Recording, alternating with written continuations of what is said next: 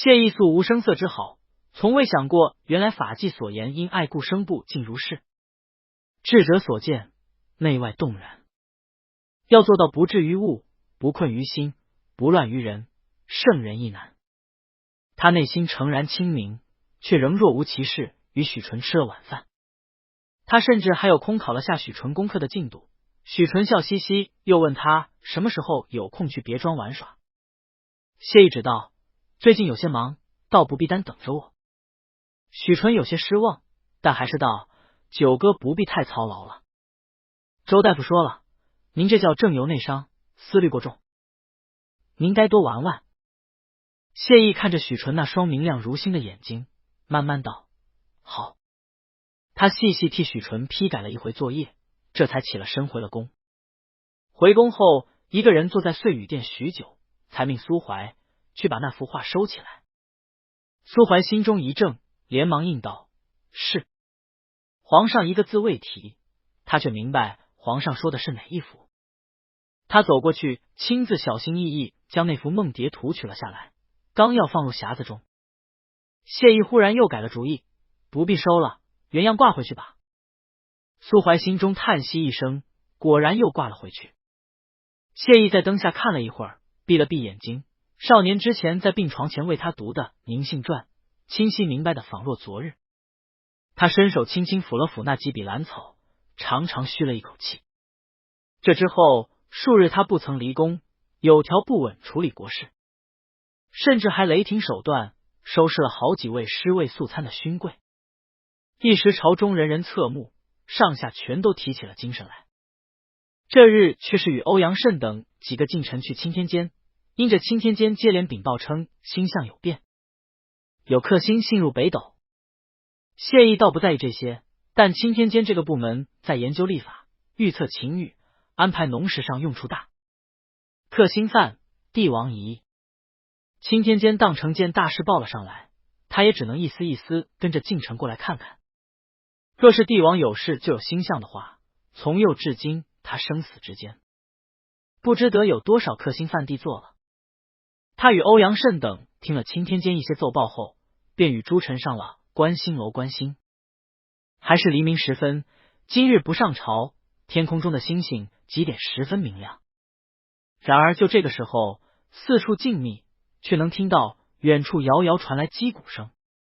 越是走到观星台上，击鼓声便越发清晰起来。谢意走到台旁栏杆往下望去，是什么声音？青天监监正连忙答复，这附近是春明湖，附近太学的学生听说组了龙舟队，打算参加端午北苑竞技。因着白日有课，因此都是清晨或是晚间练习龙舟。欧阳慎笑道，闻说每日这里练习龙舟的队伍不少，引来无数侍女争相观看呢。谢意扶着栏杆看过去，果然看到一艘龙舟穿行湖面，龙舟上数名男子金翅上身，露出了矫健半身和结实有力握着木桨的手臂。鼓起桨落，将整齐划一地入水，以桨充满了韵律感。谢意很奇怪，自己目力一般，居然能清晰的在那些人中一眼便认出了许纯。龙舟越来越近，谢意甚至能清晰看到他红色额带下充满生机的明亮眼睛，那平而宽的肩膀，窄紧结实的腰，手臂上肌肉因为使力而隆起，汗津津，湿漉漉。谢意心里又长长叹了一口气，转头淡淡道，既是克星犯地座，今岁端午的宫中北苑献祭就暂停吧，只由京兆尹主持民间庆贺即可。宫中的庆典就不必安排了，往年也是为了孝敬母后，今年太后也不在宫中，倒也可以减省些，少些花费。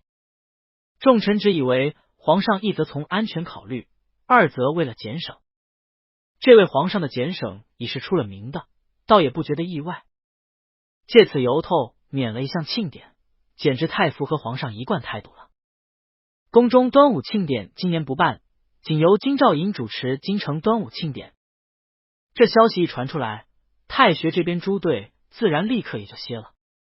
争这些本意是为了军前露脸，都是王公贵族，哪个还真的下场去参加民间的庆典呢？那就成了与民争利了。却说金兆尹、江显这边接了端午庆典的任务，忙得脚不点地，加上修城墙的事一并来，虽则皇上点了个能干副手给他，但他何尝不知这是皇上嫌自己办事上稍显无能，因此越发诸事亲力亲为，但求苦劳能让皇上看到。这日刚从城墙上回到府里，他的心腹师爷蔡文耀却过来，拿了个手令问他：大人，今日衙役捕头班头那边说，这是您亲自吩咐下来的？江显看了眼是自己早晨签发的搜令，便道：是，这是金科状元贺知秋前日找了我私下递的，说是这家书坊有禁书，让去查没，还拿了一本给我看，我查了下禁书目，还真是，便让人查办了。蔡文耀吃惊道：金科状元贺知秋？江显道：对，他说他就住在那一带，无意间看到，觉得京城天子脚下有这事不太好，便提醒我一声，横竖也不是什么大事，便罢了。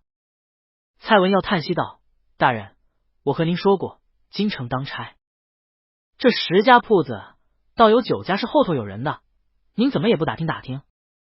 幸而今日我拦住了，否则你这就要闯祸了。江显闷了，这又是哪家的？我记得都数过了呀，达官贵人的大部分都在东城。这家问了，说是闽州商人开的，并不起眼。蔡文耀跺足：您忘了前些日子那10万两银子您吃的亏了？江显一怔：如何说？难道又是晋国公府商？蔡文耀道：晋国公府夫人正是闽州的海商出身，当初您那10万两银子还没捂暖就交出去了，最后是怎么变到工部去了？又怎么变成了晋国公府夫人的诰命了？这背后有高人啊！这店看着不起眼，但是可是临着湖，看着不挣钱，但正因为不挣钱还能开这么久，这才有门道呢。皇上刚刚下旨加冕了晋国公府忠孝双全，孝悌仁爱呢。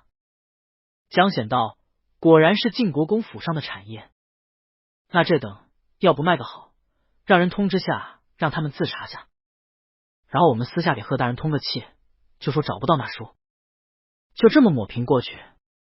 蔡文耀摇头：大人，你又错了，那贺知秋乃是皇上钦点的状元，他忽然来管这么小一件禁书的事，这里头定有蹊跷。您若是抹不平呢？禁书这样的事可大可小啊。大人，江显微微擦汗：这也不行，那也不行，那可如何是好？蔡文耀道：谁都别管，大人您换了衣服，亲自拿着这本书进宫去，面奏皇上，甭管他们背后是什么人，之后再出什么事，那都没大人您什么事了。文心殿，贺知秋被苏怀一路引着进了殿内，向上行了面君大礼。看上面谢意穿着一身加长紫色的团龙长服，将一个碧色茶杯刚刚放回茶几，面色不变喜怒：起来吧。贺知秋起了身，却见苏怀端了一个托盘过去，递到他跟前。贺知秋低头看那托盘上的书，脸上怔住了，谢意问道：亲认的这本书吧？贺知秋心中忐忑，拱手谨慎回道：回陛下，这是平海诗集，乃是禁书。谢意点了点头。京兆府尹江显那边递了奏表，说京城有书坊私卖禁书，天子脚下非同小可，便奏报到朕这里。朕听江显说是清检举的，便传你来问问情况。贺知秋背上起了一层汗，躬身禀道：是，臣之前在那书坊看书，无意间看到，记得是禁书，因此便与江大人提醒了一句。谢意淡道：哦，状元郎果然博学多才，朕倒不知道这本诗集还是禁书，不知贺卿可与我解惑。朕今日好奇翻了翻，看着里头的诗道都寻常，文采也极是一般，似乎并无为爱背逆内容，不合在阴悔之列。贺知秋小声道：禀皇上，平海诗抄文内虽无禁忌之处，但这平海诗抄的作者为罗海珍，是祖朝时罗海珍作国本一书，妄议国事，诬妄君上，被逆犯上，蛊惑民心，被朝廷判了大逆之罪。而他所写的诗文书籍也都被列为了禁书。谢意恍然，哦，罗海珍啊，朕依稀想起来是听说过这事，当时还好奇打听了下呢。国本里头写的啥？似乎是讥讽朝廷公然卖官一事吧。世祖朝时因要打鞑子，朝廷国库空虚，不得不出售了一些爵位。贺知秋低声道：是。谢意点头道：之前是听说贺卿家博闻强志，知识渊博，想不到连这冷僻知识都知晓。朕听江显说，那书方在北街的葫芦巷里，甚是偏僻，这书也只有几本，放的还甚是偏僻。还是因为贺卿家也住在那里，才见到那书方竟敢公然贩卖禁书。贺知秋背上汗又微微起了。是。谢意仿佛饶有兴致，不知那书方如此胆大妄为，是否还有售卖其他禁书？应当封了店细细查才是。那书方叫什么名字？卿家看来也时常去书方买书。贺知秋喉头上下动了动，低声道：叫闲云坊。因这店主时常请书生抄书售卖，陈家平曾为其抄书过，因此这才见到此书。谢意冷哼道：售卖禁书，又以抄书收买人心，其心叵测，只怕也有结党图谋之嫌。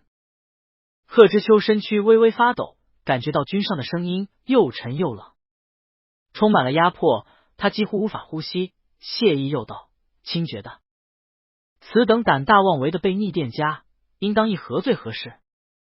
贺知秋只觉得自己呼吸都仿佛是火炭在咽喉中一般，好一会儿才艰难道：私藏盗袭售卖禁书者，杖100，徒2年，念其无知不察，可封其店，罚银赎账。谢意慢慢摇头道：非也。罗海珍为世祖亲自下令的大逆之罪，其亲族、学生及客书藏书者，当时都问了罪。此店主公然售卖被逆反贼的图书，还是在天子脚下，又收拢人心，图谋不轨，其行大逆不道，殊为可恶。光打板子，流放边疆，如何能明正典刑？应当问以谋反大逆之罪，以儆效尤，好好整治一番，如此方能警示世人。贺知秋脸色唰的一下变白，背上汗湿重衣，跪拜匍匐下去道：臣以为店主恐怕也只是一时不察，论以大逆之罪，恐过重了。且以文字言语罪人，御史台恐要进谏，也对皇上英明德行有碍。谢意冷笑了声：一时不察。若是贺卿觉得只是一时不察，为何不当时提醒那店主收回，而是通报了京兆尹？可见贺卿家分明也觉得此事以小见大，何该细查？如今风气，文人不写些诗文讥讽时事朝廷，妄议国政，便觉得没了风骨志节，实乃歪风邪道。朕觉得正该借此由头整顿一番，将那等刻书、抄书、卖书、藏书的书方都细细查过，凡是还有收藏买卖禁书的，以及写的诗文里头影射朝廷君上的，何该重重治罪。亲手告有功，此事不妨就交于你去，先把那店主全家拿了，重刑审理，将那书店再细细查过，朕看恐不止这本。如此胆大妄为，恐怕细查起来还有更多，还有其亲友店里往来的书生，都何该细细查处，定然都是些逆贼。他往下看着贺知秋，意味深长道：卿把这件事办好了，朕重重有赏。另有重用。贺知秋面白如纸，忽然叩首道：臣惶恐，臣无能，恐怕难以胜任。他几乎哽住，忽然重重磕头起来。谢意不说话了，冷冷盯着贺知秋。贺知秋只不断磕头，额头很快破了，流出血来。御书房里安静犹如坟墓一般，四角虽然都站着内侍，却连呼吸声都不闻，只听到砰砰的磕头声。过了好一会儿，谢意才淡淡道：你是不敢，你怕得罪了天下读书人。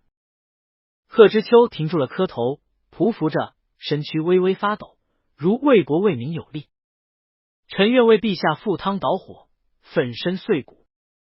谢意冷笑了一声，卿的意思是，朕这是误国误民，无道之举。贺知秋手臂微微发抖，抬起头来，满脸血痕。臣不敢，臣只是良心不安。谢意慢慢道：良心？声音里带了些讽意。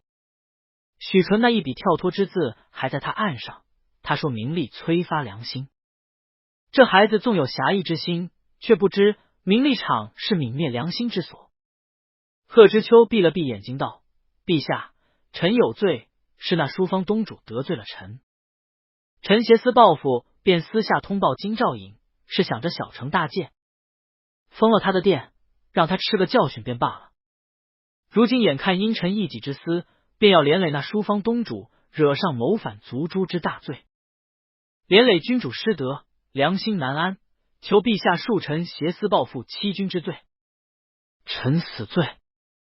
他一头重重磕在金砖之上，闭着眼泪流满面。谢意过了一会儿才问道：店主是如何得罪你的？贺知秋脑子嗡嗡响着，涩然回道：只是口角。谢意轻笑了一声，温声道：贺卿家若是只为良心，那不治罪那店家也可以，此事仍交给你做，1个月之内，朕不管你找哪个由头，只把这事办了，朕就赦你无罪，还要提拔你，如何？朕看清平日里也颇有几个仇家，倒可从他们下手。翻翻他们的诗文，贺知秋只听得毛骨悚然，闭了眼睛。忽然一行清泪落了下来。陛下，古时君王便采诗以观民风，治国之道必先通言路，陛下您是千古难有的圣君，臣万死恳请陛下宽仁大度，不罪见臣。陛下当神器之重，当有容人之雅量，臣请皇上三思，勿兴文字之欲。一旦此事由头一开，士林文人之间寻章摘句，攻讦诗文，挟仇诬告，党争便起，流毒万年，国将不国，有奠圣君之名。谢意慢慢重复道：挟仇诬告。贺知秋落泪，是臣以睚眦之怨生事，失德在先，臣请陛下问罪。谢意道：若是朕一意孤行，偏要行这文字狱，你待如何？贺知秋抬起头来，面孔上已满是哀痛。臣请死谏，不欲陛下失德。他闭着眼睛，面如土色，知道自己寒窗苦读20年，终因一念之差至此，心中悔恨，当日为着思念公器私用，以至于一败涂地，大好前途尽皆被自己误了。但如今皇帝一心要借此由头整治士林，此事一起，乃天大的祸事，譬如从前乌台诗案疑惑万年。无论如何，不敢再想自己那点思念。谢意冷笑一声，啪啪啪，几本书从高高的御案上落下，直直落在了贺知秋膝盖前。贺知秋低头一看那封面，正是自己当日困顿写下的细本子，忽然面如土色。只听到上头声音冰冷：以怨报德，忘恩负义之徒，也配说什么死谏？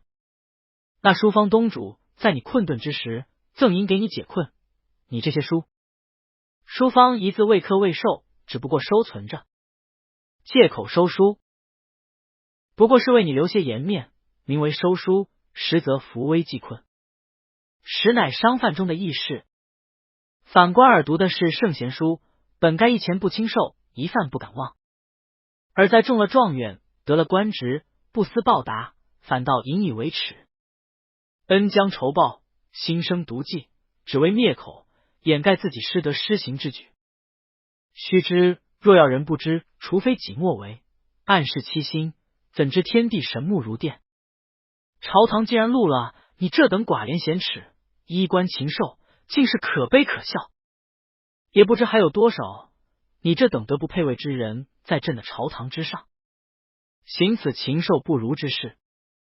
汝之父亲烂赌徒一个，却在最后跌伤腿，只能闭门养伤，无法行赌。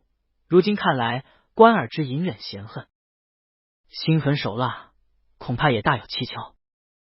谢意字字诛心，贺知秋心头巨震，原来皇上明察秋毫，早已洞明一切，知道自己这一番作态，原是为了掩盖自己困窘之时写过讳淫之书，洞察了自己如此丑陋自私的本性，而那些什么文字狱的说法，不过是试一试自己心性。又兼点醒教导，自己为了一己私欲，挟私报复，开了这个以文字罪人之头，将会引起什么样的后果？若是遇上个昏君重臣借机发挥，那就是疑惑适龄，流毒万年。当今天下正是运龙作勇，太平无为，自己如何能做这万世罪人？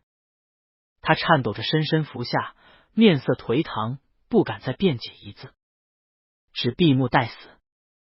谢意冷声道：聂耳还有着一丝廉耻之心，又多少还知道点是非曲直大忠大义，虽是一副狼心狗肺，也还勉强能当狗使唤，罚俸1年，降尔3级，去大理寺做个九品推官，审上几年案子。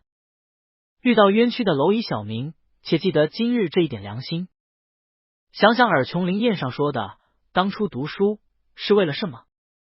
桃花源可有这等邪思倾轧之事？贺知秋泪流满面，哽咽着道：罪臣愧悔无地，谢意冷声，今日之罪全且记着，来日若有一案错判，则一并判罚议罪，将汝之罪行公布天下。贺知秋额头深深贴着地，臣遵旨领罚，皇帝深恩如此，显然是因为自己在最后关头毕竟良心不安，悬崖勒马，仍然规劝皇帝，因此才开恩如此。自己若是恬不知耻，一口应下接了那大新文字狱的事，只怕如今等着自己的必是死罪。谢意不耐道：除去冠袍，宫门口杖20，掌嘴30，逐出去，莫要脏了朕的殿。很快外边的侍卫进来，上来将瘫软在地的贺知秋拉了出去。谢意仍怒意勃发，将手里的茶杯盖扔到一侧。苏怀上前接了道：陛下息怒，既如此可恨，何不杀了，也为许世子出气呢？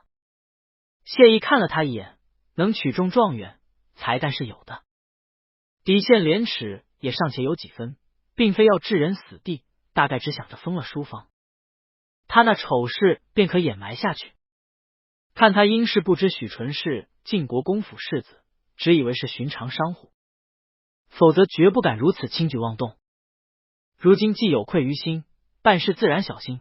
大理寺卿前些日子才和我说缺人干活，料他不敢不用心，不然白领这些日子俸禄便宜他了。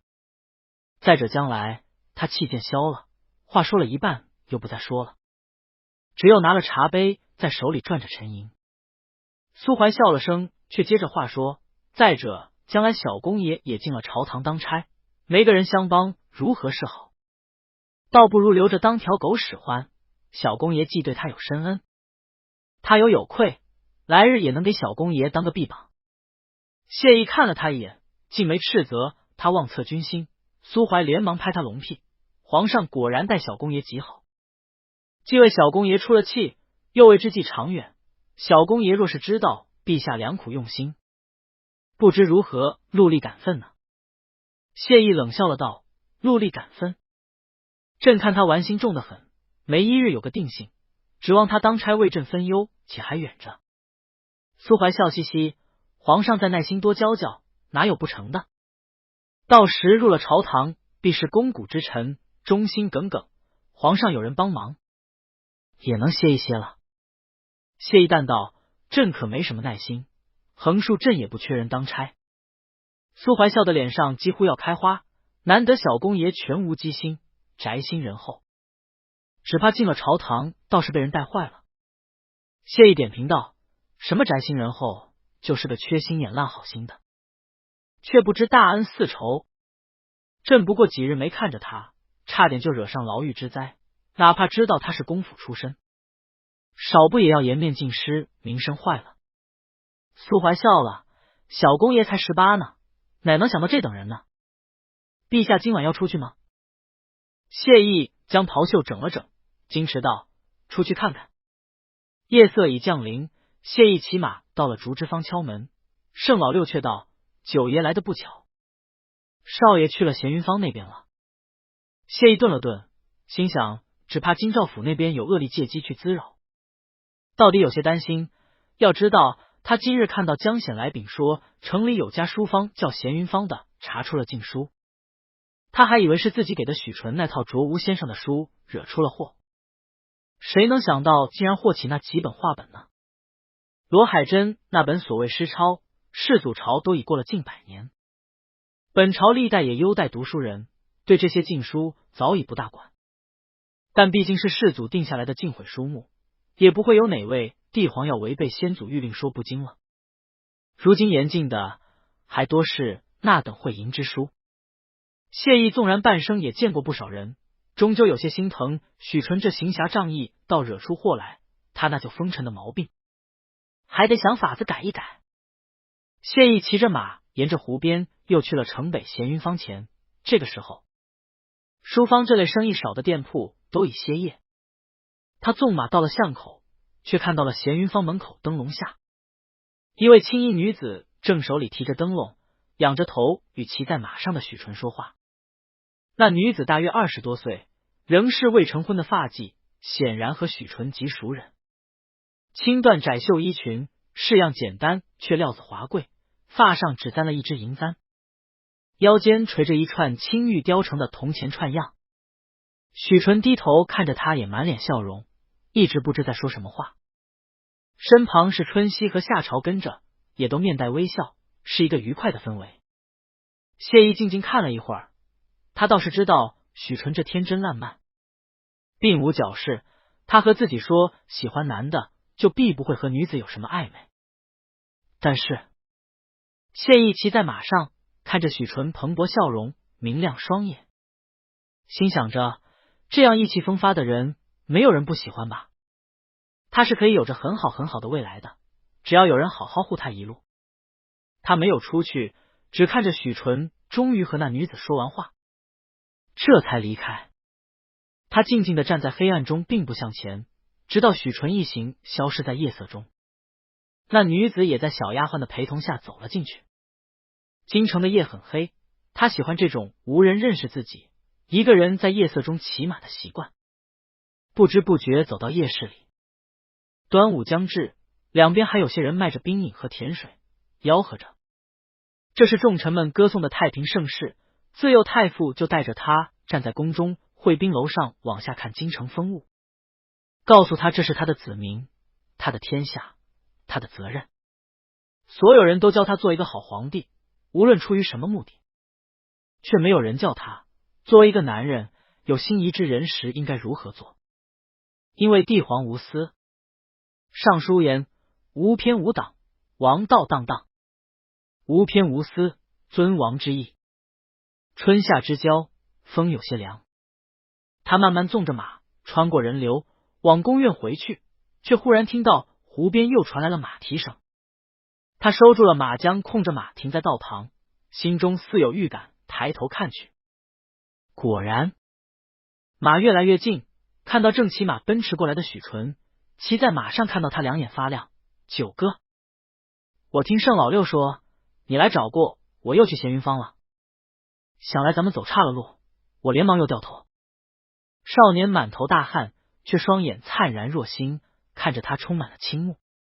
谢意无法形容那看到许纯向他奔来的喜悦，他清晰的感觉到自己心怦然跳动，很明确的知道那不是一个皇帝应该有的感情。他也非常明确知道自己绝对不愿意眼前这个少年娶妻纳妾。他笑着道，在湖边走了走马，难得这般夜色，不如你也陪我走一走。许纯兴致勃勃，好。谢意问，你去闲云坊做什么？晚上书坊不是都歇业的吗？许纯一边控着马，一边眉飞色舞道，我娘给了我个大掌柜呢，那可是他特别得用的人，给了我用，我可省心多了。谢意，哦，是什么人才你这么稀罕？许纯道，清浅姐姐，我娘身边伺候的，但我娘可也没把她当丫鬟使唤。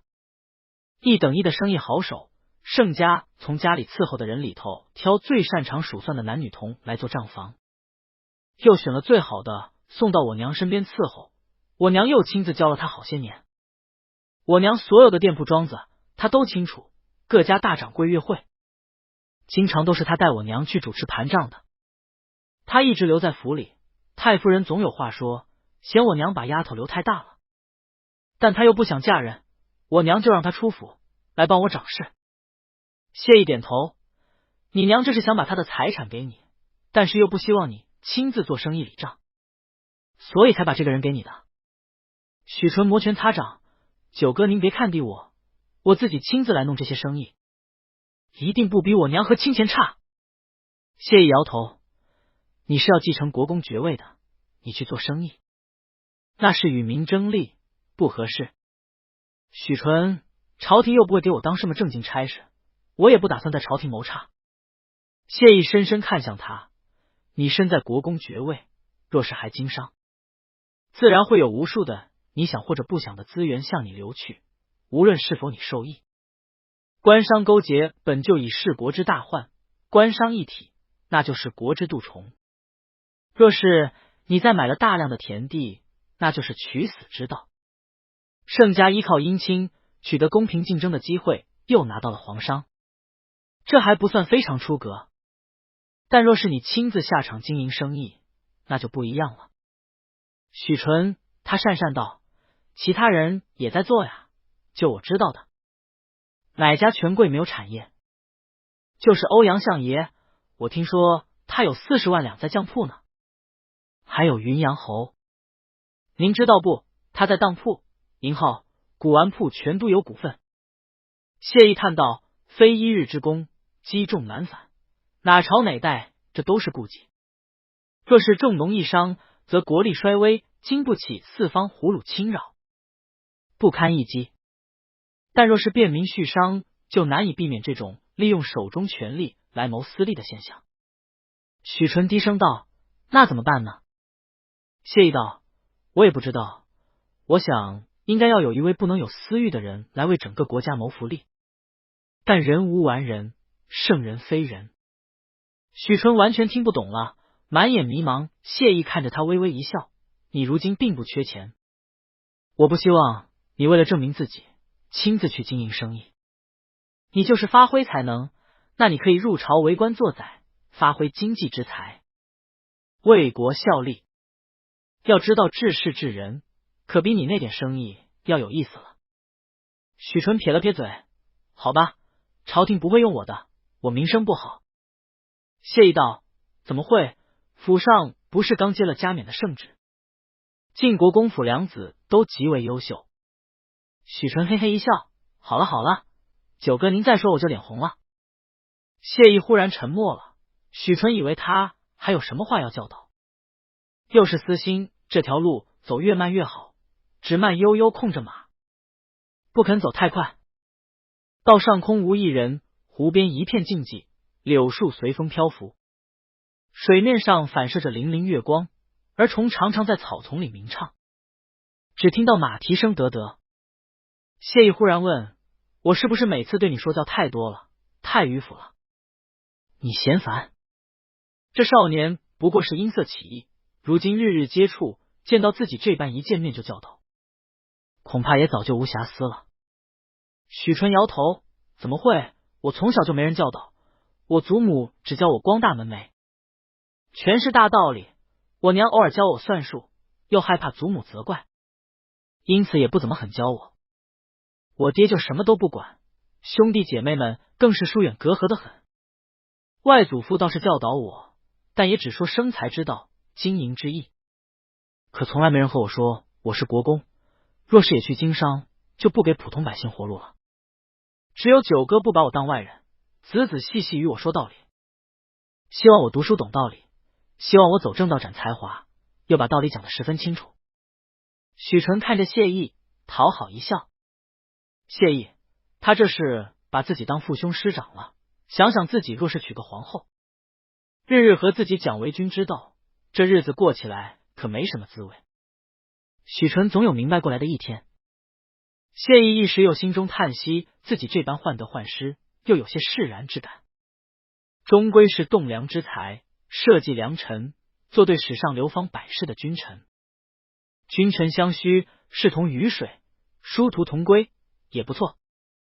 不知不觉到了竹之坊门口，谢意勒了马道：“你先回去吧，我再去方子兴那里取点东西就回去。”许纯依依不舍：“九哥进去坐坐。”谢意道：“不必了。对了，今日本来前来，是听说最近朝廷要严查禁书，本是来提醒你，开着书坊，须得仔细查一查，拿了那禁毁书目来对着仔细核查，以免有小人家带诬告你。”许纯道：“好，多谢九哥提醒，我明儿就让人去查。”谢意却从袖中拿了一张纸来，却是今日命翰林院誊抄来的书目，你按这个查过便好。如今你有帮手，想来也方便。许纯接了过来，心中感动，九哥这般忙，还为自己这小小生意挂心，待自己是实在。一时却又忍不住提醒谢意：“九哥，您真不用连这小事都在意。之前周大夫就说您狮子搏兔，易用全力，您这病本来就是从操心过多上来的。这小小一家书坊也不在我名下，都记在手下掌柜名下，便是有事也牵连不到我，总有时间周旋的。况且听说经上在这方面十分宽纵，从不以文字言论罪人的，您千万别担忧这些了。”谢意凝视了他一会儿，微微一笑：“无妨，你的事便也是我的事了，旁的事我倒不在意的。”许纯心如擂鼓，面如火烧，只庆幸今夜这月亮不甚亮，九哥应该看不到自己脸色。许纯第二日到了太学，却听到大家都议论纷纷，不知道在说啥。归德侯世子苏灵玉看到他招手笑道：“怎地才来？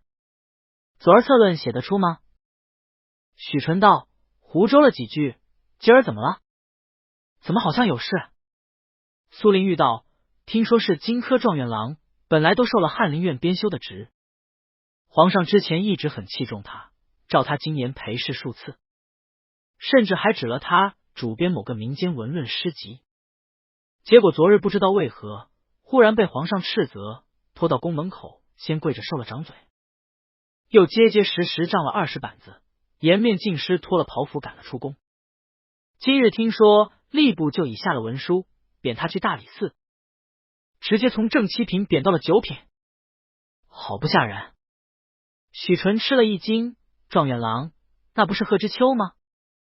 前些天还看到他踌躇满志来和他熟书，今日如何就又从云端跌落？朝廷当官这么危险的吗？”许纯忙问苏灵玉：“可知道是为了什么遭贬斥吗？”苏灵玉摇头：“谁知道呢？有人说是京兆府引江显江大人先进了宫面奏，后来便是宫里传了他去。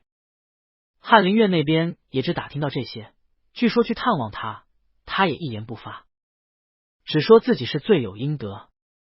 经上一贯深沉，但从不无故罪人，想来是他有什么行事不检点的地方，被揭发或者弹劾了吧？”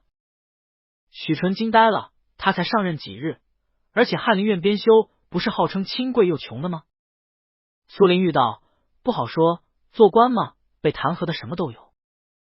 他家里听说家境也不好，也有可能是才高被人嫉恨，也有可能是从前什么事被翻出来了，也难保。借债不还的，停期不义的，不孝不悌的，什么都有可能。”许纯想了下自己那满是瑕疵的生活作风，妈了，就自己这样当什么官啊？还是九哥自己太完美，对自己期望太高了。苏灵玉不知道他在想什么，悄悄拿了张帖子给他：“肥小王爷下的帖子，避着人些，不是人人有的。说举办文会，邀你和令兄参加，原本说是3顶甲都邀了，结果状元这般恐怕是不来了，但也极难得了。听说探花范木村和小王爷十分莫逆的，你明儿一定要来。”许纯道：“好，只是我大哥不一定去，等我回去问问吧。”苏灵玉道：“不是说官都受了职等着赴任吗？能有什么事？”许纯道：“似乎是我家老太太说身子不舒服，托人去吏部说了下，便把那缺仙给了别人。他一边在京里侍奉老太太，一边喉缺了。苏林玉微抬眉毛，你家老太太这般可不太好，这般会影响令兄前程的。才授官就要后缺，别人还要赛银子等实授呢。许纯道，我看我大哥也郁闷，到老太太跟前伺候了几日，老太太日子也见好了，想来很快也要出去了吧。苏林玉叹道，哪家没有一本难念的经呢？你算顺心了。虽则有个庶长子，幸而皇上英明，下旨出祭了，来日不知省多少事。许纯一笑，听到庆声响，看到沈梦真进来，便也不说话，认真听课了。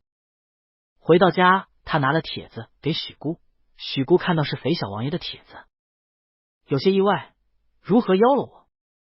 许纯道，说是原本三鼎甲都到，但听说状元不知为何犯了事，惹了皇上，不快被罚了杖，如今在家里养棒疮呢。你要不想去的话，我邀喊姐夫去好了。前儿大姐姐说姐夫在家气闷，让我有空带他散散心。许姑道，祖母已答应我让我外放了，先谋一个好一些的缺，离京前且认认童年也好。许纯点头，兄弟俩仿佛倒是都心平气和起来，讨论了下送的礼，无非都是些砚台、古画、花瓶之类的。第二日，果然两兄弟各乘了一辆马车，与长辈禀过后便去了。这次文会是在山庄里，他们搭车用了半个时辰才到了。许纯下马车的时候暗自叫苦，觉得早知道如此，自己就借口生病不来了。前些日子划龙舟本就累得厉害，如今浑身筋骨肌肉都还有些酸痛拉伤，腰上还贴了好几帖膏药，又来这劳什子地方，马车颠了这些时间，可把自己浑身骨头都颠松了，还不如去他自己的别业，准备好东西和酒歌耍子呢。上次让他们重新修过去后山的路，也不知修得如何了，还有让采办的禽鸟，也不知品相如何，在那些窗纱和帐子都要重新收拾过，到时候蚊子肯定多了，驱蚊的法子也得想好。他心里嘀咕盘算着，还是命春西夏朝拿了礼品下去了。沿路也算山清水秀，暮春时候本就花木繁茂，鸟鸣山幽，山景盎然。许纯心中却又暗自和自己那别业比较，得出了还是自己那最好的结论。可惜九哥还是不得空。两兄弟才进去，谢斐就笑了，站起来道，许家两位才子都来了，快请快请，我来给你们介绍。席上已坐了不少客人，大多都是太学的同窗，如苏林玉、熊文甫、谢季等人都在了，还有一些从前见过的权贵公子。许纯看有一位郎君面生，样貌极出挑，穿着一身玉色如山，在人群中十分佼佼，心中猜测便是那传说中的美男子探花范木村了。果然谢斐带了他们过来，便先介绍金科榜眼张文贞和探花范木村。张文贞有些眼高于顶，对他们两兄弟都有些不以为然，只做了个揖，还有些阴阳怪气，笑道，原来是恩礼兄，皇上亲赐的殊荣，几辈子难得呀。又对许纯道，原来你自思远，这么说来，既然令兄出祭了，你也可叫博远了。一时许姑面上僵硬，他本就引以为耻，此刻被当席拿出来讥讽，越发面上紫胀。许纯只拱手笑道，多谢榜眼指教，不过我这字为极尊敬之人赐的，万不敢改动了。范木村笑着解围道，那日我们三鼎甲的光彩都被晋国公府双麒麟的光彩给遮住了，既然今日麒麟到此，不可不饮，我先满上。他举杯先饮了。谢斐笑道，榜眼探花这一席，今日能有幸邀到，都是仆的大幸了，这才拉着晋国公府上的两位兄弟来陪客。许纯看着范木村言笑晏晏，风姿超绝，心生好感，也举杯将这一席敬了，又下去介绍了一回，坐了下去。一时宾客齐备，歌舞演起，就这么主宾来回互相敬过三巡，谢斐才笑着说了今日之意，今日邀请列位来，都是平日我见着大家慷慨好意，人品才学超卓，且都意气风发，正当华年。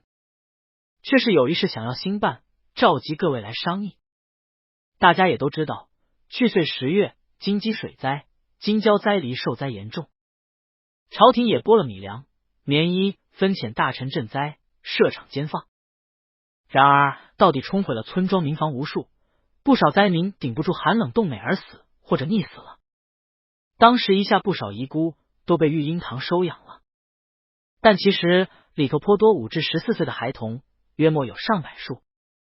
育婴堂其实无力收养，只是暂时收住，让其不致流离失所而已。熊文甫问道：飞羽兄，难道是想要资助他们？倒是善事一桩，我等愿慷慨解囊。谢斐摇头道：一时资助，不过是解一时困窘。我之意，乃是想要在京里举办一所义学，先将这批受灾的孤儿收入，在之后凡是官办育婴堂的婴儿长成无人收养的，也可进入严师教之，使之之礼义，明事理，岂不是好事一桩？一时众人都赞叹，果然是德政。谢斐道：今日召集大家来，主要为了议这一学筹建的诸般事项，如选址、择师、筹银、定名等等事项。张文珍立刻道：某愿捐金1万两助此一学。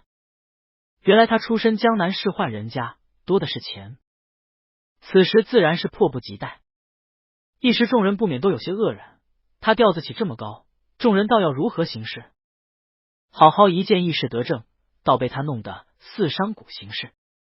范木村笑道：张兄莫急，钱是小事，这里这许多王孙公子，还怕凑不齐吗？关键还是这兴办义学，不知飞羽兄可禀过朝廷了吗？若是在礼部那边能得些支持，咱们聘请讲师也好行事。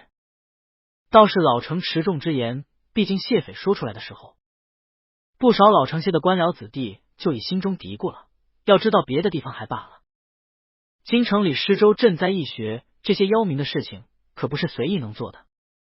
尤其是这位小王爷，可是宗室子。一时众人对范木村都十分感激，一则一句话将被张文珍抬高的驻京抹淡了些。大家看中的是钱吗？但是一喊就1万两，是什么意思？这里王孙世子就有好几个，谁急着显摆呢？看着写的好文章，怎地如此俗气？二则也把众人隐忧提了出来，朝廷那边可过了明路没？别心头忙活一场，最后反受挂蜡，连累家族。谢斐笑道：皇上自然是答应了，我前日已和皇上禀报过。皇上还笑道，不仅要教诗书经义，算学画图、天文地理这些也当教起来，便是来日不能科举出身，好歹也有一技之长能谋生。一时众人都称颂不已。许纯心中动然，这肥小王爷敢把3顶甲都叫来，自然是先通过气了，否则哪敢如此明晃晃拉拢天子门生？那张文珍看着鲁莽，一叫就1万两银子。范木村又拉着苗补，说已禀过皇上了，好安大家的心。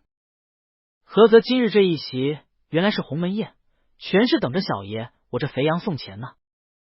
怪道来到这荒郊野外，这是让大家不好讨喜，面上过不去，好歹注意些，说不得也让他们看看小爷的手段。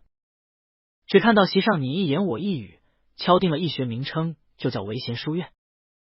因着招收幼童，取得签字文里谨行为贤，课念作圣，也便于孩童理解。又接着谈选址，既是主要招收育婴堂的孤儿，自然是在城西，就在育婴堂附近合适地方。最后是谢斐应了出面去找京兆尹，在那附近寻一官田作为义学之用。这之后终于谈到细肉筹银的事，张文珍仍然是当仁不让，我出银1万，小王爷不必与我客气。谢斐笑了声，手之兄。他亲热的称张文珍的字，手之极恭好义，我极佩服的。只是不可让你一人独美了，且先将建书方所需的费用一一列出，算个总账，再大家筹一筹。此事私下再议倒不着急，但我已请了一人来做这监察，定铁面无私，捐低归公，也好叫诸位捐了银的放心。范木村笑道：飞羽兄不必说，我已猜到，必是请了直升镇天下的李梅雅李大人吧？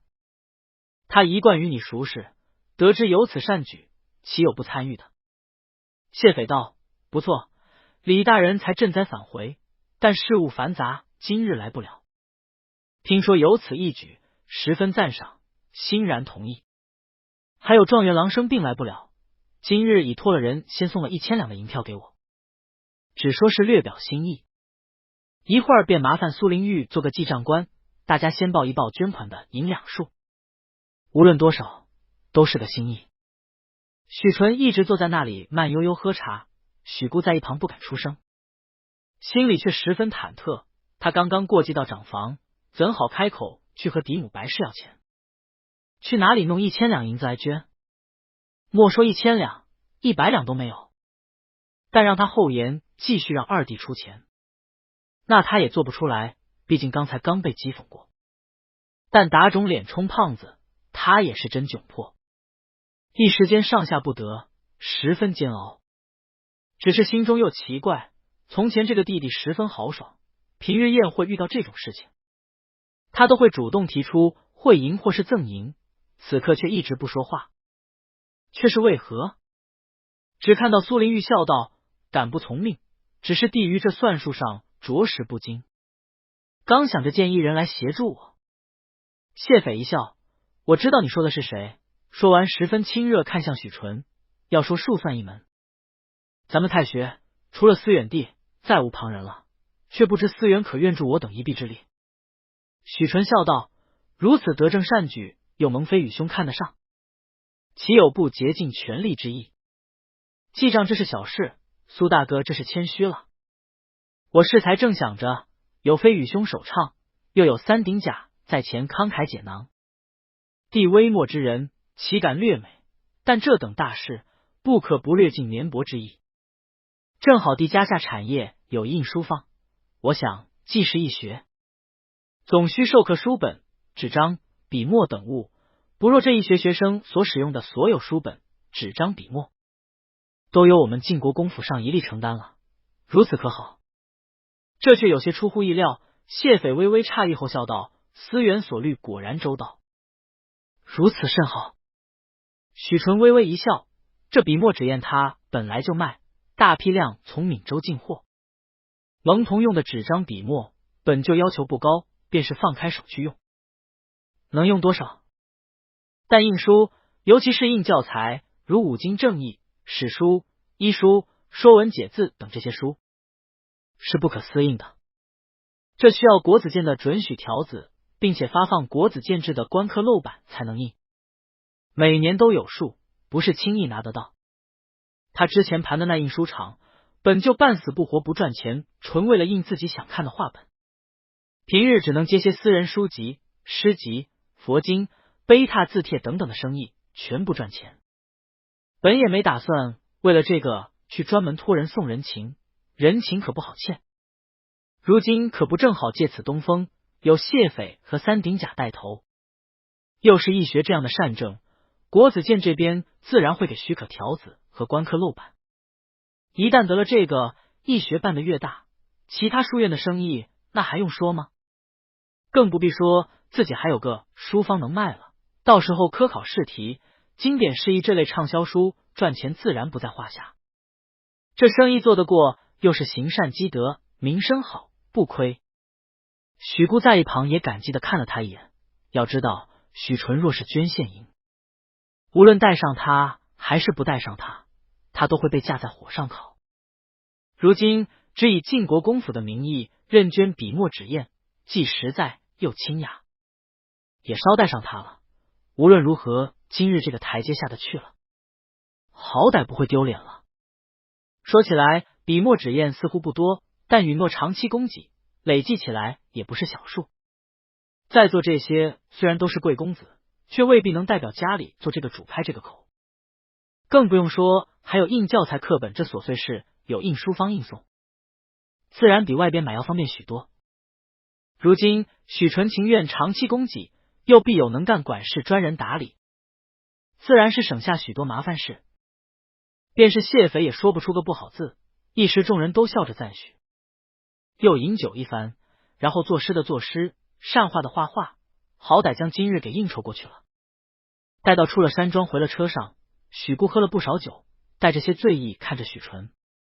许纯今日穿着不似从前华丽，只简单穿着绛子袍，一丝纹路绣花都无，身上也只在腰间挂了一枚白玉佩鸭袍，但通身的气派并不逊色于今日那些皇孙公子、适龄学士。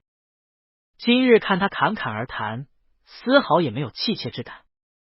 他忽然恍然发现自己这个印象中一向纨绔风流的二弟，不知何时已仿佛成长成为自己不认识的模样。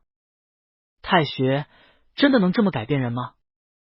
若是生父许安峰仍在，他作为大房唯一的长子，亦有如此机会因入国子监，结交达官贵人，是否也如二弟一般，在王公贵人中应对自如，落落大方，丝毫不卑怯。而且人人都知道晋国公府世子有钱，今日许纯不捐银，说出去会不会又被人讥笑？他离开了那被架在火上烤的境地，回忆起来又有些忐忑不安了。许纯感觉到大哥看着他，抬眼问道：“大哥怎么了？”许姑道：“没捐银的话，他们时候会不会宣扬出去，说晋国公府小妾？”许纯满不在意：“小气就小气，最好下次都别请咱们，不好吗？横竖大根也快离京了，怕什么？现在看着三鼎甲好威风，结果1个月不到，状元立刻就被贬谪了，谁知道等你回来，他们又去哪里了？3年又出新的三鼎甲了，咱们读史也没多少个青史留名的文官是三鼎甲吗？”许姑面上终究有些不安。许纯又宽慰许姑道：“人若是不想给你面子，鸡蛋也能挑出骨头来。我不捐银子，或者捐少了，说我为富不仁小妾，我捐少不得又编排我挥金如土，好明显摆。你忘了上次我请客的事了？这情面给不给，都是看人下菜呢。他们不给我面子，指望我给他们面子呢？面上过得去就是了。大哥不也说过，我交朋友的都是冲着我的钱来的吗？若是我一毛不拔了，今后不正好冲着钱来的人就少了，也省得你被我带泪嘲笑。”许姑沉默了一会儿，当日觉得满城沸沸扬扬，天大一般的事，如今几个月过去，李梅牙去赈灾回来，许纯入了太学，谢斐等王公贵族一样带着许纯玩。晋国公府毫发无损，还有谁说许纯奢侈请客这事？这么想来，他心态也微微放平静了些，面色也放松许多。许纯看到他如此，心中先呐喊：从前见许姑自诩才高，如今看来遇到这样场合竟也胆怯，想是殿试失利。又上来就被张文贞呲了一下，傲不起来了。这么说来，许纯忽然有些领悟，若是之前没遇到九哥，我大概也是如此，先被张文贞上来就讥讽几句，气势弱了，之后少不得为了争那一口气，势必要捐银压过那张文贞。事后可能又要忐忑不安，反复斟酌自己席上说的那一句话不对，捐的银子够不够，全力为了谢斐的义学出钱出力，最后名声都是谢斐拿了，自己说不得，还是继续还是那破名声，越砸钱出去，最后吸引来的都是这些为了钱来算计自己的人。九哥说的没错，之前李梅牙那事出后，谢斐还屈尊与自己结交，待自己十分亲厚，若是从前，自己只怕是要感激涕零，受宠若惊，又自觉纨绔，读书不成，在他们面前哪里还能站得直？大概也只能不停给他们送银子来证明自己有用。九哥才是待我真正好之人，他赞我聪明，夸我雏凤轻声，教我如何应对如我之人，仔细教我做人读书的道理。九哥才是正派之人啊！今日堂上诸生，人人都还是看不起我，想要被人看得起，还需得自己立起来，有实实在在的本事。许纯心里微暖，人虽还在车上，心思早已飘到远方，也不知道九哥如今在做什么，应该还是忙。九哥，九哥。许纯想到这里，心中又酸楚。九哥既然不是贺兰公子，那想必这个岁数早已娶妻了吧？说不准连孩子都有了，只是不好与我说罢了。想到此处，心中翻腾不休，一时又觉得人生漫长，自己恐怕这辈子再遇不上九哥这般好的人。回了国公府，他和许姑又去了长辈禀报。太夫人细细问了一回，道：“纯根这法子不错，就还是欠考虑了，怎能一直出？出个3、5年也差不多了。咱们国公府的家学都不曾有这么好的供应。”许纯微微一笑，祖母说的是，只是当时3顶甲都在。榜眼直接捐了1万两银子，就连状元郎听说家境贫寒，都出了1000。散席的时候，我看范探花捐了5000两。白夫人笑了声，纯根还是年少没经世，榜眼张大人就算了，那是江南士族，钱多。状元这1000两绝不是他自己出的，他只需要出个名头就行了。那钱多半是谢小王爷自己从哪里腾挪的，自然也不是他自己出。横竖到了这份上，3顶甲哪怕一个铜板不出，只要肯借名头给顺亲王世子就行了，这就是哄哄你们罢了。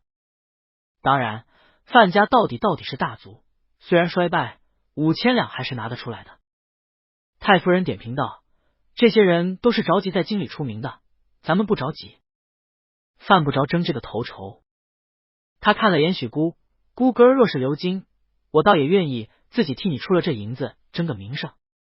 奈何你一定要外放，那也就没必要争这一时长短了。许姑低了头不说话，一时也就散了。许纯又去见了爹娘，许安林刚回来，一点小事做得声势浩大，劳苦功高，只说累了些去了。盛夫人问了2句，亲前安顿好了，也便罢了。许纯便瞅了空，又溜去了竹枝房，仔仔细细把今日的事写了给九哥，又点评了2句。从前只觉是林清贵，如今仍也视我如肥羊。狗肉朋友与我会账，还要奉承我2句。现如今让我捐真金白银，却是要把我当羊骨做局架火上烧。呜呼！朝中做官的若都如是，悲矣。听说状元郎获罪贬谪，九哥当官不好耍。又急，九哥有什么不方便在外边印的东西？地可代劳，必不外泄。谢意看着这书信，又是微笑了。这一副小心翼翼怀疑自己是不是要印什么禁书，又还要鼓起勇气要帮自己印的态度，实在可爱。这一学捐款一事倒是应对的不错，果然孺子可教。只是为了个国子监印书的许可，这般得意窃喜，他开口和沈梦真说一声不就行了？谢意提笔复信，朝堂固然诸多工于心计之人，但无非为利为名；士林也有务实正气之人，但不会为利结交。高山流水之音难觅，更何况可托生死之友，一辈子有个1个2个足矣。其余诸人都为过客，匆匆来去，不必计较真心与否。若要共事，要么以名利驱之，要么以势压之，携其把柄。他顿了顿笔，终究从案上拿下裁纸短刀，将最后一行若要共事之后全裁掉。这孩子心实，不要吓到他了。至于印东西，给他找点事也好，省得日日被谢匪他们惦记着。想到肥羊2字，他都忍不住想笑。他想了想，命苏怀：“你去御书房拿几套书来，一套《三国演义》，一套《龙图公案》，另外还有一套《本草》《瘟疫论》《伤寒论》《辨证录》3合集，再有《朱散经》《马经》。”他沉思了一会儿，道：“先就这么多吧。”封了盒子送去竹枝房，和他说这些都是绝版书，供他印去卖，绝不可丢失。刻版后即送回，如能配些精美的绣像、草药画、算盘诸位图之类的更好。印好后送我几套便好了。苏怀应了，是。心里想着，乖乖，这可全是内藏古本、抄本、善本啊！多少翰林学士想看，也要一本一本慢慢借，这小公爷拿去印了卖。嚯！谢意自言自语道：“这能让他忙上一段时间了。”也省得日日和狐朋狗友厮混，与虎狼周旋。六顺十分勤勉，第二日许纯收到这一大盒书，肃然起敬道：“九哥原来有这许多珍贵藏书。”他先迫不及待拿了九哥的信来看，看到那句“可托生死之友，一辈子有个一个两个足矣”，一时不觉有些吃了，心中想着我只要九哥一个足矣。一时竟也不知如何回九哥，只能先将那盒书籍打开，仔仔细细看了，越发感动。这些书显然是九哥认真选了的，三国和龙图公案选了画师仔仔细细配好画印绣，向本拿去卖，那可是极畅销的。医书自不必说了，这可太珍贵了。周大夫看到，恐怕也要两眼放光，不若这课本教样，就让周大夫来做，他定要开心死了。这珠算经和马经就更珍贵了，印出来也极实用，又是自己立刻就能给医学印上的。他心中感激越甚，越发珍重，不敢轻泄了九哥的这番心意，于是亲自捧了蓝文王好，叫了东海来监督，先去了闲云坊，把清钱和罗宇舟叫了来，把这书给他们看了，然后说了想法。清钱一听自然喜悦，这绝版书可不易得，一则要管好，派8个得力管事锁好，4个一班，日夜轮流看管，寸步不可离。白日派人来一夜一夜拖了去做刻板，书一律不许带出书室，二则整个消息都需封锁，不可外泄风声。待做出刻板后，先印一个校本，请人精校，这时候便可请画师来画绣像插画了。这时候书也全都可以归还了。罗宇舟也道，那印书厂还得重新申斥一轮，之前到底不是咱们家产业。我先安排几个得力管事过去，把上下印书刻板校对的工人都重新整理一遍，留下可靠的，印厂也得好好修一下，需要补充什么的得赶紧采办。工人食宿的地方全安排上，刻板期间一律食宿在书坊里，不许外宿。许纯一听即是，是的，之前那些印画本可以，但印这绝版书那还是差了，得把工具都给弄好了，纸张、刻板、画师我都要最好的，这才配得上这书。工人都给捋顺了，印厂这边的麻烦罗管事了，横竖这边闲云坊也有清钱姐姐管着，您可多留些心在那边，你这边东海配合，主要是那些医书，到时候周大夫也长着，必万无一失。至于医学捐书这边，就请清钱姐姐总负责了，一应对接也都靠您了。我把秋胡留给您，有什么事可让秋胡帮忙，来回禀报我。清钱一笑，跃跃欲试，多谢世子信任，必不如所托。笔墨纸张这些，咱们闽州可是特产，如今立刻调货，必不给世子丢脸。只是这般你身边就只剩下春熙夏朝了，我给表少爷那边去个信，再挑几个能干的给您送来。许纯摇手，罢了，表哥那边也是用人的时候，咱们自己再慢慢教这些人便好了。等等，这印书坊咱们得起个响亮点的名字。清钱道，我这些日子刚接收书坊，也了解了一下，有名的有洞庭扫斜山房，取教书如扫落叶之意，姑苏聚文堂、四美堂、宝兴堂、金陵富文堂、聚景堂、德聚堂，经理的就更多了，聚真堂、善成堂、文成堂、汉文斋等10几家，但名字就普通了，不好记，依我说的起个好记的，雕成堂号，每本印上，这样才响亮。许纯心中嘿嘿一笑，连忙回去写了一封信给九哥。九哥才学高，替自己起个响亮的名字吗？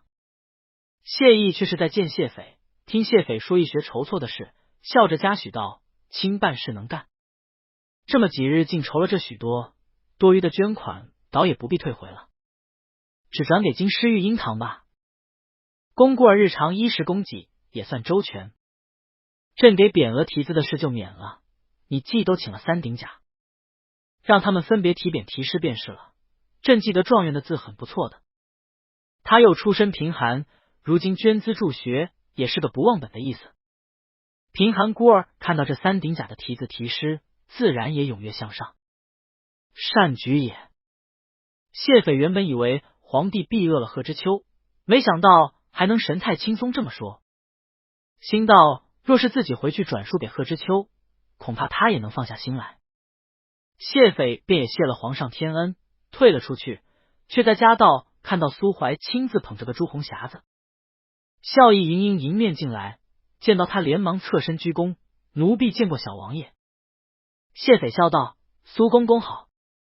苏怀笑容满面：小王爷好，听说您新办了一所义学。老奴那边也有些积蓄，略尽绵薄之力。谢斐忙道：时事已凑齐了，不敢再受公公美意，早就远远超过了新办义学所需银两，刚刚与皇上报了。皇上命多余资金赚去育婴堂呢。苏怀道：这等，那我也命人送去育婴堂吧。老奴还有差事，小王爷先请。谢斐连连作揖，看着苏怀脚步轻快，小步送入了内殿。不多时，便又看到苏怀小跑出来传笔墨伺候，心中诧异。文心殿一贯是皇上日常见大臣面奏议事的地方，若是写字，一般会去后殿碎语殿。如今忽然传笔墨，自然不是日常笔墨，想来是要写大字了。这是要给哪里题字吗？皇庙？还是宫里哪一处修建？难道是斋宫？可惜自己没有求得皇上赐笔墨给义学，若能求得御笔题词，譬如宣城、清香书院，流传至今，可都是佳话。谢斐一尽想着，一尽回去继续筹办义学的事，一边果然亲自登门去了状元府邸，送了些药材补品，又将皇上口谕告诉了，只以为贺知秋定然欣然。没想到贺知秋听了这话，沉默了一会儿，低声道：皇上这是诫勉于我，不可忘本。多谢小王爷转告皇上口谕，臣领遵君命，不敢有违。谢斐有些茫然，但还是宽慰道：我看陛下十分和气，贺大人还是放宽心怀，早日养好伤，振作起来。过些日子书院开张，还请状元郎亲笔题匾，到场祝贺。贺知秋点头道：多谢小王爷，贺某惭愧，也是时候振作起来，为民谋利了。晚间，六顺亲自给许纯送来了匾额横额雏凤堂。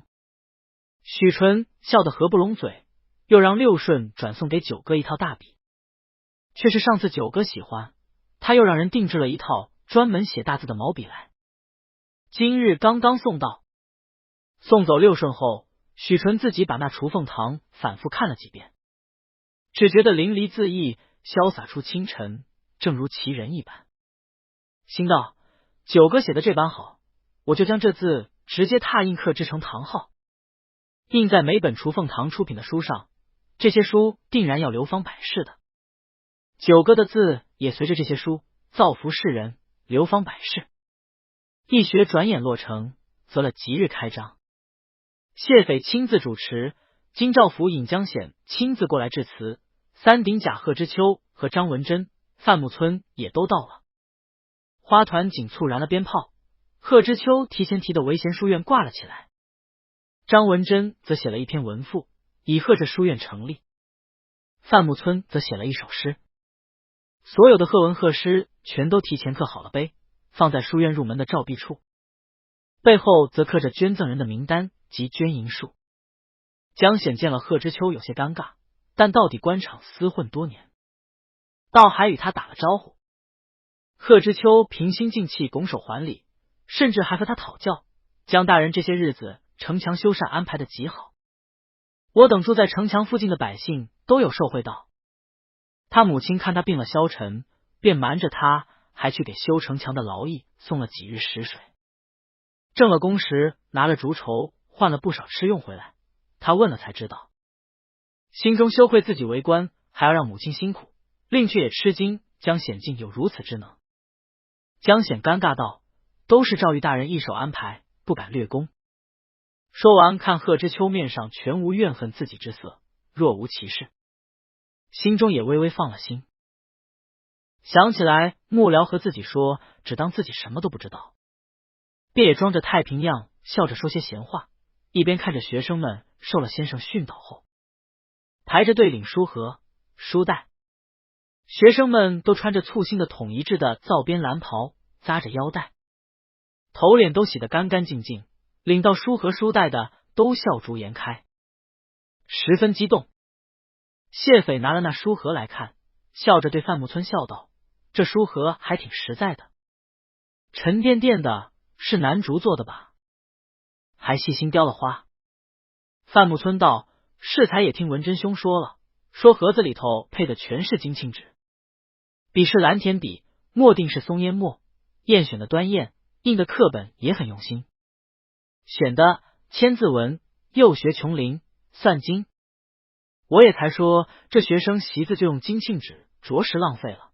说是另外还有练字用的毛边竹纸，书盒里头放这纸更体面些，果然考虑周到。”谢斐拿了一册课本起来，随手翻看，一边笑道：“不过半个月时间，许世子能办得如此精心，确实能干。”他顿了顿，看到书的扉页套印有朱红色的印书堂号“雏凤堂”，他一怔，他身后的江显看到，呵呵道：“这雏凤堂的堂号几个字写得甚好，我适才也和状元郎说过，这字写的和御笔竟有些神似。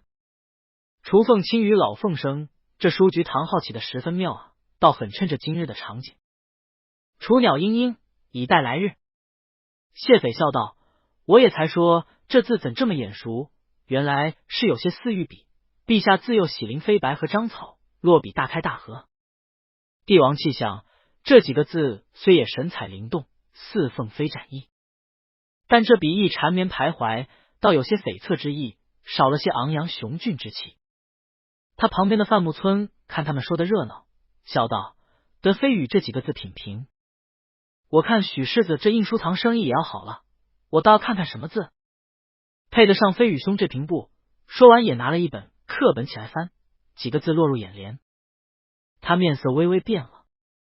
谢斐笑道：“听说东野兄自幼就半价读书，自然也是熟悉皇上的字的，你说说像不像？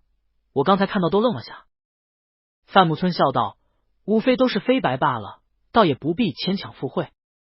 晋国公府的产业，若是能拿到御笔，岂会不宣扬？再则皇上怎会给个名不见经传的印书局题字？”众人都笑了，大多也都如此觉得。谢斐转头道：“怎地不见许世子？”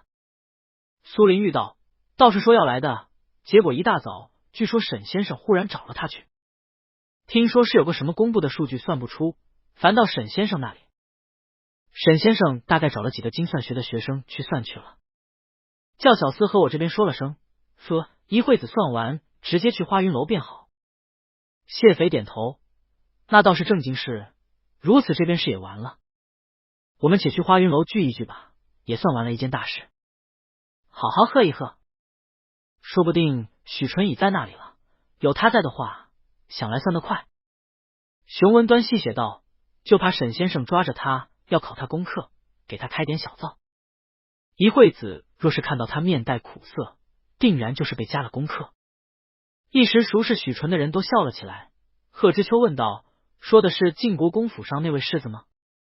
谢斐道：“对，忘了你不曾见过，一会子为你介绍许世子，字思远，极慷慨有趣的。”贺知秋道：“倒是琼林宴那日见过他父兄，想来簪缨世家，人才自是出色的。”张文珍接了句：“我也是那日见了他父兄，觉得俗的俗，迂的迂，没想到那日宴会见了许世子，倒与他父兄两样，有尽人风，可堪结交。”贺知秋知道这位榜眼恃才傲物，眼高于顶，一般一些的人都入不了他眼，竟能如此品评，想来这位晋国公世子果然有过人之处。谢斐笑了：“我先也为流言所误，以为许世子深艳罗绮，口穷干鲜，是个荒唐轻薄，也是见了才知道传言有误。”一时说着话，众人辞了一学，纷纷上车往东城花云楼去了。时已接近端午，天气暖热，花云楼四处种植了花树，果然花放似云似霞，烂漫如烟雾，众人在最高楼不由神驰一夺。幸好也已备下诗旨，诸人纷纷作诗，少不得又有人笑，幸而思远不在，否则又要尿遁逃写诗了。大家哈哈笑，有人轻昵解释，不可笑话他。柿子好歹能画上几笔呢，人家画的画线还在宫里珍藏，你我还不趁如今多收他几幅画，来日说不定子孙就靠此翻身了。众人越发欢乐，贺知秋却也只是心中暗自呐喊，不由也有些等着看看这位许世子是何等风采，倒让人人颇为推崇，乐于结交。却说许纯一大早便被沈梦真抓去国子监，与几位算学博士一道算了半日京城修渠的尺寸，好容易算好核对无误了，又被沈梦真留着拷问了一回之前教的功课，结结巴巴硬着头皮答了个大概。沈梦真道颇觉满意，倒也算得上还用了些功。读过书了，但还是欠缺些火候，背的也不熟。策论上虽说破题有些新颖，但显然对经典不熟。这些明明大儒都有现成论述，你却不知引用。若能熟练引经据典，不知省多少力。许纯苦着一张脸看向沈梦真，心想着我这10几年也就这1年才学了书，能不写别字已是孔夫子保佑了。沈梦真却又列了一张书目来，你回去按这个书目好好看看，我到时候会问的。许纯他端端正正双手接过书目，恭敬道：多谢先生教诲。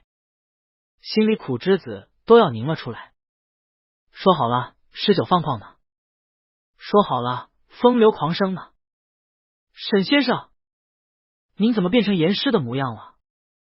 沈梦真仿佛视而不见他面上的苦涩一般，从案上又拿了一张盖着礼部大印和国子监大印的文书出来。听说你要给义学刻书，这个是刚办好的，给你。许纯大吃一惊，接过那张文书，看上边工工整整填着自己那新出炉的雏凤堂的印书许可文书，下边用蝇头小楷写着印书范围、史书经义、诗文佛经、医书算书等，尽全包含了。沈梦真道：凭这文书可去取9斤的铝板，不可自己造次瞎印，给家里惹祸，连累你先生我。许纯两眼炯炯激动，看向沈梦真，多谢先生解我之忧。前日去监印司去打听过了，还说这得慢慢办，既是义学所用，让我先刻些蒙学的书也不妨，后面再慢慢办。您如何知道我这印书堂叫雏凤堂的？哦，我知道了，定是方大哥和您说的吧？我好些日子不见到方大哥了，他去哪里了？替我帮了这样大忙，我这一席请您和方大哥吃个饭吧。沈梦真挥了挥手，有些嫌弃，不必，和老方有什么好宴？死板无趣，满脑子规矩和家门荣光。他时常不得闲的，听说出去办了个外差，才回来又要出去了。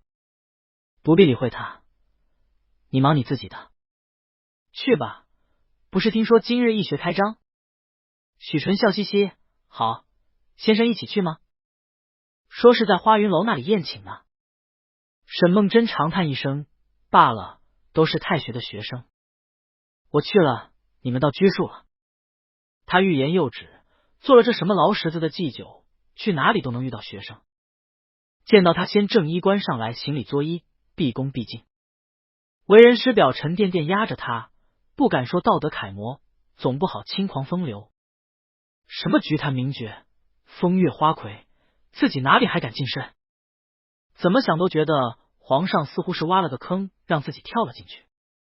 想起昨日刚刚办差回京的方子兴风尘仆仆，也没敢歇着，专门跑过来传了皇上口谕，一则皇上嫌他教导许世子不够用心严格，但却又强调世子年少，心性未定，当徐徐引导，鼓励加勉为主，不可批评刻薄太甚，以免世子厌学。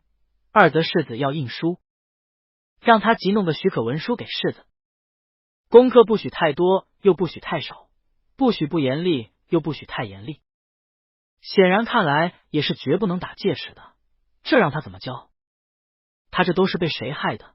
他看了眼尚且猛然不觉的许纯，终于后知后觉，发现自己这个太学祭酒的职位，恐怕是从这位世子身上来的。许纯喜滋滋反复翻看那文书，小心翼翼折好，放入怀中，又道：“那先生，我先告辞，先生有空只管和我说，学生替您办席。”沈梦真挥了挥袖子，示意他快走，快去吧，我还约了李梅雅有事相商。许纯大诧，上次明明看沈先生和李梅雅仿佛生死大仇一般，如今怎地还能心平气和相约谈事？不过他也没有多想，直起了身，行礼辞行，喜滋滋出了太学，上了马，果然一径前往花云楼去了。许纯去一进到花云楼的楼堂里，便立刻被众人起哄捉着罚酒。许纯只好陪着笑，把沈梦真拖出来当挡箭牌。不行不行，沈先生这交给我的渠道尺寸，我今日这还没算完呢。这是好说歹说，说是小王爷今日一学开学了，给我去助助兴，这才放了我回来，今晚还得继续算，明日得交给工部去了，喝醉了可没法算。谢斐笑着道：“是有正事，莫要惯了。我听说正是为了修护城河和城墙的差事，工部时时调拨子健这边的算学博士帮忙计算。想来许兄弟今日忙的就是这个。你们看江大人也才走，说是还忙修城墙的事，这也是经上亲自交办，一等一要紧的差事了。正好这里有空座，思远过来这边，今日状元郎却来了，你们还没见过吧？我给你们介绍介绍。”许纯听到状元郎几个字，心里就咯噔一下。虽然知道这贺状元入朝为官，迟早是要认识自己的，但这还是有些猝不及防了，只能硬着头皮跟着谢斐过去，满脸堆笑，深深作揖，见过贺状元。在下许纯，久慕高才，今日得见，幸甚之极。贺知秋等他一进来就已吃了一惊，虽则衣着不似之前过年时候见到那般富贵华丽，只穿着件青色如衫，结着青幞头，但容貌俊美逼人，神采焕发，不是那咸云坊的少东家是谁？他之前心中熬煎，虽觉对不起那少东家，却仍是害怕自己10年寒窗一朝成空，所幸大丈夫一不做二不休，抢先举报。当初曹操杀吕伯奢，成就千古枭雄，名叫我负天下人，休叫天下人负我。但到底心中有愧，如今忽然看到苦主在前，那一刻多年修出的修养竟然差点破功，几乎想要拔脚而逃。那在皇上跟前的羞愧耻辱再次涌上了心头，但所有人都看着他，他竟一时无法脱身。但看那许世子竟仿若无事一般上来行礼说话，笑容满面，目光诚恳，并无怨恨之色或者鄙夷之色，反还如同上次见他之时一般，仿佛还有些愧疚心虚。贺知秋心头微微定了定神，怀里道：“适才闻说许世子文采风流，慷慨好义，原来是这般风姿，只恨相见晚了。”心下又暗自庆幸金兆府引江大人先走了，否则这一番厚颜无耻的话，今日如何说得出口？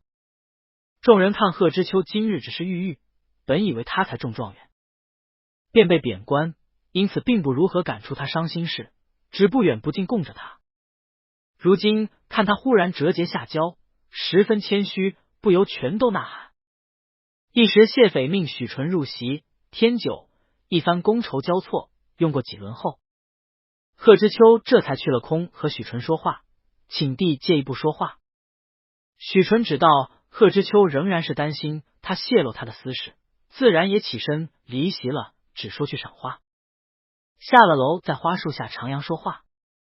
贺知秋看着他的脸色，笑道：“原来少东家竟是国公府世子，前些日子是愚兄冒犯了。”许纯惭愧道：“那咸云坊是我闲了开着玩的，这是殊不体面，还请贺兄千万替余弟守密才好。”他心想，这般也算有把柄在你手里了，不至于再担心我泄露出去了吧？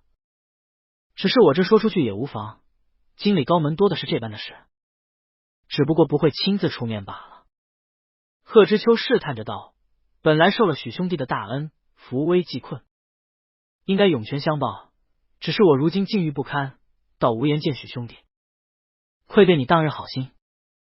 却是一言双关，若是许纯心中有怨恨，此刻总要怨怪几句吧。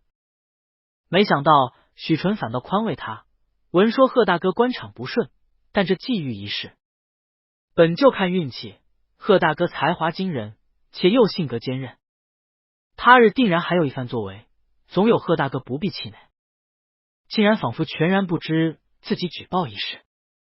贺知秋便又问道：前日你说的令兄没收了你的书，想来正是这次与我同一科中了进士的同年许姑了。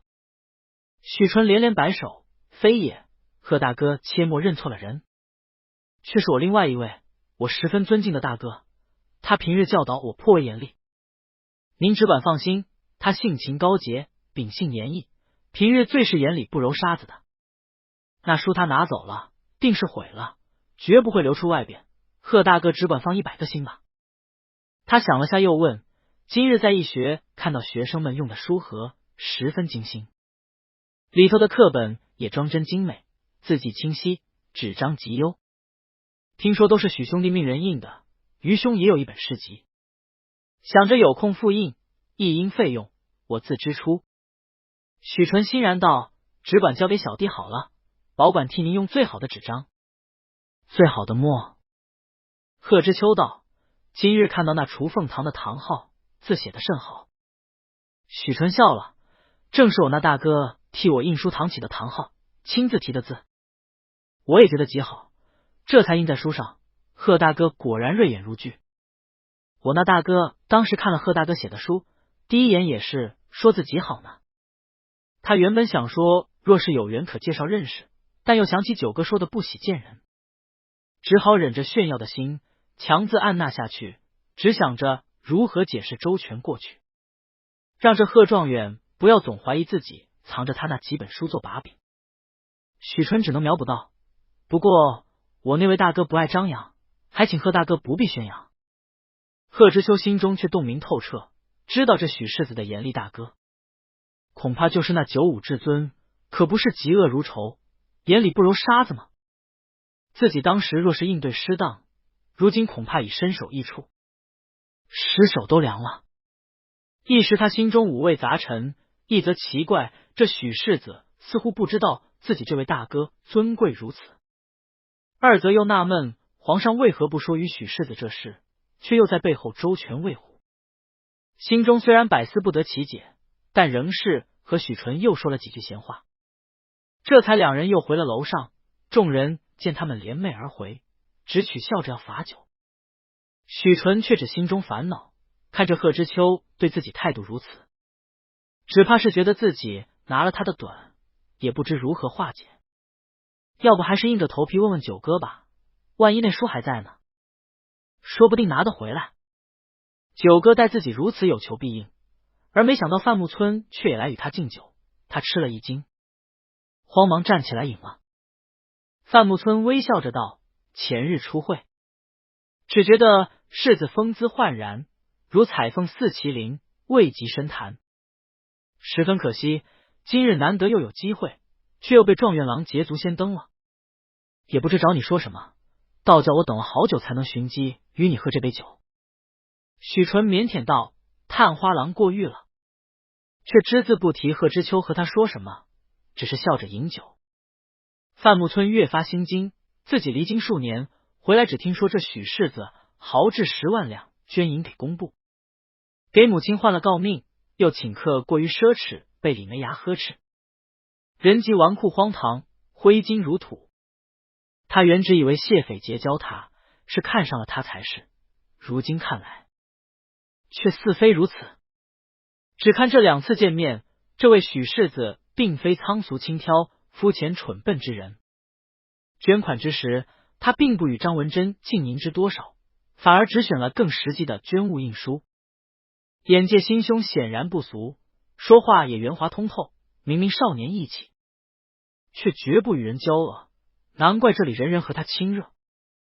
再看今日贺知秋，此人面上和气，其实心中极傲，又无端遭了贬谪，越发显得孤傲，为何在许纯跟前也是仿佛隐隐气势弱了些。范木村含笑道：今日看到世子印的书极精美，正好先父有本手记，一直想要复印，译音费用我自出，却只希望印得精心一些。许纯连忙道：交给余弟好了，定给探花用最好的纸张和墨。范木村笑道：如此甚好，我是今日看到这堂号甚为响亮。雏凤那2个字也写得极好，不知是否是世子手书。许纯慌忙摆手：非也非也，这些琐碎事务也不是我操办的，都是家下人一应操持。想来是外边哪里花钱请哪位书法大家写的吧。心里却是大诧，如何状元问完了，探花也来问，果然9个字写得太好了吗？范木村目光闪动，微微一笑道：我还说若是世子手书，这字实在大家气象，正想再和世子讨一幅字呢。许纯笑着婉拒，范探花打听下就知道我不学无术，一贯在这上头稀烂的，千万别夸我了，我也就算属略微能见见人罢了。范木村便亲热携了他的手，我之前守孝，又在外多年，如今好容易回京，却不知京里出了你这般品格的人物，之后有事还需麻烦世子了。许纯只能连连谦逊。好容易范木村才走，张文珍又来了，他倒是个爽快之人。敬酒只道：今日看许世子准备的助学之物，十分精心。前日倒是我小觑了世子，因着之前看令兄不喜，倒是得罪了你，今日且敬酒赔礼，切莫嫌我冒失无礼了。许纯连忙笑道：不敢当，张大人榜眼之才，只叫我们兄弟岂敢有怨。张文珍呵呵一笑：我们那边对这些嫡庶之事分得极清，我看世子你性格仁善，太好欺负，今日你那兄弟也未来，我也正好与你好好说说，这等人的心是一日一日养大的，他敢取帛为字，便是欺你，你若忍了，他日一步步全退干净了，一败涂地，不可小觑。许纯看张文珍显然已喝多了，口舌迟钝，那狂浪兀傲的文士脾性显露无疑，哭笑不得，只能唯唯应了，总算哄得他也回转，这才回席坐了下来。手做的谢匪看在眼里，心中却也大奇。要知道荆轲三鼎甲，他也是曲意结交，除了范木村是之前熟识以外，另外2个都是近日才认识的，也都对他这个宗室虽然尊敬，但有些疏远。三鼎甲全都有些脾性，无论表面如何谦逊和气，骨子里桀骜的，无论是穷是富，都不大主动结交人。但今日似乎全都对许纯有些另眼相待，这又是为何？却说花云楼一句后，许纯这雏凤堂果然生意极兴隆。贺知秋和范木村果然先后送了银子和书稿过来，榜眼张文珍不知如何知道了，一边埋怨贺知秋和范木村拉下他，一边也送了书稿来，财大气粗，直接送了1万两过来。世子不必与我客气，选最好的纸最好的墨，只管精心做去。我们三鼎甲都在你这里印书，正是佳话，他们2人的若是钱不够，也只有我填上。许纯未想到张文珍是如此性子，十分愕然，却也笑纳，一时这印书堂竟忙得不可开交，索性清钱即能干，一边操持，一边竟索性将许纯房里的青金银珠都调了出来。毕竟全都识文断字，能写会算，又细心谨慎，登时将那些绝版书也都细细的做了起来。诸事齐备，许纯仿佛看到许多银子白花花进来，十分心满意足，又兼责家里安宁，就连太夫人也再也没有找过盛夫人事端。里外安泰，岁月顺遂，许纯一时只觉得从出生到现在，竟没有比这更顺意的时候了。只除了沈先生忽然拷问功课更严格了些，竟是细细的替他把之前学过的都重新温了一遍，让他十分辛苦。好在诸事安宁，他索性把一应应酬都推了，对外只说是忙印书的事，还有些演算的功课，一个人埋头在竹枝方，果然认认真真将那从前一漏荒书的功课重新理顺了一遍，该背的背下了，该写的策论也都如数写了。岁月安稳，时间过得也快，转眼进入2月，端午就要到了。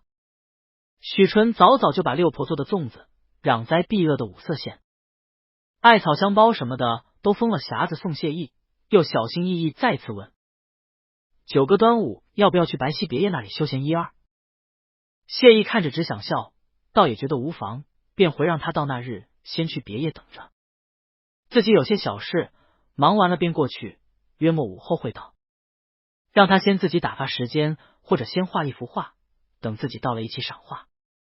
许纯接了信，喜气洋洋，先将沈梦真布置的功课都写了，然后又收拢了一回，到那日早早禀过了长辈，就去别业去收拾去了。谢意倒是真有事，谢斐那边来禀报太后病重，御医去看过2次，都只说心情抑郁，如今太后传话说要见他，他也只能安排。正好端午之日辍朝，他便也轻车简从，只带了苏怀等几个内侍和一队侍卫去了皇庙。去之前还算了下时间，觉得看完太后再去鹿角山时间刚好。皇庙占了整座山，谢意才下马，还没进去，脸就已犹如槁木死灰一般，面无表情，行动冷峻。太常寺卿早已带着太常寺的官员在门口迎候，谢意穿着玄缎素里的祭袍进去，先去了皇庙大殿，祭拜了列位先帝，然后才去了皇太后居住的院子。先问了太医诊治如何，太医令和数个太医会诊过，如实分别开了方子来。谢意坐着一张张拿来看了，太医们把的脉和开的药方偶有不同，但大多对病症判断一致。太后是肝郁湿引千言不愈，气滞血瘀，肝湿疏陷，因此饮食少进，腰胯酸软，腿膝沉重，胁胀烦躁，神虚不易安眠。开的也多是疏肝调肝的饮方，不由心内微审。谢意知道太后这其实还是故意逼着自己来看他罢了，看来这皇庙里生活太过清苦。当初太后口厌甘鲜，过食肥甘，饱食伤身，又少行动，生的都是痰湿内盛，脾胃不调的富贵症，如今倒换了个病法，变成肝郁不舒，夜不能寐了。谢意便随便点了一个侍奉过先帝的老太医庄守基，问道：庄太医看母后这症候如何？比之前在宫里养的如何了？之前在宫里公务烦扰，诸事嘈杂，太后嫌太过吵闹，这才到了皇庙来安心养着，这才调养了些时日，如何病情不见好转？庄守基上前禀道：禀皇上，太后娘娘到皇庙后清静养神，原有的痰湿内盛之症已好了许多，如今生病，想来是春夏之交，湿气太重，邪气侵袭，这才外感不适，饮食不振。臣等开个方子，给太后娘娘去火，安静再养上数日，定能痊愈了。谢意微微颔首，十分嘉许。庄太医是伺候过先帝的，好脉些了，听说能养好，朕也就安心了。朕本来还担心皇庙清苦，如今看来与母后养病十分有益。既如此，请各位太医再好生调治，静静养着，有祖宗庇佑，定能凤体安康。众太医们心中明了，全都齐声领旨。谢意看着他们，心中只冷笑，这宫里的太医们个个都深谙明哲保身之法，用药平和，从不施峻猛之方，也从不敢开虎狼之药，就让他们慢慢调治吧。打发走太医后，他便进去觐见太后。皇庙这边殿宇崔嵬，遍植古柏老槐，枝叶森耸，风景幽深，一走入便觉得阴凉森冷。大殿梁木镜皆用的沉香木，丝丝缕缕，有着沉郁的味道。范太后年已过50，但面容仍然如30许人，面色红润，眉目如画，神态慈祥。她只穿着绛黄色万字花丝袍，看到她也知道皇上日理万机，何必到此见我这魏王人？一边却又命身边伺候的人道：都下去吧，去传静妃来伺候就行。谢意冷漠道：静妃不与觐见，太后既不需伺候，你们都下去。地位深重，范太后身边的宫女和女官们不敢停留，连忙纷纷躬身退下，瞬间都退了个干干净净，便连苏怀也出去到了外间。谢意这才淡淡道：“孩儿请母后安，适才问过太医了。太医们都说皇庙清静，母后如今脾胃疏了，血脉畅通，虽则清减了些，但如今看来精神健旺，若是觉得脾胃仍是不调，索性再多食几日素，兴许就安了。至于这夜不能寐的症候，皇庙这边祖宗庇佑，母后多去父皇灵前祭拜祭拜，兴许就安了。”范太后冷笑了声：“我生了个求母是地的怪胎，眼里只得权力，全无亲情，能有什么好去和你谢家的祖宗好说？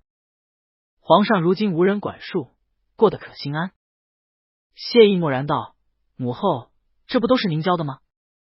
万方有罪，罪在朕宫，母后自幼就这么教朕时时自省。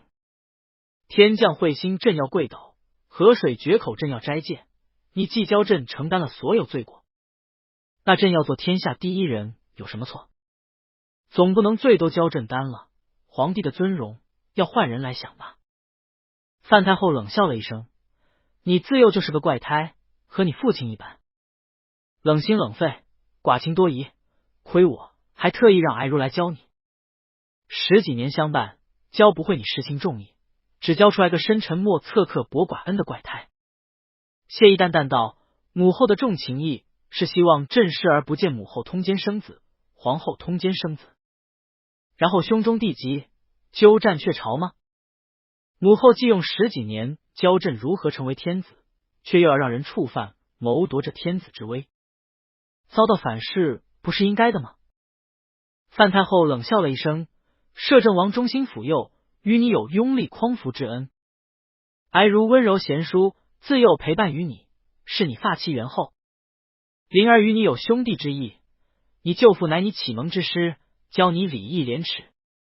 然而你执掌藩赋，为了你那多疑猜忌之心，诛杀功臣，废后杀弟，求母灭师，忘恩无情寡义。如今你乾纲独断，可睡得安心？”谢意道：“摄政王坠马，朕早就说过，与朕无关，不必多言。范哀如这事，怎么他还未禀报母后吗？朕从未信过他，他既有身，自然罪不可赦，如何安然在皇后之位上？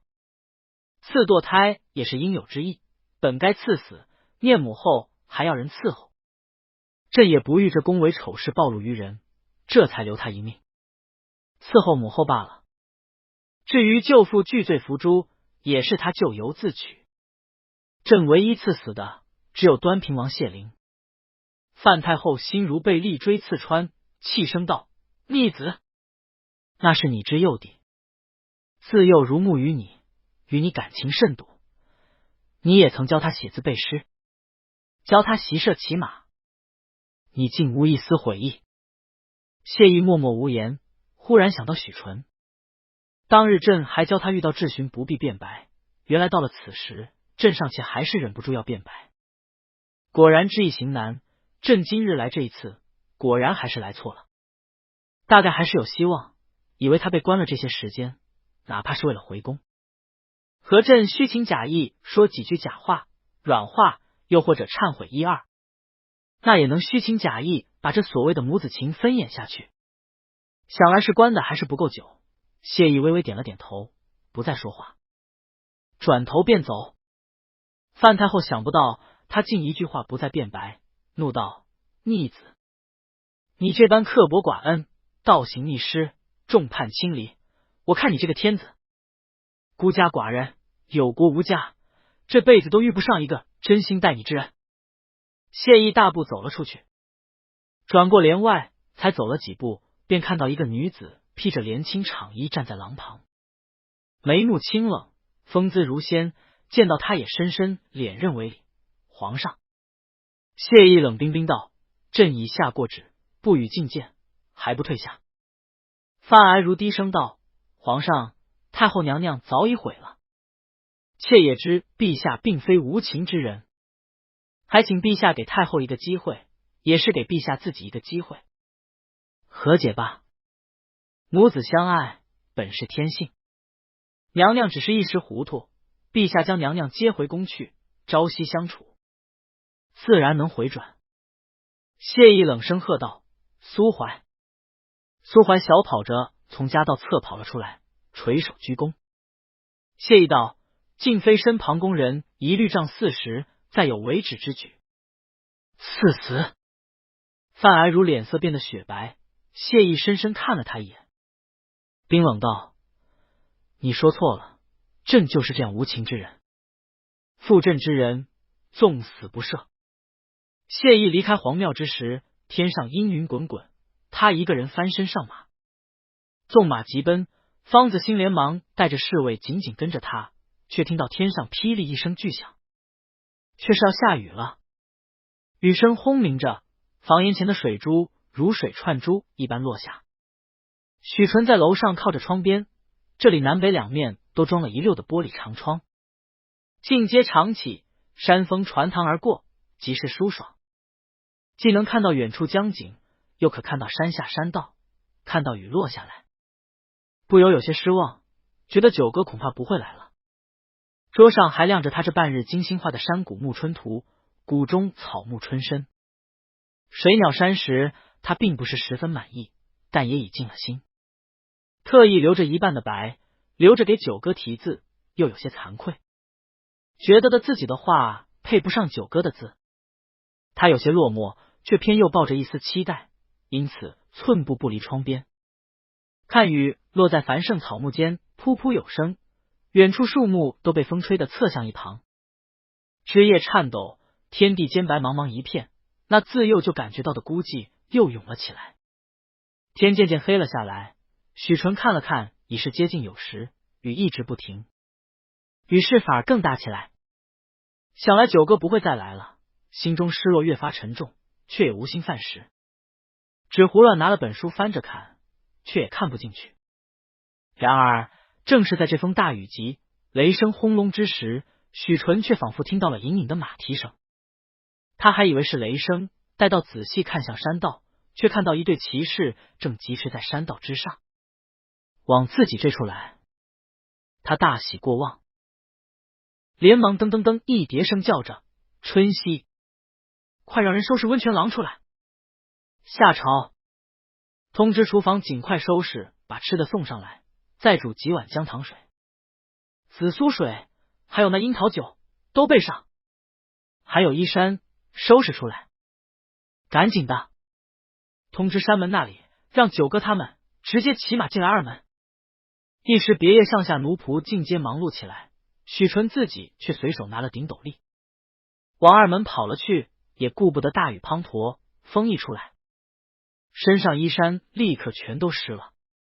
他也不管，只自己站到了二门处，用斗笠挡着头，往下看去，看着那队人马越来越近，为首之人身躯高大，果然是九哥。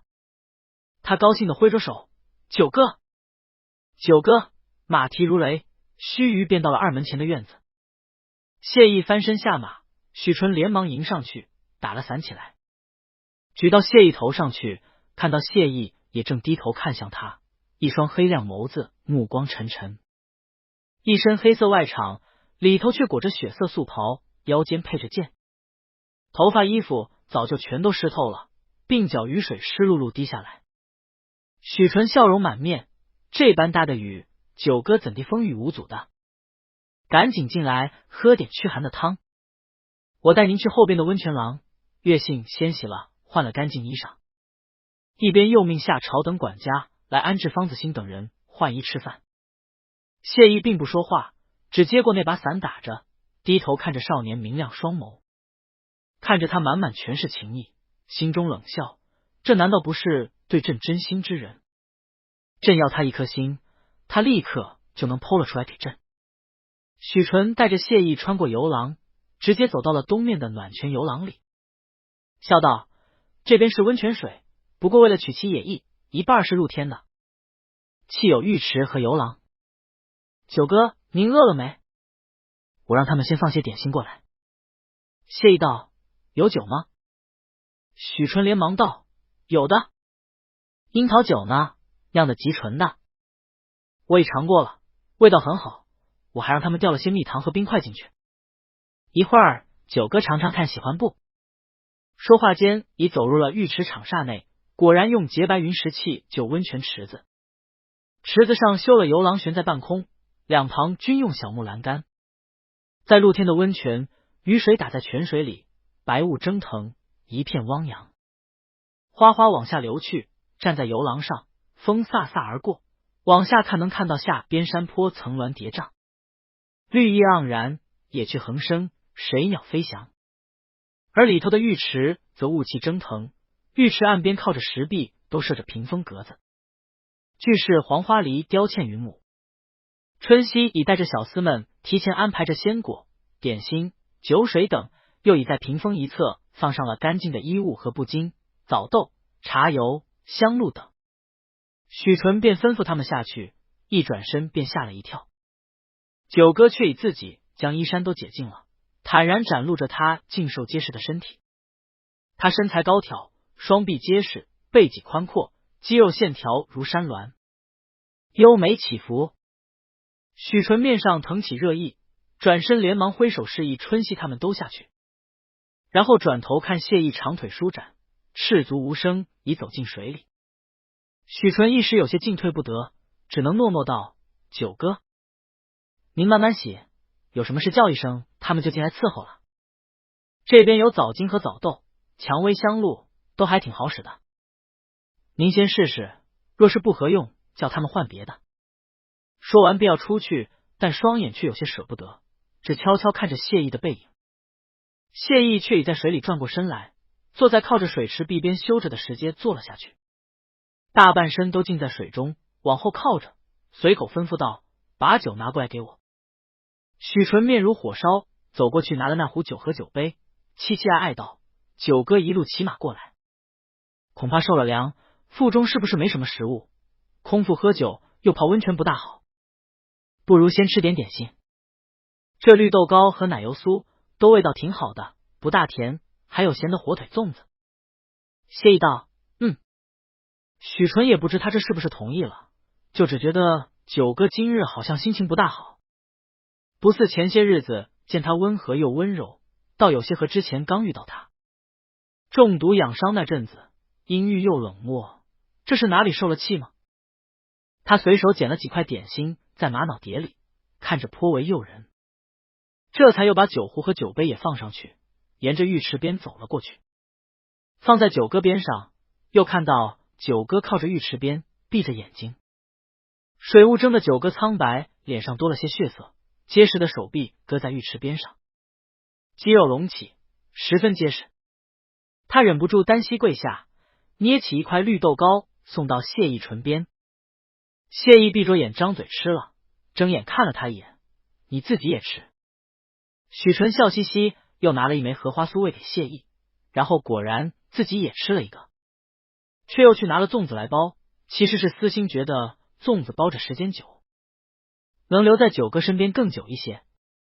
粽子做的小巧玲珑，雪白软糯，都是一口大小，中间是蜜汁火腿馅，谢意来者不拒，都吃了，连许纯一粒一粒捏着的樱桃芡奶油酥他也都吃了，又吩咐他斟酒过来。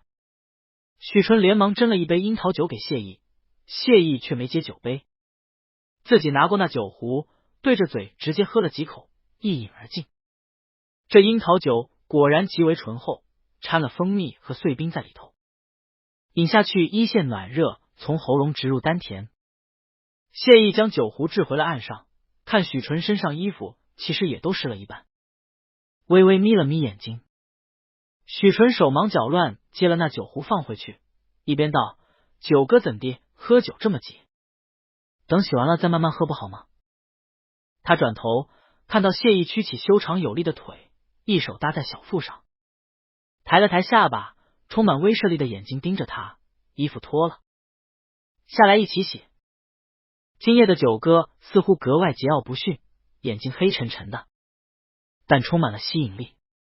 许纯心跳得非常快，用力咽了下口水，身体甚至在无意识微微发着抖，仿佛在面对一只极其危险的猛兽，拒绝九歌，仿佛会死，但是走过去，仿佛也会死。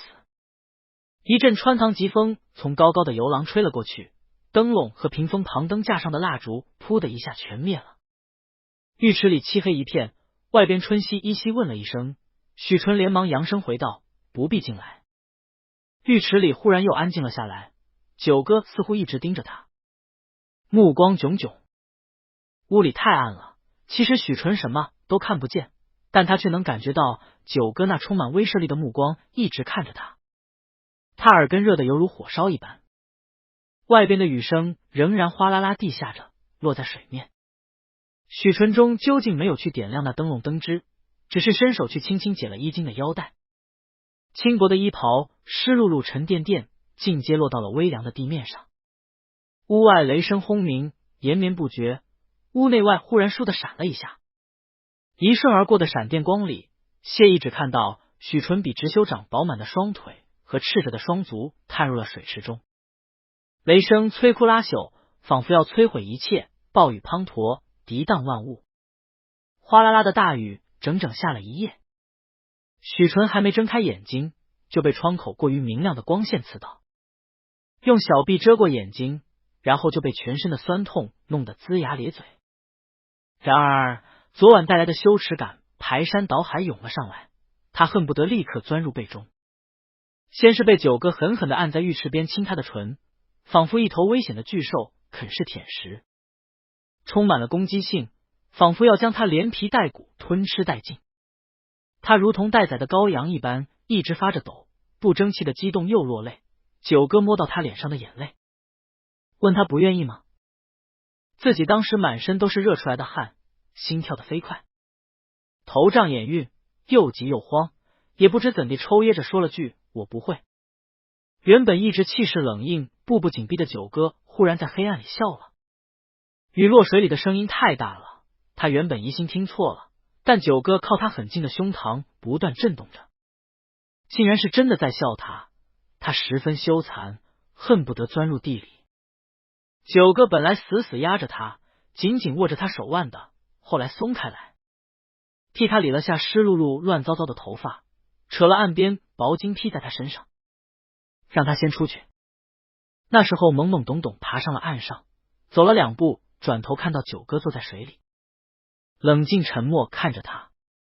他当时忽然就有一种直觉，如果就这么走了，大概自己和九歌的缘分就只到那一日了，可能连朋友、兄弟、师生也都做不了，甚至可能自己都再见不到九歌了。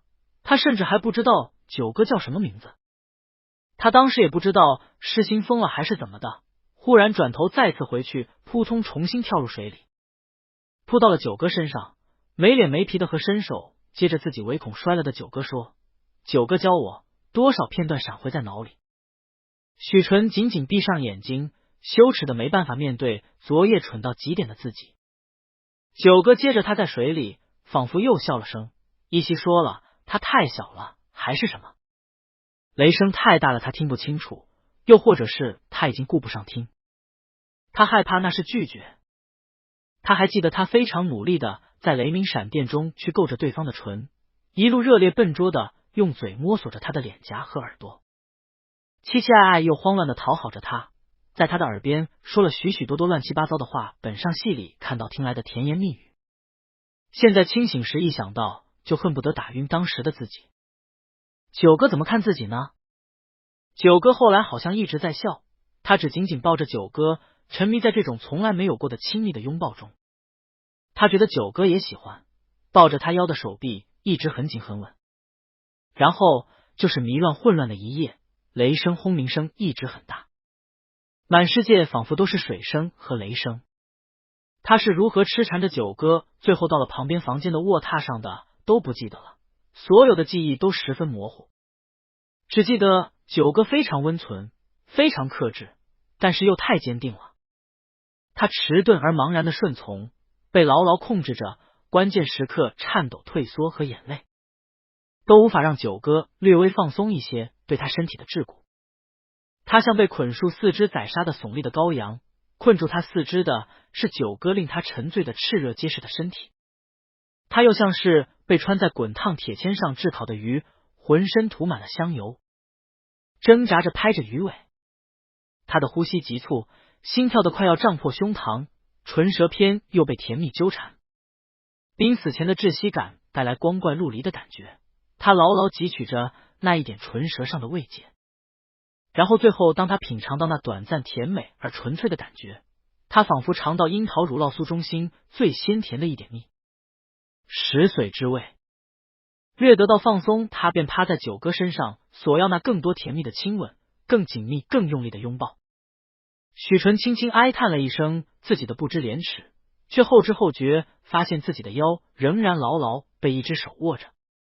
他想翻身，谢意抱紧了他，低声道：“别乱动。”许纯闭上眼睛，羞耻的恨不得装作没醒来。谢意心里也并不好受，怀里许纯被光滑细软的绣花亮缎被子裹着，但仍然露出了光滑的肩背，在墨绿色缎面锦被的衬托下，在清晨的柔光里散发着珍珠般浑然的微光，而在他掌下的腰仍然充满了属于年轻人的紧致弹性。华美帷帐后，暮春的光透过琉璃窗，柔和明亮，空气里还有着萦绕不去的属于昨夜的蔷薇芳香。他记得他倒了许多，把那些供他们洗浴后润肌的蔷薇清油全倾下。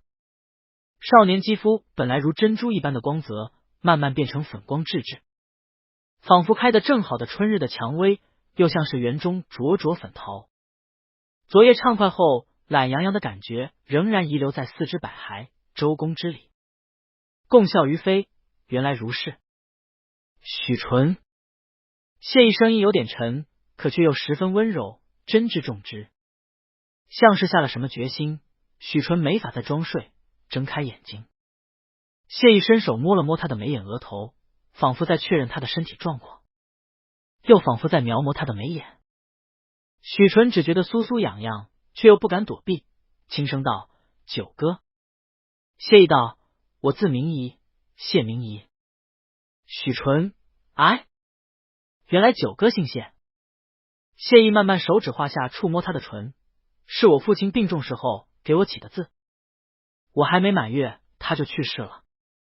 明仪是易经卦名，离下坤上，离为明，坤为地。明入地中，卦象不好，因此明仪于飞，垂其翼。我以前不明白父亲为什么要给我留下这样的字，毕竟长辈们不是都希望自己的孩子展翅飞翔吗？更何况他名为翼，翼者立于也，举翅而飞，为何偏偏又给自己起个适宜垂翼的名字？后来才知道，他已知道我定然要受制于人，只能希望我和光同尘，一脸灵前，如此才能有机会一飞冲天。这就是九哥隐姓埋名、秘不示人的原因吗？许纯忽然涟漪大盛，转过身来看向谢意：“九哥别想太多，您才华如此，一定会扶摇直上9万里。”谢意按着他的肩膀，不让锦被滑落。昨夜风雨大作，清晨凉意侵人，窗外花草都被大雨洗得鲜艳，叶碧似染，花浓如醉，水声依然潺潺响着，与远处的瀑布声遥相应和。从窗外看出去，能看到外边鹿角尖峰上瀑布倒挂数条玉带，声势逼人。这别业依山靠水，草木繁盛，水气太重，只恐他着了凉。许纯却只依偎入他胸膛，耳根上尚且有着齿痕，那是昨夜他不曾怜惜一心放纵的证明，但他还是不知逃脱，而是颤颤巍巍闭着眼睛，甚至还傻乎乎自投罗网，笨拙的回应着他，像只没有利爪和尖牙的小猫，只会呼噜噜替他舔着伤口。还以为小纨绔年少无知，贪花好色，早识风月，谁知道竟是个实心实意的憨憨。这么说来，初会他说只是试一试是真的了，第一次便挑上了他，也不知这是孽缘还是侥幸。谢意心中叹息，伸手轻抚他的发丝脊背：“昨夜是我不对，我的身份暂时还不好与你说，但除此之外，总不负你。”许纯慌忙道：“昨夜是我缠着九哥，不怪九哥。九哥兄有鸿鹄志，一贯守礼自持，本不该耽于私情，是我为了自己一时欢愉，九哥不必以我为念，只以前途大业为重。谢意看他傻乎乎的，想想若是自己真是什么谋逆之人，这孩子已是将身家性命都交给自己了。低头吻了吻他，无妨，与大业无关，我也不是乱臣贼子，不怀好意，你只管放心，只是还不到时候，你好好读书，我希望你做个贤臣，流芳百世。许纯闷闷应了声，谢意感觉到少年原本清晨如火的热情陡然降了下去，仿佛当头被浇了一头凉水，心中大诧，忽然反躬自省。如今既是情郎，自然要做情郎该做的事，如何日日只管教导不休，似的愚夫子。但他又不觉有些好笑，低头抬了他下巴起来，热情吻上他水润双唇，势必要红转自己这小情郎。这一日皇帝没有上朝，对外说的是太后病重，皇上至孝，在皇庙斋戒15日，为太后娘娘祈祷。而一大早去太学替许纯告假的夏朝回来，也禀报说太学这边因着房顶漏雨，工部这边好容易安排出人手来修，便命太学诸生在家自学半月，还安排了数篇策论。许纯喜出望外，兴致勃勃带着九哥要去钓鱼，趁我有假日，赶紧陪九哥逛一逛庄子。九哥可有事？谢意道：有正事。许纯有些失落，却又重新鼓兴，这等那九哥什么时候才有空？谢意伸手一拉，将许纯拉入怀中，正色道：陪吾知小郎君，此为正事。许纯扑在谢意怀中，心中扑扑跳，靠在他肩上。看平日里衣冠严整的谢意，如今只穿着纱袍，漆黑头发散在肩上，只简单结着布巾，便知道果然是真的要陪他。心中喜悦，那我让他们准备下钓鱼去。谢意看他活力满满，扶着他腰，极好，不过才下过这般大雨，鱼能钓出来吗？许纯骄傲道：大雨后才好钓鱼呢，鱼儿特别活跃，而且我有好鱼儿。话说一半，却睁大眼睛看向谢意，满脸不可思议。九哥？谢意问道：怎么了？许纯简直难以置信，九哥是怎么能够一本正经和他说话，若无其事的无视身子的做反的。天气渐热，两人都穿着纱袍，许纯挪了挪，异样的感觉越发鲜明，面上忽然也红了起来，衣服真的太薄了。许纯扶着谢意肩膀，干脆长腿一摆，一不做二不休，跪坐在谢意腿侧的太师椅上，低头去亲谢意的唇。谢意面色依然十分镇定，但双臂却拢住他的腰身。窗外日光明亮，他们起得迟，用过早餐的时候都已近午时。许纯清清楚楚看着谢意的面容，他长睫半垂，眸子沉静，坐姿泰然，启唇矜持，仿佛收发自如，随时可停下，只有身体如火似荼。礼记有云：君子不失足于人，不失色于人，不失口于人。许纯不知为何想到了看书之时学到的。九哥并不怎么着重教他礼记，但许纯却一直觉得九哥是个君子，他却万没想到九哥竟然亦能如此人。越是如此，他越偏是促狭，玩心大起，硬是在这楼顶观景的窗前厮磨缠夹，终于亲得九哥将他抱起，压上了光滑坚硬的黄花梨大几面，不是说钓鱼。许纯满脸红晕，一双鞋早就歪缠中落到不知何处，看着谢意居高临下看着他的神色，不知为何忽然一阵胆怯。谢意以俯身握住了他清瘦的脚踝，这有之于有些调皮，先安抚安抚吧。许纯咬着唇侧过头，心里砰砰直跳，看到自己画好的画被推在一旁，画上水鱼游弋在清溪中，旁边水鸟垂头凝视，长喙如枪，蓄势待发，安静的等候时机。直到接近傍晚时分，谢意才和许纯换了衣裳，到了湖边，准备垂钓。大雨让湖面水位高了许多，湖旁水草丰美，有水鸭在湖面安闲游着，时不时啄食水面，叼起小鱼。原本许纯一直兴致勃勃的等着这一日，但此时他自作自受，脊背和双腿仿佛都还在细细站立，软的不像是自己的，只能捡了那软都靠倚靠着，懒洋洋指点着，钓竿都在这里备好了，装了鱼饵就安上，没动静都可以不累手。就在那篓子里，九哥，你把那包饵料掏出来，先往水面撒去，那边也沉2个鱼笼，一会儿拉上来，保管满满的都是鱼，这样就算咱们钓不上鱼，也能有鱼饼吃。他面上尚且还有着一层红晕，额发也尚且还湿着，嘴唇也润泽鲜艳非常。谢意转头看了他一眼，也都按他说的一一撒下鱼饵，沉下鱼笼，然后拿了钓竿，甚至连许纯这边的钓竿都替他穿好了饵料，替他甩干进去，然后才替自己的钓竿装鱼饵。许纯看他十分熟练，震惊道：“九哥，您原来也会钓鱼呀？”谢意道：“我舅父是钓，说是能修身养性，磨养定力，所以经常带我垂钓。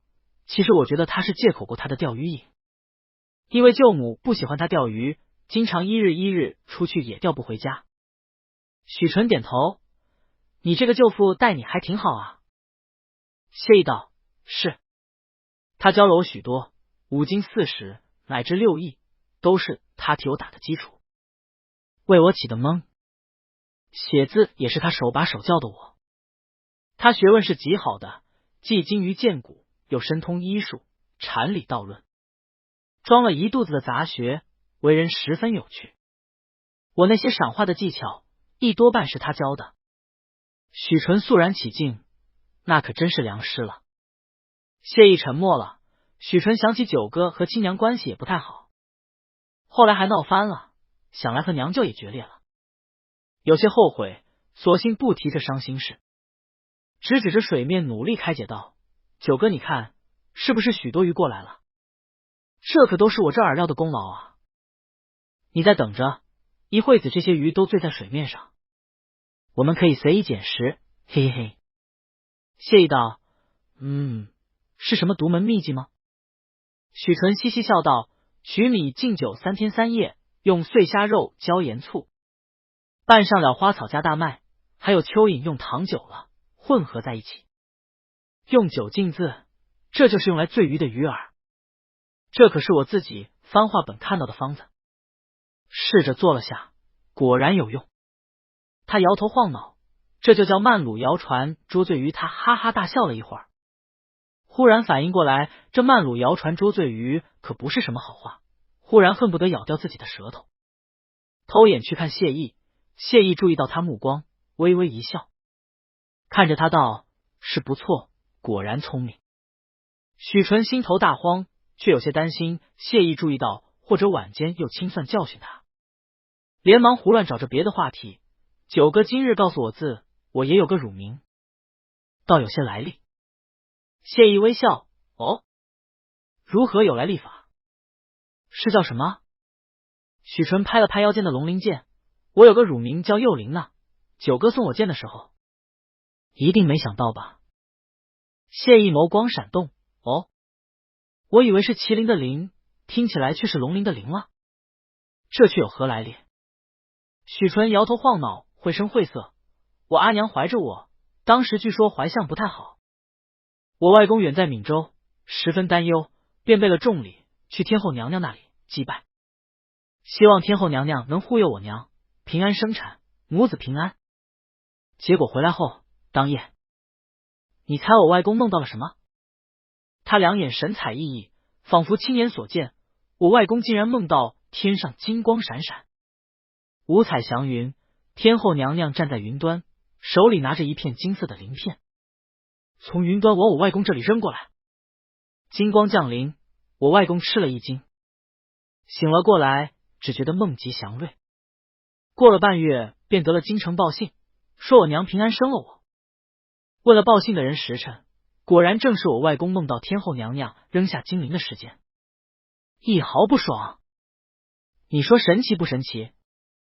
谢意道：“果然神异，难怪我看你面相双眸湛湛，天庭饱满，耳高于眉，唇红齿白，是贵人之相。”许纯猛然被这么一夸，闹了个大红脸，有些赧然道：“也就家里人自己夸夸，出外可不好这么说，也就说给九哥一笑罢了。”谢意正色道：“我可不是胡说，我也是于这面相上略有些涉猎。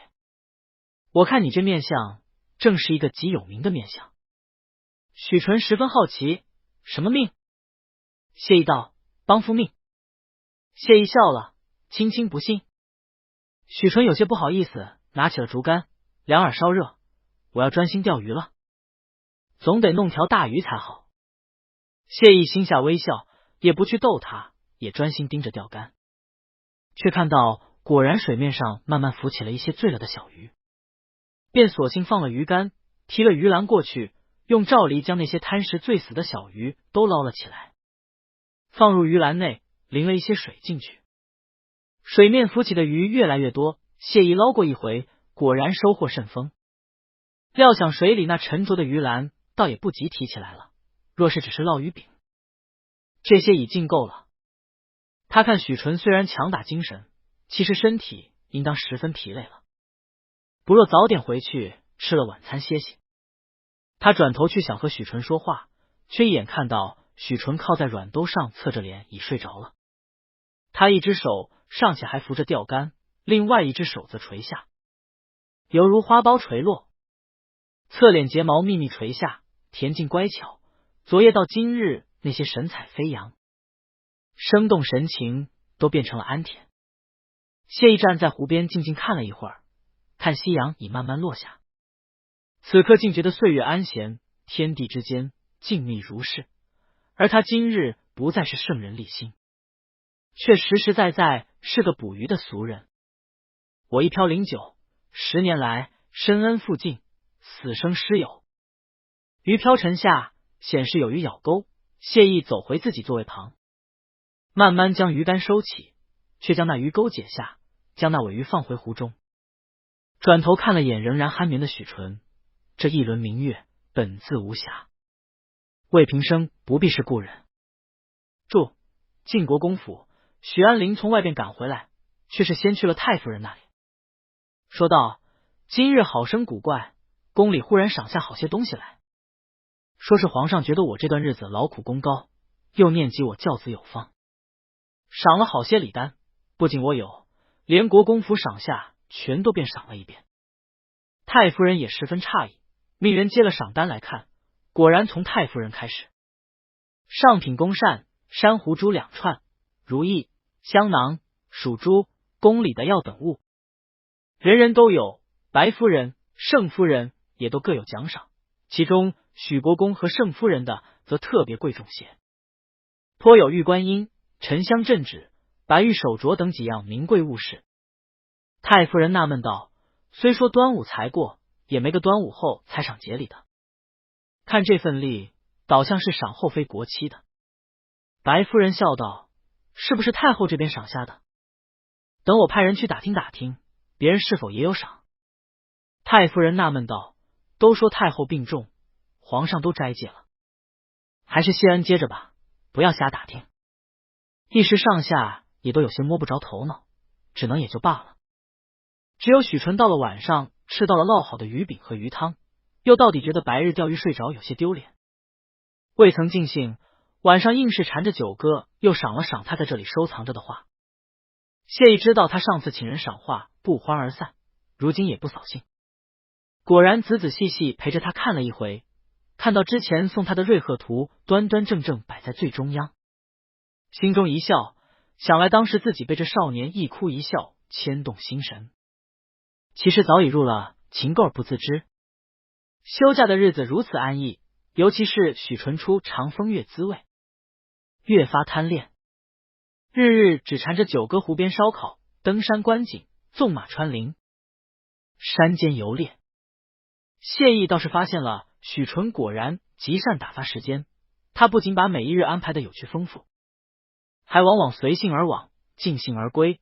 譬如原本是湖边钓鱼烤鱼，很可能最后变成了天气太热，所以下水去游泳戏水摸鱼，又最后变成划船一路飘到远处，再骑马回来。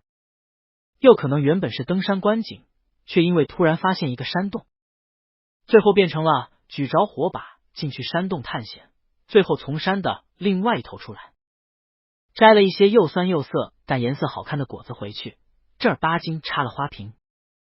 晚上还要点灯画一画。每一日似乎都有些意外发生的事，但最后回别业的时候都是随心所欲。谢意倒是十分耐心，都陪着他。点评许纯，你倒是颇具魏晋之风。许纯笑，榜眼张大人也这么夸我吗？原来随心所欲的玩就是魏晋之风吗？文人夸人可真别致。谢意道，率直人淡，清俊通达，潇洒无拘，风流自赏，大概就是这意思。许纯与谢意共乘一骑，慢慢在山间的小路上，两侧竹叶萧萧。许纯手里尚且还拿着满把的野花，听他说了笑了声，十分促狭。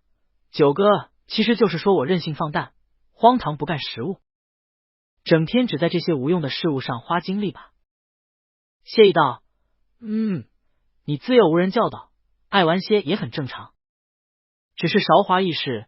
许纯转头看了他一眼，明亮眼眸波光潋滟。九哥，今朝有酒今朝醉，能开心一日便开心一日。谢意一笑，也不再劝说。从前他的日子过得慢，一日一日按日程走，做完一件便到下一件，按部就班，规矩森严。他被规训多年，便是彻底掌握权柄后，他也已习惯了这种严谨重复的日子。唯一的放纵只是偶尔夜里独自骑马。他从未想到有人能够在衣着簪子帽鞋上都要仔细搭配，又在三餐菜单上细细选择。头一天晚上就要安排好第二天的活动，而且是事无巨细都要安排，汤和点心，酒和鲜果，糖和奶。当然这其中一大半是为了取悦于他，这也确实愉悦了他。譬如今日这打猎，这么个小山林，不过是打兔子山鸡，也让他玩得兴致勃勃，花样百出。一会儿要把山鸡尾巴毛拔了做毽子，一会儿又说要把亲手猎的兔子毛皮给九哥做个冬日的手套。他们这些日子已将鹿角山里里外外都逛了一遍，今日又是尽欢一日。许纯十分遗憾道，可惜方大哥只玩了一日就回去了。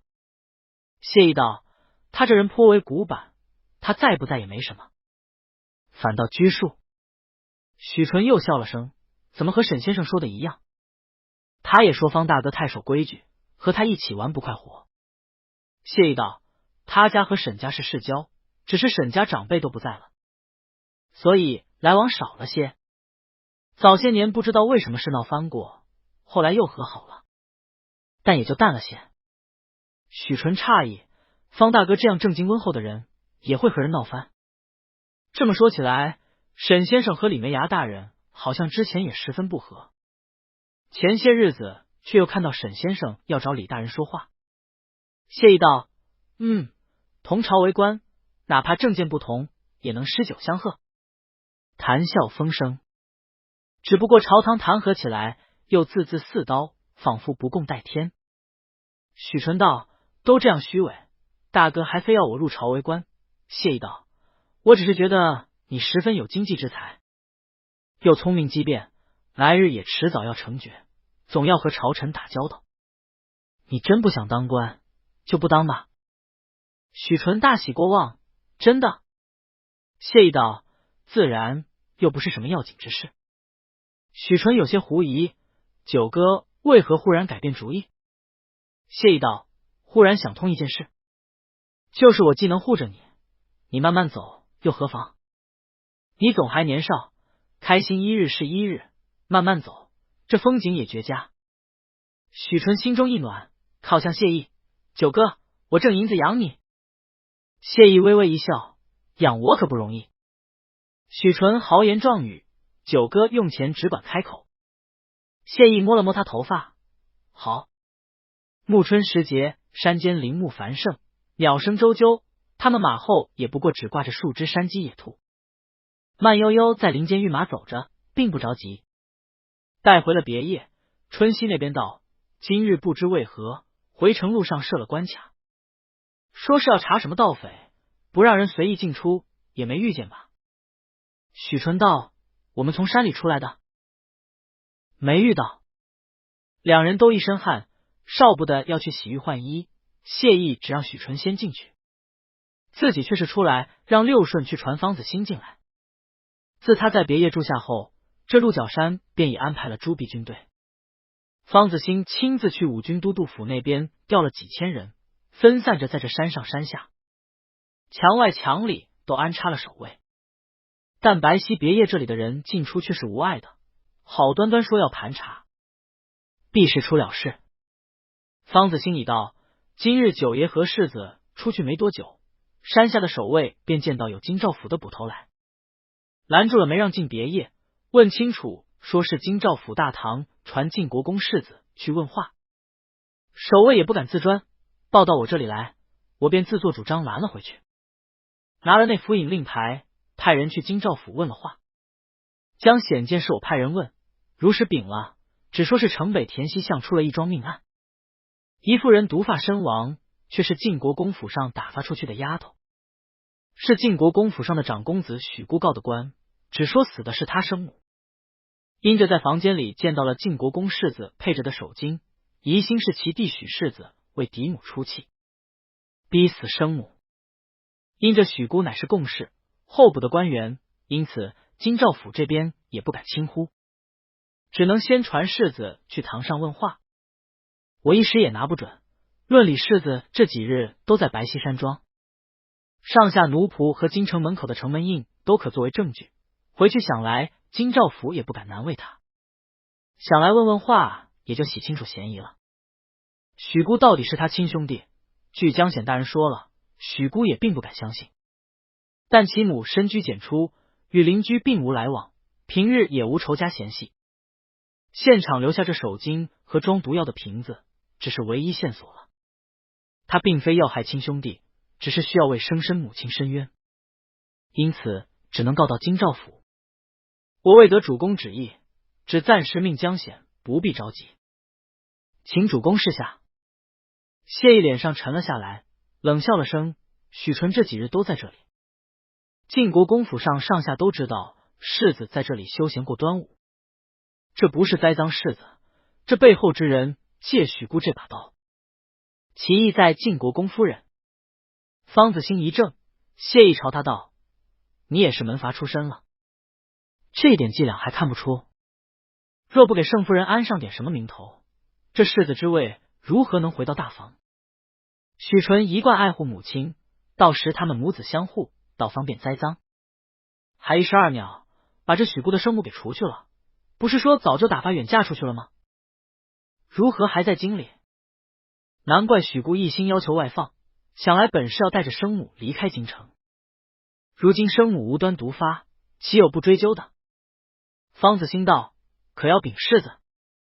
谢意冷声道，不必，传朕旨意，此案既是涉朝廷官员、功勋大臣，即移交大理寺，则新科状元贺知秋审理查办，限7日之内查出真凶，禀报于朕。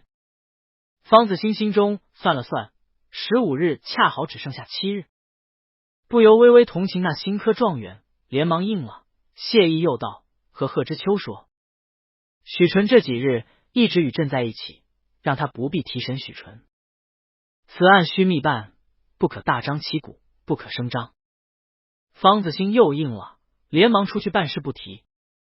谢意自在五福和六顺伺候下，洗浴换了衣服，重新梳了头，这才去了许纯书房，却看到他正聚精会神拿着画笔在上色。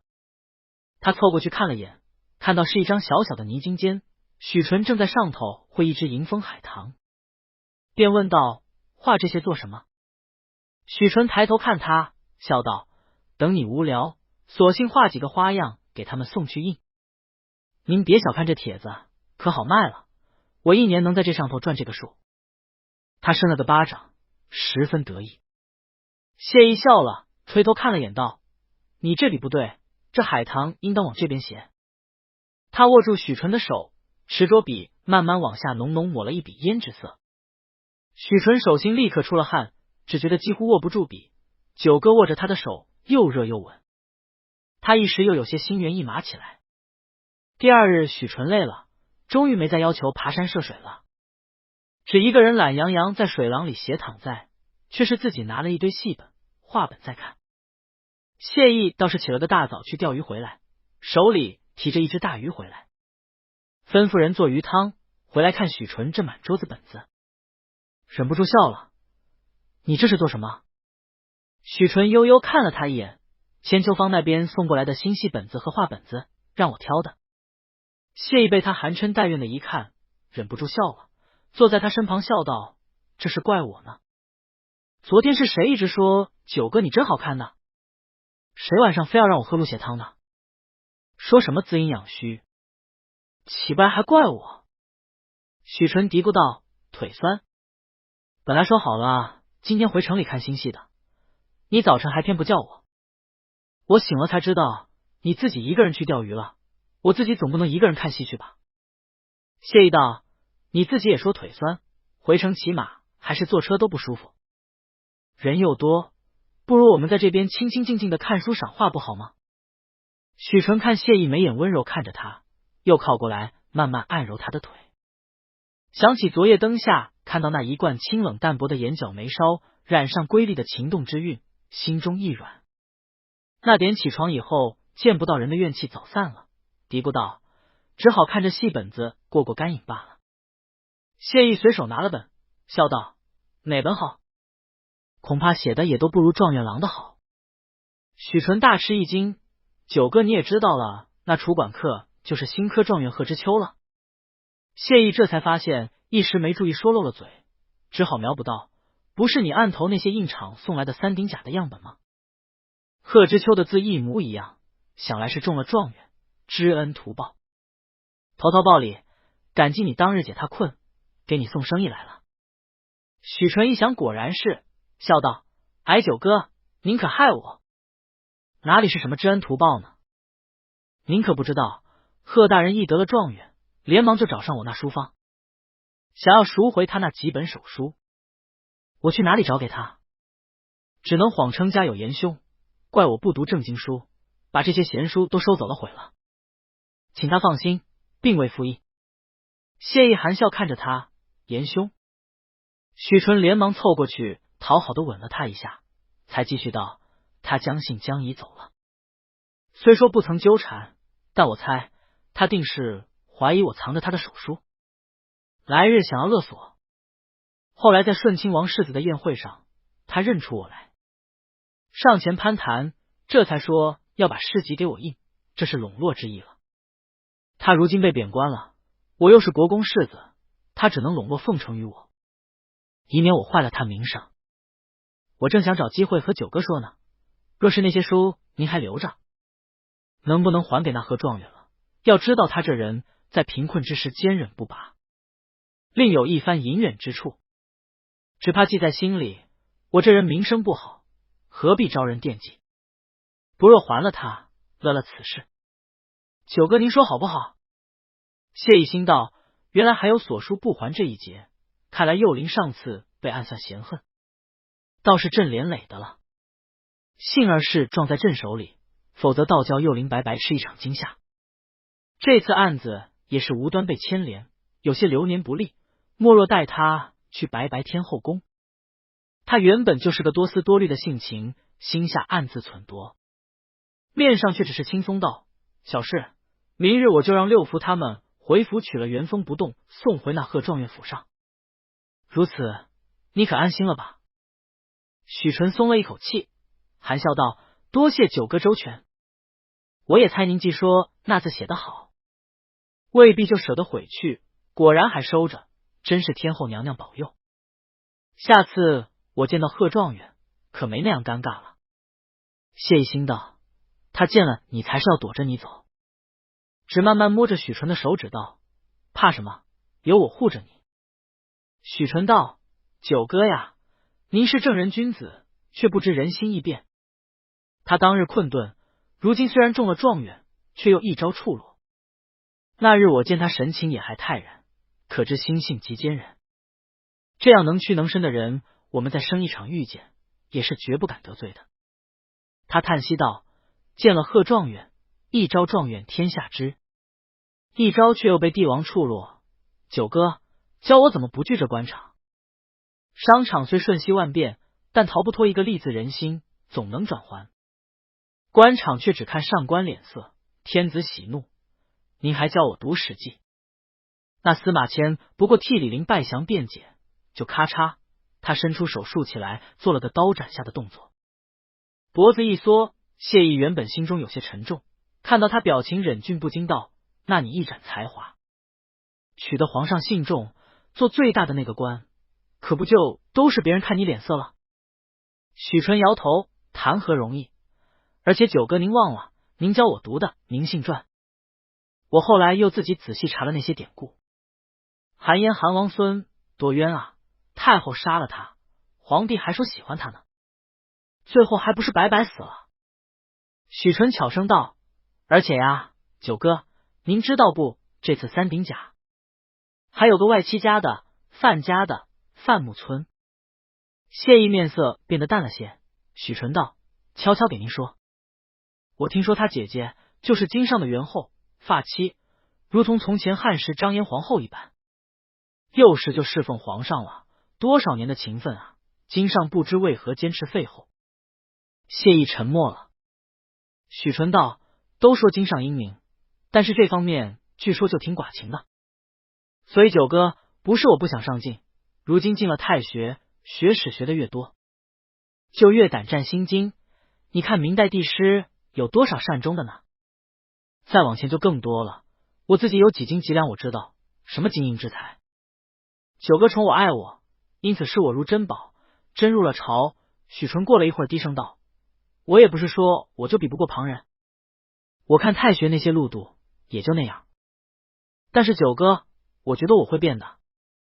九哥如今爱我，不过是因为我简单。如今无拘无束，没有负担，无需负责，九哥心事多，与我在一起开心轻松，所以九哥才愿意与我在一起。但是九哥既然胸有大志，恐怕来日也是要入朝为官，又或者九哥其实已身在高位，我若也入朝，九哥为了护着我，定然多被牵制。又则我入了朝，可能为了那权力二字，身不由己也好，为了盛家，为了我娘也好，可能会变得面目可憎，汲汲营营。到时候九哥还会心悦于这样蝇营狗苟的我吗？等闲变却故人心，却道故人心易变。不若九哥您做您的鸿鹄直上九天，我做我的咸鱼游于江海。您隐忍多年，胸有大志，只管在朝中翻覆风云一番作为。我做富贵闲人，为九哥赚银子，为九哥助一臂之力，如此不更好吗？许纯看向谢意，双眸清澈如水。谢意几乎无法直视他恳切坦诚的目光，他只觉得对方年少幼稚，需教导，却没想到到了最后，被教导的变成了自己。许纯含笑道：幸而九哥今早也已说了，不逼我入朝了。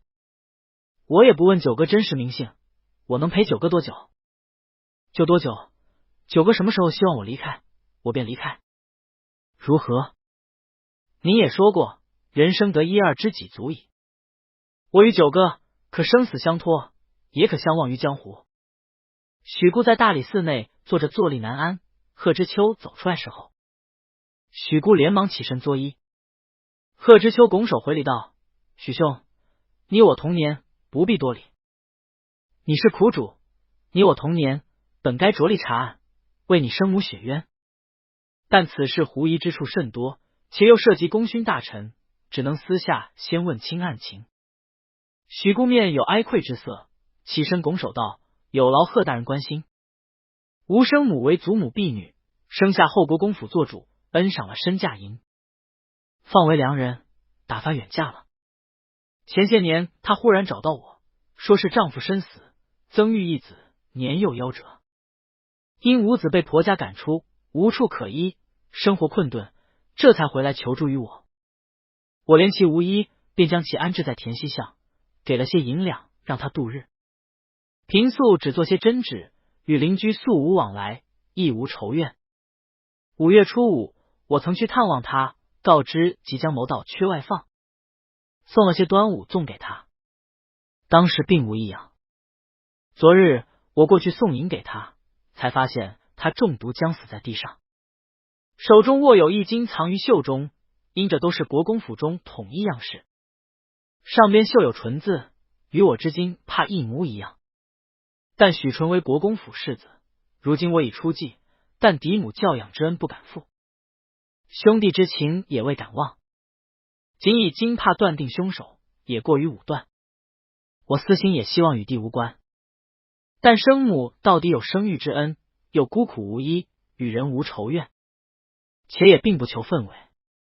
我本就打算带着他赴外任，如此也算报答生恩。如今死于非命，我到底心难安，如贸然回去探问，孔公府内也不过一场景被遮过葬了。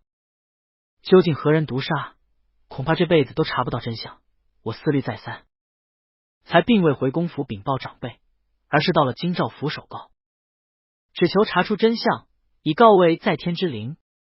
贺知秋叹道：此事不可声张，我只有2个疑问。其一，晋国公夫人早知你是婢生子，对庶子庶女一视同仁，周全衣食，严师教养，供你科举出身。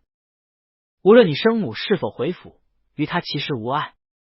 毕竟你已出继，名义上的嫡母已不是他，就算回去，也不过多一个妾室。我闻说晋国公婢妾甚多，晋国公夫人一贯并无妒忌，名声极好的。她为一品诰命夫人，庄帘丰厚，地位尊贵，绝无可能去与一位早已出府的婢妾计较。若是你生母归时，你如实禀报于他，恐怕他只会欣然接入府中，正儿八经做了你姨娘，也算有了名分居处，可供颐养天年。如何你反而安置他在府外？其二，许世子为人慷慨好义，为人极伶俐通达，又是个挥金如土，并不计较钱财的。你如今已是进士出身，授官在即，名分上为堂兄，实则为骨肉兄弟，来日只有互相帮忙的。就算知道你生母在外居住，好端端的为何要去为难于他？为母出气也说不通，晋国公婢妾众多，他怎就弃一个放出去的？无端去毒杀一个婢妾，得罪做官的兄弟做什么？就算你生母或者口舌得罪了他，他也自有奴仆在旁替他动手并收尾，何至于遗落随身惊怕，且不毁尸灭迹？他大好前程，为何要做这等蠢事？以上2点疑问，不知恩礼兄能否为我解惑？如此，我查案也算有个方向，否则这杀人动机实在说不通。如何能擅自提审勋贵世子？你生母一人独自居住，与邻居不相往来，你又数日才去看他，谁要除掉他，只需要一顶轿子带走，或远远发卖，或随意处置，一些痕迹不留，你也只能蒙在鼓里，恐怕还以为他自己走了。依我看，这毒杀流失倒像是警告和震慑，留下如此明显线索，也更像是嫁祸和挑拨，离间骨肉关系。恩礼兄还当仔细思想，令堂这杀身之祸，恐怕还是从你身上来。不如再想想，你是否有仇人，又或者挡了谁的路？许姑听贺知秋一番话侃侃而谈，竟直指要害，心中火烧一般焦灼难过。他固然是猜测许纯会不会知道他的身世，恼恨长房欺辱二房太甚，因此杀了他的生母，一为警告，二为灭口，绝了他成绝的心。又疑心是嫡母白氏知道真相，因此居中挑拨，但这些若是如实相告，必涉及到他的最大的身世隐秘。此刻都只是猜测，真相未明，他如何能与贺知秋坦然相告？只能满目羞惭道：贺大人不回晋国公府，是我生母之意。我当时也担忧祖母和嫡母怪罪，公府规矩森严，他既不想回，我便也罢了，不曾勉强于他。当时也还年幼，毕竟怕事，但酬戏一事实无眉目。仆为庶子，一向深居简出，为之读书而已，并不敢生事，不曾与人结仇。贺知秋事先也侧面向许姑师有打听过，许姑确实一贯只知苦读，虽有些冷傲，但为悲却有才，难免有些清高。的确未曾听说与人有仇，又尚未受官，他还一心谋外放，也谈不上挡了谁的路，或者有政敌。若说是为了爵位，晋国公膝下尚且有嫡子庶子，且也还年轻力壮，不知还能生多少儿子，一个隔房的成4子。就算受官，也不爱爵位。见许姑说不出什么更多的东西了，贺知秋只好一番文言抚慰，许诺会用心查案，又命他暂时回去，最好不露声色，在晋国公府观察看谁待他神情有异，但切莫打草惊蛇。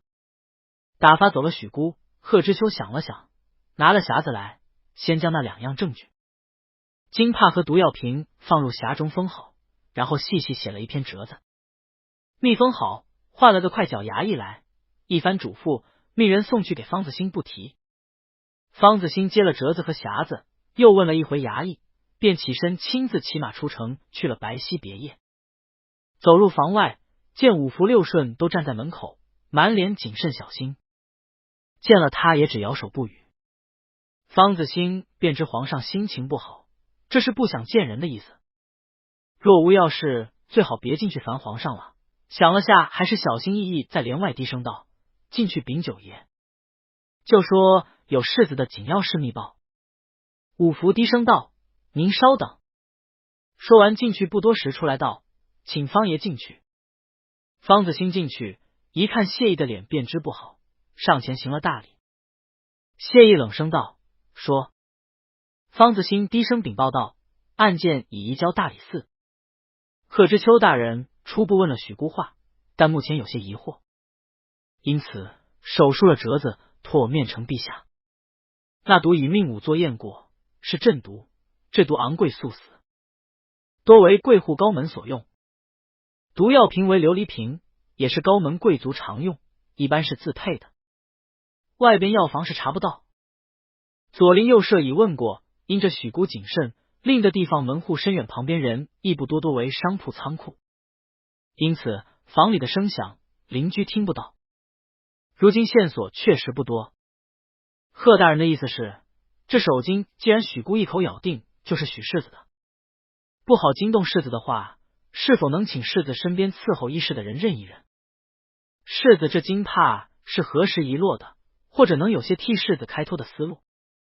谢意接过折子，打开一目十行看完，冷笑了声，算他有些能耐，一眼看出关节。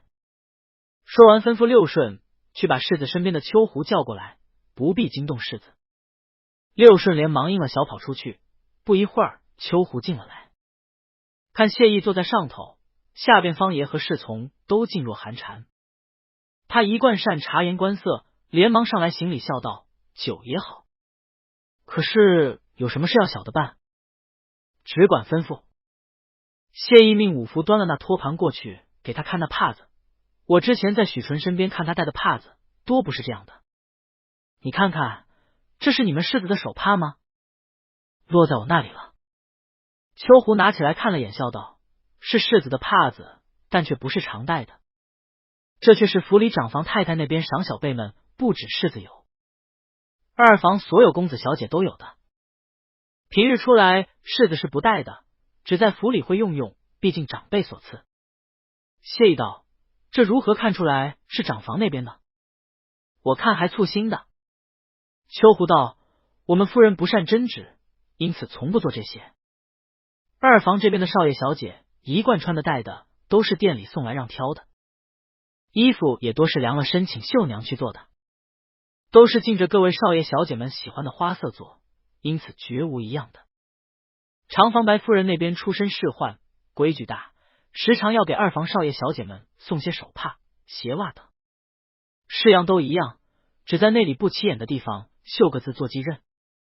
送的时候也只说是白夫人亲手做的，当然我们都知道，多是大太太房里的婆子们自己做的。裁的都不喜欢用绢啊绸啊，只说奢侈，用的多是松浆布。谢意点头，知道了。你们世子的金帕穿戴，都是你跟着的。我看你也甚是仔细，如何倒落了根帕子在我那里？秋胡猛道：九爷，我也正纳闷呢，世子哪次见你，不是亲自挑的衣鞋帽履，莫说是金帕，便是香囊腰带，都要一一挑过，如何会带着素帕呢？这素帕一贯是在府里让伺候着的丫鬟们收着的，过年节小辈要拜见长辈，他才带一带。这簇新的看起来像是浆洗后就没洗过，应该是第一次用，不像世子的风格。谢意道：他进出的配饰衣物，你们都一一清点吗？秋胡道：在外边是我，在府里有青金银珠两位大丫头负责，一贯仔细。世子在府里新得的衣服等，一贯都要打发人先洗过了才用。外头得的东西，一贯是不用的，都封着赏人的。谢意问：除了这两位丫头，你们世子还有别的丫头吗？秋胡道：有老太太今年赏的池梅和枣兰两位丫头，但世子不喜欢，只打发他们做些调香和制茶的事，并不许近身服侍。再则今年世子入了太学后，压根就没回府里住过几日呢，却是一力在替他们家世子说话辩白。谢意看秋胡这样，面上表情倒温和了些。你不错，你替我办一件事，不必和你们世子说，如今城门还没关，我让人快马送你回城回晋国公府，你回去不必惊动其他人，只悄悄问青金银珠两位姑娘和一下世子这帕子的数，既是长辈所赐，想来是有数的，看看可缺了。秋胡已是明白过来，九爷是怀疑有人仿做的这帕子。谢意微一点头，横竖是为你世子好，你速去办，办好了我有赏。方子兴便接了秋胡出去，送到下边，便有一高大侍卫骑了剑马过来，带着秋胡纵马而去。一个时辰不到，秋胡便回来复命：九爷问过青金姐姐了，世子这边的帕子和所有衣物袜子都是有数的，并无短少。这帕子果然不是世子的，但好生奇怪，我看那继刃却是和从前一模一样的。他说完成了一块手帕来给谢意看，谢意拿起来两相对照，果然用旧的那块洗晒过，虽然也熨平，并无一丝皱，但明显更薄软些，与那现场遗落的浆洗过的新帕子有极大差别，但那绣字果然一模一样。谢意心下明了，吩咐六顺赏秋胡，这事不必再提。世子这边我会周全，世子若问起，你也只让他来问我便是了。秋胡没有接上，迟疑了一会儿道：九爷，世子待您十分真心，绝无外人的，府里也并未收有婢妾，您切莫依他。这事我不和世子说，也只是怕世子知道您依他查他，恐要伤心，倒不是为着九爷这一声吩咐，这赏小的不敢收。谢意虽然知道他们的事，这些伺候的进士们是一清二楚的，但这小厮一心为主，还以为自己吃醋于他们世子，大抵还挺替他们世子抱屈呢。他们哪里知道，他们世子通达得很，拿得起放得下，随时相忘于江湖呢。伤心，明明是个薄馅儿。谢意哭笑不得，挥了挥手，知道了，放心吧，这是赏你忠心的，下去吧。秋胡还十分不放心的看了谢意几眼，这才退了下去。方子兴完全不敢再看皇上的脸，只恨不得赶紧把今日这案子办完。禀道：皇上要去查长房的白夫人吗？谢意摇了摇头，沉思了一会儿，想到你回去，让贺知秋查前晋国公许安风死的时间，对一下许姑的生日，细细查访产婆、出生纸等物。方子兴愣了下，陛下是猜测那许姑是许安风的遗父子，那如何当时不直接成绝？谢意道：他未必生子，又放出去过，血脉存疑，本来绝无可能成绝，毕竟盛家也不是好欺负的，填了100万银呢，只能一番操作奔到糊涂弟弟名下，再悉心栽培，科举晋升，又过继回长防城寺，这一番操作，身世瑕疵就极小了。许安林和许纯的名声一直很差，若是一直荒唐着，哪一日犯下夺爵的罪过也是可能的，爵位不就又回到长房这一脉了？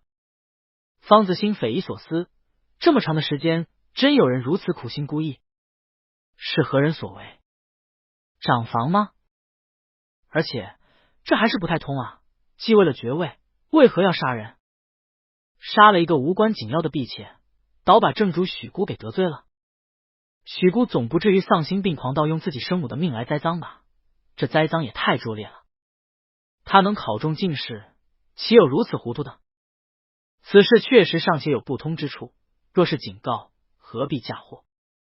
也许一开始就没想到许姑会告官，如以前高门内大有可能一床井被遮了，内部推个奴仆出来顶罪。此事蹊跷，不一定是长房，恐怕是太夫人让贺知秋查。方子欣，太夫人？那许安林也是他儿子，许纯也是他嫡孙啊。谢意慢慢道，可能这天下天心的母亲在家业继承和血脉延续上都分外有执念吧。最喜欢的人死了，那就要把最好的东西，比如家业，比如爵位，比如天下，都要留给他的孩子。许纯小心翼翼走到客院的房门外，悄悄往里头探着看。五福走出来吓了一跳，世子来找九爷吗？他轻声道，九哥在做什么？五福道，刚才方爷来和九爷说了些事，后来九爷洗了澡就说写点字，让我们不必伺候。您要进去吗？许纯有些畏缩，探头探脑，抓心挠肺，终于听里头谢意问了一句话，谁？许纯连忙道，九哥，厨房做了牛肉汤，滚烫的，您要来一碗不？他一边说着，一边大着胆子掀了帘子进去，果然看到谢意正站在书案前，悬腕提着一支大笔在写字。看他进来放了笔，行。许纯又道，这里太闷了，咱们去那边望江阁楼上一边赏景一边吃吧。谢意看了他一眼，看出了他眼睛里藏的不太好的胆怯害怕，心里微微叹息，起身携了许纯的手道，你看这字如何？特写给你这的，我看你院子上的匾额的字写的都一般。许纯一听又高兴起来，连忙去看那上头的字，献于，满眼钦佩，这么好，这是给我挂在主院的吗？谢意道，我很羡慕你，所以叫献于。许纯忙道，献于院挺好的，那九哥这院子也起个名吧，我以后再不让别人住。谢意随口道，就引灵吧。许纯茫然，什么？谢意随手写下，引灵即义，正合民仪之意。许纯看到灵字，总觉得九哥是在引指自己，却又怕九哥觉得自己自作多情。谢意却道，我替你提了院子名，那我这个院子你得替我提了。许纯忙道，我大字写的不好啊。谢意道，我教你。他把许纯拉到身前，拿了大笔饱蘸了墨水，放入许纯手里，然后扶着他的笔道，字数多的字确实不太好写大字，得多练，你手腕无力，是练的少了，多练练腕力。说着握着他的手，一笔一笔按捺提笔，聚精会神。尹灵实在是笔画太多了，许纯只感觉到九哥半拢着他，左手握着他的左手按在纸上，右手则持着他的右手落笔果决。许纯背贴着九哥的胸膛，仿佛能感觉到九哥心跳声，又或者是自己的心跳声。九哥身上总有一股沉香的味道，丝丝缕缕，若有若无。九哥穿着家常便袍，是丝袍，很薄，许纯也不知如何把那两个字写完的，直到谢意在他耳边轻声笑了声，回魂了，呆鱼写字都能走神，想什么呢？许纯猛然回神，想九哥身上的香。谢意一怔，什么？许纯道，香味挺好闻的，是沉香木吗？谢意道，大概吧，我不关心这些，都是管家打理的。许纯道，这个管家一定很贴心啊，九哥能习惯到压根不注意的程度，说明还是喜欢的。一般熏衣服的香很容易就太浓腻，或者呛了一股烟味，但是这个香味就刚刚好，有点甜，有点乳香，有点蜜香，不仅衣服香，连头发也香。谢意被他说的笑了，知道你馋了，走吧，喝牛肉汤去。字让他们亮起来。许纯喜滋滋低头看了眼字，写得真好，明儿就让他们坐匾挂起来。谢意忍俊不禁，走吧，喝汤吧。许纯却依依不舍，又凑近谢意闻了闻，今日这衣衫特别香一些，是才熏的吧？谢意，今天苏怀确实让方子新送来一些衣物用具，看来苏怀是用心了，当赏。他有些无奈，伸手抱了许纯，既然这么馋，那咱们先赏香吧。客院也收拾得极舒适，许纯一躺上去才发现，原来床帐铺盖已全换了，质料极细腻光软，隐隐泛着柔软的波光。躺上去凉而滑的床单被子贴着他的肌肤，还有些酸疼的腰腿瞬间仿佛得到了放松，疲倦感变成了困倦感，舒服的他闭了眼睛，长叹了一口气。九哥的管家是真会收拾啊！丝丝缕缕的香味越发浓郁了，柔软围绕着他们两人。许纯鼻尖嗅着这香味，感觉两人像是在软烟中静静躺着，水波仿佛一个个轻柔之极的吻。他闭着眼睛，忽然抱紧了谢意。过了好一会儿，才小声和谢意说话：“九哥，别生我气。”谢意哭笑不得，没有生你气。许纯伸手摸了摸谢意的下巴，九哥生气的时候，下巴是紧紧绷着的。九哥总是心里一个人自己生气，让人猜，若是旁人猜不到，恐怕自己一个人就长年累月的憋着，憋出了郁症来。他心里十分后悔，昨日一时嘴快，说了自己的想法。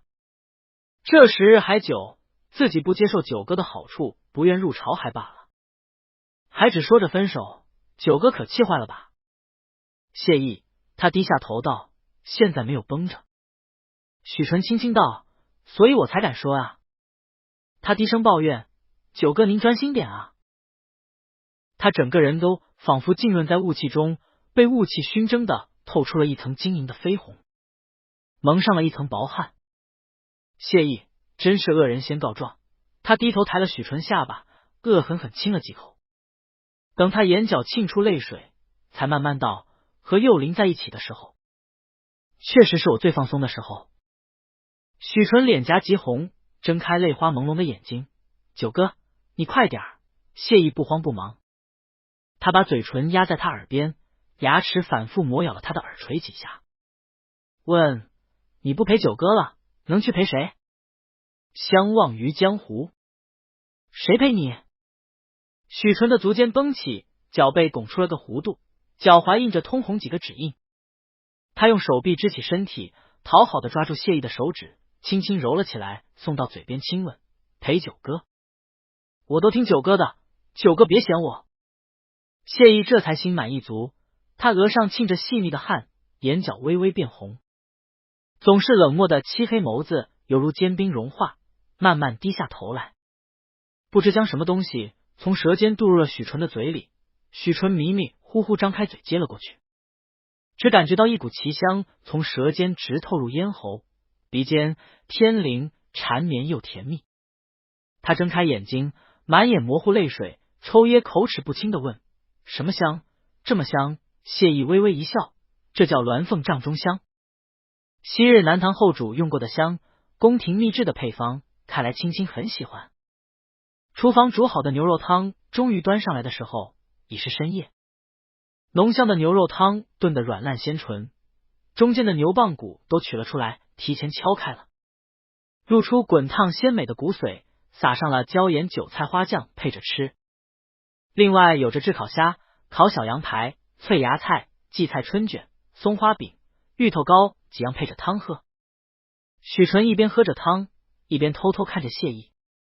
清风徐徐，望江阁上明月照的楼堂澄清一片，墙上的灯笼和屋里的灯架都点了起来，十分明亮。许纯沉湎一场，如今腰和腿都酸痛难忍，唇舌撕磨和火热掌心烙印的感觉仿佛还鲜明留在身上。太过放纵给他带来的是太过强烈的感受。那香到底是什么香？沉香煮水他喝过，以前程外公清晨起来喝一杯养生。他好奇喝过，也看过外公亲手制作，上好沉香放入陶炉点燃备香，壶口覆炉，不令烟气旁出，香气烧尽，滚水注入壶内，便是养生沉香水，香气清甜雅致。但刚才那香丸甜蜜又口齿清香，芳香直冲天灵盖，销魂之极。如今他虽然喝着牛肉汤，却仍然感觉到自己身上从内往外都在散发着那股香味。什么掌中香，听起来就十分不正经的样子，还说是宫廷秘制。始作俑者端坐着，拿着勺子慢慢喝着汤，他的姿态高贵的，仿佛他亲自喝汤都是一种降尊淑贵。许纯一会儿看他，一会儿喝几口汤，圆溜溜的眼睛实在太醒目了。谢意终于将汤勺放下，问道：想什么呢？他将桌上玛瑙碟里头的仙桃拿了下来，拿起一侧的银刀切开来。许纯道：那是什么香？能给我方子配了去卖吗？谢意笑了声：有方子，但那方子是古方，好些香料市面上已找不到材料了，只有配好的香丸，用一颗少一颗，你喜欢都给了你去。许纯道：试试吧，其实小夏调香也不错，他嗅觉味觉灵敏，东西给他尝一尝试一试，能猜个8、9不离10，再请周大夫帮忙辨认，还有秋胡帮忙，未必我就配不出来，到时候配出来了，我给9个分红，你6我4，这4里头2股是给小夏小秋的。谢意笑了道：你几个小厮都极能干，你外祖父是很疼你了。许纯笑嘻嘻，谢意道：说起来，我看你平日虽然贪玩胡闹些，却也有些底线，并无什么欺男霸女、强抢勒索之事，又有春熙他们几个能干的规劝着你，想来不会做什么恶事。况且你还这般年少，如何年纪轻轻便传出那么不好的名声？许纯茫然：可能是被我爹连累了吧。谢意道：你爹也并无非法之事，他也不当差，领这个爵位罢了，便是贪花好色些，也都实实在在纳妾了。这京里这许多高门也都如此，如何就你爹名声如此坏？许纯道：我也不知道，从我懂事起，家里就没怎么举办过宴会，都是普通家宴，请些亲戚在家摆摆戏罢了，没什么正经权贵和我们家来往。但我爹确实经常传戏班子，赵歌女道府和亲客们助兴的，加上他有钱吧。我听说他和一个江南来的书生竞买个歌姬，砸了3万钱，结果那歌姬当场退还了钱，宁可和任书生走，也不跟他。这事儿闹得沸沸扬扬，传为笑谈，太祖母当时很生气，还罚了他跪祠堂好久。我当时大一些了，还记得他当时还委屈呢，和我娘说明明对方老鸨子和他当时都说好了，同意和他走，只是要抬抬身价，方便今后做生意，让他喊高价，谁想到最后成那样，骂了好久的无情无义，就是个冤大头。谢意道：读书人是很喜欢这种故事。虎女慕穷书生才华，千金大小姐与书生夜奔，风尘女不贪金句演识英雄，因此你爹这砸钱也比不过书生才华的故事，就很容易被津津乐道，四处传扬，然后成了如今这般坏名声。许纯面上微微红了：九哥，我知错了。却是知道九哥还是在教训他。谢意却将桃子切成小片，喂到了许纯嘴边。你还没发现这与前些日子李梅牙斥你奢侈异曲同工吗？来去不过都是这些手段罢了。更何况你爹是真的荒唐好色，你也是真的挥金如土。许纯吃了桃子，抬眼茫然。九哥的意思是？谢意看着他微微一笑，九哥教过你，以后再遇到这等想要踩你成就他名声的，直接攻击他短处。许纯道：我也不去那等风月场所了。他们算计不到我。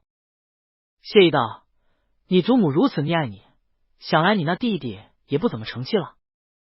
许纯道：就许姑天赋好一些吧，我们不是读书的料。谢意道：我听说你外祖母给你赏了通房丫头。许纯一口桃子几乎没来得及咽下去，瞪着眼睛便和谢意辩白：我只留着让他们办些差事罢了，并没有收用。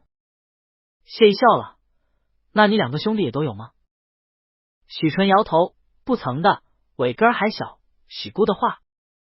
祖母说没个让嫡母用自己嫁妆给庶子安排通房的道理，也让他好生读书，等他做了官再谈亲事。如今有伯母替他打算，想起来确实没有通房妾室，应当极好议亲了。祖母应该早就打算好过继幼中举后替他议一门贵亲了。谢意道：你也18了，你祖母就没替你操心一下议亲？许纯道：长幼有序嘛，等大哥哥议完再说了。大哥哥如今强拗着要外放，祖母和伯母也犯愁。外放的话，高门的就未必肯议亲了，舍不得自家女儿来吃苦。人家也不愁嫁的，门第太低的，他们又嫌帮不上大哥哥。至于我祖母说心内也有几门闺秀人选了，只还小，看不出人品心性，再多看几年。如今我这般不议亲才好呢。谢意微笑：如今你入了太学，想必来提亲的高门闺秀必不少的。你打算怎么搪塞你祖母和你爹娘呢？许纯道：到时候再说吧，等知道议亲对象，我私下上门去解释。好人家的女儿哪会上赶着来受我这委屈呢？也比来日做怨偶的强。九哥放心，总不负你便是了。许纯心想着，九哥这拐弯抹角的套我话，其实就是想听我这一句许诺罢了。还是那想要什么绝不明说的性子，什么都爱放心里。谢意料不到，忽然又听到这么一句剖白，倒有些感动，拍了拍他手：知道了。谢意摸了摸许纯的头，心道：暗赚远嫁负嫁妆，又溺爱捧杀稚子，可真令人吃了。第二日，两人又去山里打猎。谢意看跟着许纯的春熙只是复弓按箭，骑马随行，但若有猎物走脱，他便抬箭捕射之，百发百中。心下明白，这春熙臂力惊人，武艺也必是经过名家教训的。这般身手的中仆留在许纯身边，自然是贴身护卫，再加上昨日问话秋胡，世子身边衣食都管得极严谨，进出有数，外边的东西一律不让世子用。而盛夫人态度更明显，不仅私纵世子在外置办房产，私下安排家人护卫在竹之方保护，又同时替儿子瞒着家里长辈，这明显是觉得府里也未必安全，因此纵容儿子外宿。如此看来，盛家虽远在闽州，对这个世子外孙仍然十分着紧，防着他人暗算，对许家也未必是全然放心。难怪许家太夫人这许多年也不过是只给他们二房父子名声上做些手段，不堪一击。自己误打误撞给盛夫人颁的诰命，以及琼林宴上给晋国公夫妻加冕，瞬间便扭转了局面。谁还会提那贪花好色的名声？要知道，这京城高门权贵，哪家不是妻妾满门？晋国公既无劣迹，风流名声无碍。但这般说来，太夫人毒杀许姑生母，就完全说不通了。要杀早就杀了，如何留到今天？如今许姑羽翼已硬，无法掌控，杀了反而让许姑嫌恨，嫁祸更是不堪一击，太过拙劣。能够耐心用20年时间来布局爵位的人，岂会如此迫不及待？若要给长房谋爵位，谢意看着许纯骑着马奔向射中的野鸡，欢呼着。一开始就将庶子认到二房，打的主意定然是二房若无子，庶长子便可成爵，但盛夫人出身大家族，自然保住了孩子。不仅生下嫡子，二房的庶子庶女还不少，盛夫人功不可没。许安林风流又如同种马一般，四处播种，从二房成爵此路不通。但许姑读书十分优秀，因此又开始打过寄回长房做嗣子的主意。若他是太夫人，许姑考上进士，过继给长房，利用长房白氏的仕宦资源，谋一个6部差事或翰林院都极轻松。再给许姑讨一门贵亲，有嫡母和戚家帮扶，如此才能确保爵位回到长房。然而许姑坚持外放，待生母离开，就让这一关键被干扰了。不留京，不奉养嫡母，结不了贵亲，如何能谋到爵位？更何况二房如今被自己误打误撞帮扶了起来，晋国公当了皇差，夫人有了诰命，许纯入了太学，所以许姑生母应当也要劝许姑留在京城。但显然许姑已有了自己的想法，不愿意。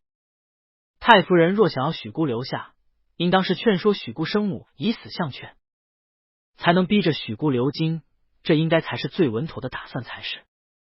许姑生母却喝下了毒药，手里拿着被栽赃的柿子帕子。许姑如果看到是许纯害死生母，便大怒，回到晋国公府质问。之后在晋国公府太夫人的劝说下，忍了下来。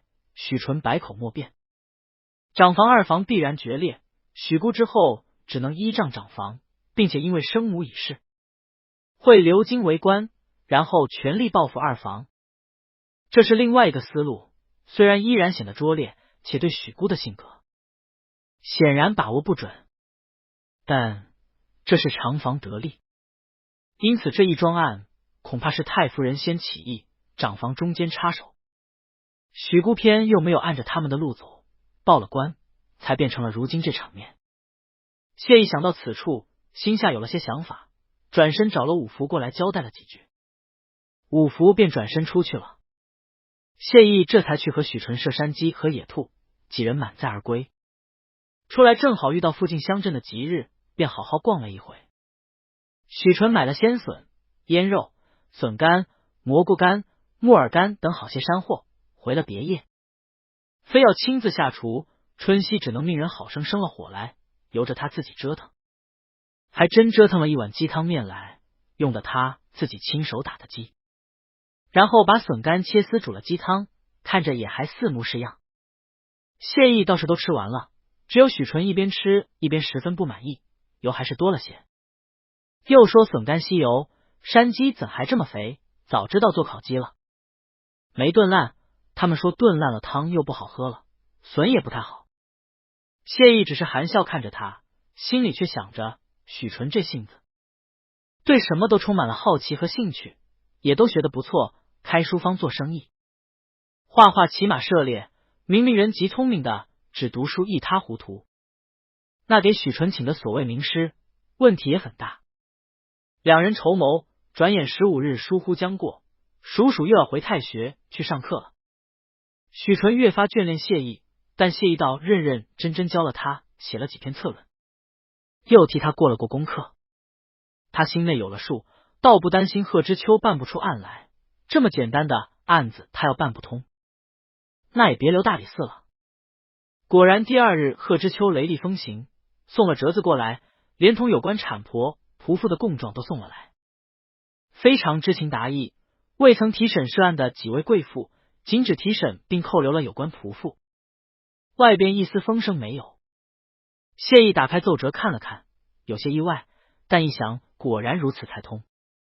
贺知秋显然深知这位皇帝不喜废话，简明扼要，只说了2件事：一是经核查产婆出生指体貌及死者王庙会兄嫂，确认许姑生辰为庚寅年9月18日，其兄嫂国有言其小姑归家后不多时便腹部隆起，已有孕3月，足月后产子，后有主家来将婴儿接走，并后赏了庄帘。密寻其嫂，果其小姑曾有云为晋国公之一父子，后因贵人有交代，不敢对外声张。小姑远嫁后，不再提过此事，远嫁后也不曾归宁，不知下落。以孕身时日推断，却有可能为先晋国公许安丰之子。即传苦主许姑私下密询，将有关证据供状展示。许姑面有愧色，称为祖母安排，此事亦是他生母寻来，告知其生父为许安丰。他询问祖母，祖母才透露真情，因白氏悍赌，且毕生子出身有瑕，为谋长远，将其记在二房名下，为庶长子。若二房无嫡子，则即可以庶长子身份承爵。因许安陵一贯昏聩荒唐，本就染指府内丫鬟甚多，其祖母一口咬定其某某夜醉后调戏侵犯母婢，外放后产下长子。因许家子嗣凋零，便要认回抚养。许安陵浑然糊涂，继母有命，便认为庶长子。二是经许姑配合指认，又有私制的金帕为证，私下秘密扣押了晋国公府太夫人身边侍女巧合、长房大夫人白氏身边仆妇薛氏及晋国公府大小姐韩许氏身边丫鬟宝珠，分开讯问，终得当日真相。许姑生母为太夫人婢女名妙慧，因许姑执意外放，不肯留京，太夫人本欲为之谋高门闺秀为妻，苦劝未果。5月初4，太夫人便遣身边婢女巧合持镇独往寻妙慧，称其已阻碍儿子前程，劝其阻拦许姑外放，必要时可以死相逼。许姑孝顺心软，必定同意。5月初5，许姑前往探视妙慧，据许姑言，当日妙慧确实有劝她留京，娶高门闺秀为妻，以谋爵位。但许姑一一驳斥，一则叔父堂弟皆健在，又有圣旨加冕，他若谋爵位，是为欺君犯上，不可谋也；二则若娶高门媳妇留京，上有嫡母，下有贵媳，妙慧出身卑微，只能隐姓埋名，终身不能认回供养，于他无益。不若外放出去，一则能以实干政绩，谋取正道官途；二则可奉养生母。妙慧听了后，已改变了主意，不再劝说。许姑留下节礼，便离开。孰料当日许家嫡长女韩许氏赴医馆就医出来，看到四弟身形躲闪进入巷道，疑心四兄弟在外私养外室，便悄悄带着丫鬟宝珠跟踪前去，并在窗外窃听得此。待许姑走后，许氏闯入室内，力骂妙慧，且威胁其水性杨花，混淆血脉，图谋公府爵位财产，将要回府告知其母和叔母。四兄弟不肯奉养嫡母，倒要带着生母外放，不孝不悌。告到礼部，定然要废黜许姑功名，逐出宗族，下狱治图谋家产之罪。妙慧愧悔惊慌，信以为真，恐惧许氏果然回去告状，影响亲子前途，便跪地求饶，并且拿出镇毒符下，请求以命相抵，不追求许姑之罪。镇毒极烈，妙慧毒发身亡后，许氏惊慌，连忙与丫鬟回到晋国公府，私下禀报其母白氏，又出主意嫁祸于二房。如此，许姑若发现生母被杀，以为是二房所为，其身世有瑕疵，必定心虚，到时可以祖母做主，抹平此事。白氏便命身边仆妇与宝珠取了做好上尉送出的金帕一条，返回现场，将金帕塞入妙慧手中，这才离开现场。所有供状均以画押与奏折一并送上，呈报皇上定夺。当如何判？原来是许纯的长姐许奎在中间插了一脚，才合计出如此毒计。设若许姑果真利益熏心，信以为真，为二房杀死生母，回公府将此事压下扫尾，无人知命案发生，恐怕此事也就这么过了。二房一家子被算计这20年，到最后养出来的四子变成仇人。谢毅心中叹息，命六顺笔墨伺候，先写下了处置结果。许氏轻狂刁蛮，为一己私利，逼死四兄生母，虽未必自行服毒，但究其因，为许氏逼迫厉骂威胁，慌张之下为保儿子前程服毒自尽，不思报官自首，反又忘污堂弟，心何贪婪狠毒，掌嘴100，则夫家严加管束，终身不得出家庙，并罚银1万两，以偿四兄。白氏教女吴芳明知亲女逼迫四子生母服毒而死，纵容包庇，伪造证物，指使诬告隔房侄子犯妻出，本当休离，念其为夫家守丧多年，且已与四子离心。徒留无益，判其一决，夺其命复荣告，密旨申斥。掌嘴40，则其归白家严加管束，其陪嫁房园、田庄、山地等。扣留长晋国公府。太夫人王氏心性狠忍，昏聩贪婪，偏爱长子，污毁幼子名声，视为不仁，为血脉不明之数孽谋绝，混淆血脉视为不孝，鸠占鹊巢，为谋赐袭嫁状供养。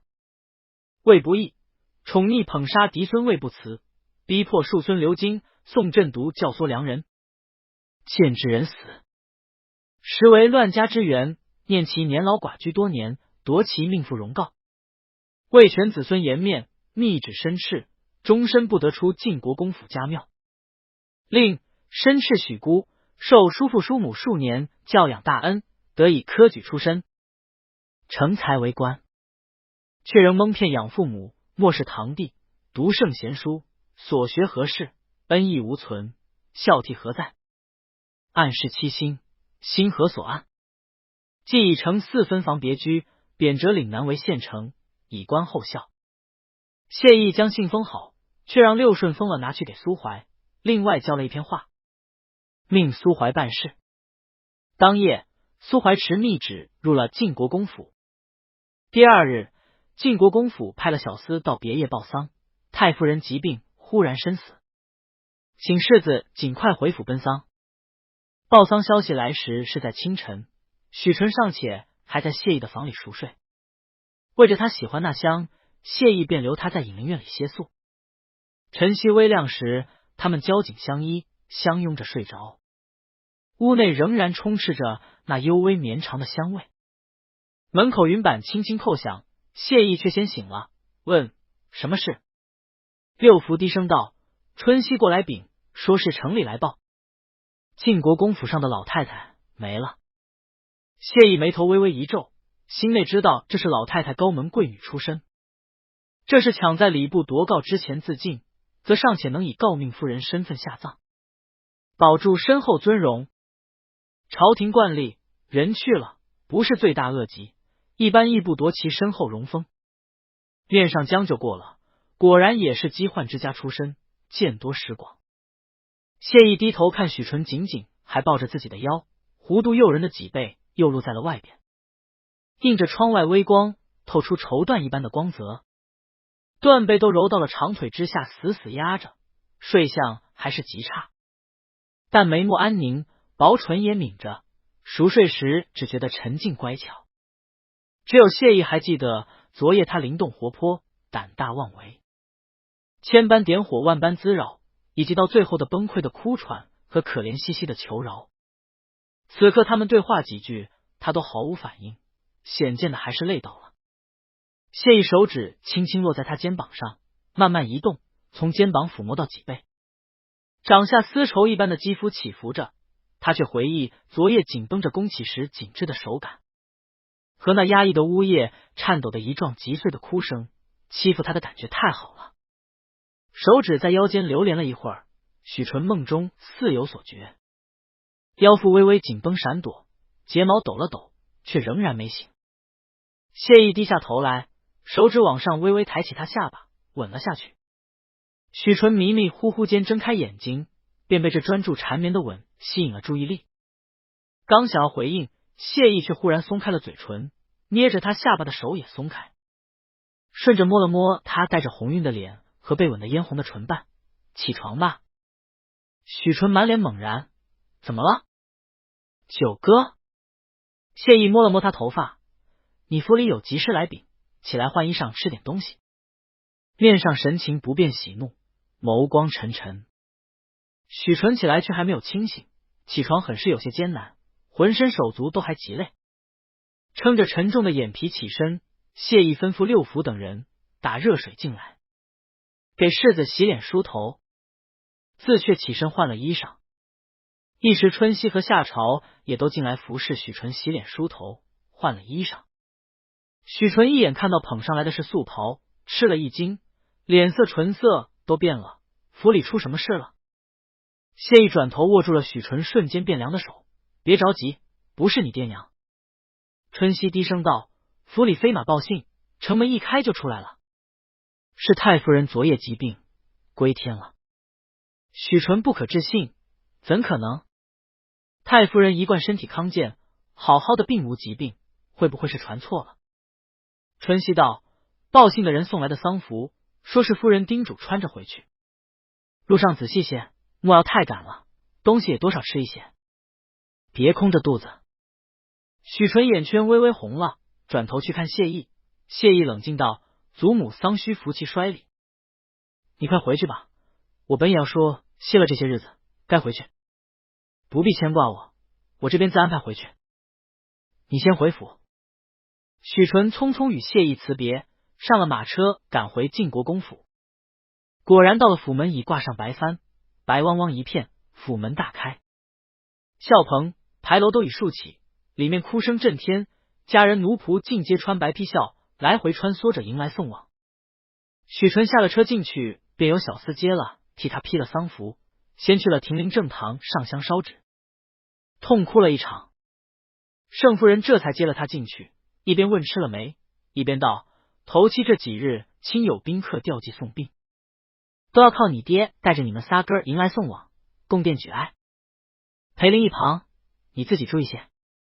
许纯问道：祖母前些日子明明好好的，怎地忽然没了？盛夫人低声道：昨夜忽然说胸中滞闷，心悸心痛，请了大夫诊治，说是胸痹之症，用了苏合香丸。天没亮就去了，上了年纪的老人家多有如是的。老太太没受什么罪，60也算高寿了，你莫要太伤悲。茶饭上还需静些，以免伤了元气。许纯看盛夫人心事重重，面色憔悴，忙道：阿娘才是要注意，这里外分派执事，除茶安排，停灵出殡，恐怕都要您操持。我让清钱回来替您分忧。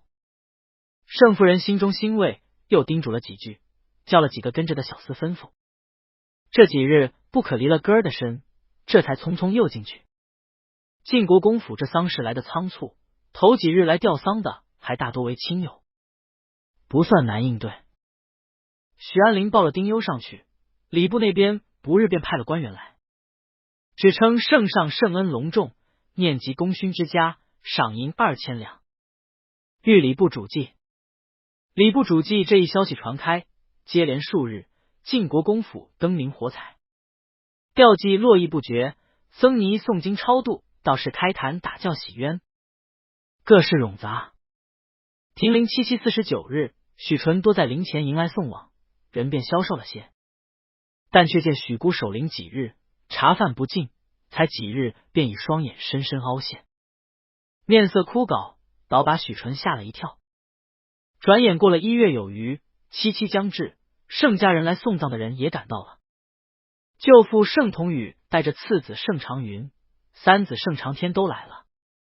晋国公亲自出来陪着盛同宇等上祭后，接往后堂花厅叙礼。许纯见到盛同宇，十分亲近，还问道：外公舅母可好吗？常州表哥怎地没来？盛同宇摸了摸他头道：都好，只牵挂着你们娘俩呢。你常州表哥上次回去说你懂事了许多，果然长大了。我和你阿娘说些话，你带你2个表哥出去走走，吃些茶饭。看你脸色都这般了，想是累到了，且歇一歇。许纯看亲娘早就眼圈通红，知道是见了娘家兄弟，心中激动。必是有许多话，前头也还有晋国公、许姑之应着，便应了，带了盛长云、盛长天出来，在内院园子里设了斋饭，招待2位表哥。盛长天见四下无人，才揽着许纯小声道：你小子上次给大哥说了啥？大哥回去把我们弄去祠堂跪着审了半日，硬说我们带坏了你，这好难封起来。许纯尴尬道：不说这个，我都和大表哥说了，不干你们事，是我自己想试试。盛长云道：我就说幼林自己一贯主意大，可怜连累的我们俩，大哥里里外外把我们书童也都审了一回。许纯只得给他们2人倒素酒，2位哥哥远道而来，一路辛苦，先吃些茶饭，不要和弟弟计较。盛长天道：谁认真和你计较这些呢？看你家事多，你都瘦了些，不过刚才看你那清高大哥，才是吓一跳，如何这般哀悔过甚的样子？许纯道：谁知道他大概是真难过，祖母也挺为他前程着想。前些日子为离京外放的事闹得有些僵，大概有些后悔。伯母听说也病了，这些日子都没露面，都是我娘操持着。连日来了不少诰命夫人，都是我娘一个人迎来送往，辛苦得很。白家倒是来了人上了香探了病，但脸色都不大好，对大哥哥十分冷漠。大哥哥给他们行礼，竟不理会，连个见面礼都无，十分疏慢。奇怪的是，大姐姐也说病了，来不了。只喊姐夫来了祭吊，十分冷漠，礼物也上的简薄。上了香便走了。听说伯母病了，竟也没打发个仆妇来瞧瞧。我看那日我爹都有些生气，但也没说什么。听他和我娘说，这门亲戚以后只当没了。盛长天一贯性子极爽利，百无禁忌，道：你大姐姐嫁过去这许多年无子，人家必定早不喜了。如今老太太没了，想来要分家的，长房的亲戚横竖和你们二房也没甚关系。不过你爹是国公，他们论理应当还得讨好你家才是，而且还是老太太的丧礼，既敢无礼，多半是你家理亏。我猜定然你大姐姐犯了啥错，只为了两家颜面没说，说不定你家大伯母病，太夫人忽然去世没准，还为这个。许纯闷闷道：内宅的事谁知道呢？房里的丫头们都说当晚都还挺好的。第二日才知道老太太没了，府里也不许议论。祖母才去世，身边的仆妇丫鬟全都打发到祖营附近的庄子上了，说是伺候太夫人不精心。盛长云平日不爱说闲话的，此刻却忽然道：老太太身边奴仆定是积威，以久盘根错节的，姑母不趁着这个时机找个由头打发走，后边长家立威不容易。虽说老太太一贯疼你，但你娘可受了不少委屈，你莫要怪你娘，她不容易的。许纯讪讪的知道盛家一直在努力缓和他们娘俩的关系，解释道：我何尝不知呢，不过就觉得有些怪罢了，不是怪我娘的意思。我娘何曾把这国公府的三瓜两枣看在眼里呢？大概他们却有服侍不到的缘由吧。又则那边庄子和家庙都要收拾的，兴许让他们过去也能提前安排入葬等事，要先停灵在那里，等到了好日子才下葬。更稀奇的是，我听说许姑说要去那边庄子住着，为太夫人守孝。你说这稀古怪不？虽说大伯父不在了，他是长房承嗣的，是该替父守孝，但毕竟二房我爹还在呢，他也不是承重孙。盛长云道：你不是说他科举晋升了吗？想来是要个孝的名声，以后才好晋升吧。再则老太太一去，你也说白家不待见他，恐怕他在府里和嫡母相对，日子不好过，还不如守孝为名避出去呢。许纯道：兴许吧。听三弟说，祖母临去前还是见了大哥哥的，似乎家里的东西还是分了分。我听我娘说，太夫人的陪嫁庄子等他都一概不要，留给长房这边，让白璧他们都分开做账，等着丁忧结束后便分家。也不知是早有安排了，还是临时觉得不好了才分派的。盛长天冷笑了声，横竖姑母不缺那点，据我冷眼看来，恐怕你家老夫人心中也还是偏着长房些。盛长云踩了他一脚，盛长天脸上扭曲，瞪了长云一眼，不说话了。盛长云道：你三表哥口无遮拦，你别放在心上。许纯随口道：先伯父听说确实德才兼备，品性又好，祖母偏疼他也难怪的。却想起当日九哥说他父亲和他名声坏的蹊跷的事，如今回想起来，似乎隐隐和表哥一个意思。想来明眼人一看便知，祖母其实心里仍念着死去的大伯父。他闷闷不乐起来，想到那日匆匆一别九哥，如今又要守孝，不知道多久见不到九哥了，心下更是落寞。长云长天看他郁郁寡欢，便也尽力开解，说些闲话。又说常州给他准备什么珍贵礼物，又说听说他在外边开了书坊，生意不错，又说海外的风光。长天便说起上次带船出海，见了什么西汉是西汉人，带了什么好货回来，出了多少货，赚了多少银钱，滔滔不绝。他本就喜游荡四方，最爱冒险，一年倒只有几个月在闽州，大半时间在船上。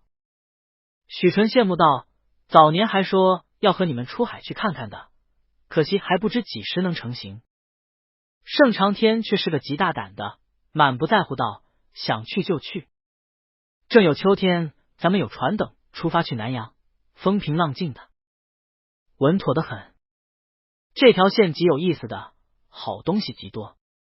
如今你横竖守孝，也不必去进学，和姑母说了，等出了热校，悄悄去了几个月便回了，人也只当你在家里守孝。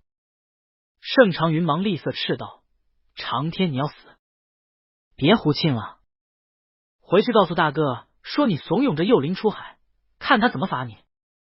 盛长天嘟囔道：南洋这条线咱们哪年不走个几次，安全的很，祖父也说过，若是幼灵想见见世面，走这条线最舒服，沿路国家又富庶，幼灵在家里哪里坐得住？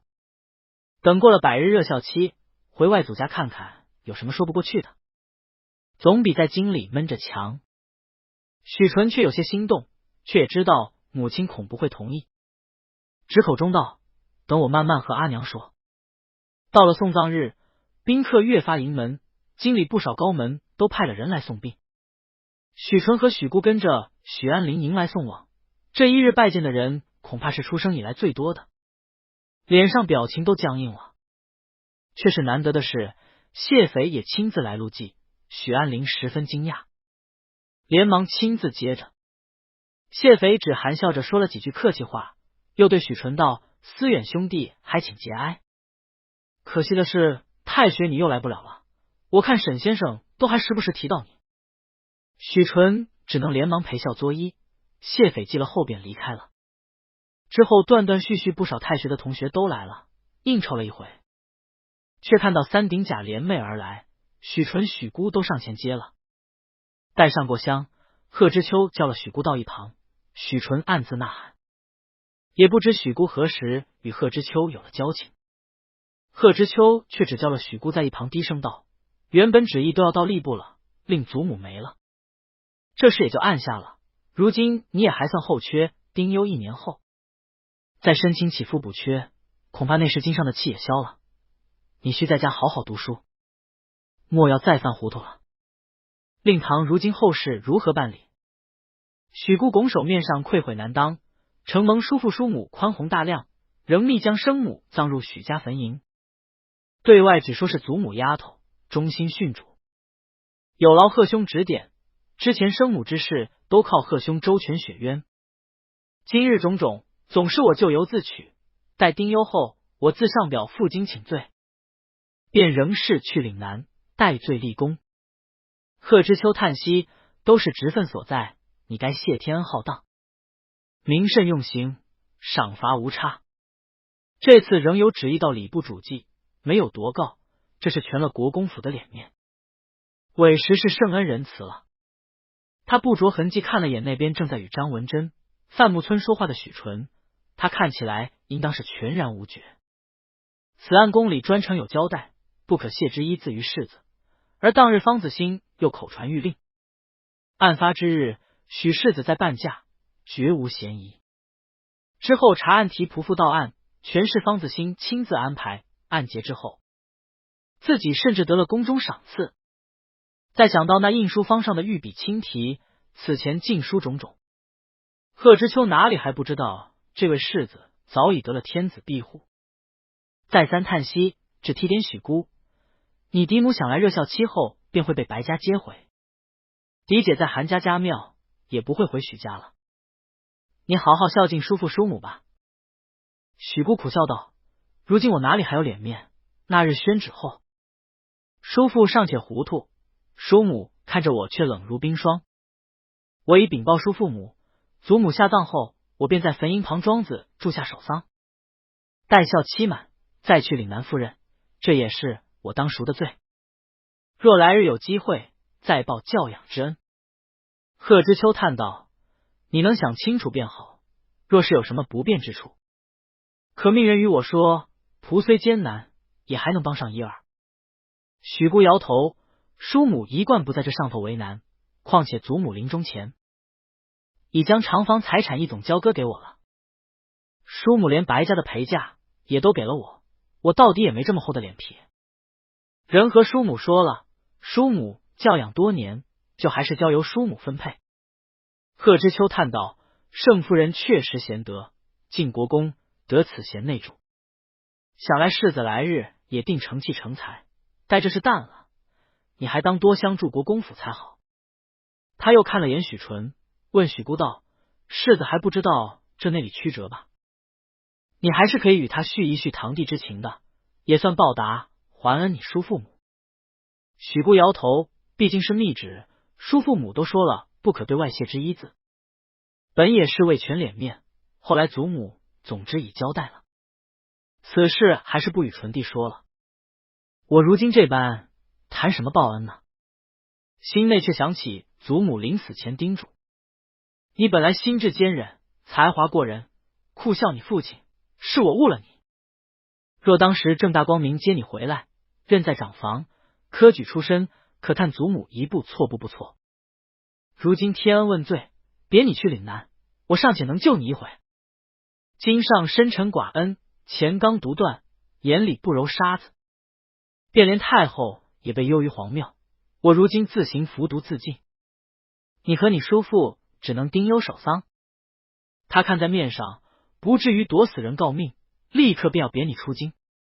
国公府荣耀仍在，1年后徐徐图之，能留京最好，不能也则以安泰之地外放，总比去那瘴疠之地丢了小命的好。你之后踏踏实实从宦途晋升，议一门婚事，把你爹的香火延续下去，我也算死得其所。你也当继续孝敬你叔父叔母，他们其实是宽仁老实人。所谓君子可欺一方，祖母做了一辈子恶人，如今也厚颜让他们不要与你计较，他们也都答应了会继续关照你，为你议一门良婚，照应你的亲事。你今后好好的，我这辈子唯爱你父亲一子。可惜天不假年，我抱憾终身，这才行了糊涂事。终归都是我对不住你和你叔父叔母，这是我最后做一件恶事，仍是为你打算。你也不要怪许奎，此事根源在我，你大姐姐糊涂昏聩，将来在韩家定然过得不好。你为嫡弟，若仍时时派人去问，韩家再恼怒，也不至于便要他的命。待过上几年，你求你叔父想法子让韩家休了，接他出来，哪怕养在自家家庙，也比在人家手里搓磨的强。许姑心中痛楚，越发悔愤，自己若是早日将生母归来之事与盛夫人挑明，正大光明接回生母，放弃夺爵的念头，此事哪里会到今日这般？无非总是自己只想躲避一走了之，祖母筹划多年，自不肯放中致生母杀身之祸。祖母昏聩，确实为己筹划多年，如今祖母生母都为自己而死，嫡母反目一决归家，只剩下一个逼死自己生母的嫡姐被关在韩家，二房看自己更是忘恩负义，自己落了个孤家寡人，前途尽毁，岂不是全为自己一念之差，招致今日之境地？贺知秋知他心中难过，也只有安慰了他几句，又走了过去和许纯说话，只让他如今既守丧，那书也不着急印，只慢慢排着便好。许纯自然是称谢不已，再三作揖。一时3顶甲告辞，许纯和许姑仪并送灵而去。贺知秋与张文贞、范木村便又相约着离开。张文贞唏嘘道：许家两兄弟清简许多，倒是可怜，恩里哀悔过甚了，不过思远一身缟素轻如雪，风姿比在雪里倒还增了几分。范木村却若有所思问张文贞：兄台可闻到许世子身上的香味？我于这上头不大精通，似乎没闻出来是哪里制的香，倒是极特别。张文贞道：“东野鼻子好敏锐，我倒没闻出什么。”料想这时候思远也没心情熏什么香，这里又是道场又是讲坛的，想来是灵前香烛的香味吧。已送葬了，世子那边看着停灵下葬后就回了府，但终究还是热孝期，也没出门，但还是让夏朝送了封信出来。问过了夏朝，说虽说都是素斋，但盛夫人极小心。豆、奶、瓜果等配的极周全，世子也只头七那段时间迎来送往吃的少一些，后来渐渐缓过来了，吃睡都安。苏怀小心翼翼回禀着，脸上一点笑容不敢有。自从皇上从别业回宫，脸上就没个笑模样。他自知差事没办好，但皇上一句不提，他越发不敢捅这马蜂窝，只夹着尾巴小心当差，命五福六顺那边牢牢盯着竹之方那边，只求世子这边能来个信。今日可算接到了信，连忙小心送来。谢意打开匣子，看许纯竟洋洋洒洒写了厚厚一摞，有些吃惊，但面上的神情立刻就缓了下来。他拿了出来打开看，原来是好些天写的了，零零碎碎攒了一大叠，字也不大讲究，有素笺，有玉水纸，有宣纸。九哥，太祖母去的突然，没能与九哥好好辞行。听春熙说，九哥已从别业走了，天气渐热，九哥需当心身子。府里气氛很怪，爹娘好似很生分，阿爹如今守丧，对娘俯首贴耳，十分惧怕阿娘，仿似有什么把柄落在我娘手里。大伯母一直不曾露面，只说病得厉害，大姐姐这般大事也不来，亏当日祖母一直偏宠她，闲暇之余总不由自主想念九哥，思之若渴。九哥君子，莫要怪我不守礼，实是情难自禁。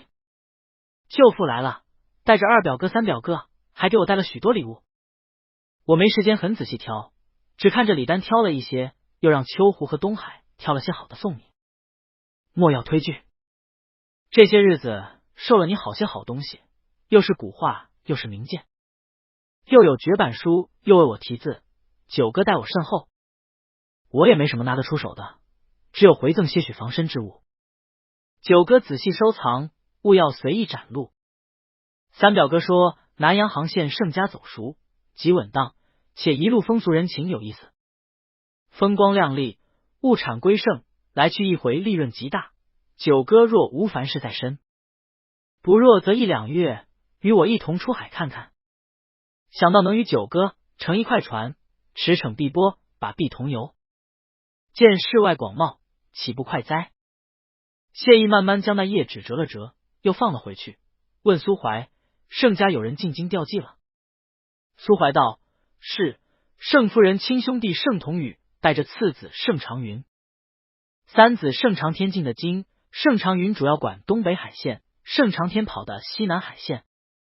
两人都身材高大，武艺精湛，都是14岁就开始跑船，极能干。盛长云为人寡言，机变缜密；盛长天勇武好战，十分爱行险。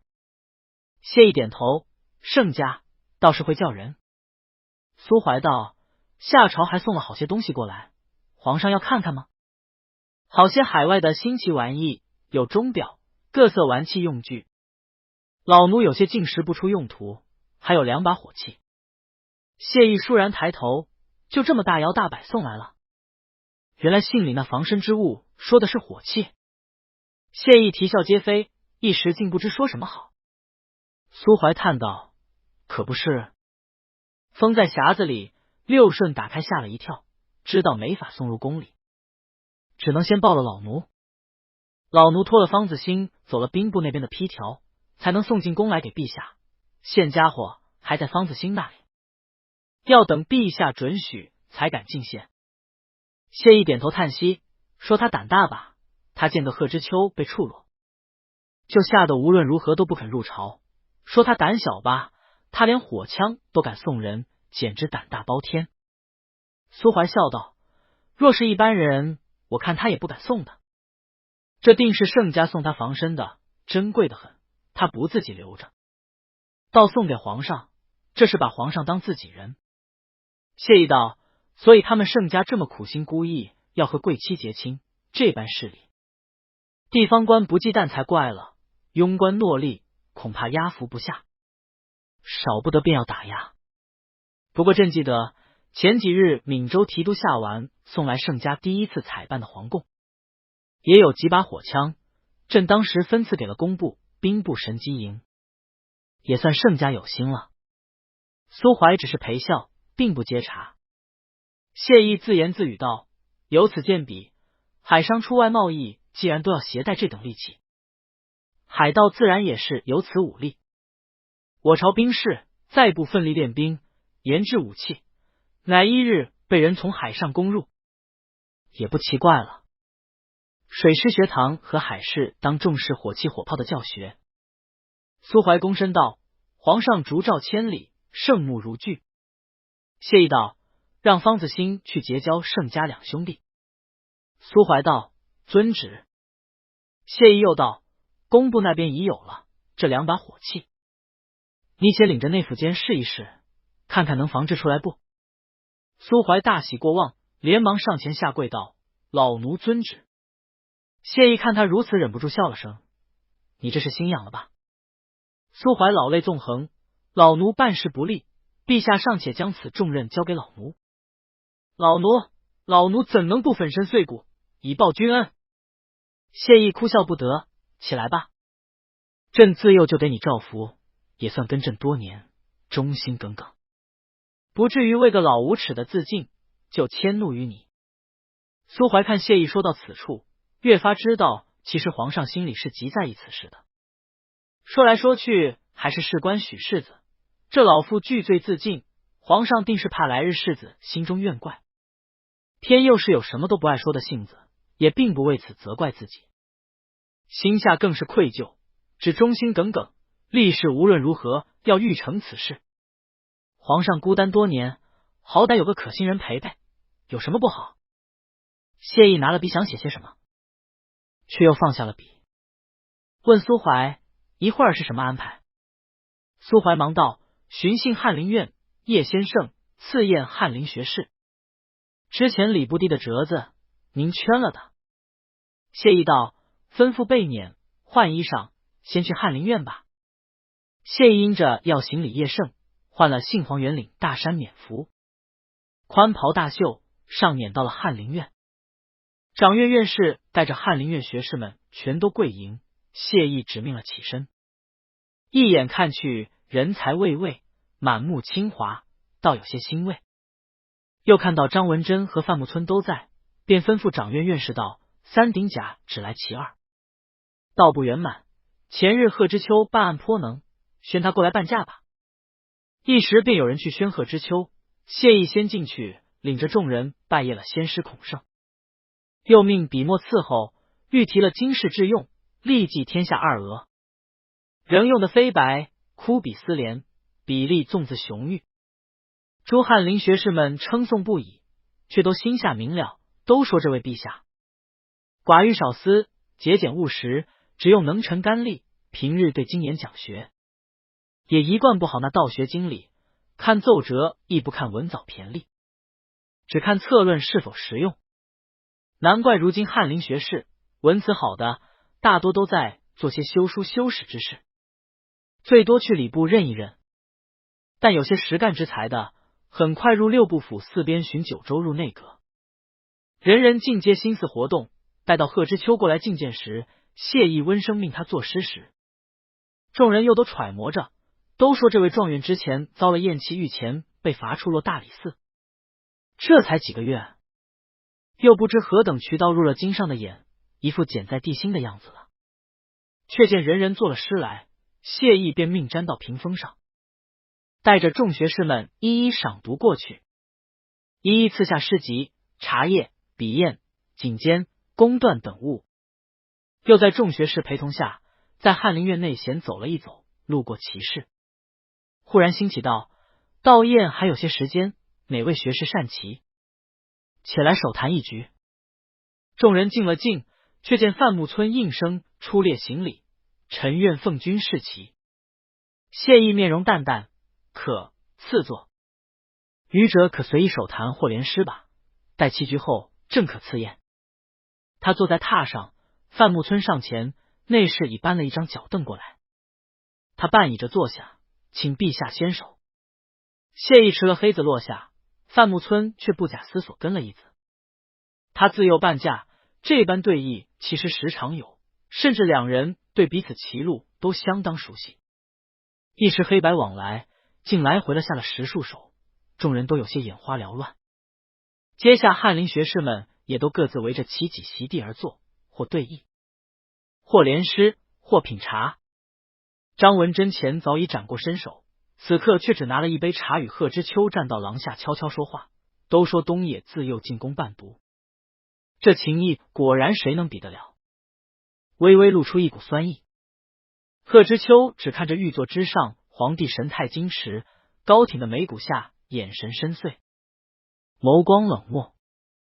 帝美落子如风雷，威仪若此，而范木村垂头是棋，虽也清雅如玉树。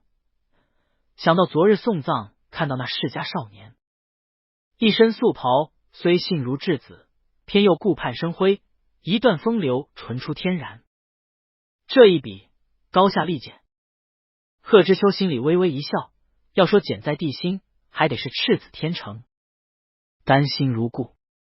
他意味深长道：东野品性韶润，却有高韵，但若陛下亲言有加，早该周拔任用了，何至于熬到今日从科举晋升呢？东野不容易啊。张文贞赞道：见威兄果然着实，陛下阅至渊庭，俊貌贵重，极善育人的，看起来确实不喜藏风养晦，中庸抱朴之臣。我看底报，陛下偏好用真率突出、义气超拔之臣，譬如谢飞宇。从前贤了家里老人说起，当年陛下镇边削藩旧事，都说经上不怕骄臣傲将，倒怕庸官惰吏，才干称不上野心，不好驱使。贺知秋一想，果然如此，不由对张文贞有些刮目相看，钦佩道：手之兄家学渊源，亦有一双利眼。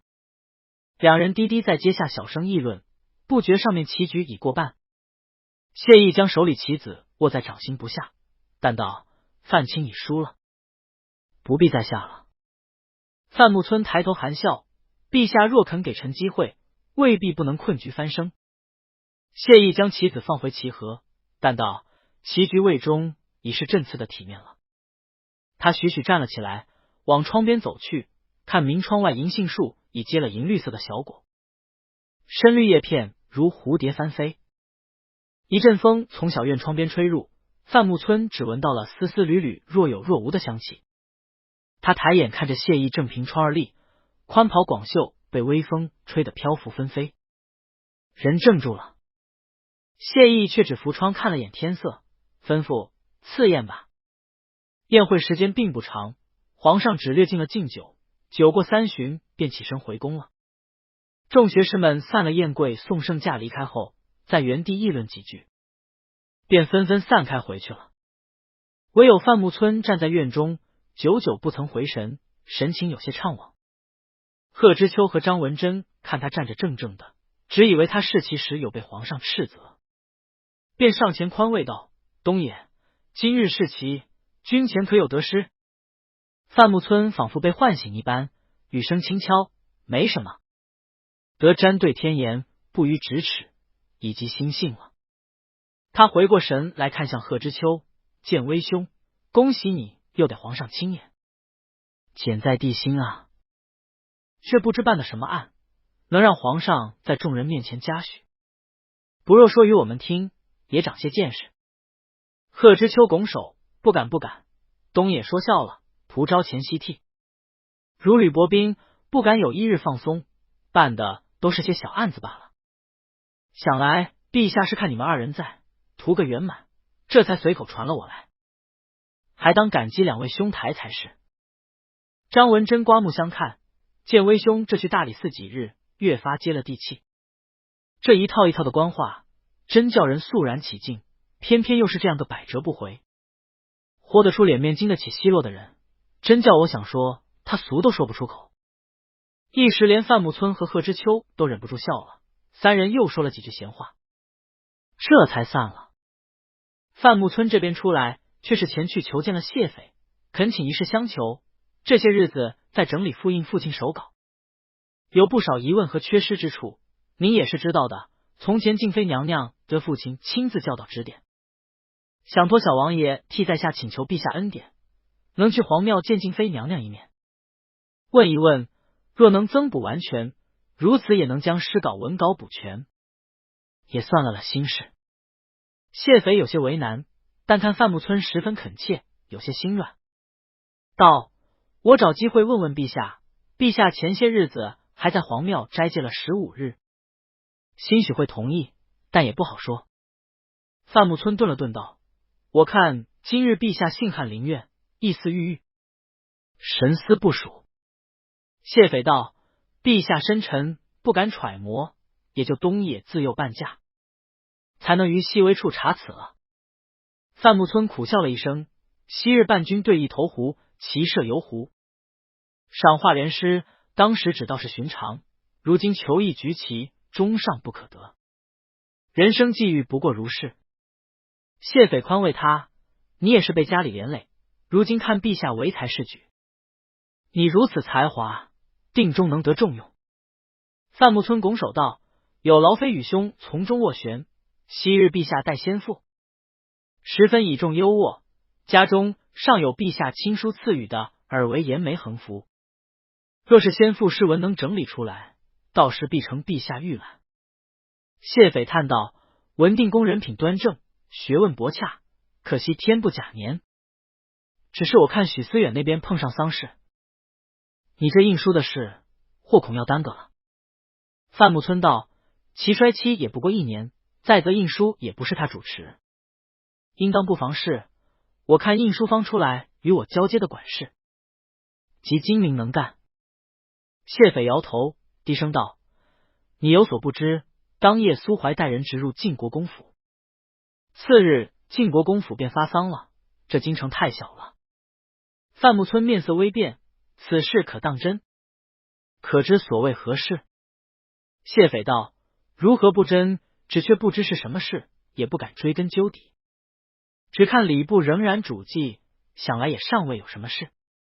晋国公府太夫人这兄弟十分蹊跷，你看那日去吊丧之日，许姑那面色，再想想当日恩荣宴上，他奉旨过继长房，如今长房嫡母白氏称病不出，长房嫡女嫁入韩家的，也听说一病不起。白、韩两家全都讳莫如深，本是姻亲，却似都与许家隔阂生疏了。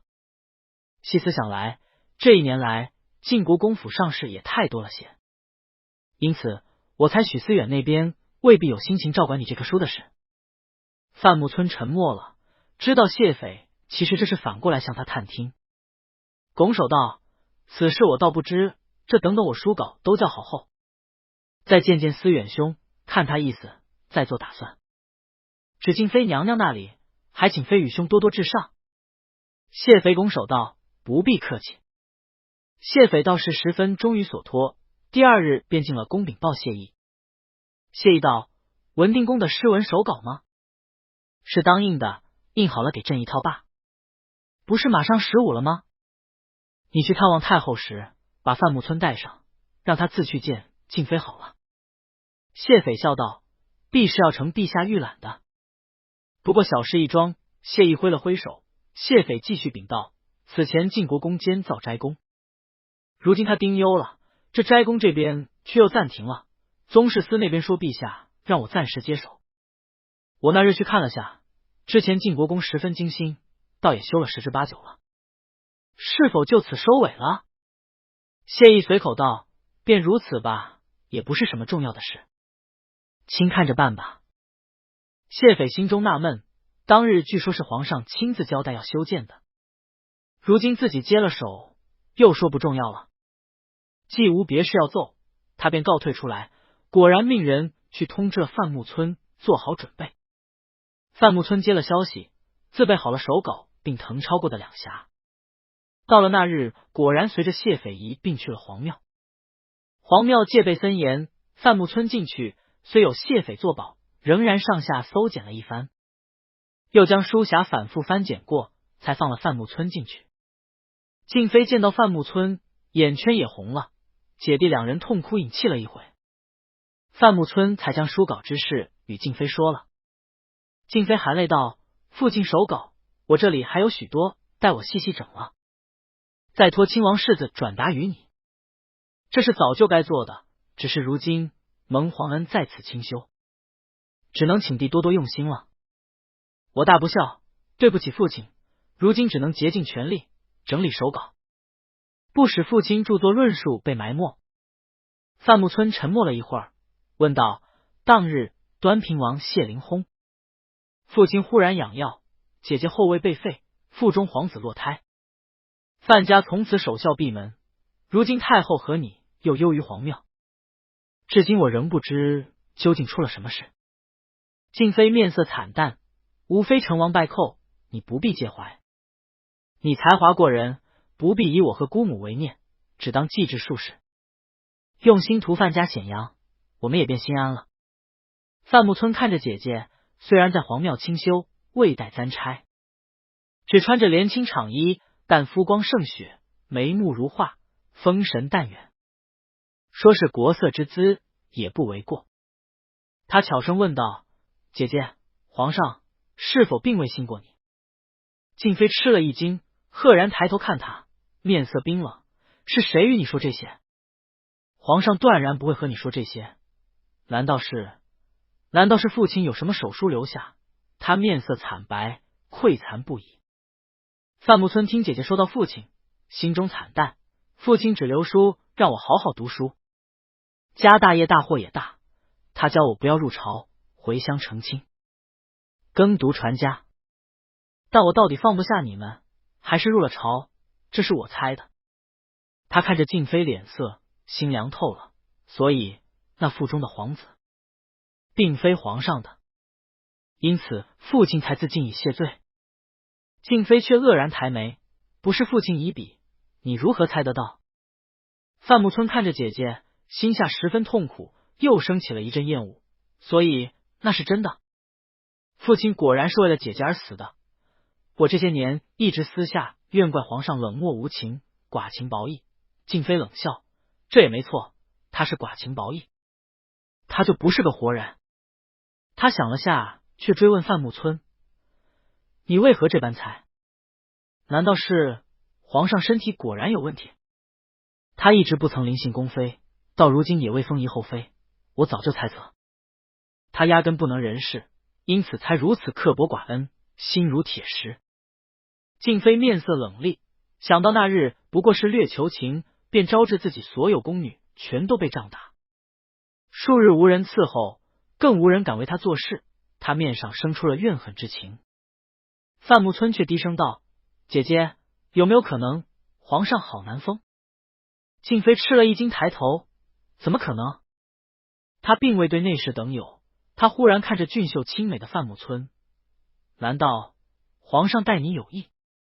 范木村连忙道：“并非如此，姐姐切莫胡乱揣测。”静妃却看着弟弟，谦谦君子，如玉如琢，如此丰容贤美。他忽然上前握住弟弟的手：“阿木，范家一门全系你身上了，你自幼伴驾，与陛下情笃。若陛下果真好难封，当忍辱负重，周旋一二，图救姑母于我。”范木村仿佛被什么烫到手一般甩开，诺儿厌恶看向姐姐：“姐姐，你如何能如此恬不知耻？明明已经连累害死了阿爹，如今又要我行佞幸之举，自毁前程吗？”静妃却喃喃自语：“难怪他全未把我放在眼里过。阿木，你猜测极是。”他正颜厉色：“阿木便是为了范家一门，你略忍辱些又如何？一时寒垢，百年恩荣。陛下心如铁石，已不可转。若等你科举晋升，几十年后恐才入阁吗？到时候姑母和我已老死在这里了。若陛下厌恶范家，我对你一只求平安。如今既有希望，阿木，你当把握时机。”帝王好恶一念之间。范木村胸口烦闷欲呕，昔日风光霁月的姐姐，竟变成如此疯子一般。适才还谆谆嘱咐自己，不以太后与他为念，继承父志。显阳门楣，如今知道皇上可能好难封，竟然就能立刻撇下廉耻道德，逼迫自己。他豁然起身，将父亲的手稿抱在怀里，豁然转身离开了这沉闷令人窒息的监牢。晋国公府，许纯刚刚接到夏朝送回来的回礼，打开匣子，看到里头一个金闭环，闭环为龙形环绕盘旋而上，纹路全为鳞片状。他拿起来套在自己左臂上，刚好。他满心喜悦，拿了笺展开，里头只有寥寥数语：得君厚礼。聊寄一串，轻轻带之如我捉臂，正如日日相伴。许纯摸着那臂串，金臂串温厚如指掌，紧紧握着自己手臂处。他后知后觉想起自己信里有邀九哥把臂同游的词，想来九哥这是回应自己那一句。许纯面色微红，越发思念九哥。范木村回到范府，直接冲向书房，没注意到门房欲言又止，带着些惧色。待到推门进入书房后，一个背影正站在书房正中。他愣了，连忙大礼参拜：“臣见过陛下，万岁万岁万万岁！”背上已透出了一层冷汗。谢义正站在书桌前，看墙上挂着的4个大字，那还是舅父教他写的。耳为严眉，汝作周吉，看来不大吉利，还是让撤了吧。他淡道：“这里倒没什么变化。”他慢慢从范木村跟前走过，并没有叫他平身。范木村汗湿重衣，头都不敢抬，只看到皇上玄缎靴慢慢从他眼前走过，让谢肥每月带朕去探望太后。本来就是等着钓鱼，结果想来都猜到了朕的用意，鱼没钓到，倒又是故人撞入网里来。朕倒还真以为你是真要给舅父印书，给你点方便。朕每次略心软点，你们就顺着杆儿爬上来了。范木村闭上眼睛，低声道：“臣欺君死罪。”谢意笑了声：“你们范家死罪也不差这一条。谋逆、欺君、混淆宗室血脉，但要诛九族吗？连朕都算九族之一。本来想着扔去皇庙清静些，结果你们一而再再而三来恶心朕，倒也是看朕太好欺负了。”范木村闭着眼睛，泪落了下来。谢意道：“舅父不是临终留书让你回乡娶亲，耕读传家吗？怎地非要考科举？”范木村低声道：“臣不甘心。一是不知当日真相，放心不下姑母和姐姐；二是陛下曾说与我做明君贤臣，千古流芳。”谢意道：“朕是说过，但太后当日欲扶端平王立之，又令皇后怀上端平王之骨肉，叫朕如何能忍？若不是当日舅父以死求情，范木村含泪，此事不通。端平王为摄政王之子，陛下却为姑母骨肉，姑母为何要放弃陛下，扶助摄政王之子谋逆？父亲绝不会同意此大逆之事，是否此事仍有曲折？”谢意道：“太后与摄政王私通，在宫里生下了谢灵，秘密送去摄政王府，冒充为其王妃所生，立为王世子。摄政王和太后一手遮天，宫里全是他们做主，当时的事也没怎么遮掩。朕没费什么劲就找到了人证物证。端平王自己也知道自己是太后所生，皇后也知道，就瞒着朕一个人罢了。朕之前倒也没多想，只以为太后对朕严格些应该的。后来看林姐与谢灵玩得好，再年长些，明显就看出来了，生了情意。朕倒觉得有些愧疚，耽搁了你姐姐，因此一直未醒。她比我还大上2岁，本来我也只视之如姐，只想着来日想个办法放她出去，成全有情人。当时朕确实比较幼稚，可没想过他们打的是借朕名头生下太子，在过河拆了朕这座桥的主意。说起来倒也寻常，3言2语就说尽了，但当时还真是想顺水推舟，给他们有情人腾了位置算了。活着其实也没什么意思。范木村他低声道：“请陛下珍重。”但端平王实在有些过分，非要还要把摄政王死这口锅扣给朕，说是朕派人害死的，要杀了我给摄政王报仇。这座王八也就算了，连杀人的锅也要扣给朕。等朕真死了，还不知道能给朕在史书上扣多少锅。再给朕定个坏事，遗臭万年。一想起来，朕实在死得不大安心，到时候说不定能气得掀了棺材板，也就反击了。其实人要是六亲不认起来，对手不堪一击，也不过是欺负朕一贯听话孝顺罢了。谢意低头看着范木村，朝道：“所以现在卿是不是后悔了？应该听舅父的话，留在家乡，清清静静读你的书，一辈子只把朕当成刻薄寡恩、反复无常的皇帝，不挺好吗？非要入朝做什么？”他已走到了主位上，坐了下来，在案上翻了翻，拿了一本范清剧的诗集来看了看。他倒是一心想要保住你们俩的。太后是我生母，弑母的事朕不会做。他为了保你们，以命相抵，一瓶鸩酒自己饮了，给朕上了遗舌，把一切罪都自己担了，说是他指使的。范木村泪流满面磕头，父亲早就想着归田园居，是放不下姑母和姐姐，再则父亲对陛下也极喜爱，说陛下天资隐逸，是难得一见的圣主，若待长成，必是贤君英主，让我好好辅佐。谢一手顿了顿，但道：“不说这些就是了，只说今日之事。你去和静妃说朕好难封，这又是如何神来一笔？朕实不知。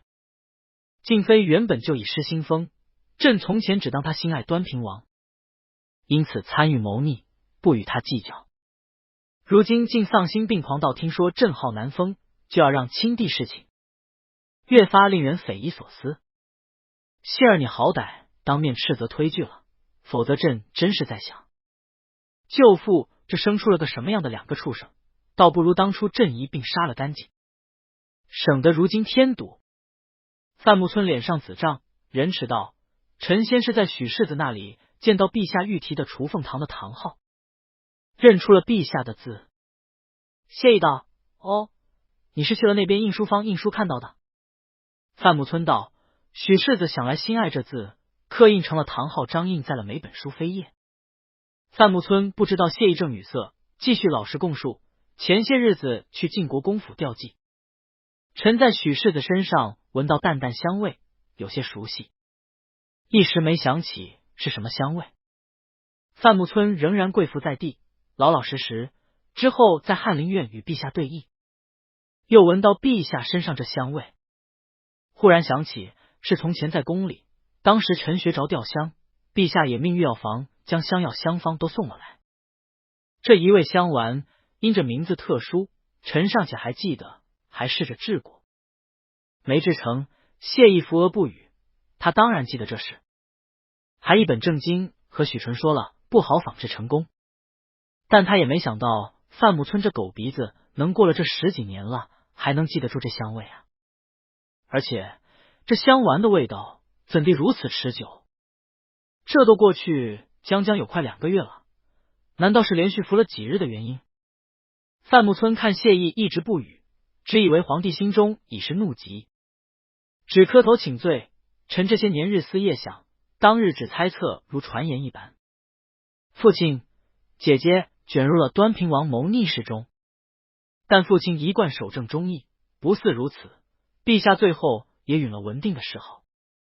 看着又4代范家仍有情谊，但一立废后又是为何？陛下从前待范家深恩仁慈，如何绝情若此？百思不得其解，已成魔障。那日闻到香味，又想起那是鸾凤帐中香，想起皇上这些年一个宫妃不曾尽信。皇上若是好男风，又不碰女子，那姐姐腹中皇子是如何来的？因此大着胆子请顺亲王世子代为通禀，去问娘娘。侍臣不知旧事，私自揣测，欺君罔上，扪心惶愧，请陛下赐死。谢意沉默良久，道：“看舅父面上朕有2个选择于你。范木村道：罪臣服为听命。谢意道：第一，静妃灌哑药，对外声称病逝，你辞官带她回乡，按舅父遗志耕读传家，把你姐姐供养在家庙。第二，你继续做你的翰林院侍讲，做你的探花郎，静妃即日削为庶人，关在皇庙伺候太后，至死不得出。太后若崩，他守墓。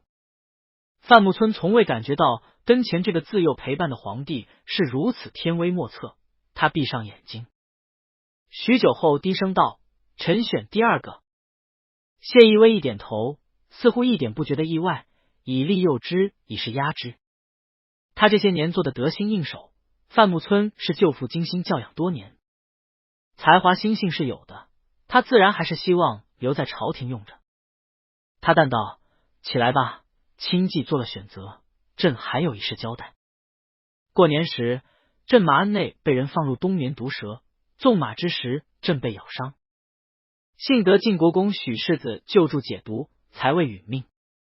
范木村吃了一惊，可查出他忽然顿住了口，想起了正式过年后，皇上便命将太后和静妃送去了皇庙。谢意道：不错，太后并未否认，不过是朝臣宗室，必定有人与他勾连。朕要你查明是何人与太后勾连。范木村低声道：臣遵旨。谢意满意道：许纯有救驾之功，但他当时并不知道朕是天子，朕也不欲透露身份，因此才婉转赏了晋国公府和他一些赏赐。范木村这才明白过来，羞愧无地，是臣妄加猜测，误会陛下与许世子。谢意淡道：舅父的诗文稿该整理就整理吧，早日复印，此事本也早该做的。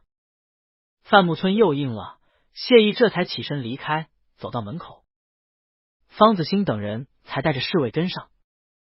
范木村匍匐跪送，背上衣裳已湿了又干。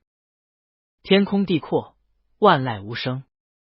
他跪在那里许久，终究忍不住扶住了脸，泪流满面。百日热孝转瞬而过，府里的孝棚、白帆等等都要拆，又有诸般事情要修整。盛夫人又刚接手公府，忙得一塌糊涂。而白家这日却也派了人来接走了大太太白氏，只说是回娘家养病，连陪房奴仆都一并带走了。许纯是听下朝说的，就连房里的惯用的家事等东西都带走了。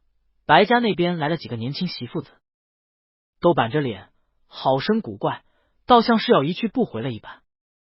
怪的是，大爷好歹回来送一送，也不见回来。许纯道：都是长房的事，莫多管闲事了。盛夫人却找了许纯说话：你舅父和你表哥这几日便要启程回去了，我收拾了些礼单，你送过去，都是给你外祖父、舅母等各房的礼，你今日亲自带着圣安送过去，等你舅舅出发的时候，你也去送一下。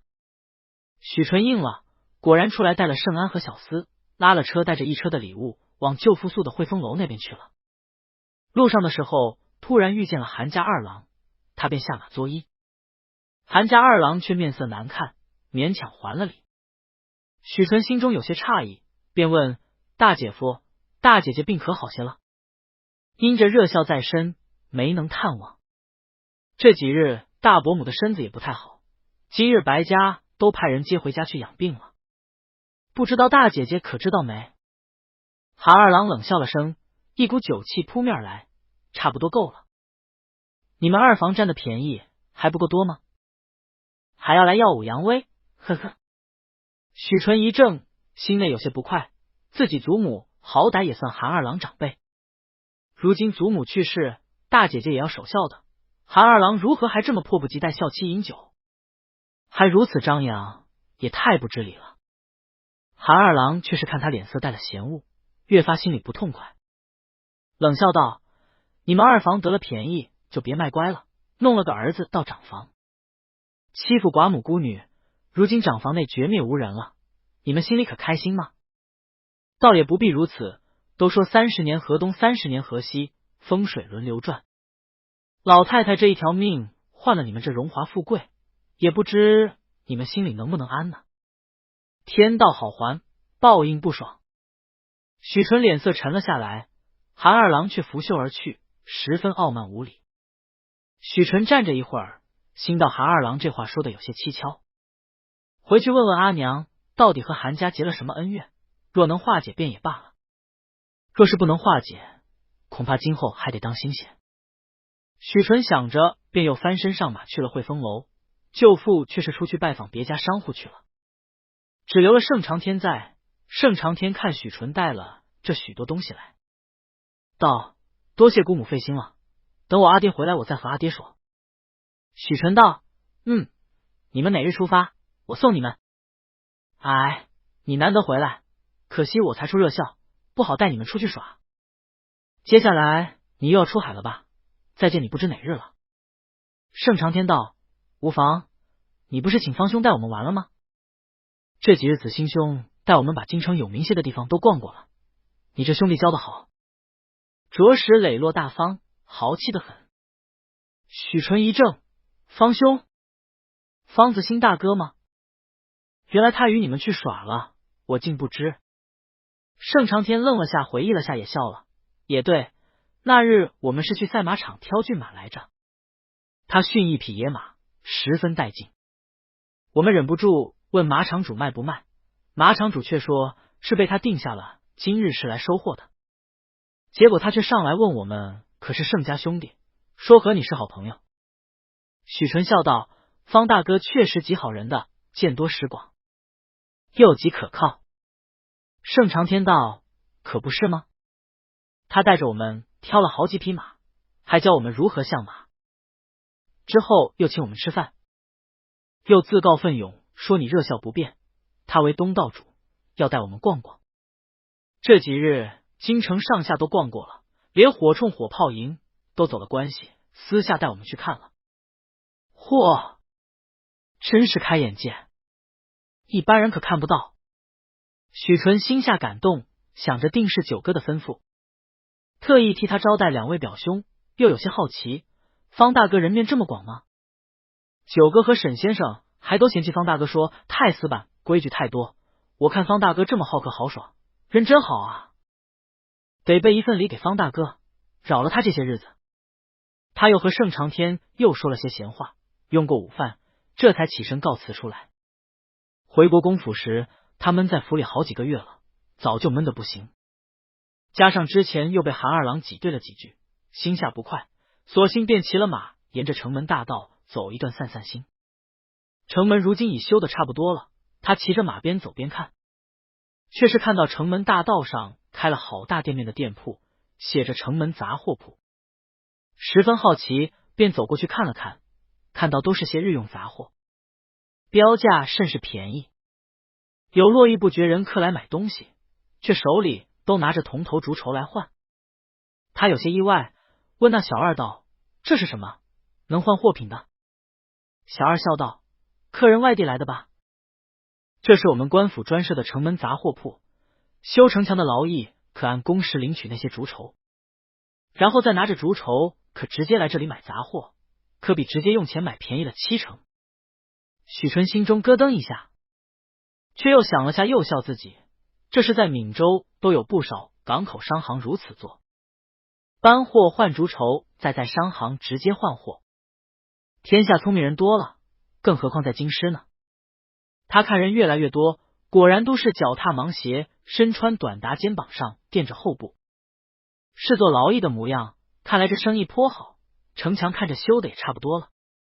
他上了马，又骑马走着，心道要不要找机会见九哥一面，倒也可当个笑话说给九哥听。但如今正是守丧，才出了热校，就找九哥，九哥这般正气，会不会觉得自己不守礼？想到在白皙别业那半个月的甜蜜筹谋，他不由又有些神驰一夺，面上发热。他一边想着，一边骑着马，却到了京兆府衙大门附近，却看到有衙役们手里拿着长杖倾道喝令回避，想来是有贵人要出行了，应该是京兆府尹吧。他好奇下了马，站在路边看热闹，却看到京兆府衙门大门洞开，一行人从里头走了出来，都穿着窄袖玄色麒麟纹袍服，纱帽长靴，腰间带刀，去从奴仆手里牵了马过来。隐隐列成两队，乌压压一群，约有20-30匹马，20-30个人，尽皆高大剽悍，龙行虎步，气势慑人。之后便看到2位文官送着1位武官出来，那位武官剑眉方脸，目如闪电，生得英气勃勃，赫然却是方子兴。他穿着大红麒麟飞云袍，玄面红底披风，戴着纱帽，面容冷峻，目不斜视，大步直走了出来，丝毫没有拖泥带水。立刻便有属下牵了马过来给他。他身后2位官员，一位身穿正3品红袍官员，许纯却认得那是京兆府尹江显；另外一位穿着7品青袍官服的不认得，想来是京兆府的属官。2位文官面上都带着笑容，拱手相送，方子兴却只淡淡拱手回礼，便翻身上马，御马向前，而那一队玄色麒麟袍的侍卫也都纵马紧紧跟上，一路飞驰而去。许纯看着方子兴从道前飞奔而去，回忆起他在自己和九哥面前和气蔼然的样子，几乎疑心自己认错了人。白皙别业那会儿，方子兴还亲自示范，教自己如何射飞鸟，形神潇洒，风采可亲。但方子兴身着那一身鲜艳夺目的飞云麒麟袍，许纯虽然不入朝，却也知道那是一品武官袍。一个念头缓缓浮了起来，九哥到底是什么人，能让一品武官随侍身旁，又能指使他百忙公务中，还要来替自己招待2位白身表兄？沈梦真将那一堆写得乱七八糟的策论扔回桌子，恨不得一把火烧了那些东西。烦躁的起身，打算出去喝几杯酒忘忧，这暗毒之劳形，他受够了。刚起身，却又听到有人在门首轻轻敲门：“先生。”他有些没好气，今日课业一些，明日再来吧。他从里间走出外堂，一愣，却是看到许纯一身素袍，拱手深深作揖：“先生。”沈梦真一肚子火，看到许纯却也消了，只能无奈道：“坐。不是在家守孝吗？怎地有空过来？是功课有什么不懂吗？”这外堂是平日他单独授讲课业时供学生坐的，他自己先坐在了授课的主位案前，看许纯端端正正跪坐在蒲团上，抬眼看他，好生乖巧。平日里他认真听课是这样，但若是不想回答问题，就会顾左右言他，目光游移。但现在看着自己，就像是有什么答案很想从自己这里知道，但又怕自己额外给他增加别的作业和负担，实在太好懂了。沈梦真忍不住就想笑，问道：“说吧，什么问题？”许纯道：“本是孝忠，不该来扰先生，但这几日我2位表兄进京，得蒙方大哥百忙之中一番招待，十分感激，想给方大哥回个礼，却又不大知道方大哥这边家里的情况，不知送些什么礼能更合适些。想着方大哥和沈先生是好友，只能冒昧来问问先生。”沈梦真看他神色，只觉得好笑。论亲疏远近，方子兴都能为你宴会，接了陪客的帖，又能百忙之中还招待你2位表兄，你该和他更亲近些才对。我可不敢请他来给我陪客。沈方2家算得上是世交，但那也是我祖宗从前阔过。如今方家尚且炙手可热，沈家却是个冷灶头了。方子兴是老实人，不嫌弃我，我倒还是知道分寸，一贯不敢扰他的。许纯十分讪讪，他若是知道方大哥是一品武官，哪敢下那帖子？竟然邀方大哥赴宴，然后主宾是亲王世子，如今看来，便是顺亲王开宴，也未必能邀到一品官员，无论文官武官，谁会和宗室交往密切？他低声道：“方大哥为人赤诚，我也不能总厚颜让他照应我，还请先生教我，总该还个礼，以免失礼于人。”沈梦真道：“方子兴并未婚娶，他家老太爷前些日子进京过，听说还病了场，不过又回了越地了。平日他只住在他哥府上，他大哥上的公主要说富贵荣华，他家是什么都不缺的。不过听说他大哥昔年是有些伤病在身，依稀记得是箭伤。你若有什么珍贵的伤药，送他一份，恐怕方子兴也高兴些。许纯十分感谢，深深一拜，多谢先生指点。沈梦真一笑，无妨，既然是在家守孝，正好安心读书。来，我正好列了个书单，本是要让人送过去给你的。如今正好你来了，刚好给你。老规矩，任意发挥。每本书3个策论，随时可命人送来与我，大好时光，不可虚度了。许纯他只能又再拜下去，谢先生教导。沈梦真看到许纯脸上又出现了那熟悉的目光，躲闪心虚的表情，心中大乐。这小孩欺负起来真的太好玩了，一眼望得见底。许纯出了国子监来，却是问春熙，让夏朝去找了柳生来了没？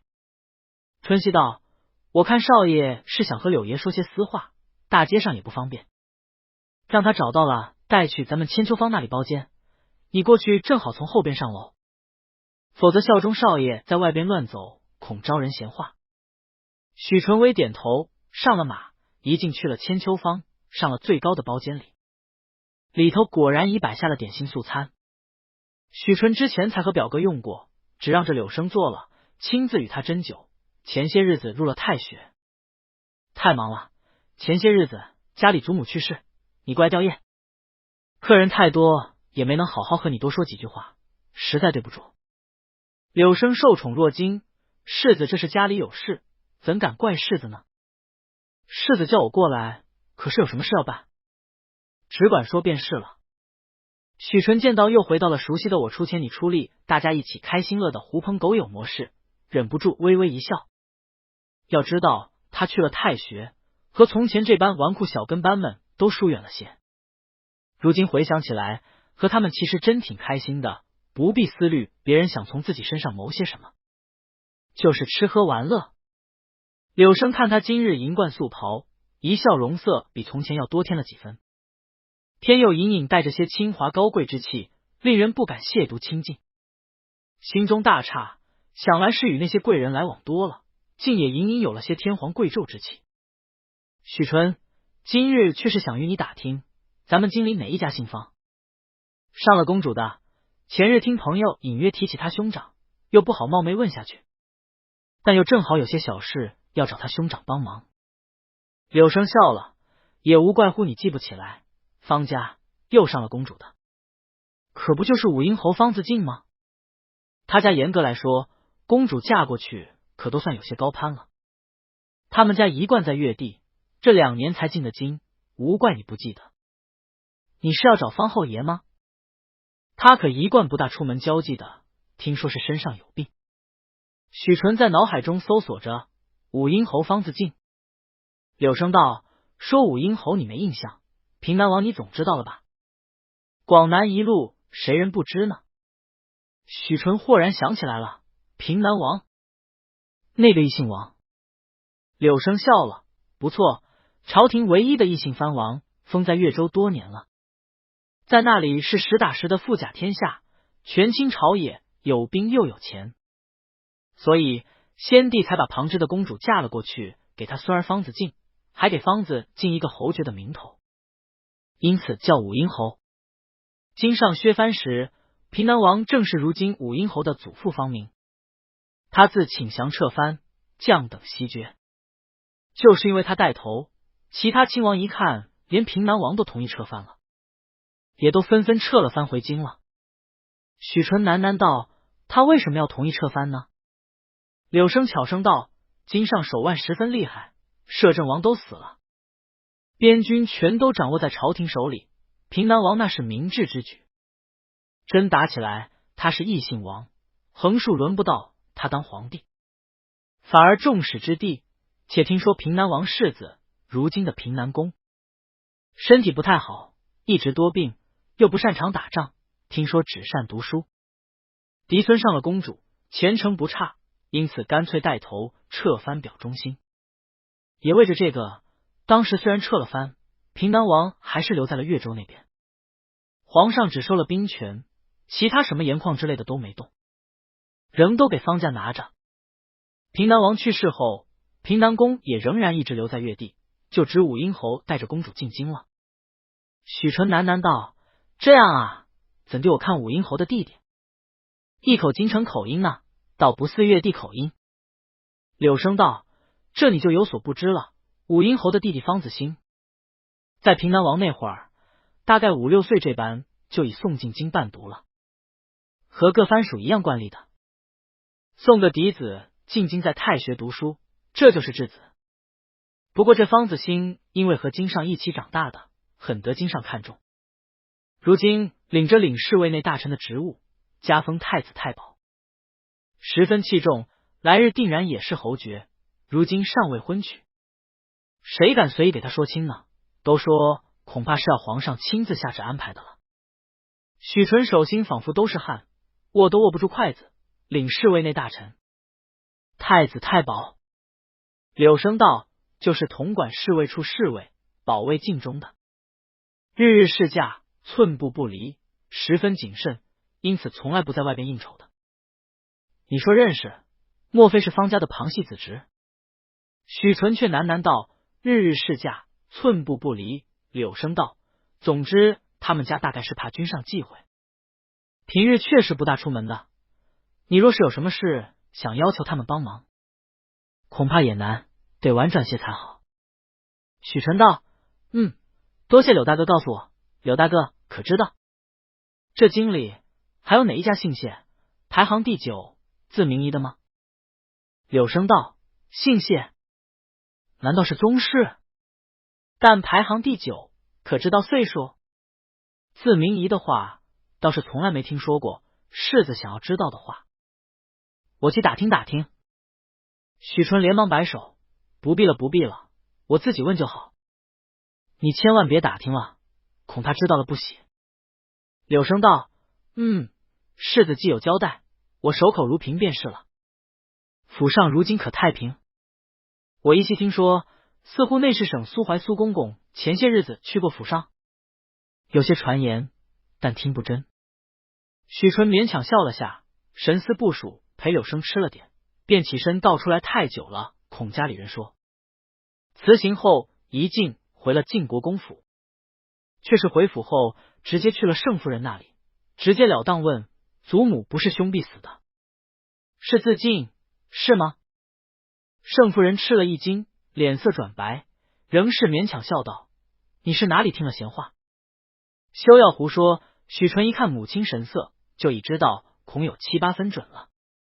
他慢慢问道：“我听说苏怀公公来过咱们府上。”盛夫人叹了一口气：“我料想也瞒不住你，你自幼聪明。”盛夫人欲言又止道：“此事终究不光彩，也担心你年轻沉不住气。”他迟疑了一会儿，许纯却添了一把火：“我今日是在街上遇到韩家二郎，他竟说祖母是为了我们二房而死的，说我们二房夺了长房的东西，诅咒我们睡在祖母换来的荣华富贵，还说天道好轮回，我们来日定要遭报应。”盛夫人大怒，双眉倒竖，他在满嘴胡嚼什么去？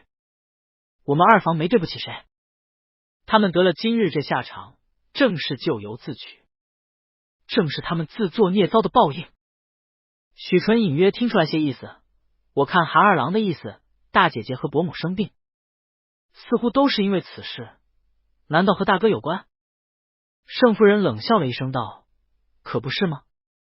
长房苦心孤诣，看到孤哥中了举人，便连忙撺掇着要过继过去，白捡个进士儿子。谁知道呢？孤哥竟是当初你大伯的姨父子，因着那婢女已放出去了。老太太知道，就是带回来也继承不了爵位，于是索性就摁在你那糊涂爹爹的头上，硬是当成二房庶长子养了20年。许纯震惊抬头：“什么？”盛夫人冷笑道：“你那糊涂爹连儿子都能乱认，活生生让你个嫡长子变成次子。老太太当日恐怕是打着若是二房无子，庶长子就直接继承了爵位了。没想到我在海边长大，身子健壮，当时才嫁，怀着孕都要日日去伺候婆母。我当时一进房就觉得香味难受，便想了法子悄悄换了那香。如今想来，真亏你命大，盛夫人想到刚嫁进来，被公府这边的各种所谓名门世家的亲戚奚落打压了许久，又被婆婆日日言必称商户人家规矩不行，需要好好立立规矩的日子，眼圈都微红了。许纯脸上一片茫然，这么说，大哥本来就是长房的了？昔日祖母待自己的种种，待许姑的平淡，就忽然显得怪异出来。若是苦心孤意将大哥哥安排到二房为庶长子，怎么可能真对他不在意？要说祖母最喜欢的当然是死去的大伯父了。许纯想起了九哥仿佛不在意的问他父亲和他声名狼藉是什么原因，又意味深长的说了好些话。若是一切都是祖母长达20年的安排，这20年的纵容无度和偏爱宠溺，以及对许姑的精心栽培和管教，就成了如此鲜明而讽刺的对比。许纯喃喃道：“这事怎么发现的？”盛夫人道：“这真的得感谢大理寺的贺状元破案如神了。你大哥的生母一直私下养在外边的，端午过后去看他，没想到竟饮鸩身亡了。那女子手里还拿着写着你名字的帕子。你大哥倒也精明，直接去告了官。他当时若是回府，直接来质问你，恐怕此事也就这么过去了。”许纯问道：“端午，那就是端午后5月初几？”盛夫人道：“5月初8。其实我之前也全都蒙在鼓里，一点不知，直到那日宫里来了人宣旨，这案都破了。竟是你大姐姐以为许姑私下养外宅，去撞破了，逼着说要告发，要夺了许姑的功名。那妇人想来见识短浅，又爱子心切，竟喝了毒药，我才知底里。这还是后来我逼着问了你大哥，你大哥心中有愧，自己和我说的。”许纯算了下日子，正是自己那天嚷着要去看戏，却被九哥拦住了。若是当日自己进城，恐怕小厮们多少会回府去一趟。盛夫人仍在絮絮叨叨，大理寺那边是一点不许案情外泄。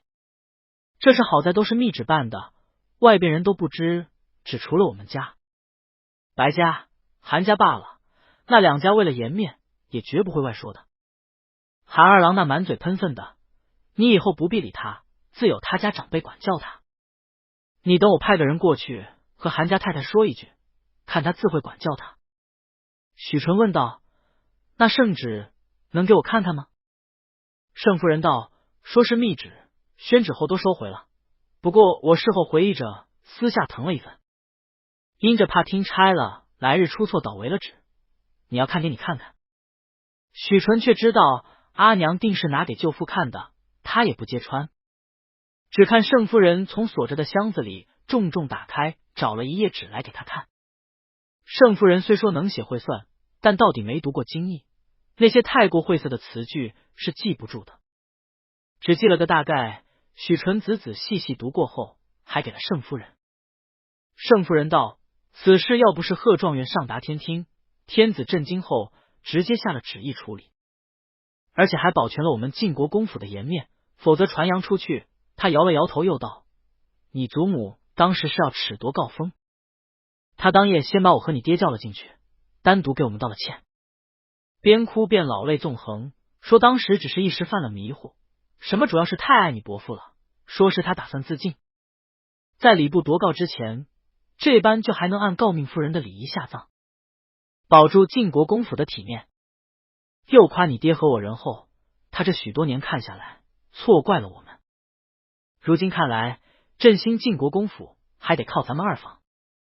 人之将死，其言也善，让我们以后继续照应大房2个孩子，不说帮扶，只求不被人搓磨死。”许纯眼圈微微红了，盛夫人低声道：“你爹哭得稀里哗啦，你祖母老态龙钟，又亲自道歉，你爹自然什么都应了。他被瞒了一辈子，总说他不成器，如今你祖母哄他2句，他就高兴的什么似的。如今日日有个什么，就说我娘为了许家体面牺牲了，我今后不可再混账度日了，许家门楣就靠我了。”盛夫人面上带了些冷笑，但到底没在许纯跟前说什么，直到他都这般了，我们也只劝了他，来日方长，告封没有也没什么。他倒斥责我们祖宗传下来的荣耀不能在我们这一代丢了。皇上既然圣旨说要顾全子孙面子，又说密旨，那说明还是对晋国公府有些照应。他既是首恶，自己死了，那礼部那边也就不好再宣扬。这般我们子孙将来才有回转的余地，说许多高门权贵，其实都是如此的。后来又叫了姑哥，叫了大太太分别进去，想来都单独给了些梯级，交代了些话，后便把我们都打发出来。不多时，我和大太太进去，就已喝了药了，也说了让我把他房里的丫头妈妈都打发去庄子上，但从宣旨到后边，所有服侍的人都打发出去了的，听了旨的也只有太夫人、大太太，我和你爹、许姑罢了，因此你也不必太担忧，韩家、白家必定也是如此的。许纯不说话，盛夫人又宽慰了他两句，许纯没说什么，只心中想着苏怀亲自来宣密旨。这么说来，那苏管家想来就是苏公公了。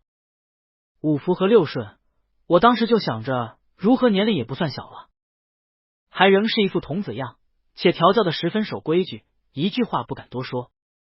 如今看来，既是苏公公亲自带着的，又是日常伺候，恐怕也是两位小公公。他回了府里反复思量，想着此事恐怕贺知秋金守的也清楚，但若是去问他，必然要告诉九哥。九哥这事是为我出的气，祖母选择自尽，也并非他之过。但那日他与我辞别之时，面色不悦，定然心中也不舒服。既然都是密旨，若是知道我还去查，定然要怪我。他辗转反侧，一夜未睡。第二日一大早，却是去了印书坊，找了罗管事和清钱来问印书的情况。看着那除凤堂的字，鼻尖微酸，摸着那些绝版书，越发胸口微微哽咽。罗管事笑道：贺状元的诗集和张探花的文集都容易排，都排好了，只有范探花这边文定公的文集实在多，就连范探花本人都要反复核对增补，因此如今只排了一本诗集罢了。罗管事赞叹道：光是这本诗集，白印不收钱都行。少爷可不知道，我后来打听了，这位文定公名讳范清举，可是经上的太傅啊。这可是帝师，他的诗集里头有不少还收录了和别人响应和，还有和学生联诗的，说不准里头就有经上的御诗呢。可惜送来的都是誊抄本，否则说不定咱们就有机会看到经上的御笔了。许纯喃喃道：帝师吗？我好像记得范探花的姐姐是宫里的娘娘，是废后，因着一意孤行要废元后闹得太大，所有人都知道。许纯恍然想起自己还在九哥面前说起这桩皇家秘闻，自己当时还说过经上寡情，他耳朵羞愧的都热起来。清闲补充道：正是这了，这位范先生不仅是帝师，当今太后是这位范先生的胞妹，因此不但是国舅爷，听说本来还是国丈爷，但他后来一心要废后。前几日刚刚又听说那位废后在皇庙服侍太后不恭不孝，被废为庶人了，算起来应该就是范探花的胞姐。许纯诧异问清钱：这是你怎么知道的？清钱笑道：少爷开这千秋坊，开这茶室，本就消息灵通，我日日在这，当然听了满耳朵的消息了。难道少爷从前在这边就没认真听听？我想着少爷日日和三鼎甲这些贵人打交道，多知道些消息总没错。都吩咐了每日小二们听到什么消息都记下来给我，我抄了分门别类放着，等少爷你有空看，总不能到时候你又去戳探花爷的伤心事呢。清钱巧声道：我听那几个书生议论，说太后娘娘说起来也是那位静妃娘娘的姑母了，便有什么服侍不周的地方，何至于废为庶人？这多半也还是经上的意思了。又说经上圣明，一向也不是滥杀的，如何单对元后如此无情？恐怕那位娘娘也总有些不是。且恍恍惚惚一直有传太后与陛下有些不睦的传闻，这宫廷秘闻传的最是快。许纯心中已恍然大悟起来，那冬夜里忽然出现的毒蛇。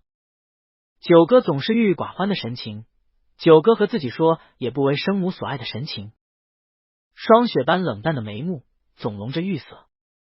他说他的舅父学问极好，杂学旁收，教他写字，教他五经四史，但神情却极怅惘落寞。范文定公，范国舅。许纯心里一时思绪纷繁，杂念丛生，只能吩咐他们道：你们先下去，让我静静。过了一会，却又道：把那范先生的诗集拿来给我看看。亲前出去，过了一会儿，果然捧了进来，关心问许纯道：世子，你脸色不太好，如今孝中好容易出了热笑，多少吃一些荤食，否则元气不足。不如我让人做碗鸡蛋羹上来。许纯胡乱应了，只打发人都出去，自己一个人坐在包间里。正当日午，楼里院雨沉沉，竹叶珊珊，花影微凄。窗外春明湖上仍是湖水如镜，绿柳如烟。九哥在这里和他说仲平会棋图的样子，还仿如昨日。他那时候就已看出了自己那花团锦簇的宫府里自己微如泪卵的境地，因此谆谆教导，循循善诱。瑞鹤图一直就藏在镜中，为着自己被辱，他连夜取了来给自己，亲手替自己拭泪。许纯不由自主摸着自己左臂上的臂环，温厚的精致贴着自己的手臂，仿佛九哥拥着自己。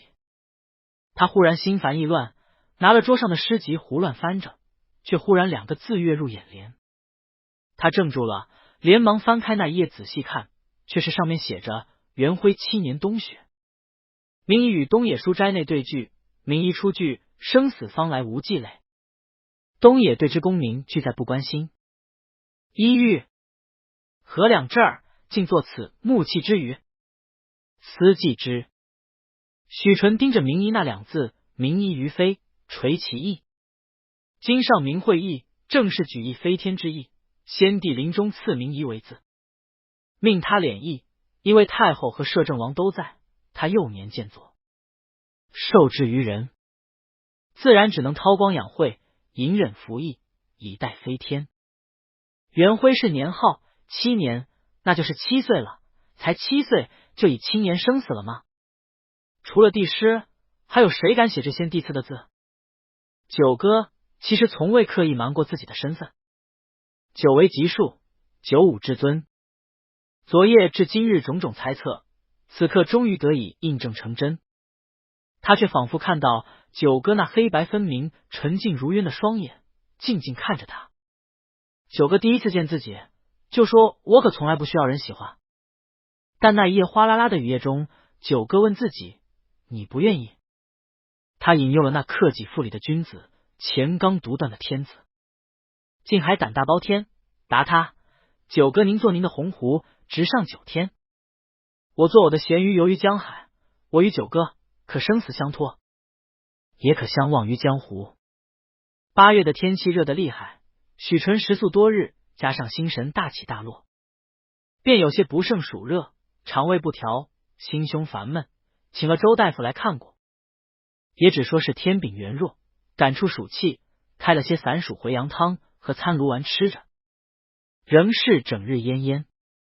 盛夫人心中担忧，所幸如今晋国公府都是自己做主了，便命人在后园将原本的湖上场轩改了改，重新将屋顶改成水亭，引了一股活水从水亭脊上流过，落入水中。水亭下方搭了游廊和厢房，四面临水透风，打算让许纯日间过去那里歇下读书。盛夫人忙里忙外，许纯倒心疼起他来，知道也不是什么大事，我屋里多放几座冰山便是了。阿娘前些日子忙了这许多，趁着如今没什么应酬，且多歇歇。盛夫人倒被他这孩子气的话说笑了，虽则丧妻，各节礼都还是不能耽搁的。眼见着就中秋了，不但节礼要打点，府里总要收拾收拾，虽不庆贺。再则媳妇管家多的是，这么小一个公府，哪里就能累到我呢？再说了，盛夫人面上焕发了些神采，也该借着这由头，把府里各院各花园正好都按自己心意规划好，画了图去让人采办着，等出了丧立刻就能收拾起来。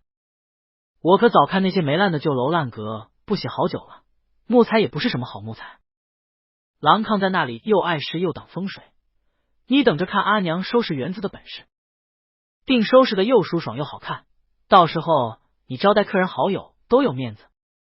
他看了看院子花木扶疏，唏嘘了句：20年了，也合该我受用了。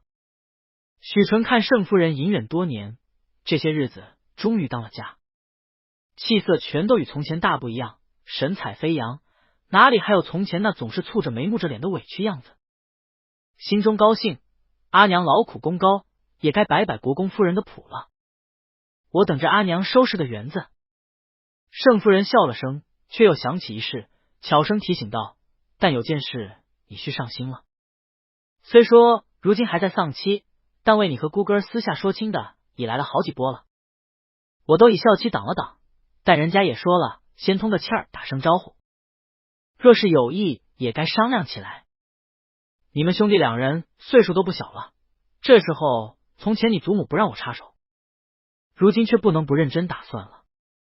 许纯脸上笑容立刻收了，盛夫人看他这样，心中咯噔一下，知道定是不愿了，叹道：我倒无妨，只是你父亲耳根软，若是对方来头大，一时推拒不得，恐怕就要硬了。我如今也只再三和他说了，婚事得小心，不可随口应了人，但你还是早些打算的好。许纯道：阿娘，我好难封，你只需替大哥哥三弟打算便是了，还有2个妹妹，也挑好人家吧。盛夫人一时竟也不知拿这个儿子怎么办才好，看许纯面色憔悴，十分后悔提起这个话题，只含糊道：横竖你爹要守3年，出去应酬少，你也还年少，还可拖得几年？你好生想清楚，实在不行，与你外公那边说说看，找个幌子，对外只说是表妹，我是不在意这些的。但你太年轻，只怕行差踏错了，你来日是要袭爵的，还是不要张扬的好。你阿爹又糊涂，他说了几句，心中难过，眼圈一红。母子生疏已久，如今待要交心，却又轻不得重不得，也知道这一时也劝说不得，只能拖着罢了。许纯眼圈也红了，却也不知如何和母亲说九哥的事。横竖他这一生不负九哥便是了，但也无法和母亲言明这些，只低声道：阿娘好生歇着，我去看看功课。想到九哥，许纯更不知如何面对九哥了，但要若无其事继续和九哥厮混，他哪里做得出这自欺欺人之事？但和九哥挑明，那他算什么？见了九哥是要3拜9叩，还是继续和从前一般，等着九哥来看自己就陪陪九哥，九哥不来就做自己的事。臣子不是臣子，宫妃不是宫妃，读过的《宁信传》涌上心头，他常常叹气，心乱如麻。水廊收拾好了，他果然去水阁歇下看书，凉快了些。盛家2兄弟也来看他，说是还有些货物要等一等就离京，正好有时间，便又和他说些笑话，他病也稍微好了点，又还惦记着方子兴的情谊，请东海4处搜了名贵的商药来，到底还是转请五夫给送了去，只仍做不知方子兴的府邸。这日春熙却来报，贺状元和范木村、张文贞已到了府门口了。3顶甲联袂而来，一说是为了书稿的合校定版选插图等，二则听说了他这里有好些绝版书已排了出来要复印了，自告奋勇要为之作序校稿。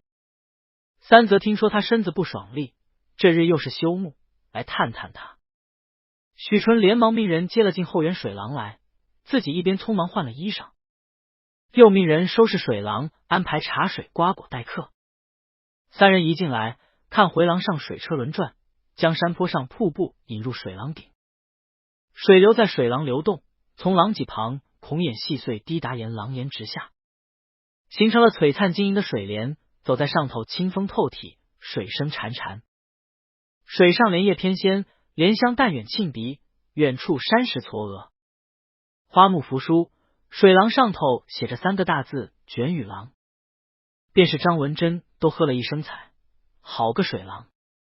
再进入廊轩内水阁里，又有匾额写着来风阁，看字应该都是许纯自己题的，地面皆为竹片席。赤足踏入冰凉爽滑，大堂中央正放着一座冰山子。清风徐来，越发令从外边走来正酷热难耐的3人精神一振。张文珍看许纯笑着迎了出来，只穿着薄如蝉翼、宽松如流水的素绡纱袍，赤足踏着木屐，酸溜溜道：“你可真是好生受用。”许纯笑道：“3顶甲进来。”文气沛然，越发凉快了。张文珍笑着对贺知秋说：“看看这张嘴，越来越会说话了。”但果然清简许多，想来真的病了。一时许纯只笑着让他们3人水阁里上坐，一边道：“不过是偶饭暑热，有些不思饮食罢了。”范木村倒是站在水阁前看了一会儿字，思远这字写得好，金玉为骨，端正雍容。许纯受宠若惊，果然吗？我闲了练了好久，这才捡了2张能看的，能得探花郎说好，那我也放心了。贺知秋看堂中布设着一张长案，上头已命人拿了那些书稿过来摆着，又有几匣子新书，拿了起来看，一边道：“看得出来练了些时候的。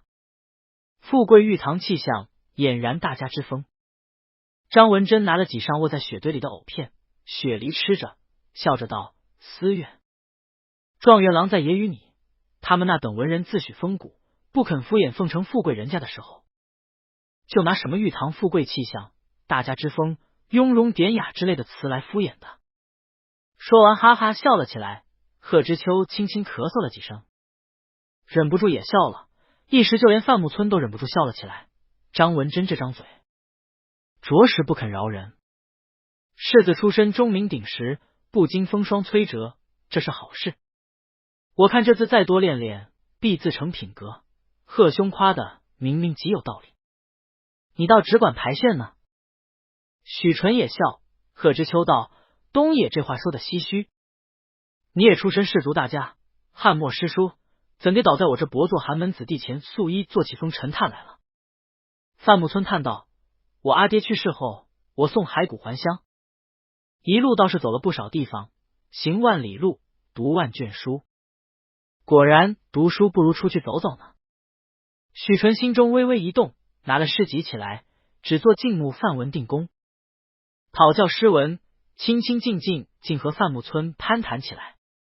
范木村看他素袍银簪，为着守孝浑身缟素，一应金玉配饰都无，偏偏薄透纱下能看到左臂箍着一臂环，金像玉质，眸清似水，风流纯出于天然，一时不由心中又微微触动，想起皇上那日的诘问来，这般风流人物也怨不得自己当时疑心，一时又有些愧对许纯，于是竟正经与他指点起诗文学问来，倒与从前那清傲姿态大不一样。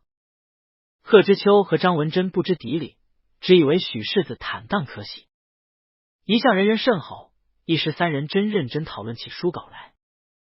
贺知秋拿着书看，却从里头又滑落出一根纯金的银杏叶书签出来，他捏着那叶书签，不由有些唏嘘。张文珍却是个眼尖的，一眼看到诧道：“我好像看到建威也有这么一张金书签。”许纯抬眼看到，笑道：“张大哥喜欢的，我送您一套，有叶子的，有花的，有美人的。”贺知秋一眼却看到范木村看着自己若有所思，目光古怪，忽然汗毛竖起，连忙笑道：“世子这是见谁都爱送人东西，手太松，确实该见见穷苦人家的生活了。”张文珍道：“这么说老贺那边的也是小许送的？”许纯看张文珍开始小许老贺的乱喊，忍不住笑：“哎，我说了，你们别怪我。城西那边有一家闲云坊，卖书的，是我家的产业，这书签就里头卖的。贺大人帮了我不少，我送过他，一视同仁，一会儿张大人、范大人，我也一起送。到时候几位大人的诗集修好后，便在那里卖。他想着后头卖书都是从那家卖起，这三人又让自己印书，迟早要知道的，不若早些说了，以免来日知道了，反倒生了隔阂。张文珍点头笑道：“原来是那一家，我却是知道的。我初到京城赶考时，有本自己找不到，有人指点我去了闲云坊看过，那边倒是会做生意，但那日急着找书，拿了书便走了，倒没仔细逛逛。如今既然是许世子的产业，有空我再去好好逛逛。”范木村若有所思，拿着那几本书道：“这几本可都是绝版书，印出去后必定大卖。因此我们现在趁还没涨价之时，先买些书才对。”三人正说的热闹，却听到夏朝又奔过来道：“顺亲王世子来了。”许纯连忙起身去接，三人都起来陪着他出去。果然接了谢斐进来，谢斐笑道：“休沐无聊，本是找状元去说说经的。结果说状元郎去晋国公府喝书去了，我便说那去妖木村去钓鱼去，偏也说去了晋国公府校稿，个个都来了晋国公府，我索性也就来了。”许纯作揖道：“居丧不祥，小王爷过来，恐要招待不周了。居丧中酒肉丝竹都没法安排，偏偏今日贵客一个接一个的来，他有些猝不及防。”谢斐道：“无妨，是我冒昧失礼了，幸而都是有人往来，你也只做我是来和稿教书的好了，切莫拘谨，把我当客人了。”一时众人又步入水廊，许纯连忙又命人上茶。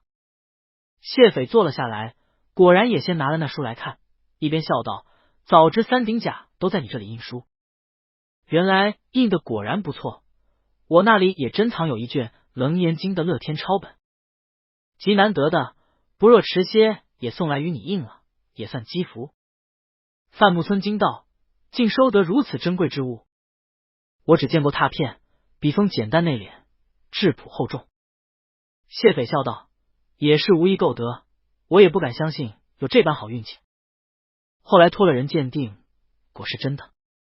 可惜今日是偶然起意，未能携来，下次我再邀列位细细赏玩了。”一时人人羡然，许纯从前不学无术，倒不知道这东西的珍贵，只是笑着道：“太好了，仆一定不辱使命，将这经书给印好了。”谢斐看他还是之前那懵懂天真样，心内仍是有些不解，虽则看着他风神秀逸，喜他有些灵气结交于他，但之前打听过，确实一贯都斗鸡走狗，邪谈鸡娃，流连于风月戏院，沉溺粉黛金钗之余，却如今仿佛忽然洗心革面，在京城里忽然鹤立鸡群了，如今竟连父王都让他问问。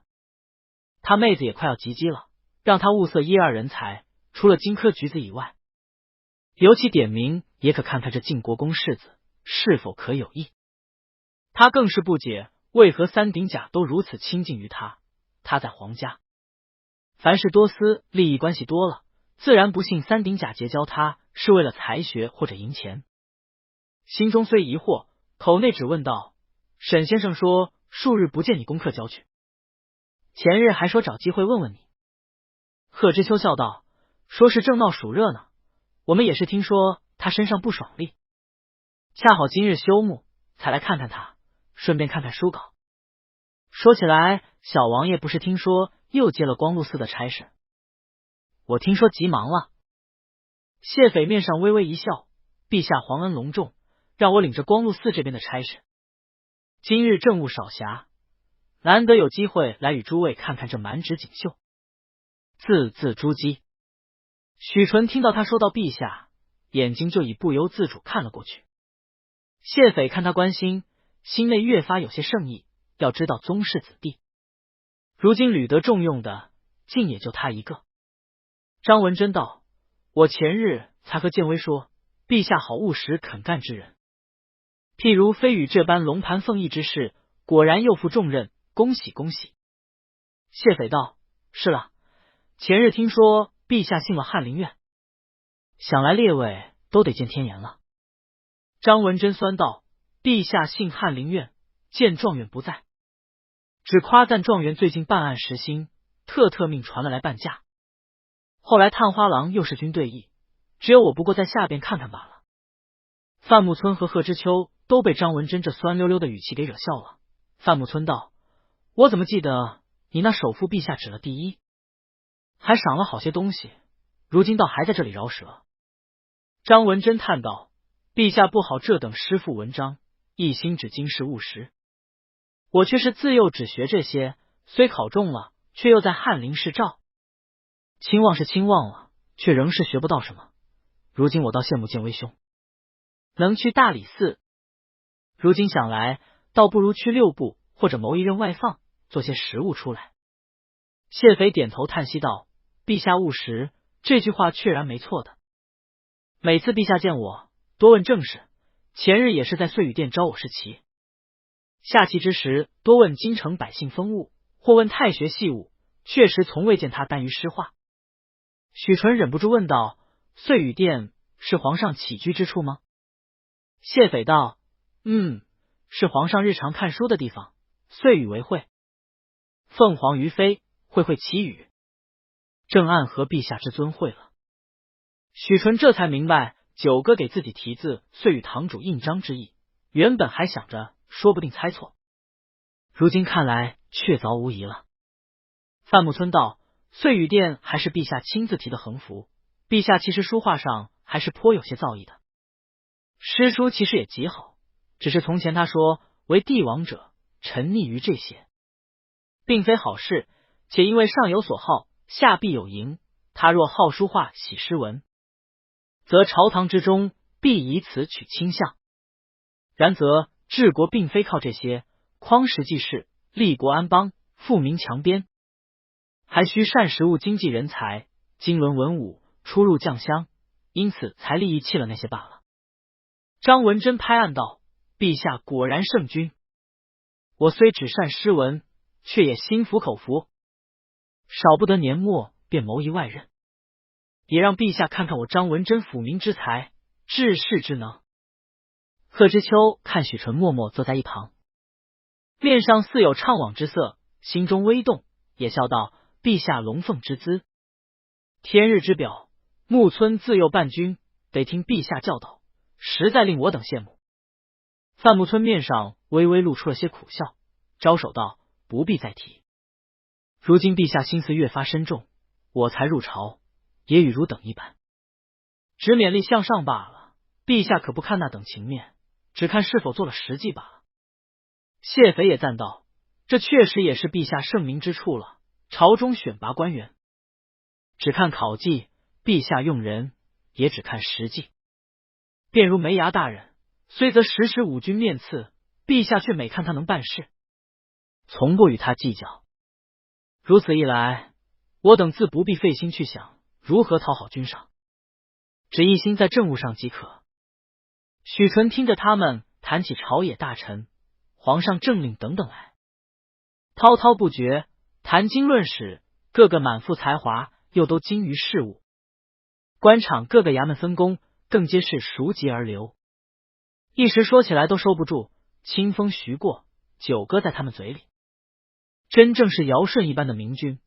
而朝中大臣们也都个个踊跃争先，哪怕得九歌一字赞批，也能感恩涕零。他不由自主心内想着，自己比起这些人中龙凤，自己只如清晨若草一般，一个个不是将烟比，就是宰相才。而反观自己，说是玉堂金马，不过是祖宗庇佑，又托生在母亲肚子里，外祖父巨富，衣食无忧，因此才能和这些人交接。但其实恐怕他们腹内也都是看不起我吧。难怪九哥一直要我读书，我如今这般，莫说入朝为官，便是让我跟着他们办事，恐怕都不够资格。一时光景匆匆而过，竟又到了晚上，四人高谈阔论了一下午，又也将书稿都合过，做了序，写了诗，甚至还给晋国公府的园子也提了不少匾额作为感谢，这才心劲儿返。送走了客人，许纯收了让人送去给阿娘，知道阿娘定然高兴。等出了校期，重新收拾园子，定然就用得上这些了。他忙了一下午，却仍是心中郁郁，又不想待在府里了。悄悄从后门出去，带了春熙等人回了竹枝坊。六婆久不见他了，大喜，连忙细心做了几道素菜来给他调理肠胃。许纯随便吃了些，却自己一个人去了放船的大堂，和从前一般拿了船在水缸里玩着，心中却想起了曾经九哥和他说过的开海路的事。他趴在水缸边，用手指轻轻推着那些大船，心里想着，我从前只觉得在太学里也不是很差，如今见了三顶甲，才知道原来太学里也尽都为高粱纨绔，鱼帛无用，诗文礼仪学了来，恐怕也未必帮得上九哥。才满怀思绪，却忽然听到声音，怎么穿这么少？许纯抬头，惊喜，九哥！谢意从门口走进来，看许纯数日不见，仍是形容秀美，从前的玉佩金章、袖袍珠履尽都除了，只穿着一领素袍，薄如蝉翼，衣襟微敞，却能看到左臂上金环宛然。袍袖曳地，赤脚踏着竹屐，多了几分天真不羁。微微一笑，不是说病了？穿太少了些，还玩水，打湿了又着凉。许纯见到谢意穿着玄色金丝压线窄袖缎袍，坐过来，自然而然替他整理湿漉漉的袍袖，和从前一般，登时也忘了这几日满脑子的君君臣臣，身体仿佛有记性一般，已迫不及待靠近了过去。九哥，我很想你。谢意微微一笑，一手揽住他腰，一手正握住那臂环之处，我亦甚想亲亲。许纯与谢意依偎了好一会儿，才惊觉自己玩船不小心，衣袖湿漉漉的，眼看要脱湿了九哥的衣裳，连忙跳起来道：九哥您吃了没？您坐一会儿，我去换身衣裳。说完啪嗒啪嗒跑了，整个小楼都听到他欢快的目击声。谢意哑然失笑，整了整衣衫，将外衣解了下来，露出里头贴身穿着的纱袍，看到许纯还真有些热。他走过去，进了许纯的书房，案上还是之前的功课。自那日报丧后，许纯也一直没过来。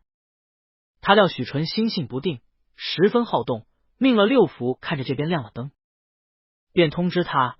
果然许纯到底在府里闷了，今日偷跑了出来。许纯换了衣服，又啪嗒啪嗒光着绞着木屐跑过来，看谢意坐在贵妃榻上拿着书看，便挨着他坐了，嘻嘻笑道：九哥，您给我的绝版书都排好了，我今儿和贺状元他们合过了，正打算明儿就让人送去给你看看呢。你若觉得可以，我们就要印了。谢意道：哦，怎么能请得动状元大驾来替你合稿呢？许纯道：何止贺状元呢，连张文贞、范木村两位都来了，嘿嘿嘿，还帮我写了印序。谢意道：三顶甲都去找了你，都是印书吗？许纯点头，都排得差不多了，就范探花那边文定公的著述太多了，只不过排了一本诗集而已，明儿我都让人先送给您看看吧。谢意道：好。许纯闻到谢意身上淡淡的沉香味，不由自主挨得又近了些。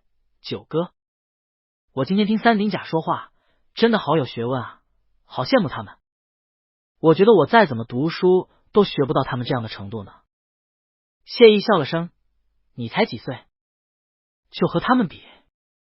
一甲前三名，那是全天下的读书人中的佼佼者，自然总得有些才华。那张文贞出身江南，千年风流渊薮，那地方能考出科举来，唯有士族之人。范木村则家世余荫，门第之盛，无有伦比。他们那旷览古今，搏击野史，是靠家族里多少代读书人一代一代熏养出来的，不是一般人家能比的。许纯眼睛一转，已故意问道：听九哥这意思，是见过他们了？谢意从怀里拿了一颗香丸，填入许纯嘴里。见过一两次。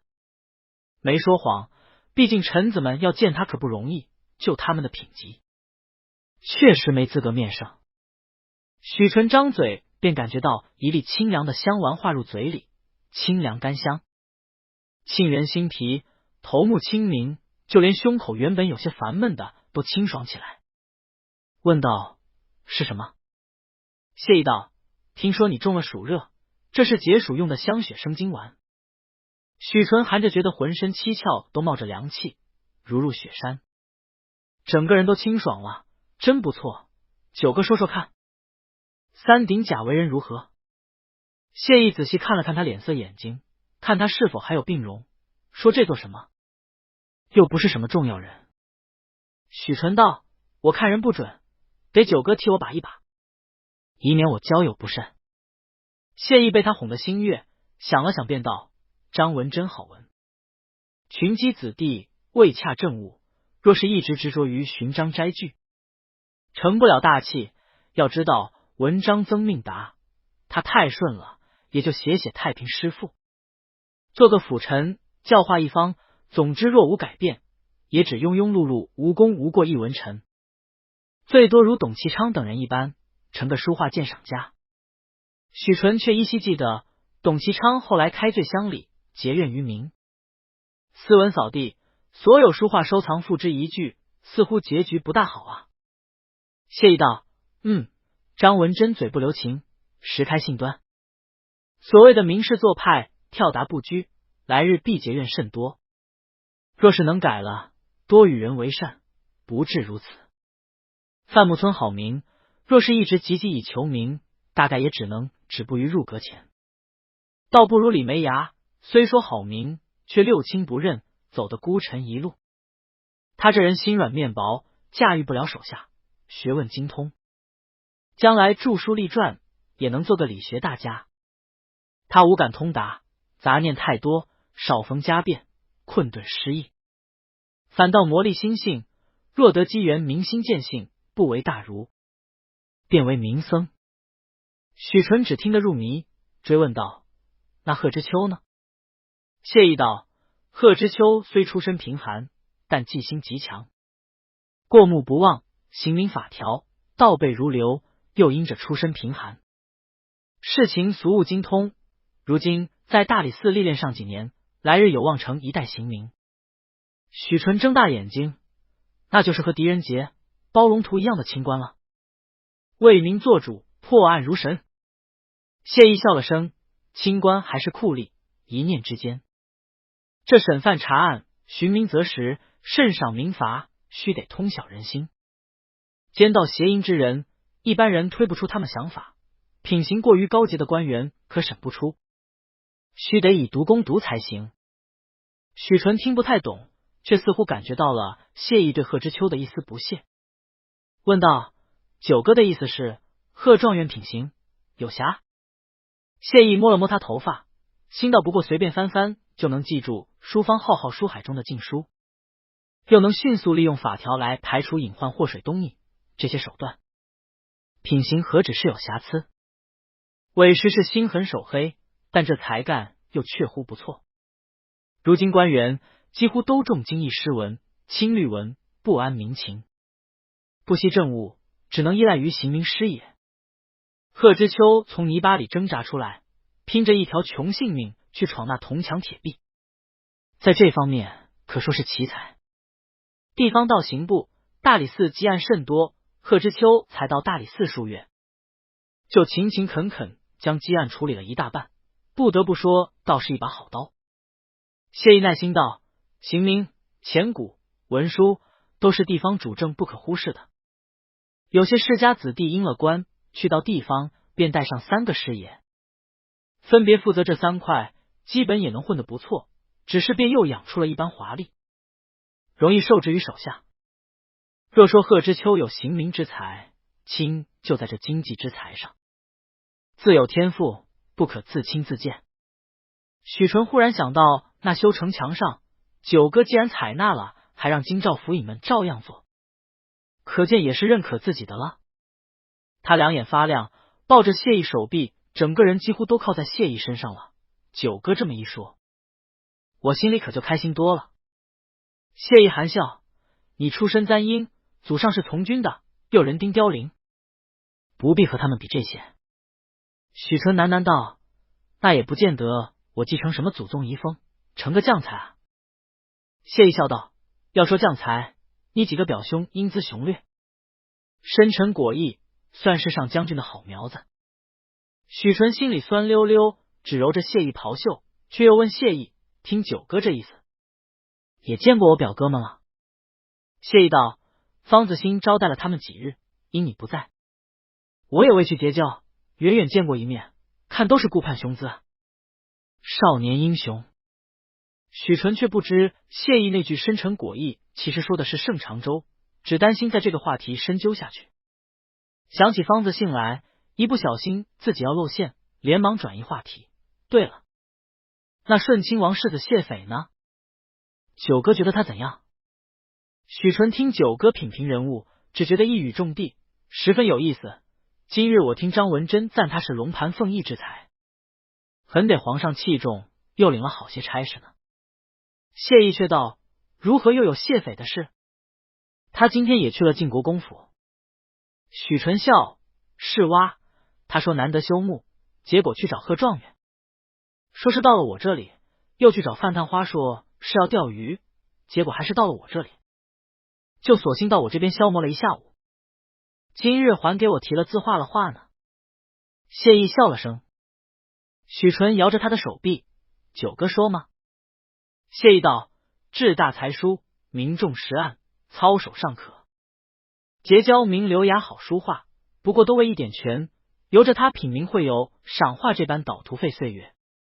既有心干些事，不若授予细务，也免白白浪费国禄。”许纯这些日子对九哥做皇帝的脾气了解了些，这下听明白了，他是嫌谢斐日日为了民生游荡，浪费时间，白吃国家禄米。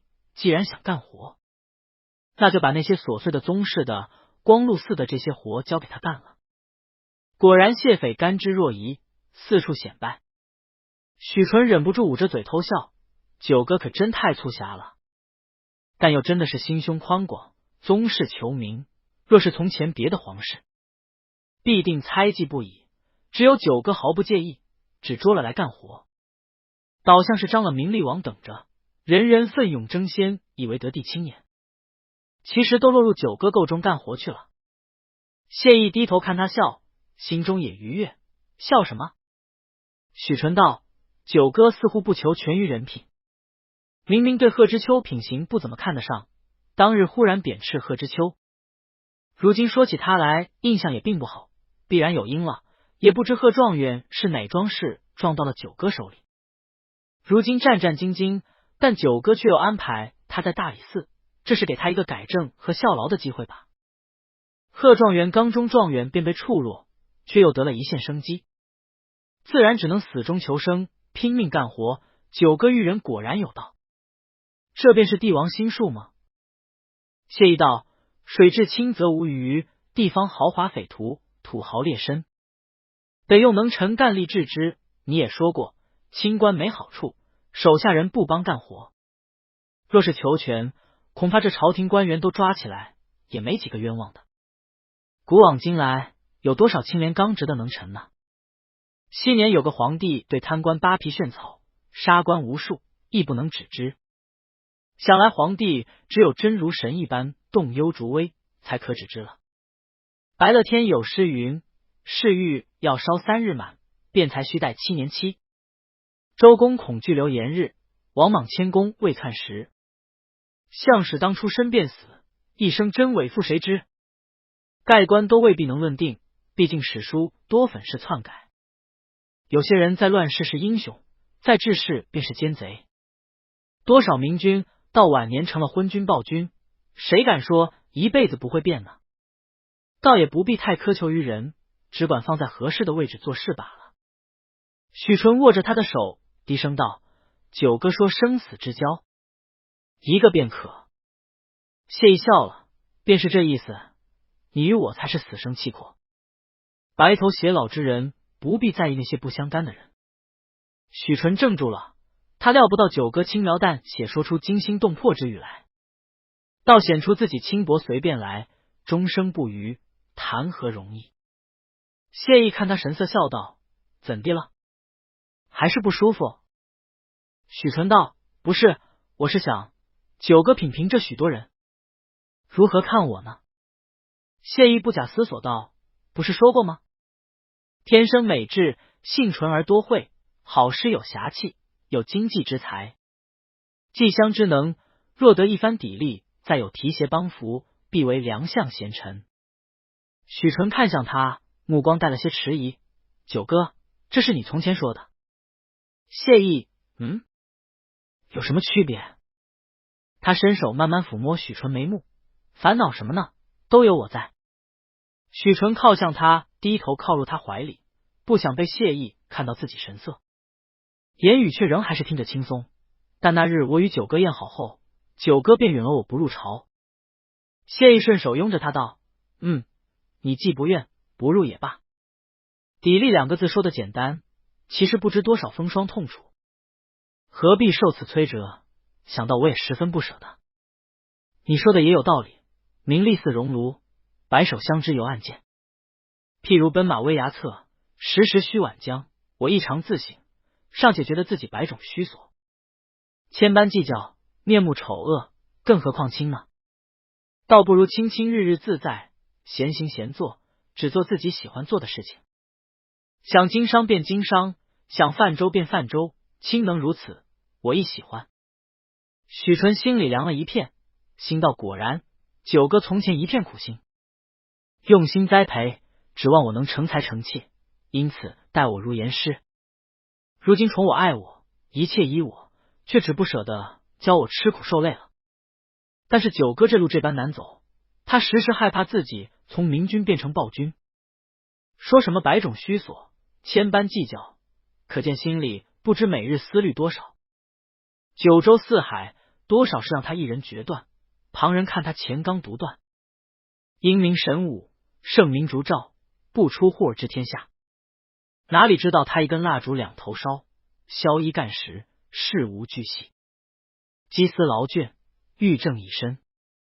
民因物富，四海贤亲，九哥励精图治，他什么人都要用，可见是无人帮他忙，只能将救着放到合适的地方。但他却不肯用我了，因为我未经砥砺磨练，始终成不了才，三顶假人之龙凤。九哥尚且看不上眼，我继续这般浑浑噩噩娇生惯养下去，不见风霜，不知疾苦，哪里能跟得上九哥？也不知在九哥心中，到时候配得上个什么论定，是富贵禄度，还是金玉其外？他忍不住抱紧了谢意，谢意终于忍不住笑了。你这还笑中？莫要来招我，热不热的？这黏了一晚上了，尚且不足。许纯却只抬头看谢意，目中隐然一点似有泪。九哥，我帮帮你吧。谢意摸了摸他头，不必，我听说你病了，来看看你。不是为此事。许纯有些不好意思，九哥会不会觉得我不收礼？却是心中想着，我对不住九哥。谢意道：发乎情止乎礼，我为年长之人，不可教坏了你。他抬了许纯下巴，低头去吻他，两人就在长榻上接了一回吻，缠绵意动。许纯眼尾通红，眼睛里仿佛汪着水。谢意心道：再下去朕就要效禽受刑了，罢了，看过安心了，且回去吧。许纯却只紧贴着谢意，那九哥陪我睡一宿吧。谢意道：这也实在有些为难我了。昔日柳下惠怀中美人，必无青青之美而会，因此才不曾乱之。许纯耳根微红，九哥，太久没见，舍不得九哥。谢意长叹，过几日再来看你便是了。神态间极温柔。许纯默然不语，脸上不舍之意却十分明显。谢意无奈，只能道：陪你睡着了我再走。许纯却又忽想起一事，解开衫子给谢意看着那臂环。九哥，这个你送我的，我也有一物还赠。他自去捧了一个包袱来解开，一边笑，专门捡了最好的海珠给九哥串的。工匠足足做了好几个月才得，如今天热，贴身穿着正凉爽。谢意看他提出一件珠光灿烂的珍珠衫来，笑了，费心了。许纯笑盈盈，缠臂金似九哥日日捉我臂，这珍珠衫九哥穿着也似我，他脸色绯红，没有说下去。谢意知他羞难，也没推拒，接了过来，命六顺收好。都去洗漱后，谢意陪着许纯在床上，看着窗外烛影萧萧，万籁俱静。许纯侧身紧紧搂着他，闭目安睡，十分可人。谢意伸手轻轻摸着许纯臂环，感觉到心中缓缓升起一种安稳陶然之意，仿佛怀里这纯粹天然的少年已有一根丝线牵动着他心神，但他又并不觉得牵绊，只觉得安然温暖。他出生就做皇帝，却也想过不做皇帝的后果，结论是不做皇帝只有死。但如今他忽然又起了厌倦，他早已厌倦与虎豹豺狼打交道，名利驱使人皆如禽兽，若能轻松放下，与心爱人泛舟五湖四海，出世可比入世容易多了。风月凭张毅，山林去就清。声声中有泪，不若是无声。若是在宗室中选个成年的，金蝉脱壳，脱下这名利负累，辞了这庙堂高远，与许纯携手而去，翩然一只小舟，挂帆而去，浮于江湖之远。海月江云，皆为我所有，岂不妙哉？他心中偶然一点动心，此刻便越发炽盛，轻轻低头吻了吻少年唇瓣，不知不觉便已安稳睡着，竟不似从前宅席之苦。而等他睡着后，许纯却又悄悄睁开眼睛，双眸沉沉，恋恋不舍，反复看着谢意，心中常常叹息：九哥，九哥。黯然销魂者，为别而已。天亮后，许纯醒来，果然谢意早已离去，虽心中知晓，多半是九哥陪了自己后匆匆赶回去上朝，来回奔波。他虽有些歉然，但他却并不后悔昨夜留了九哥一夜。他回了国公府，却是借口有东西要给表哥，先去找了舅父和两位表哥，直言在京中守孝无聊，要随船一块回闽州去探探外祖父。心中却已打定主意，先只做去闽州，等到了闽州再说出海。外祖父一贯宠溺自己，多下点功夫，总能同意。盛同宇十分诧异，但也没说什么，毕竟和这个外甥多熟悉总是好事，便亲自去和盛夫人说了说。盛夫人本就心疼儿子苦下，也是怀疑是否经里闷着出的病，如今儿子想要去走走，自然无所不从的，对外自然也只说在家守孝，却是以承幼龄之名引名。程同宇便吩咐了上下都换四少爷，并不张扬。如此一番操作，许纯悄悄安排停当，择了日子便要离京。却说方子兴这日从外办差回来，收到六顺转送来的礼物，打开看是名贵的白药，颇觉感激，又看里头有素笺，倒是两位表兄得他费心招待，十分感激，于14日在千秋坊备了素宴，答谢方大哥，并无外人，若不嫌不祥之身，还请方大哥赏面。他有些意外，但许世子也不比旁人，看着到了那日便也去了千秋坊。这日千秋坊却都歇业，静悄悄只接待他一人，他有些纳闷。等许纯上来后，笑嘻嘻上来作揖：方大哥，我在家守孝，不祥之身，多谢方大哥一点不嫌弃，还替我招待我两位表哥。两位表哥将要离京了，再三让我感谢方大哥。方子兴并不擅长应酬，只能尴尬道：这却是九爷的安排，你只谢九爷便是了。许纯笑道：九哥我当然也谢了，但却不能只谢九哥，倒把方大哥给怠慢了。一边说着，一边亲自替方子兴斟了素酒，敬酒道：一向得方大哥照顾，如今却是有事相求，还请方大哥满饮此酒，我才好开口。方子兴诧异：你有什么事只管与九爷说，他定都依了你，倒求我做什么？许纯笑嘻嘻，只敬着方子兴饮了酒，这才道：我知道方大哥陪着九哥，但九哥平日里嘴硬心软，好些事情从来不和我说。你也知道，我手下就两家产业，一家千秋坊，一家闲云坊，连着印书坊、雏凤堂。不瞒您说，这两家的收益都算得上极好的，在京里算得上数一数二的了。方子兴点头道：“这我也知道。”许纯道：“您看，我如今守孝，许多事顾不上。九哥这边我知道他是做大事的，想必总有些银钱不凑手的时候。这几家产业，我想着将管事都介绍给方大哥。方大哥若是平日里遇到什么难事，一时钱财周转不过来的，只管吩咐我这2位管家，或者有什么市井之事不便自己去办的，也只管吩咐他们，他们都能安排。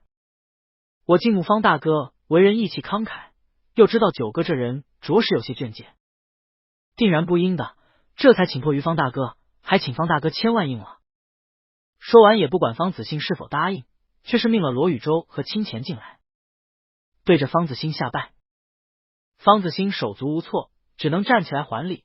许纯又道：“另外还有周大夫也一直在医馆坐堂，若是九哥还遇到之前那等事，急需大夫诊治的，方大哥也只管随时吩咐他们去找周大夫，总能找到的。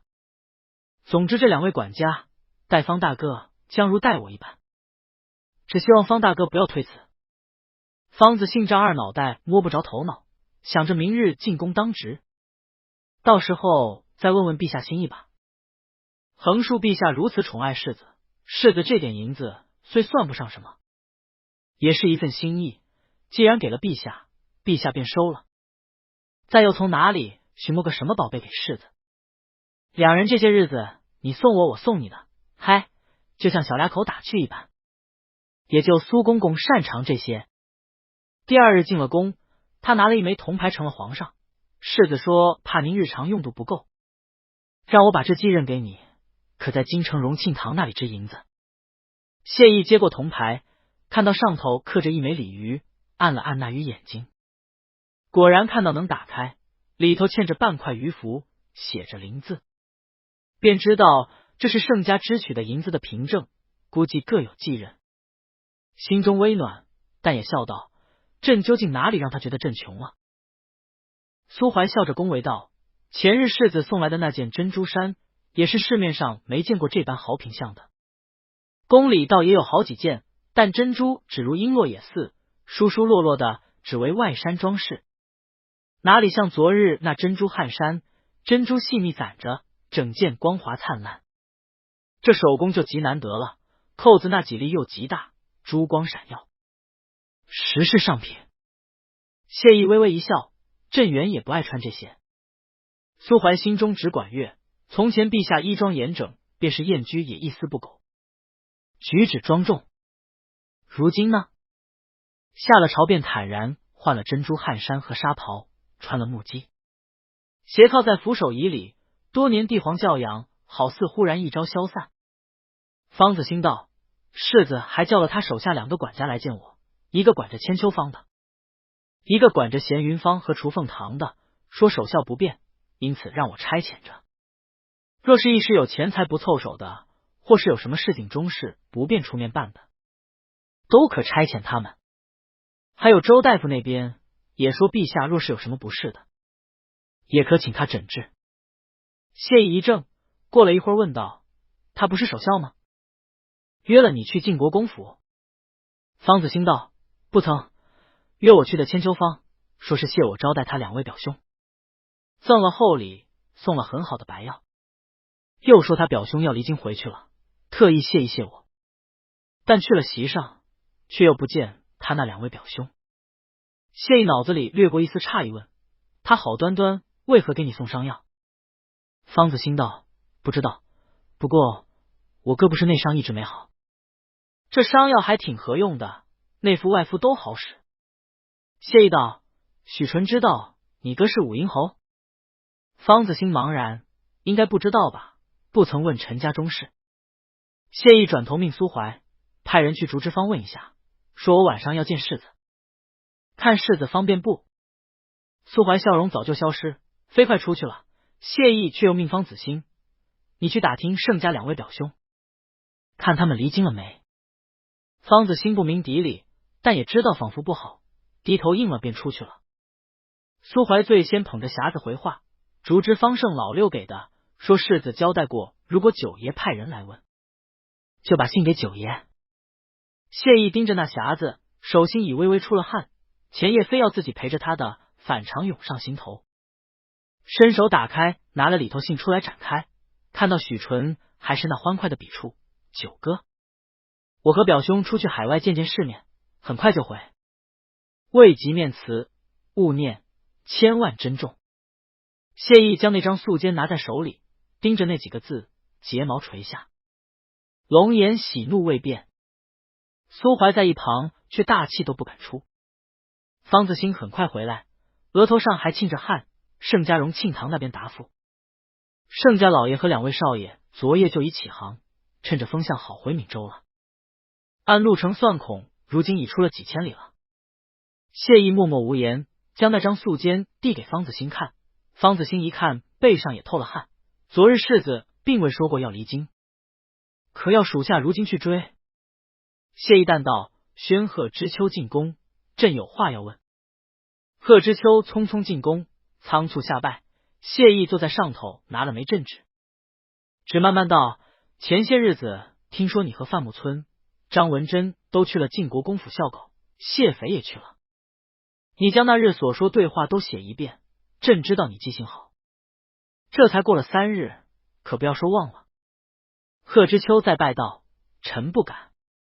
一边苏怀早已安排下了几案笔墨，贺知秋跪坐在几后，运笔如飞，从入府起开始回忆记录，果然一句不曾遗漏，但心中却忐忑不安。写完后，心中倒有些放了心，因着确实似乎也没有什么犯上之语。经上一向不以文字言语罪人，这应当是另有他用吧。谢意却不曾看他，只命六顺把前日厨凤堂那边送来的排好的书稿一本一本翻开看着。那夜他去竹枝房探许纯，第2日许纯果然就命人送了来排好的书稿，他也并未在意，只吩咐放着。此刻他却一本一本取了出来，然后看到其中的《聚雪堂诗集》，伸手拿了起来，慢慢翻着。聚雪堂是舅父的书斋，他自幼是舅父亲自启蒙，偶尔出宫会去国舅府，在聚雪堂里习自学书看杂书的时间也不少。国舅爷范清举其实性情颇为不羁，他除了经学造诣极深外，十分旁学杂烧。聚雪堂里藏书众多，更有许多御书房里绝对不会出现的非正统的书，因此他当时更喜欢出宫去国舅府，一则那是太后唯一对他放松管制的地方，二则国舅为人有趣，在聚雪堂他会卸下那在宫里一本正经的严肃面具，言语诙谐，不再十分讲究君臣之礼，反倒待他更似亲人小辈一般教导和爱护。他和范木村当时就十分喜欢在书架上寻找自己感兴趣的书来看，并且相互推荐。当初李卓吾的著作，他就是在舅父书斋里找到的。范木村选先印这本诗集，想来是知道自己知道了也不会反对，那里确实留下了太多他的回忆。他拿起那本诗集慢慢翻着，许多诗他都能背诵，有些他甚至还能回忆起舅父写下那首诗时的情景。是大雪压低竹枝，啪啪有声时，是春雨中花落一地红湿。是夏日午后出去钓鱼归来，手里满把莲蓬和一串巴掌不到的小鱼。是秋日收集桂花，给舅母做糕点，范木村爬上高高的桂树，摇落满地金线。并不需要多久，他就翻到了那句生死方来无系垒，前面清晰的写着明夷。他其实已不太记得做过这诗句，这样类似的连句太过寻常，但唯一这一次舅父特意记录了下来，觉得他们两人稚子只做木器语，十分奇怪，如今看来竟是一语成谶。也不知舅父服下鸩毒时，是否亦是觉得一死方休，再无忌类。他将诗集放下，看苏怀那边已成了贺知秋写好的记录。他一页一页翻看，前边倒都正常客套话，无非都是文人卖弄才学。待到谢斐来后，便就开始说些朝廷之事。他目光落在了碎雨殿上，心下已明了，许纯特意问了碎雨殿什么意思，但看上下前后叙述并无异常，仿佛只是好奇随口一问。并不惊异。这一问更似印证，不是才发现的样子。而谢斐还要刻意解释一下正和地会，范木村这时候也还显露着幼时勤奋，标榜着这是他亲自提的匾额。哪怕许纯之前半信半疑的，听到这个恐怕就全然明白了，那就是在三鼎甲更前一些，许纯就已发现了自己身份。兴许是诗集，兴许是他看了眼方子兴这憨子招待两位表兄，又是在京里不大会掩饰，被发现身份官职大概也不奇怪。盛家人个个精明能干，许纯的舅父既是长家的，能教出3个儿子如此优秀，恐怕也不是一般人。他这身份本来也没打算瞒着许纯太久，原是打算着等他出了校回太学上课，届时晋国公府这些糟心事也淡了，到时候再找个合适的时机慢慢和他说。到时候盛家太夫人去世已久，长房都离远了，盛夫人当家做主，许纯便是知道自己曾插手干预此案，知道祖母和长房的阿扎事，也不至于对自己生怨，或是在心中有什么嫌隙。说到底还是怪自己见猎心喜，看到盛家2个表兄着实是将才，又娴熟海上贸易，他谋海事已久，偏偏这几年没腾出手脚，物色到合适的人。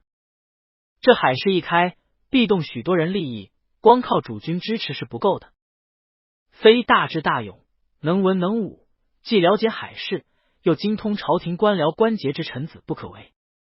心性还要极坚韧，不能过于迂直，否则便是玉石俱焚，一败涂地。新海市绝不仅仅是开几条海路，行海上贸易如此简单。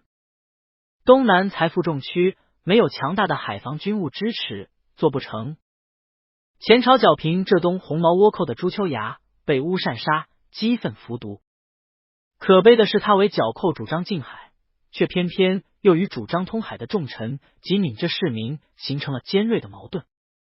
泛海通番与保护商队拒寇海上，这本该是互为唇齿的。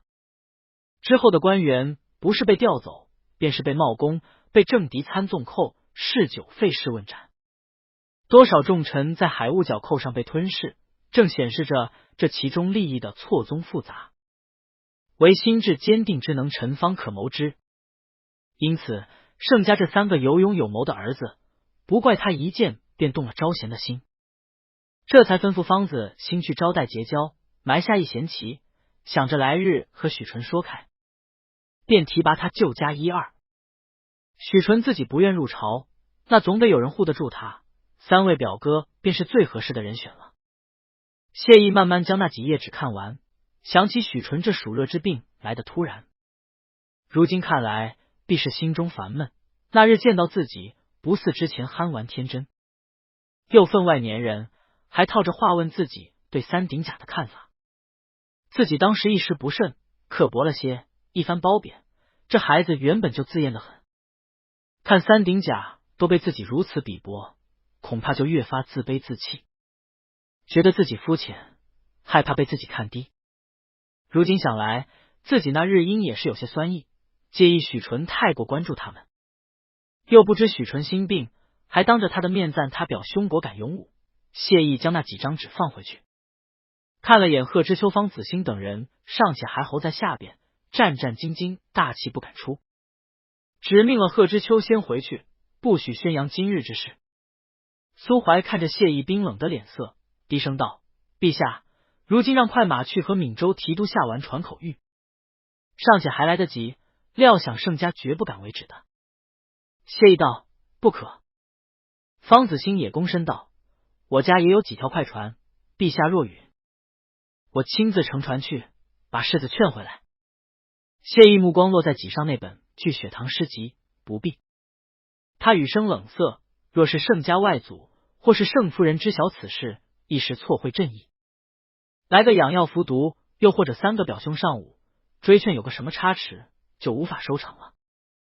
苏怀想起了不久以前县城的例子，晋国公府的太夫人，那可是自己办砸了的差事，连忙屏息，不敢再多言。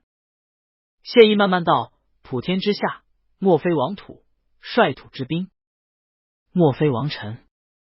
纵四海九州，无人敢冒为君之罪，但也无非一死。人若死了，天威在城，又能如何？留不住便罢了。谢意自以为早已铁石心肠，却到底难耐酸楚，弃阵而去之人，也不差此一个。当时赠他一字思远，如今看来，今日这是应了谶。如今烟水茫茫无觅处，自己也只能呼思远游客。复想早朝事，客从远方来，以我一书札。上言长相思，下言久离别。谢意长长吁了一口气，摸了摸那张素笺，上面字迹是少年意气，却藏着情之幽步。他命方子兴道，叫贾谊立刻动身去闽州，让夏完出面带去。密见盛长洲，让他安排到世子身边，只说是盛家的奴仆。方子兴连忙应了，出去安排。谢意坐在殿中许久，才慢慢将那匣子封上，心道既有志有心一番作为。朕一开始幼之乱之，陷他于宁性一途，倒不是君子所为了。他年少贪欢，不经世故，朕却年长这许多，竟也一时失了志。将来史笔如传，赃匹人物，他也入了那宁性船，皆为朕误了他。许纯在站在船头，看着江风浩荡，刚开船时的兴奋已褪去，如今却只反复想着自己写的那信，九哥会不会觉得自己出海竟只一纸半语，不告而别，对九哥太不尊重，对他们之间的情分看得不重。九哥本来第一次见自己就觉得自己轻佻浮躁，如今越发觉得自己不靠谱了吧。再则自己一去少说也要几个月，九哥日日不见自己，这感情也就生分了。但当时自己也不知写什么理由才好，若说自己是去做出一番事业来，这人还没走就放此大话，到时候一事无成，有何颜面回去见九哥？而且九哥如今还以为自己不知道他身份，自己若是忽然又反悔说想要入朝帮九哥，因此才奋发向上，九哥只会觉得自己心性没个定性，一会儿要这样，一会儿又要那样，越发看不上自己了。再则自己出海就能学到什么东西，自己心里也没数，只是隐隐知道自己继续在家中读书，定然也不会有多少长进，倒不如出来看看，行万里路，开阔一番眼界，兴许自己心中就知道该做什么了。一时反复踌躇，百爪挠心，越发伤神。盛长天和盛长云看他如此，只以为他暑热之症未好全，长途行船不习惯，因此越发哄着他，不是变着法子让人做了精致饭食来，便是想法子带着他打牌钓鱼等，只教他开心起来。许纯不想让舅父担心，便也强颜欢笑，自己在仓房中却又反复涂涂改改，只想着等到了闽州，还是再给九哥捎一封信回去。秒补1-2。闽州。盛长洲接到夏仆通报闽州提督太监夏完到访，吃了一惊，慌忙整衣亲自出来迎接，却见夏完穿着便服，身后带着个侍从走了进来。见到盛长洲，拱手作揖道：“小成啊，上次得了你好些玩意儿，没能好好谢谢你，今日过来却是有正事。”盛长洲深深作揖拜见道：“夏大人客气了，有什么差遣请吩咐。”夏完和颜悦色：“不必多礼，不必多礼，我这次来也是受人所托。”盛长洲一怔，还请夏公公明言。夏完正色道：“在下受人所托，转告程少东家一句话。幼灵执意出海，海上风高浪险，倒扣横生，吉凶莫测，可危可惧。无时放心不下，现有一贴身侍卫颇精悍，愿借君之手，以盛家奴仆之名赠之，不离身左右，则稍可宽心。幼灵性跳脱，不识人心险恶，还望君多选老程家仆随行，多加嘱托，出门在外，当以平安为念。当日京城与君短短一晤，知君稳重老成，故托付之。”盛长洲听完，面色微变，迟疑了一会儿，问道：“难道这是九爷吩咐？”夏完微微一笑：“可不正是。贵人有嘱托，还望兄台多多留意了。这位护卫无名无姓，九爷有吩咐，兄台可为之起名即可。盛长洲看向夏完身后那侍卫，双眸金光闪耀，太阳穴高高鼓起，想来是那家高手，连忙深深一揖，有劳兄弟辛劳为护无地了。那侍卫还礼，并不多言。夏完却靠近盛长洲，低声道：盛少东家，另外有位苏管家私下托我提点少东家一句话。世子安，盛家安。盛长洲看夏完意味深长的笑容，心下微微一抖，却知道这话的言下之意，若是幼灵有个闪失，那盛家定然也是要不得安宁了。这位贵人既然能随手给盛家皇上的名号，自然也能随手覆灭一族。但这话却与之前传话中九爷那拳拳爱惜之意不同，盛长洲便知道，这定是之前见过的九爷跟前那位苏管家了。他这意思既是提点，其实也是警告，希望他能私下劝阻幼灵不要出海。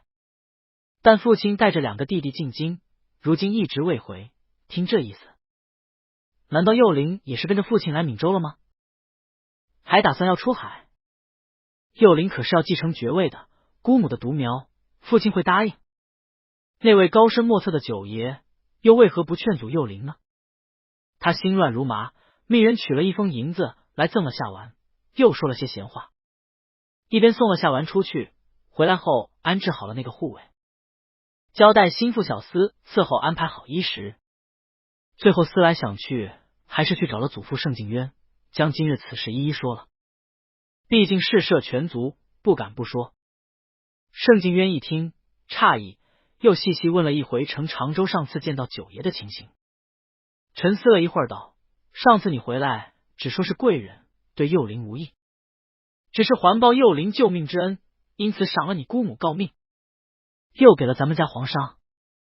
如今有为了幼灵想要出海，十分担忧，派人千里从京城送了个护卫来，要放在幼灵身边护卫，还能够指使的镇守太监照应传话。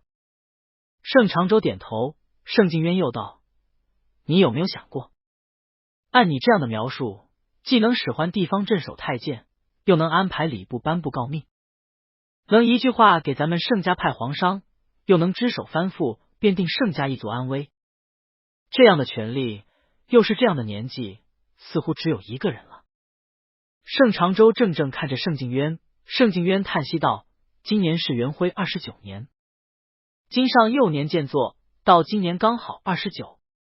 县内侍省首席秉笔掌印太监，正是姓苏，苏怀，也唯有他才敢如此告诫我们盛家了。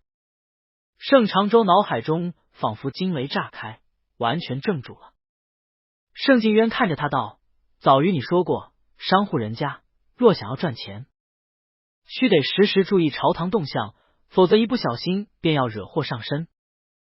自得了皇商后，我就把那侍省有名有姓的太监都让人摸了一遍底。你说姓苏又能指使的动下碗？你须知道，地方镇守的提督太监有权有势，一般人是指使不动的。但若是苏怀指使，那就对了。这显然是皇上劝不住幼灵，幼灵多半还是偷偷跑来闽州的。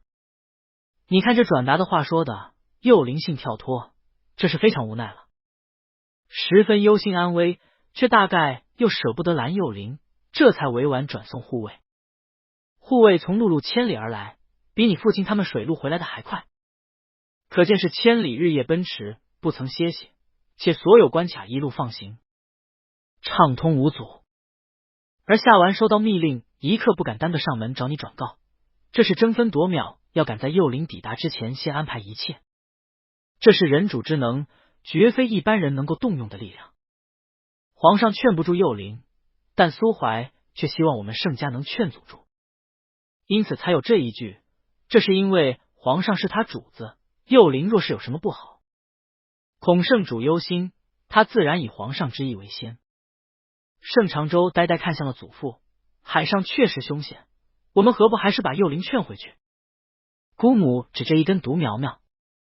盛敬渊笑了声：你看低了你姑母的眼界，若不是族里世代不与女子上船，他早就也自己出海了。你也低估了君上的胸怀，他既是爱重幼龄，岂会阻了他远行的志气？男儿志在四方，你们三个孩儿都是10几岁就出海，难道你爹娘不担忧？但我们能护你们一世吗？既然不能，那自然是早早让你们有谋生之能，这才是真爱护你们。如今看来，只怕当今要大兴海事，通海商了。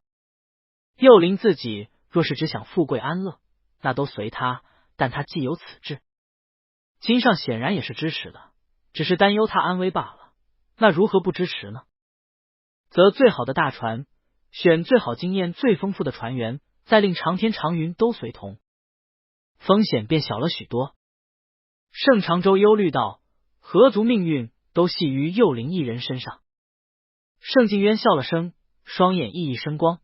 我盛家世代未有惧怕海浪的，富贵险中求，如今这100年难遇的一柱大富贵大机缘在此，有何不敢取？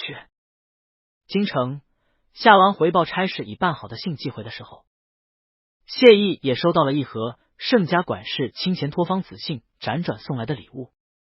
厚重的匣子打开，里头是2件奇特造型的物事，取了出来，一样是一串累累果壳促成的东西，握住上边手柄，便听到了清脆的犹如流水流动的声音，又似一个个水中气泡破裂。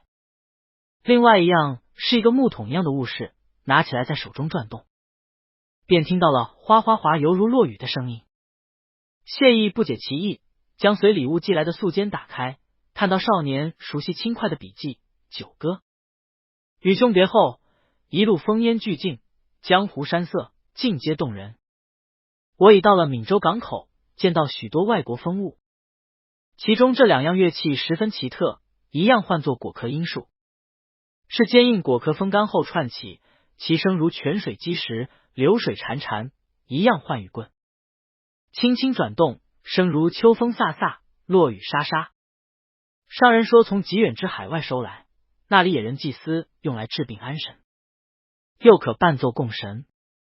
我听之却只想起那一夜雨夜，泉水潺潺，雨声连绵，终日不绝，仿似九哥仍伴在我身边。我待九哥之心，亦如九哥待我之心，聊寄于九哥，供九哥暗读之于把玩，以解背待卷池，若得一息安睡，则更为意外之喜。愿九哥莫失莫忘，勿忘远行之人。弟许纯顿首。谢意拿起那根雨棍，在手中慢慢转动，哗哗雨落之声响起。谢意闭上眼睛，仿佛却是如置身雨中，涤荡魂魄。那一夜默默萧萧，全是雨声水声，天地间仿佛只得他们2人。无有君臣，忘却礼仪。风如拔山怒，雨如决河清。十分烈焰金樽突，千丈敲坑节骨摧。谢意睁开眼睛，吩咐苏怀将这2样分悬在窗边。帐内，薄希儿写的信也嘴甜舌滑，到底年少，老大惜时节。少年轻别离，这满纸的情意卷卷，教人生气都没法与他认真计较，只能叹息念君将舍我，车马去有期。君行亦何乐，我亦独不疑。转眼许纯一路乘船顺风顺水，已到了闽州港。一眼望去，风帆如云，猥琐若网，他喜悦之极。待下了船，却看到盛长洲已得了消息来接他们，上来拜见父亲。许纯看到盛长洲就已喜悦之极，扑上来就挽着盛长洲的胳膊：长洲哥，我来了，你喜欢不？盛长洲看许纯依着素淡，但要貌比之冬日，他上京见到之时，却越发毅力，心中又越发惊疑，却自明白了那位九爷的身份后，不敢再胡乱猜疑。程同宇看程长洲面上有意，也不再问，只等着一起回了府里。许纯拜见过了外祖父、舅父、舅母，他自幼每年回来住几个月，也是熟惯了的，自收拾有院子和服侍的小厮婆子。春夏秋冬4小厮以麻利去了院子收拾着，晚上再有接风家宴。许纯到了自己院子，看到匾额上写的定风，手又有些痒，觉得自己从前写的字太差了，若是九哥在这里，肯定要笑话自己，自己就又可以拖着九哥给自己写个匾额了。他抬头看着匾额，程长天的院子叫平波院，在他旁边的。看他看匾问道：去年才新漆了一遍，可是觉得不鲜亮了，要不让人再重新拾掇下？许纯道：不是，我想起我走之前刚让人给经理别业的院子的匾才做好，也不知道挂了没。那日匆匆走了，也没看到最后院子的匾额，想到此心中一阵酸涩。盛长云道：哦，是你提的吗？是神妖院子。许纯道：是县鱼。盛长云迷惑：什么鱼？许纯解释：临渊县鱼那个县鱼。盛长云读书不太多，但这个词恰好认得，点头道：原来是这个。记得先生教过，叫什么临渊县鱼，不如退而结网。你那匾的意思是不是要结网捕鱼啊？许纯忽然对九哥提那个匾的时候的想法摇摆了起来。九哥当时还说是羡慕自己如鱼一般快活自在，如今想来，该不会对自己相忘江湖的鸿鹄咸鱼之说还有些不满，因此提了这字，其实是暗讽自己。以九哥那一向心里有什么都不直说的脾性，恐怕还真是。许纯后知后觉感觉到了九哥当时说那话仿佛是在阴阳怪气，不过盛长云已拉了他进去，我给你添了好些东西，你来看看这面镜子，纯银墨的，再看这字明中，好看吧？还有这边这眼脑玉盆，瞧瞧这整块的盐矿，大夫说时不时泡一泡对身子好的。许纯只好笑着答谢，却见盛长洲带着个高大的护卫过来道：外祖父说给你再添个护卫，这是定海，以后就跟着你了。定海便上来行礼，许纯一边还礼一边笑道：外公已给了我春熙他们4个了，很是帮了我许多，怎地忽然又要给我添人？表哥也有吗？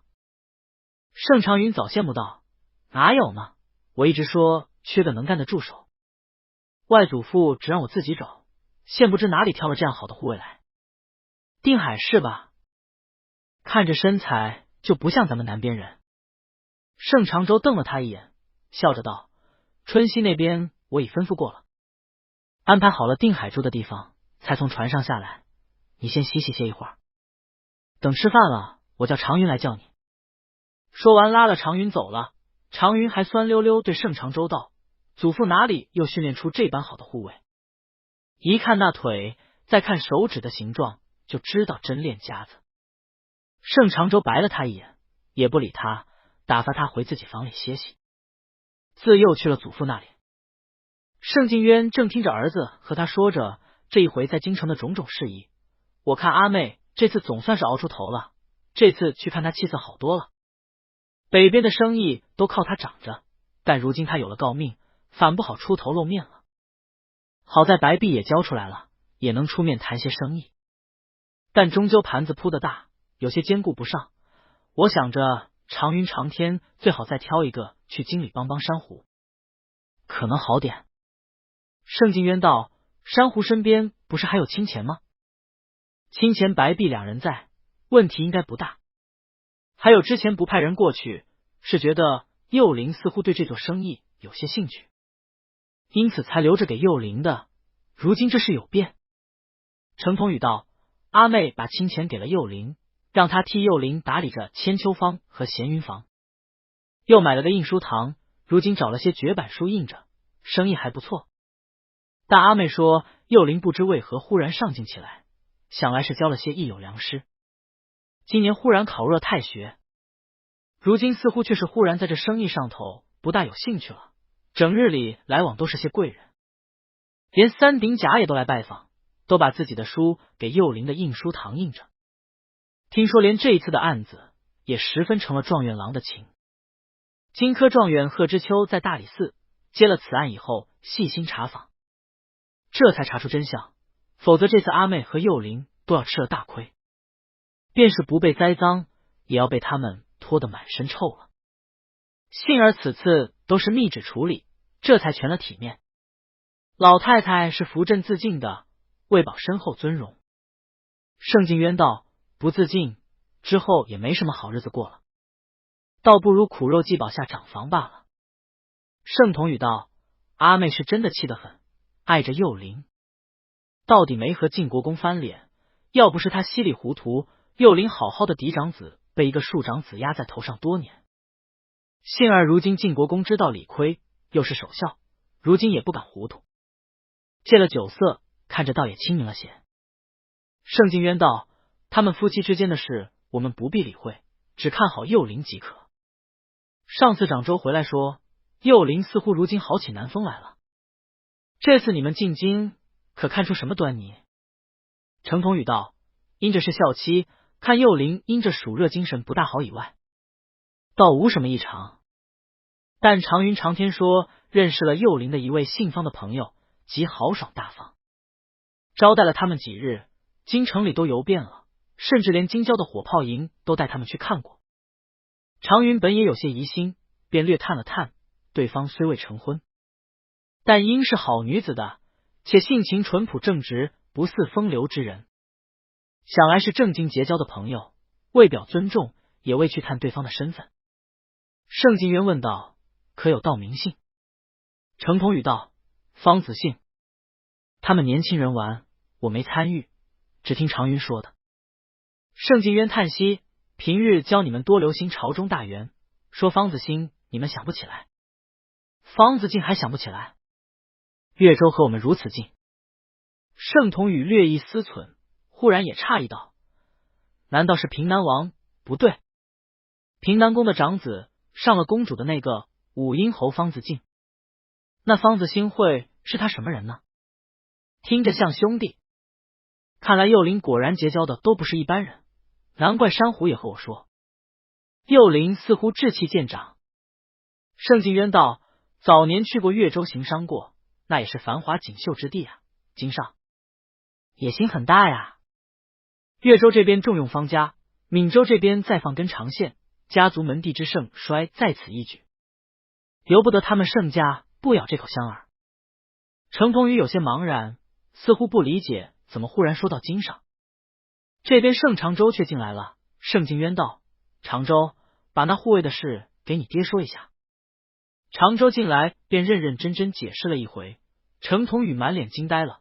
所以那位九爷兴许就是当今圣上？那国公府这边这个案子，盛敬渊点头，一个九品的大理寺官员，哪有如此大本事宣得出密诏？反过来是当今圣上吩咐下来，让贺状元主理，密侦此案，秘密处置，这才通道理。盛同宇道：难怪我上门拜访，送他一套宅子答谢，他无论如何不肯受，只说是识君之路忠君之事，原来这话里还真有话。盛敬渊道：现在就只剩下一个问题了，幼灵知道九爷是圣上吗？两位长辈都看向了盛长洲，长洲额汗微微冒出，那日九爷是和我说了幼灵对他有救驾之恩，他是幼灵如小辈，教导一二，来日入朝定能大用，因此并未向幼灵吐露身份，还令我瞒着幼灵。盛敬渊点头，入太学读书，又安排了名师，因此幼灵这才忽然奋发好学起来，这是好事。京上既然着意栽培，我们自然也当效力。程同宇却有些犹豫道：珊瑚只这一个儿子，出海实在太冒险了。盛敬渊拍了拍他肩膀：凤凰儿一个足矣，他既有志气，只由他去闯，我们替他打算好便是了。再则咱们幼灵是有些灵异在身的，你看看出生10天后娘娘就有预兆，如今怎地只就他一个人救了驾，如今这才18岁，深受皇恩眷顾，这是多大的福气。我看这好运道还在后头，咱们商户人家时运来若是不抓紧了，来日可要后悔莫及。程同宇听着也心微微放宽了些，还是道明日我们去天后宫，再给娘娘烧些香，请娘娘赐福。盛敬渊微一点头，如今需安排2件事，一则等幼灵出去后，常州你便进京，协助你姑母负责北方的生意，盛长洲一怔，这边的生意怎么办？盛敬渊道：你爹接着，再说了，我也还未老，还能替你们掌掌舵。长孙进京，这是给圣上表忠的。圣上有什么差遣，只管全力去办便是了。程同宇和盛长洲都无话。盛敬渊又道：第二桩，便是这次幼灵出海，该去哪里了？他拿了手杖，走到了墙上的海图前。程同宇道：安全为上，不如去宜州看看，然后再去琼州、爪哇走走，物产富裕，航线也安全。盛敬渊摇了摇头，宜州是农氏占着，传说宋农志高败于狄青后，带着残将一路流亡到那里，占岛为王，本朝封了个广元王。虽说名义上归顺我朝，但不纳贡不朝拜，其实仍是国中之国。朝廷以招抚安顺为主，去那边走一次，也不过是看看风土人情，做些生意罢了，没什么意思。他拿了手杖点了点另外一处，去儋州，这里如今还是被乌合人占着。圣主若是打算扩清海疆，驰驱东南，岂有不拿下儋州之理？前朝这里还设了总督府的，这里如今还有陆氏在，到底是华夏一脉，可谋之。若来日朝廷能够收回此处，设立总督，便可节制诸岛，则东南海疆平定，率土皆臣，诸藩奉贡，指日可待。让幼灵去那里走一走，十分有益。选最好的大船，再组上船队，长天长云都去，盛家精锐尽出。一般的寇盗自会避开，加上天后娘娘保佑，自当风平浪静，一路无事。程同宇和盛长洲一贯是极孝顺的，自然都默然听令。盛敬渊挥斥方遒，双目金光闪闪，只恨老夫不能年轻10岁，否则这驰骋海疆之盛世，哪里轮到你们小儿？却说到了晚间，盛家家宴给许纯接风，许纯笑嘻嘻，却是将自己印书堂刚刚印好的绝版书都送了外祖父、舅父等人各一套。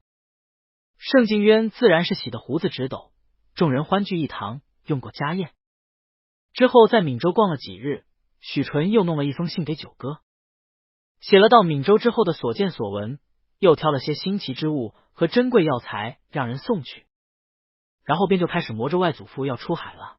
盛敬渊倒是认认真真拿了海图出来，在书房里问他想去哪里。许纯打开海图，看着海图发呆，盛敬渊一个一个岛屿告诉他。许纯看到扶桑岛，好奇道：外祖父去过这里吗？听说倭寇极厉害。盛敬渊道：他们自己的领主打来打去，打了许多年，如今已见趋于统一，那边也有华夏的海盗纵横，汪氏占了一座大岛在那里。我从前带船队避风浪，有登岛过，和他们做过生意。人们称他为汪岛主，传说是前朝汪直的后人，也有可能是冒人。许纯问道：去那边看看如何？盛敬渊摇头，东边平日长云带船，也不太敢走，极保守。这里的海盗太多，又有倭寇，我们走熟了航道的，还是往南边，这边岛屿气候暖热，物产富庶。他往南洋画了一片，和他点了点宜州，这里是广元王农氏之地，这些年和朝廷相安无事，朝廷招抚为主，若是海疆平定，自然安顺。盛敬渊又拿了手杖一个一个点过去，这边是赤土、儋州、旧港、大古次、底兀拉、交趾等等，这里在前朝都设有宣慰司、布政使司、总督府，可惜后来海禁导致这些都渐渐被别人占了。许纯看得心潮澎湃，竟然都曾经在我华夏版图之内吗？盛敬渊点头，不少地方去到，那里都还有前朝的官署的遗址，当地土人也都知道这些旧事，尤其是这里儋州，前朝曾设总督府，这里是有故事的。许纯好奇道：什么故事？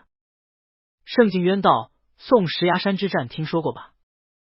宋军抗元，前后动用战船2000余艘，宋左丞相陆秀夫身背年仅9岁的幼弟赵炳投海殉国，而后10数万军民相继倒海自尽。许纯轻轻叹息道：“这我知道，崖山之战。”盛敬渊点头继续道：“陆秀夫之子陆自立后来带着残余的海军南迁，途径南阳，便在此停留，休养生息，仍图复国。后人以陆氏为王，衣冠礼制以及习俗亦如大宋。这里陆陆续续也定居了许多华夏人，可惜这里前朝又已被乌合人给占了，屠了不少华夏人。陆氏也只能隐居，避到了巽他海峡这里。陆氏一族的制船工艺十分优秀，我曾经向他们求教过，他们族长当时送了我不少图纸。”许纯十分惋惜，原来如此。盛敬渊道：“这里又不得不说起西洋乌合人这些蛮夷了，他们肆无忌惮在海洋上抢劫商船，然而背后却有国家护航，授权本国商人垄断所有港口，袭击商船和沿海城镇。原本前朝我国的海盗汪氏、徐氏、郑氏等亦有海队，因此乌合人这些人并未能占了我们的岛。前朝海禁先后剿灭了汪氏、徐氏等海寇后，这些乌合蛮夷就膨胀起来了，要不如如今郑氏尚且还在南方，只怕也早就被占了去。最可恶的是，这些蛮夷海盗先占了海上贸易关口诸岛，然后他们自己的国家就派了人正大光明占了去，这里就变成别国的了。”许纯喃喃道：“难道说这些海盗反而还有用？”盛敬渊摇头：“非也，这些海盗同样也是十恶不赦，劫掠商旅，但一灭了之，并且一视同仁打击海商，使海商衰落，海防薄弱，这对我朝并不是好事。要清剿东南诸夷，护送商旅，非朝廷出面不可。不可将海外侨居之人视为天朝弃民，反而应该保护我们的商旅侨客，支持海外贸易，如此与西洋蛮夷争夺这海疆，鹿死谁手还未可知。这儋州若是仍然为我华夏藩属，则东南西北四处诸岛无处不可去，西洋蛮夷若要侵犯我们，也不容易。”许纯不由一阵豪情生气，油然向往道：“外公，我们去这里看看吧。”盛敬渊微微一笑：“明日先去问问天后娘娘，然后计算下天气、航路，再做打算。”第二日果然调船筹集船夫，安排护卫，打点行装，择了日子去拜了天后娘娘，摇了个上上级的卦，挑了吉日，便驾风纵帆，浩浩荡荡，直往儋州进发。远在京城的谢意收到信的时候，算算日子，许纯应当已出了海。他在舆图上看了看，看到了儋州，心道：盛家这位老祖宗倒是眼光老辣。他看过信，命苏怀传了诏谕来，吩咐道：之前城墙一事办得甚好，此前也一直命你筹备海师学堂，如今是时候了。你即日便动身去闽州，提督太监夏完会协助你筹建海事局和海师学堂。诏谕感恩领旨。谢意打发他走后，又叫苏怀写信给夏完，让盛长洲不必急着进京，先在那边等着赵大人到了，协助他筹建学堂等事。苏怀笑道：陛下这是让盛长洲有功劳，以便晋升入朝。谢意道：盛长洲此人能干，不亏。九歌：秋半高悬千里月，夜深寒尽一天星。转眼中秋已过，清风荡帆，浩渺天际，眼界一宽。心胸一广，出海已数日，船上除了看风景，只有钓鱼或者和两个表兄打马钓。我钓上来过几只大黄鱼，只是在海上鱼块、醉虾蟹等都吃腻了。不过我们带了不少食物和耐储存的蔬菜瓜果，吃的也很不错，还带了足够的水以及茶叶。船上更有专门的牧槽，种植鲜姜和各种蔬菜，也养有一些家畜供宰杀，甚至还养着一条狗、一只猫，以解船员寂寞。这令我一想起了在竹枝房的猫儿。外公安排了许多大船随行，我们这一支船队，单大船就有3只，其他小船30多只，每大船上能容纳400-500人。听说盛家船队出行，也有不少小商人跟着船出来，带着自己全部身家孤注一掷。我乘坐的金陵号给九哥看过模型，尖底大副船，乘风破浪，迎涛卷雪，势不可挡。船上的老水手都和我说，这是他搭乘过最好的船了。随船除了东海陪着我，船上还有好几名大夫，医术都很高明，药物也带得充足。还有会看天气的水手，负责看方向的罗盘手，看方向有用水罗盘看方向的，扶针雨水指向行舟，也有观星定方向的，有名头叫签星术，亦有用金锤探水深浅，深感学无止境。我吩咐春熙和夏朝多记录，打算回去后汇集刊刻成书。连那些客商都很有意思，表哥在随船的客商名单里头找到一些大的客商，每天安排1到2个来和我说话解闷，我便记录他们带的货品：红枣、黄糖、香料、瓷器、布，林林总总，凡是九哥能想到的都有，实为众生相。我在京城10几年，也不如在这船上半个月见到各地的客商多。许纯手里提着笔，慢慢记录着，林林总总，除了刚开始还想几句文采词藻，后来索性放弃了，只以大白话记录着，想到什么就记什么。虽说在船上根本没法给九哥寄信，但他一闲下来，想到九哥就忍不住想要和他分享这所见所闻，打算都攒着，等到了地方再给九哥一起寄出去。盛长天走进来，看到许纯咬着笔头绞尽脑汁，忍不住笑了，又在写信。怎的有这么多要写的？天天问个不停，我看你是真的要写书吗？许纯道：写书不好吗？我自己有印书堂呢，我还画了好些画，到时候一起印了，后人看了也有参考呢。盛长天饶有兴致道：后人真的会看这些吗？许纯道：不仅后人，我觉得今人也会。他心里想着，哪怕九哥到时候要开海路也好，要兴海军也好，这些资料能帮上一些便算一些。九哥被困在京城，我虽做不了九哥的臂膀，至少先能做九哥的耳目。盛长天却悄悄靠近许纯问道：是不是有相好的在京城？许纯面微微一热，推他道：别乱猜。盛长天看他神色便知十有八九，出行之前常州找了他去，让他仔细查探许纯是否仍是好南风。但这些日子在船上，他看幼灵日日不是看书，就是带着几个小厮钓鱼，或是和老城的船员水手交谈询问，或是与客商说话，全然无一点风流样，也不似出海来行生意的，竟是出海来做学问呢。盛长天和盛长云私下议论，还真对这个表弟刮目相看，这还真的是一心往正道去了。他们盛家没有出过读书的种，如今竟然幼灵要将他们行商的事来写成书，这可太稀罕了，这些也有人看。盛长云倒是无心说了句，说不准他那个相好的就爱听故事呢。他这样奋发，倒是十分像是要给意中人挣些什么似的。盛长天话糙理不糙，看幼灵这日日写信的样子，说不准还真是。他正想要继续打探，没想到却忽然听到远处隐隐传来雷声。他脸色微变，许纯却有些茫然，打雷吗？盛长天却起了身，快步走去了甲板上，瞭望杆上早已有船员在上头拿了望远镜在看着远处。许纯跟着盛长天走了出来，看盛长云也已出来，都带着人，两人相视，面色都有些肃然。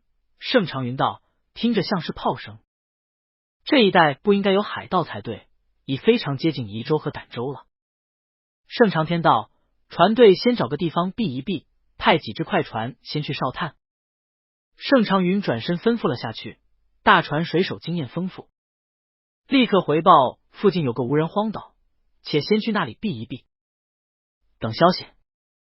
一时船队缓缓行进，不多时隐隐望见一岛，看着岛边靠了岸，恰是一个无人的空岛，岛上树木参天，荒烟蔓草。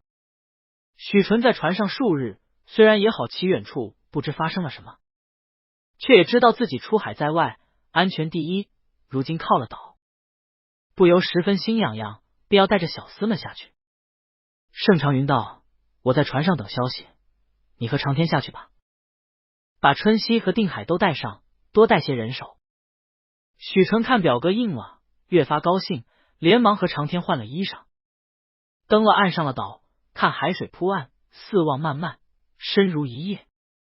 远处一轮残阳徐徐坠入海平面，半边天血红，余晖犹如烧烫的赤火一般，十分壮丽，不由又有些想起九哥来。若是九哥和自己能出来看看这海上风光，九哥文采这么好，定然能做出许多诗来，等回了船上，自己试试看能调出这颜色。画出来不？到时候寄给九哥看也好。盛长天带着他在岛上随意走了走，侍卫们都随手带着长刀，一路砍树斩藤，找出一条路来，走到了岛的最高处。远远便看到几艘快船破浪而来。盛长天道：“哨船回来了，想来有消息了，我们回去吧。”他们便又回了船上，果然盛长云正坐在船舱正厅处，面沉似水，看到他们回来，皱着眉头道：“实在不巧，本以为这些日子太平的很，谁知道竟赶上了广元王这边的水军和乌河的船队在开战。救了个人上来问过了，说是已打了好几日了。看这情况，儋州也不好去，宜州也不好去，难道要转到了？”盛长天问：“怎么打起来的？”盛长云道：“据说乌河蛮夷这边好端端的，不知为何又杀起华夏商人来，其中有不少宜州的海商。回去求救，广元王便派了他们世子发兵去讨伐。据说连附近的张豹子、苏寡妇两个海盗头也趁火打劫，加入海战，前面乱得很。我们这有这么多货船，还是远远避开为好。”盛长云和盛长天两兄弟是出海老了的，看到前面开战，尤其又带着幼灵，安全第一，商议后便决定绕过儋州，便转舵改道，往更南方的巽他海峡去看看。他们之前还和陆氏订了些船，打算先去收了船，然后再去婆罗洲去把货物给出清，虽说时间会长一些，但是更安全一些。商量后便决定暂时现在这无人小岛附近休息一夜。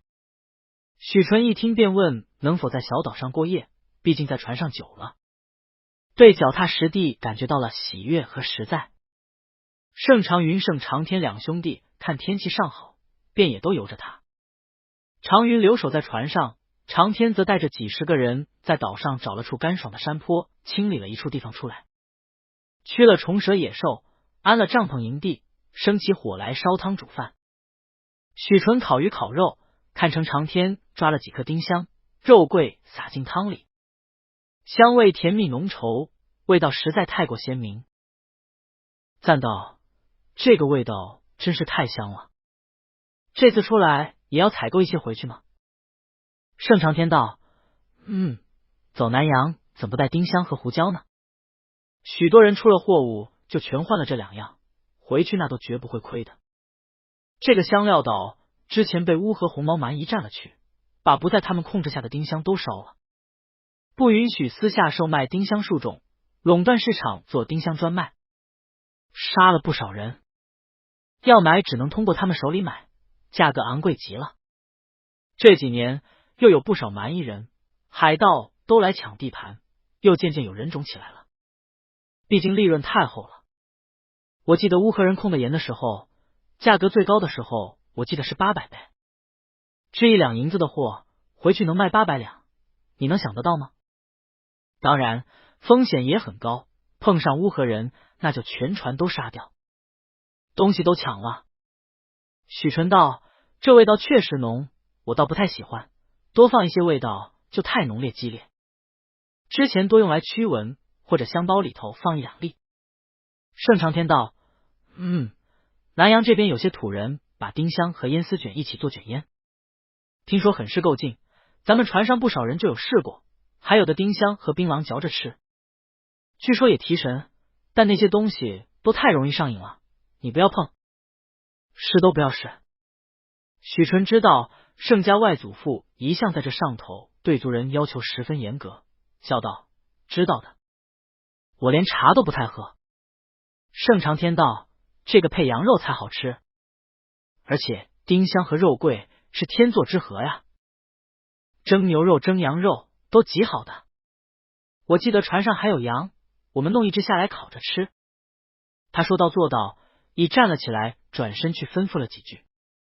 很快便有人跟回船上，不多时果然提了2只羊下来。一群人在水边杀了烤了起来，撒上香料，果然浓香在这深黑的夜里传得更远。春夏秋冬4个小厮和定海在附近点了个火堆，也得了半只羊。夏朝一边烤着一边赞叹道：要说整只吃的，谁也比不上3少爷，这真是太香了。这时候若是能喝点羔羊酒或是酸酪酒，那可太好了。南阳这边的葡萄酒味道也正。春熙笑了声：伺候4少爷呢，怎么能喝酒？别乱来，这附近没看到还闹打仗吗？他一边说一边割下一条腿递给一旁的定海。定海一直沉默寡言，接过羊腿，看到上面厚厚一层晶亮蜂蜜在焦褐色羊肉上，果然撒满了丁香和肉桂粉，暖热响起，甜中带着鲜辣，异香扑鼻，十分销魂。他咬了一口，眼睛就亮了起来。春熙又给东海、秋胡都分了吃，秋胡坐在定海旁边，一边问定海：定海哥，你原来是哪里人？看起来没出海过吧？看你长相像是北边人啊。定海吃了几口后才言简意赅道：我是齐鲁人。秋胡眼睛一亮，难怪这样高大，我和夏朝2个人扎一起，恐怕都不够你一个人的。定海沉默不语，只是吃，看他吃着也不如何急。拿了一张烤好的面饼，一口饼一口羊肉，但不多时就已将一根羊腿和一碟面饼都吃尽了，食量惊人。春熙又将自己的那根递给了他，定海却挥手：不必，你用，我吃点面饼就好。一时5人吃了差不多，春熙看许纯起了身，便也跟上去问道：4少去哪里？许纯道：吃饱了，我去海边走走。一时定海也已跟到了他身边，许纯抬头看到他无声无息靠近，有些意外，又微微有些尴尬。他其实是找个无人的地方方便。春熙他们自幼陪着他，倒还好，但定海却是后来的，又生得高大，肩宽背阔，勇力过人，无端给人一种摄人之感，这让只是想解手的他感觉到了压力，便道：你先吃吧，我就在下边海滩边上走走。这岛上无人，也没什么野兽毒蛇，有春熙他们跟着我，没事的。定海却只默然跟着他，腰间长刀铿然。许纯知道他是尽忠职守，便也不好再说什么，自慢慢走了去。春熙也跟上了，却也知道少爷这是要方便，一手拿了支火把在手里，夏朝则提了一壶温水，提了盏轻巧海灯在手里。定海看到他们2人提了水有些怔，然后看到许纯转了个弯走到了灌木后，这才恍然大悟，站远了些，转过身去看着大海。然而这一看，他目力极好，立刻便看出了问题，忽然拔刀在手，警戒：保护少爷！来人！许纯才把腰带系好，伸了手接水在洗手。春熙转头看着海上也拔刀在手，看着海上远远驶来了一只小船，船上有数人都是腰间佩刀，手里拿着火铳，也举着火把。春熙和定海对视一眼，定海已迅速站到了许纯面前，低声道：少爷往后走，他们带有火气。一边先声夺人喝道：来者何人？那船上的人原本都并不搭话，反而都满脸警惕，将手中的火铳举起，拔刀在手，同样也拢在前面，将身后的人护住。而山坡上在篝火边烧烤的盛长云见势不对，一挥手，山坡上几10个侍卫、船工、水手等人移起了身进阶，拔刀在手轰然下来。又有一队火铳手拿了火铳，同样站在坡上对准了来船。那小船上不过4、5人，原本只看到前面许纯几个人，忽然看到山坡上下来这样一群彪悍护卫，已吃了一惊，一时有些两难，竟也不敢再靠岸，一时两边僵持着。只听到海浪声飒飒，盛长天已带了人下来，手里同样拔刀逼视着船上的人，火把熊熊，能依稀看到那船上的人衣甲破烂，带着血迹。盛长天在海上多年，一眼已认了出来，列位是广元王的麾下将军。几人脸上一绷，而他们身后护着的人忽然不知说了什么，推开了挡在他身前的士兵，一位青年将军走到了前面来，身上穿着金色锁子甲，却半边肩膀都被血染红。他面色苍白，勉力躬身作揖道：“在下等人正是广元王麾下将士，因被乌合蛮夷的船追赶，迫不得已靠岸，因着这里从前是无人之岛。看阁下等人因也是我华夏之人，想来是商队，是否能行个方便，容我等靠岸避难？阁下高义，吾等感恩在心。”盛长天脸色却微微变了，有追兵。他已挥手道：“我们收队立刻回船上，立刻开船走。”一时众护卫上来，紧紧护着许纯，便要退走。许纯转头看那残船上的青年，看着他们。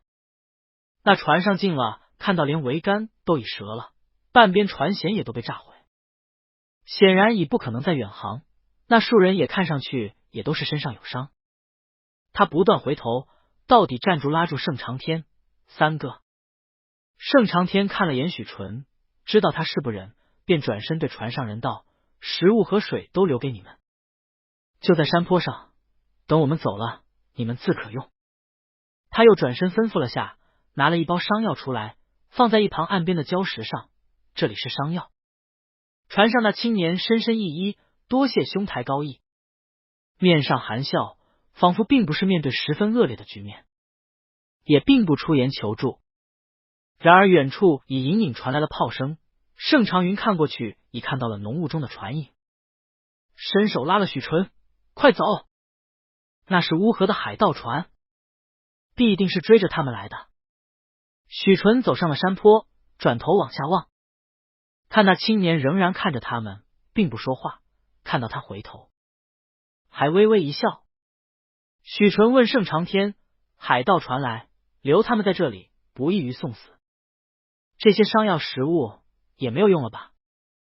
他们是为了乌合人屠杀我们华夏人才去讨伐的乌合人，和我们同根同源。”盛长天看许纯脸上神色，跺了跺脚，转头当机立断吩咐：“去几个人去把他们带上，上船立刻走。”一时一队护卫过去引着他们。那青年看护卫下去说话，有些惊异，抬头又向他们方向做了个揖。盛长天才对许纯道：“快走，必须要在他们到之前登船。”一时忙忙碌碌，众人都上了船，自有人引了那几个广元王的将士伤员去仓房，引了大夫去诊治。许纯却心中不安，看大船缓缓开拨，盛长天已过了来，听了盛长云说话，点了点头道：“传令下去，令所有炮手、火铳手、弓手、弩手就位准备开战。”所有桨手全速开船。整只船仿佛一只巨兽缓缓苏醒过来，无数船员小跑着从主舱离开，火把全都亮了起来，照的船犹如白昼一般，呐喊号令声不断。而桅杆上旗帜升了起来，有令手爬到了瞭望杆上，开始挥舞旗语和火把。所有从船也都仿佛动了起来，好几艘战船慢慢围到了金陵号身旁，做出了卫护的姿态，而更多的小船簇拥了过来殿后。许纯到底年少，看到这一幕，心跳砰砰，和盛长云道：“二哥，我是不是不该救人？是不是给你们惹祸了？”盛长云一笑：“别慌，盛家船队也不是好欺负的。他们若是看了这阵势，知道我们不好惹，自己就会退走了。既然是追残江，追的战船不会特别多的。就算他们不知死活，非要来犯，那正好试试我们刚修好的火炮，拿他们练练手。”许纯道：“会不会死人出海死人，那可太寻常了。海浪、盗匪生病，盛长云看许纯脸色，知道他害怕连累了船队，笑着宽慰他，应当不会战，真战起来，你当我和长天这么多年在海上白混的吗？长天既然答应带他们上船，那就是我们也觉得该救。平日里我们救的客商还少吗？这是积福的事，只是他们太特殊，后边有追兵，顾念你在船上安全第一。但你也想救，若是真弃了他们而去，今后想起来就难受，倒不如冒险一次，求个半生心安。咱们只是避祸，又不是拒祸，要战便战，你三哥这些日子都闲出屁来了，让他在后边断后打着过瘾，我们先走。别担心，天后娘娘保佑我们呢。船舱外号令声阵阵，火光通明。被船员们搭救引上船舱里安置好后，有船医来看伤。显然吉老练精通海上诸病症，那位青年将军解下甲衣，船医一看便知是火气伤，面上并无惊异之色，知道只是火铳弹药擦伤，骨肉炸裂，幸而未伤筋骨，但也需好生将养，将火迁毒去除。先用油脂清洗伤口，每日都要冲洗，切去腐肉，再敷白药。说罢开了药，命人去煎汤药，又给了些镇痛的药丸，这才走了。他们一行5人都安排在一间仓房内，分有里外间。4个家将自然将少将军安置在最里间，侍从名唤蒋侃的道：世子，您先歇一歇，我们在外边看护着。那位少将军肩膀上狰狞的伤口刚敷上药，顿生清凉之感。他本已疲累之极，此刻终于得躺在干净温暖床上，重新包扎伤口，喝上干净的水，终于感觉到了放松。此刻却摇了摇头，勉力站起来，低声道：都叫我季少将军好了，去一个人出去打听下这是哪家的商船，我适才望了眼这船队，浩浩荡荡，再看这船上诸人安置有序，适才那商队首领少爷又老练精明，当机立断，绝非无名之辈。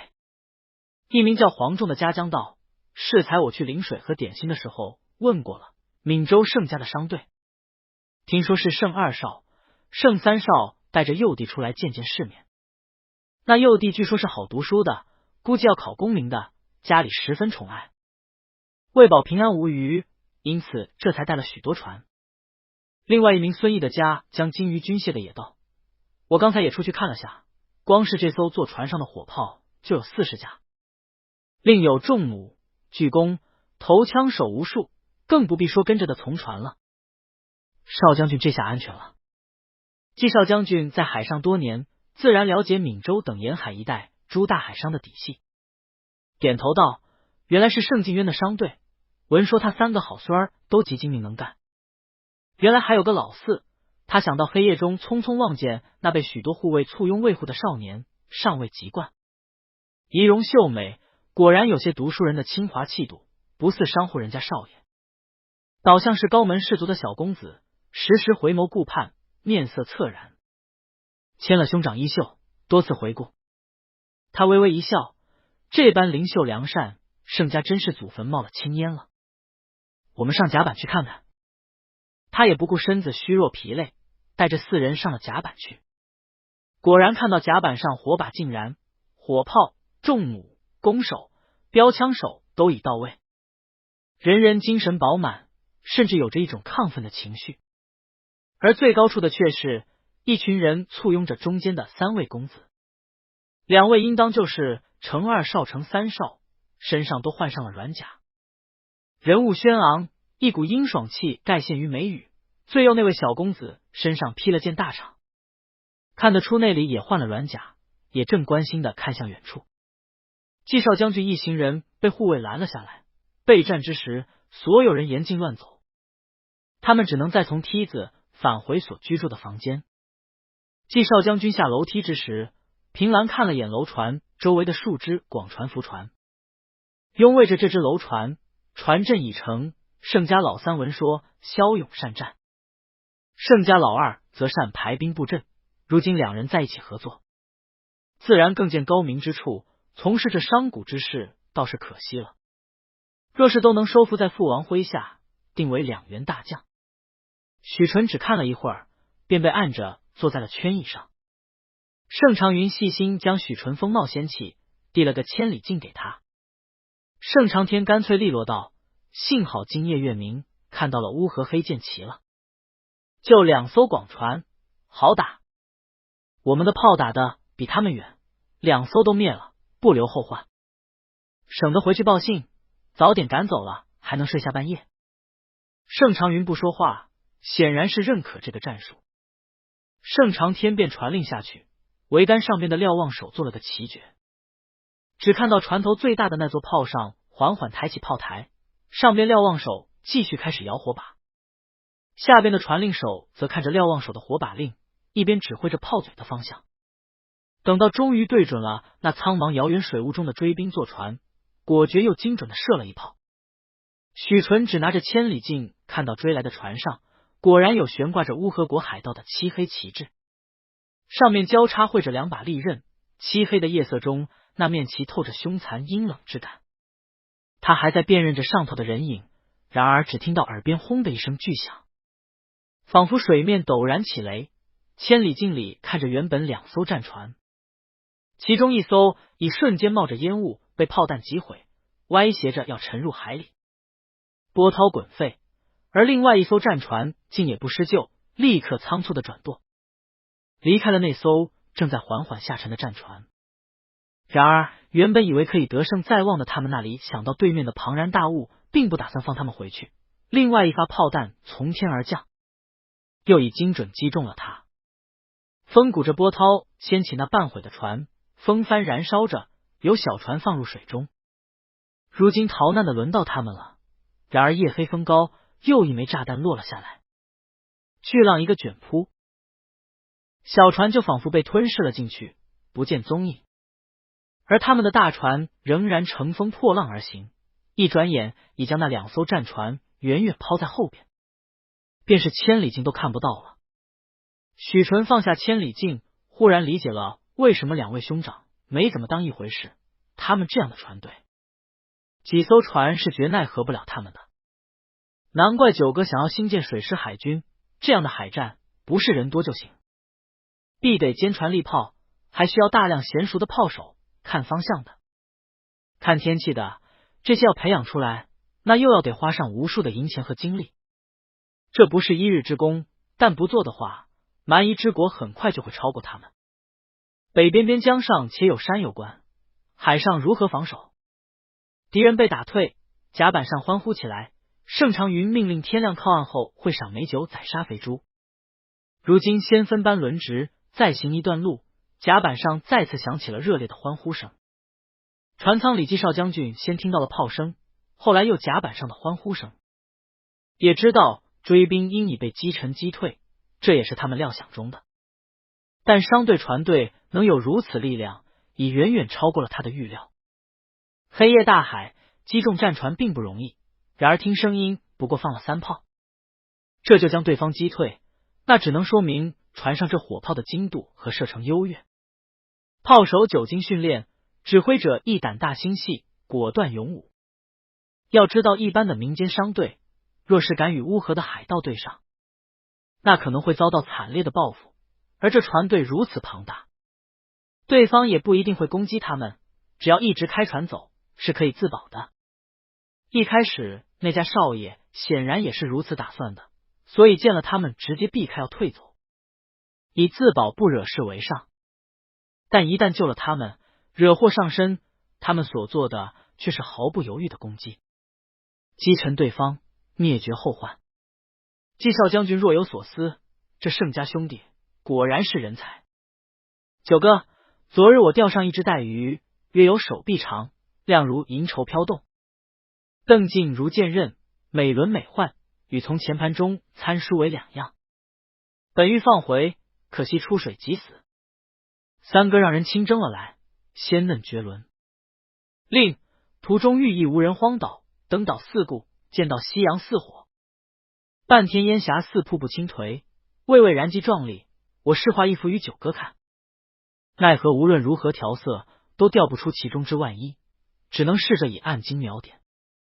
神光透彻，于荒岛上偶遇广元王下将士被乌合海盗追击，其为首青年将军，人物轩昂，虽临绝境，宠辱不惊。一时怜悯，求表哥将他们救回船上，但如此便要面临与乌合海盗开战之险。我不知道这般将船队陷于险境中是对是错，但表哥说避事不是怕事，救了未必就惹祸上身，不救却要半生良心不安。果然开船后追来2艘战船，大概本以为我们是商船，因此紧追不舍，却被3哥几炮都击沉了。夜里准头不易，炮手竟能精准击中，倒叫我悬心一夜。2位表哥倒浑然未当一回事。豪情如是，我心钦佩。海上强者为尊，若是一味避开，旁人才反要盯着。越是肆无忌惮，越无人敢侵犯。我想着从前学道理，为直道而行，于心无愧。如今却又另有想法，若要路见不平拔剑相助，须得先按剑而行。要开海商路，必得先有海军。许纯正细细思量，为九哥描绘这第一次见到战争的画面，却见门口秋胡进来通报道：“四少爷，那位被救起来的纪少将军来说和你道谢。”许纯抬眼诧异道：“他姓纪吗？好的，请他去花厅吧。”他换了衣裳走出去，看到那纪少将军正站在窗边看着自己昨夜画的画，腰背仍然是笔直如枪。那幅画却是许纯昨夜回了仓房后，因着太过兴奋，彻夜难眠，便索性起来调色画了那岛上看到的半边天的火烧云。如今被人看着，他倒有些羞涩起来。听到脚步声，纪少将军转过身，笑着深深一揖：“圣四少，在下纪思农。昨夜承蒙不弃，贤坤仲义薄云天，勇武过人，我等感恩戴德，来日定思报答。”许纯还礼道：“在下圣幼林，排行第4。纪小将军为保我们商人被屠杀，才抗击讨伐乌合蛮夷海盗。我们不过是路过，顺手搭救，不敢当后遇。”纪思农笑道：“不知贤坤仲如今是打算去哪里？若是顺路，不知能否先绕去宜州，仆在广元王跟前，颇能说上些话。可谓贤坤仲引荐1、2，闻说圣2少有谋略，3少勇武过人。如今看4少文质彬彬，才华过人，贤坤仲人之龙凤。如今广元王正招纳贤臣良将，由我引荐，广元王上奏朝廷，封侯拜相不在话下。”他原本想着这位4少少年读书，还要考科举进身，听到能封侯拜相，定然有些心动神往之色，如此他也才好说动人心。没想到许纯却笑道：“正是因为宜州、儋州那边海战炮声连天的，我们怕卷入海战，远远避开，正打算南下去爪哇那边放货。如今回去可不是自投罗网吗？纪将军美意我们心领了，只是一则救人，只是顺路，这也是天不该绝将军，这是将军之福运。2则船队还有数百家商户跟着我们，1年利润，家中生计，尽在此行。我们既然带了他们出来，自然也该安全带他们回去。将军如今若是急着回去，我们可借1艘船，单送将军回宜州，若是不急，也可随着我们去了爪哇，然后另外密船回宜州。”纪思农心中一诧，他原本也看出那2位兄长精于世事，不好劝说，但偏极宠溺着幼弟，这才想着从这小少爷入手劝说。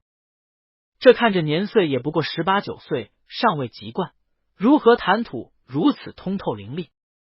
这谈吐落落大方，毫无怯色，举止雍容隐隐，带着贵气，口音更是北边雅音，这可不像个商户人家备受宠爱的小少爷，反倒像那些钟鸣鼎食之家精心熏陶出来的大家子弟。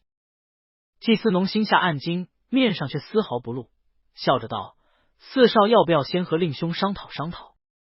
借船也非小事，再则广元王一贯爱才，令兄如此骁勇善谋，定能得官。”许纯笑：“不必，纪将军美意，我们心领了。”祭司农道：贤坤仲本为人中龙凤，当立鸿鹄之志才对。商贾之道，虽然悠闲，却到底屈才了。许纯含笑道：虽天地之大，万物之多，而唯无调易之之。祭司农万万想不到，这般少年竟然一睹老庄，而且谈笑之间顺手拈来，随口应答，心下再次吃了一惊。此刻看着少年，丰仪贤美，眉目顾盼风流，才思敏捷如是，分明秀外慧中并不是之前自己想的那一棒父兄。善良天真的小少爷，哪里还敢小瞧于他？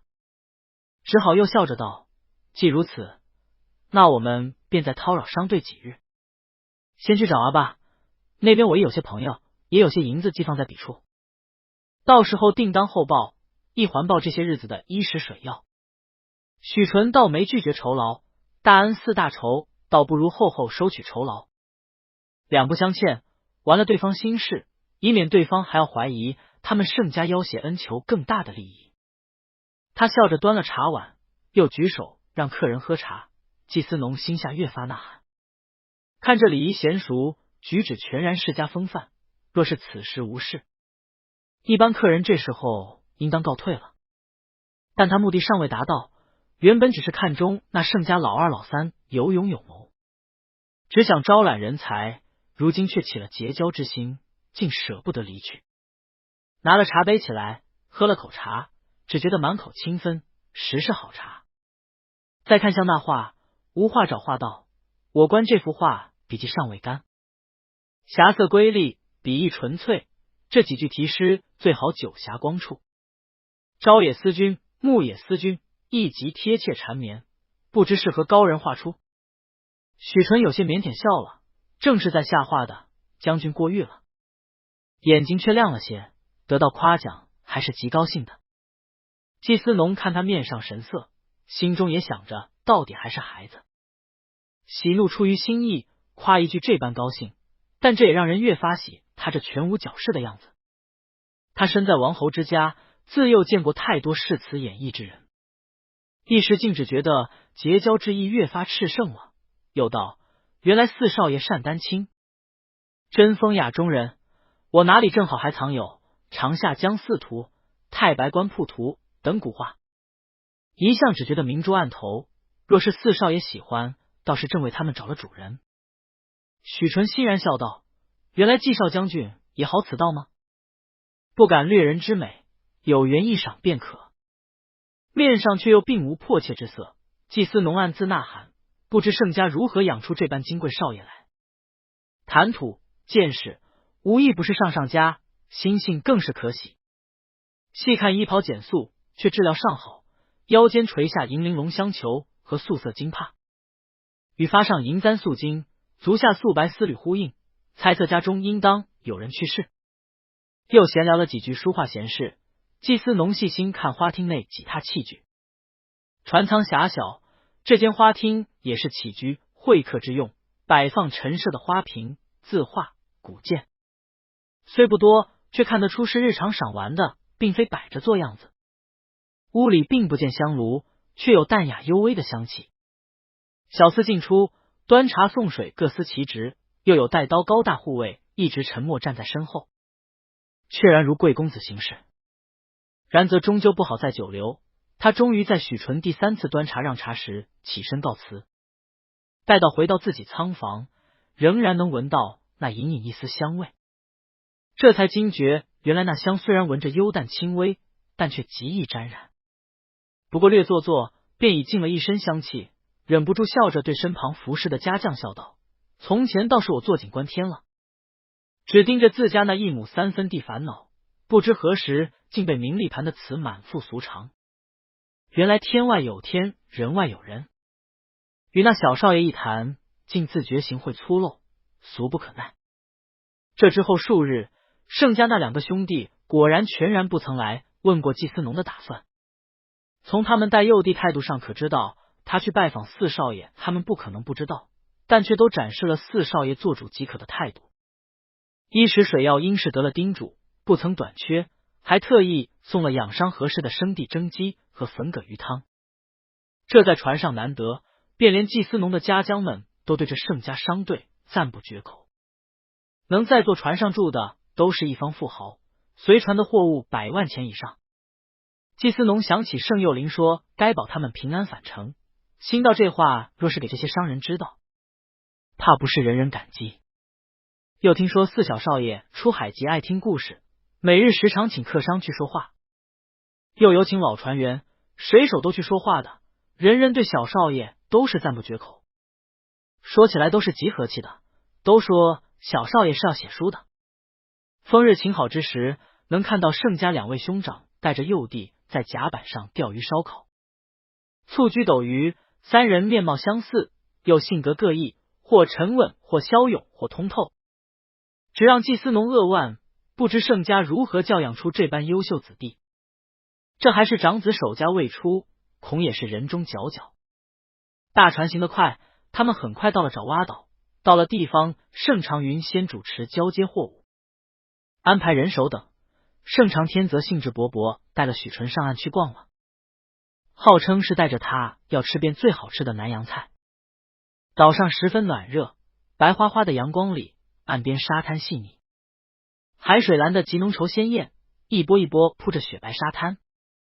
火红的异国花树如云，草丛里到处一丛一丛鲜艳草花，婀娜多姿，另有无数奇妙的爬藤果实累累，阴生大叶植物和一些灌木，从中探出点点黄灿灿黄白花。许纯好奇的东张西望，却早被长天盖了顶斗，立密立在头上，莫要晒伤了。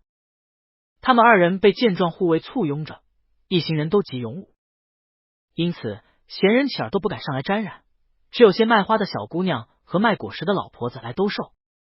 许纯看到那些草花芬芳，果实有椰子、槟榔、菠萝、西瓜等，还有好些不认识的瓜果，都切好了大块，用竹签子串好，阳光下颜色艳丽，香味甜蜜，都被护卫挡了去。长天告诫他，到了店再吃，不可在陌生地方吃生食。你这是到新地方，极容易水土不服，外边这些杂货的多在溪水里用生水随便洗洗，不干净，吃了恐要拉肚子。有些北边客人来这里，拉个痢疾发个烧就没了，切切注意。果然进了一家店里，夏朝和2个熟练船员，一个土人向导直去了后厨盯着人做。盛长天带着许纯在楼上包间坐下，一边道：这家主要做暹罗菜。暹罗人开的，南洋潮湿多雨又炎热，容易中温气。昏昏烟烟，暹罗菜香料多，极解逆祛风，吃了祛湿毒胀气。许纯果然闻到一股酸辣香味，直冲鼻尖脑门。另外又有些全然不同的异香。店主是个40余岁的娘子，肤色略棕，眉目轮廓深秀，披着鲜艳橘红织金纱罗，上来笑着与盛长天双掌合十打了招呼，丝毫没有怯态，只落落大方和长天打招呼。盛三爷大半年没来了，这次又带了什么宝货？盛长天笑道：来去还不是那几样，不过这次的瓷器好，你可以去我们商行拿一些，这次带了我家4弟出来见见世面。又给许纯介绍，这是香缇娘子。许纯便拱手行礼，见过香缇娘子。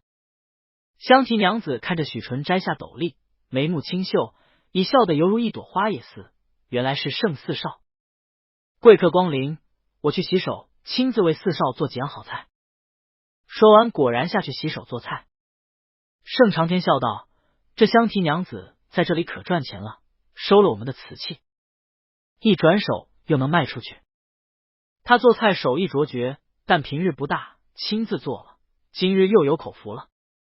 一时夏朝已亲自洗了一大盆木瓜、桂圆、菠萝等水果端上来，盛长天一一教他辨认一些不认识的水果，如红毛丹、榴莲、杨桃、番荔枝、释迦等，林林总总竟有20多种，盛放在玛瑙冰盘里，都有着独特香味。盛长天也指命人切了来，让许纯略微尝了尝味道，并不许他多吃，只看他喜欢哪一种，便采办一些带着，其余都赏了，给跟从来的吃了。另外又看到夏朝捧了许多酱料来，一一拜访。盛长天指着一一给他介绍，这鲜罗菜最重调味，加上南洋香料繁盛，品种极多，这每一样味道都很独特。他指着除了闽州也有的鱼露、红珠葱酱、虾酱、蚝油等酱料，又点了几样鲜罗独特的青红咖喱酱、罗望子酱、南姜、九重塔酱、香茅酱、柠檬酱等好些酱料。许纯拿了筷子一一尝过一遍，下朝笑着道：“少爷，这些酱好，我让他们多装些带回去，六婆肯定喜欢。在船上烤肉也好吃。”许纯点头，果然过了一会儿，便看到菜上来了：香蕉叶蒸石斑鱼、香茅虾球、咖喱虾、豆豉爆炒蟹。汤有两种，酸辣虾汤、椰汁鸡汤，这是怕许纯吃不惯。凉菜有辣椒腌制青木瓜、羹式燕窝烩生翅、凤梨饭。甜点则是一碟椰子糕、椰子糖。另外又有百香果汁等水果汁。许纯尝了几样，果然味道馥郁浓厚，馨香甘鲜，鲜甜酸辣咸五味俱全，还都糅杂着强烈的新鲜香叶的香味。有些喜欢，有些则觉得太浓烈。大部分味道都不错，尤其是食材极其新鲜，许纯吃完后便有些昏昏欲睡起来。懒洋洋靠在窗边看外边的碧海银浪，这窗边都爬着热带藤花，凉风习习，午后慵懒，他看着路过的人发呆，眼皮渐渐已经几乎要抬不起来了。却忽然听到有人在楼下街道和他说话：“盛四少。”他睁开眼睛看下去，盛长天也靠了过来，往下看了眼。下面的人笑了作揖道：“三少也在。”盛长天作揖笑道：“小季将军可用过餐了？若不嫌弃，可上来一起用顿便饭。”季思农笑着上来道：“我其实已用过了，适才已找到了我在这里的朋友，已给家里去了信，如今却是我那朋友正要举办海外鉴宝珍货拍卖会。我想着四少爷在这上头颇有些造诣，这些日子多承你们照顾，感恩在心，正好有这邀帖，想着请圣三少四少去那拍卖会看看，一则开开眼界，二则若有看得上的，正好在下又力所能逮的，拍下来赠与贤坤众，也算稍微能环报盛家救命之恩之一二，还请两位不要推拒才好。”许纯尚且还有些困意，茫然看着季思农，盛长天却怔了下，问道：“你那朋友该不会是沙鸥岛主吧？”季思农笑道：“盛三少博闻广识，确实是沙鸥岛主。”盛长天道：“那倒是确实是十分有名的拍卖会了，买的都是古董、珍宝等等。平日里我们家一向不看这些的，幼龄你若是有兴趣，咱们去看看也行，看上什么就拍。”市肆林立，车马喧闹，他们一行从容穿行，在季思农及其家将带领下，先入了一极大的庄园内。登了马车，行了一段路，马车上盛长天和许纯细说这沙鸥岛主的事，隐居在这里，极少以真面目示人，只提供了鉴宝和拍卖的百宝阁，猜测应当是士族之人，听说是品味卓绝，鉴化石宝很有一套，养了好些擅长于此的供奉。百宝阁每拍卖一次，动辄100万，光是进去的包间座位费用就不菲，而且看提供货物或者押金来排位次。许纯好奇问道：“听起来这样有名，为何哥哥们从前也没来看看？便是出货，应该也容易吧？”盛长天摇头悄声道：“都有传说，这沙鸥岛主背后定有海盗，要么就是自己本身就是海盗。这一处其实就是海盗销赃的窝点，海盗许多都是黑吃黑的，来这里拍货品，一不小心惹到了大对家。虽说都是隐名拍卖，若是那些没什么名头的人拍了一座船走了，什么事没有，但咱们盛家却是开门做买卖的，那么大摊子在那里，哪里经得起得罪人？再则这里大多都是卖珍宝古董字画的，咱们家一贯也不好这些，也不懂，一不小心被人做了局高价拍回去的也不少，犯不着附庸风雅。”许纯笑了，外祖父家里虽说逐年积攒，盛家门风却是十分务实，货物多是实实在在的货物，从不走偏门，也不好那等奢华长物。几位表哥也多是如此，看东西只看价格多少，是否能赚，倒不会沉溺于此，贪图享受。不多时，马车到了，一行人又换了小船，从水上往湖心的岛里驶去。这里风光极美，岸边浓绿色，全是南洋独有的厚叶广叶植物，油亮厚嫩，饱含着水分，却又遍植野花。许纯站在船上，看着湖水清澈，天空极高远，看日头其实已有些斜。时间已接近下午酉时，但这日光仍然猛烈到不可思议。快到岸边的时候，许纯喃喃道：“我想起一件事，和今日情形有些像。”盛长天道：“什么事？”许纯道：“当时有个朋友专门在城郊别业举办宴会，去一次要车马许久，十分不容易。等到了宴会喝了酒后，才说要兴办一学，需要纳捐筹款。当时我们进退不得，只好认捐。今日这湖心岛真是异曲同工啊！若是拍了什么，又不想要了，想走都走不掉啊！”盛长天哈哈哈笑了起来，就连一旁的季思农等人都忍俊不禁。岸上也有人笑道：“盛家麒麟儿果然名不虚传，这般风趣，我喜欢。”船上人都看向岸上，却见一男子凤眉修目，风神如玉，看着约有30多岁，高官鹤氅，长襟阔袖，隐隐然有古风。他上前笑着作揖，船上诸人都还礼。季思农上前笑道：“请让我来介绍，这是吴有沙鸥岛主，他乃是隐士于此，却交友广阔，品味卓绝。这两位是盛家3少、4少，此次我在海上被追兵追击，多得这两位高义救主。”沙鸥岛主上来满脸笑容，深深一揖：“两位高义，我看贤坤仲气宇不凡，日后必成大器。”一时引着他们入内，行过一道回廊，廊上悬着蝙蝠幽人真迹，回廊两处遍植鲜花，花香浓馥。他们一路走进去，到了一间花厅，一进去便感觉到凉意沁人。原来厅堂中间放着一座巨大冰山。沙鸥岛主笑着请他们上座奉茶，拍卖会还要半个时辰，大家先喝茶，请随意。许纯却好奇靠近那冰山，与盛长天窃窃私语道：“不是说南阳这边天气暖热，不下雪，这冰哪里弄来的？”沙鸥岛主一旁听到，喜他天真烂漫，回眸笑道：“是冬日往极北之处，取那里冰封湖心里至纯净之冰挖出，从不动港，用船运来这边窖藏着。”许纯啧舌，岛主可真有能耐，这耗费多少人力物力？沙鸥岛主笑道：“这卖冰的生意利润很高的，在南阳尤其好卖，沿路就连京城也有我卖的冰呢。”他向许纯微微一笑，许纯心中一动，心道：难道他竟听出我的京城口音来了？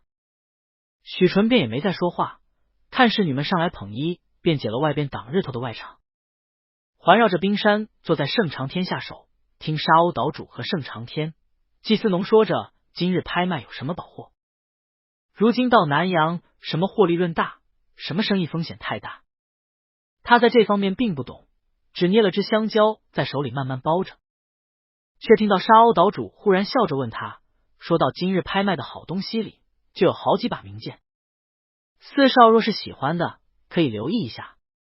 许多客人与我相熟，若是我留意一下，大多会让的。我看盛4少腰间配着的古剑，似也不是凡品，不知可否能有幸一观。许纯一怔，低头看着腰间的龙鳞，眼睛微微一弯，沙鸥岛主真是识货，这是龙鳞，传说欧爷子大师打造的。说完，解下腰间的短剑，递给一旁的侍女，侍女捧着送过去，给了岛主看。岛主拿起剑来，拔开看剑刃，果然有龙鳞断纹，如冰裂也似。随手拿起绢帕拂上，绢帕滑落，直接切成2片，可见其刃锋利无匹。就连一旁的祭司农都喝彩了声：“好剑！”沙鸥岛主笑着也将剑递给他，大家赏剑一回，又让侍女捧了回去给许纯。另外自己却又让人捧了2把武器过来，一把是长弓，一把是轻弩，笑着道：“两位小兄弟义薄云天，难得今日得见英雄，这两样武器虽说不是什么大师古器，却胜在制造工艺新奇，射程远。我看程三爷原臂虎腰，用这把长弓想来能发挥作用。青弩则是赠与四少爷的，四少爷是读书人，文质彬彬，且又已有名剑护身了，我就不班门弄斧了。这青弩极小，只如掌心大小，可置于袖中防身。一时侍女捧了武器过来，盛长天一看，眼睛发亮，这是好东西，火铳到底有局限，这长弓船上好使。许纯看三表哥喜欢，便也落落大方接了那青弩在手，笑着道谢。沙鸥岛主却又另外命一侍女捧了托盘过来，这里另外有最新工艺制造的怀表，我这也是才订来的，一共4块，分为青龙、白虎、玄武、朱雀，赠与盛家4兄弟，还请不必推辞。他笑意浮起，钱都是这位季小将军出的，他有钱，本也该好好答谢你们，你们不必和他客气。托盘过来，许纯看那4块怀表，玲珑剔透，穿着黄金链，形如鹅卵大小，中间以12干支表示着时辰，指针均为纯金色，表面照金质琉璃，流光溢彩，表壳以白玉细巧相成，果然雕着4神兽图腾，十分精致昂贵。盛长天果然看了也喜欢，拱手答谢，接了下来，顺手就将朱雀那块递给了许纯，自己却挑了白虎那块。许纯接了那块表，随手挂起，抬眼看沙鸥岛主，看着他含笑不语，却有些意味深长。沙鸥岛主看了看时辰，便请他们去拍卖包间，一边又提点他们道：大额的盐矿不必碰，多是黑吃黑来的，买回去也一招嫌疑，但古书名画，宝鼎古董，尽可放心拍，我都以命供奉鉴定过，都是真迹。在这里买便宜，回去后总被炒的价格特别高，到时候就不划算了。许纯一时也觉得这位沙鸥岛主真是十分体贴人意了，4人到了拍卖场上的包间，却十分贴心的给他们2兄弟单独设了包间，岛主和祭司农在隔壁房间。祭司农道：包间里都让人送了晚餐，本该设宴，但岛主这边正好有拍卖会，倒还是就在包间里用餐自在些，改日再设宴款待。2位兄弟有什么看得上的，只管拍。许纯和盛长天带着一众护卫小厮进了包间，一侧拉着帘幕，拉开便能看到下边拍卖的圆台，另外一侧却是楼台，出去可远观海岸景色，从窗子边看出去，月亮已升了起来，繁花绿树沐浴在银色月光中，海风徐徐吹来，窗边仍然是放着巨块冰块降温，包厢内十分凉爽宜人。许纯长长吁了口气，将斜灯了歪到了软榻上。程长天笑了：怎么了？累了？要不睡一会儿？看到好的我叫你。许纯摇头道：好蹊跷，在那个沙鸥岛主跟前，我觉得好有威胁的感觉，压迫感很强，话都不敢多说。觉得他虽然笑眯眯的，但其实一定杀过人，看着人的感觉真的会觉得能看透你心里怎么想的一般。盛长天道：我也觉得他定然也上过战场。你看他虽然纯白面若像个文弱书生，但仔细看他手掌都是茧，还有行路之时，虽然穿着广衣木屐，仿佛文士，走路却轻巧稳健，步履从容，腰身笔挺，这是行伍中人才有的，而且定然也是善骑射之人。你看他既然和季小将军交好，说不定也是广元王那边的人吧。口音也是南越口音，广元王本就是也是南越一带人士，两广一衣带水，口音相似的。许纯也不以为意，没事横竖，我们拿了酬劳就好了，以后就两清了。一边又从桌上果盘里拿了一粒桂圆剥开，拿出金银果肉放嘴里，三哥吃东西。这桂圆肉好多，也好甜。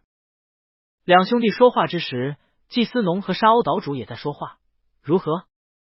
先生觉得这盛家兄弟如何？果然能有办法招揽吗？我原本想着他们虽则富贵，在对面却未必有显达晋升之路。若是能帮我，那他日封侯拜相，我也愿意。沙鸥岛主微微一笑，拿了把折扇慢慢摇着，清风徐来。没见之前，我以为你还有5分希望，见了之后，你一点希望都无了。季思农愕然，先生怎么说？沙鸥岛主长长叹息，盛家兄弟已有主了，你必招揽不了。季思农道：有主了？如何猜得出来的？沙鸥岛主摇了摇头，道：那四少爷叫程幼龄是吗？他后边一直有个护卫，高大魁梧，一声不吭，但目光一直紧紧盯着你我。一进屋内，整个人就一直处于紧张状态，腰身紧绷，一只手一直按在腰间。季思农道：我也想盛家训练的护卫确实训练有素，这也是我见猎欣喜。船上他们的船员、炮手、弓手等也都是久经训练。沙鸥岛主笑道：不，那不是民间野路子训练的护卫，那是内卫。季思农震惊，先生如何知道？沙鸥岛主含笑：我有我的辨认方法，总之你不必想了。这位四公子年少便有内卫在旁服侍，定然出身贵阀。你打听一下便知道，盛家其实只有3兄弟，但却有位姑母嫁在京城高门。这四公子想来是表弟，因此不出数年，盛家必定会在朝廷晋升，你争不过那位天子的。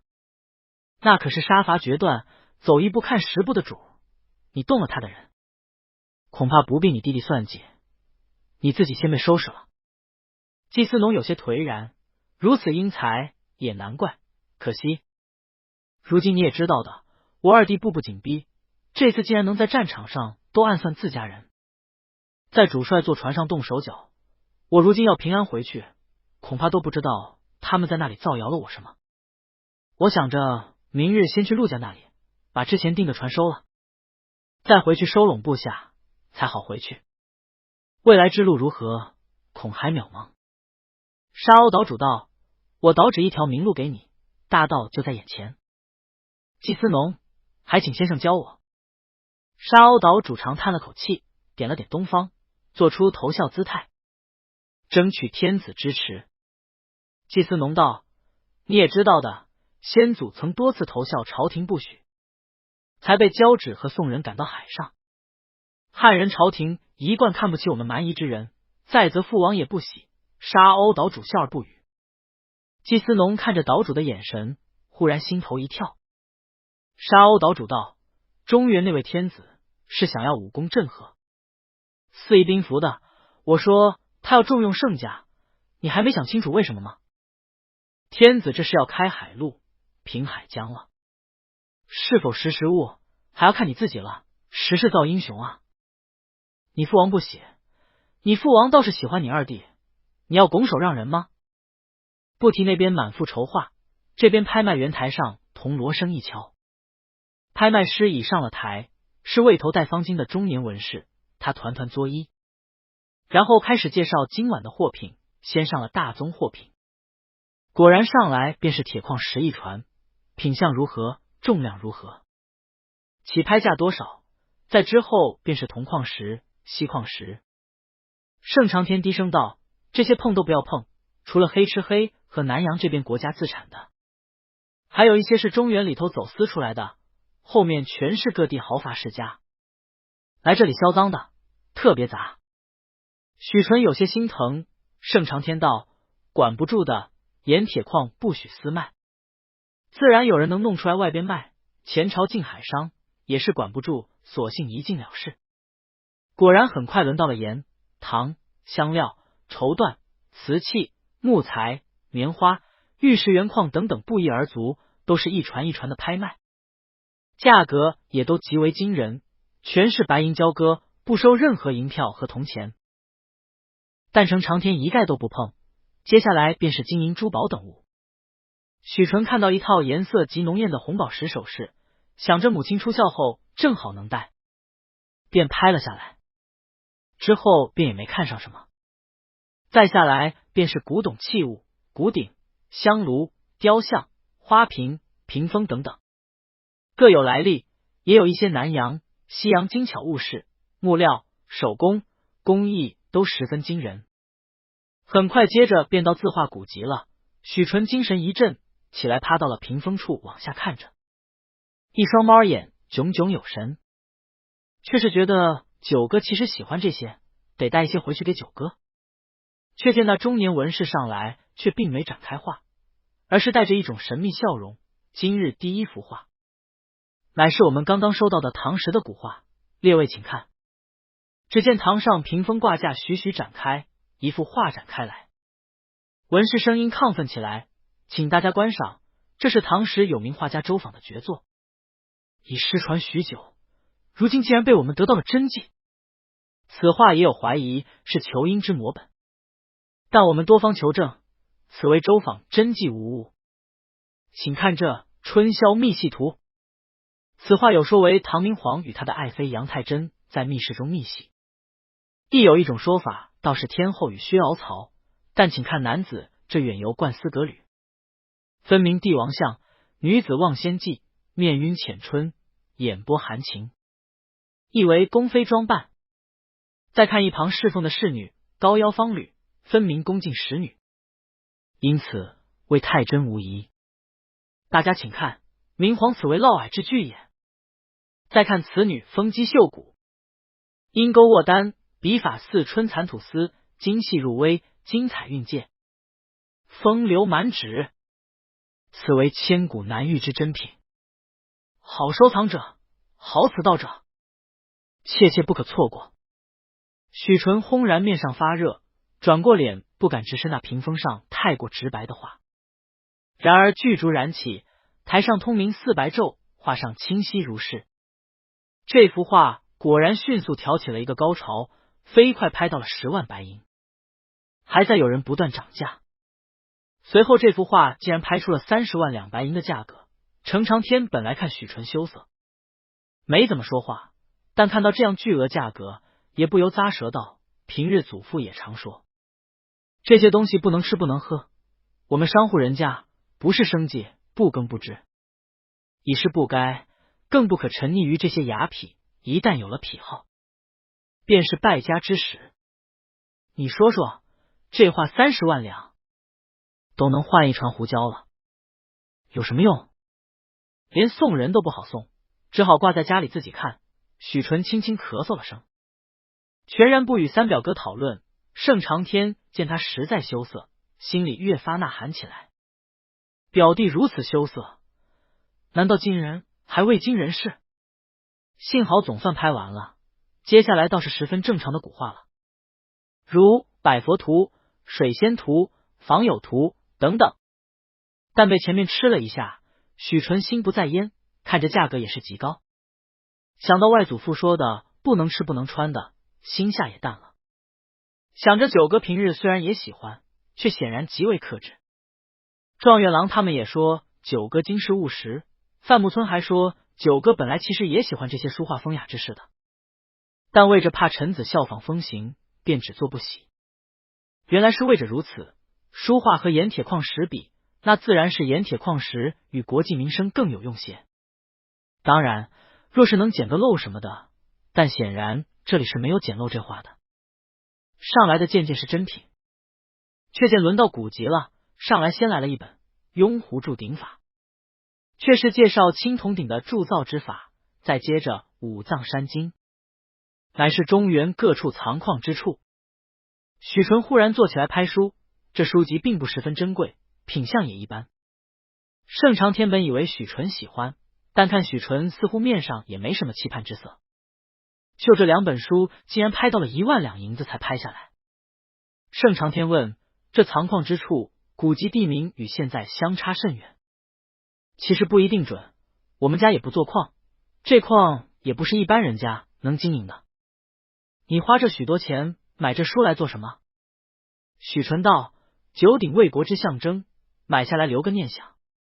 矿藏这个，我是想着若是留到了外国人手里，来日按图索骥，既与我大好河山，岂不亏了？一祸千年，不若买了带回家去藏着也好。盛长天见他都是孩子话，忍不住发学，但他们本就豪阔，幼弟喜欢，自然随他买去。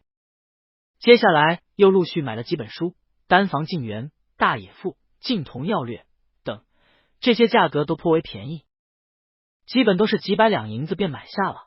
倒是佛经、诗书一类的拍得高一些。许纯都没出手，只看到那些有些西洋的炼铜法、制唐法等书，便都买了下来。还有一些西洋的，如测量权益、环书、太溪水法、天问略、主治群征等涉及算学、几何、舆图、天文、航海、医学等书，尽皆都拍了。盛长天少不得又问，怎地这么旁学杂收的？这些外洋的书也不是古书，买了也不怎么划算，还有些说法听说荒诞不经的，未必是真。不若找时间我让人去替你慢慢收去。许纯道：我那不是开着个印书堂吗？总该印一些旁的书堂没有的书，诗文经典满京城都是，不稀罕了，倒是这些有用。我之前筹办一学，见他们说今后办学恐怕要多教些实学，那多收一些这般的书，如此才好。三哥若是留意帮我收一些这类外洋的书，那就最好不过了。只要实物，不要风花雪月，还有农书也极好。他却是心道，我看他也说过国就旁学杂收，什么都懂一些。九哥那般聪明，定然是喜欢这些外洋的格物致知的书的。盛长天见他喜欢，便道：原来如此，这些书卖的价格倒不高。既然你今后让商行都来这里看看。话才说完，却见下面忽然一阵轰动，他们低头下去看，看到拍卖师却是打开了一本书道：此书为陆氏海船制法，宋陆秀夫一脉后人所珍藏的制海船之术，数百年来秘不外传，已验过，真品。大家看这几页，每一处尺寸尽有，从选木材到绘图到制作工艺，全部皆有，甚至有许多秘籍，十分珍贵。这上头甚至还有陆秀夫陆宰相的亲书笔记，以及陆氏数代族长的笔记。陆氏制的宝船，大家都知道品质如何了，此本书切切不可错过。一时喊价沸腾起来，不停有人将号牌价格递给一旁负责举牌的仆役，许纯也瞬间坐了起来。九哥说了开海路，还说了要办水师学堂的，这制船法当然要。他立刻开始精神抖擞，喊起价来。想来这里都是海商海盗，都知道此书珍贵，瞬间已拍到了50万银之巨。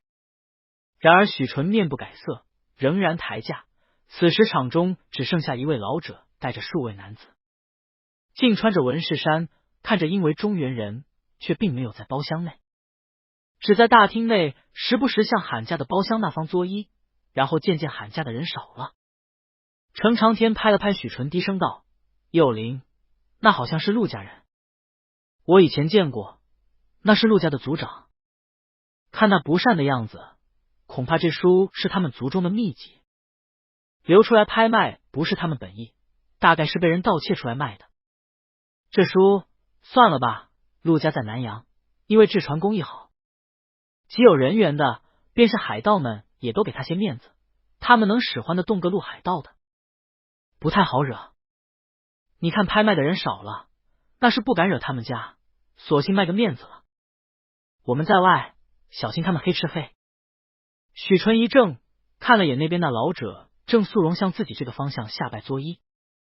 他略一犹豫，却低声道：陆家既然流亡在外，这些制船的技法代代相传，秘而不宣，若是我拍下来拿回去了推广开来，将来能够造福我们海疆多少渔民啊！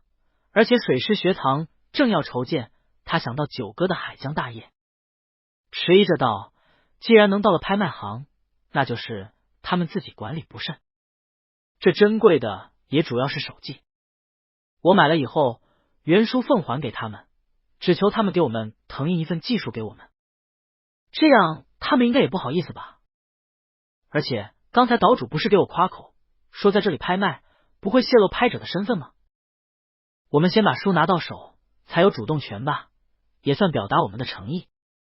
没什么时间思考，机会稍纵即逝，他伸手示意继续加价，直接加到了80万两银子，这却是他手里能动用的银两了。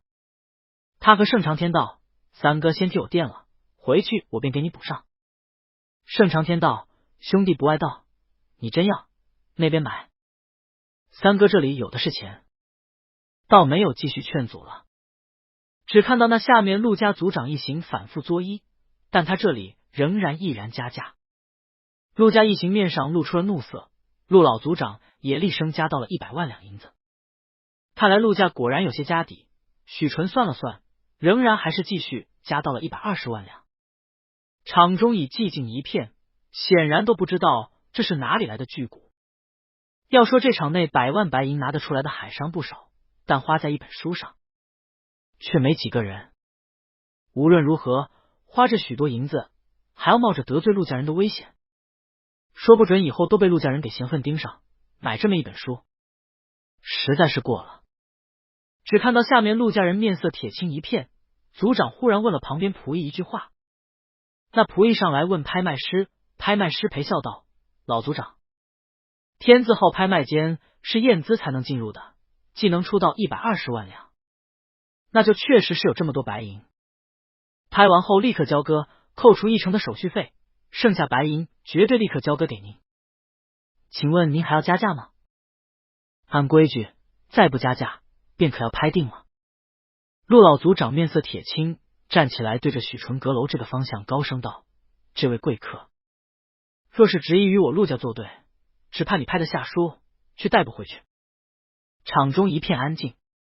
那仆役提醒道：“这位客人不可威胁客人，拍卖行保护客人安全和隐私。”陆老族长一言不发，站起来拂袖而去。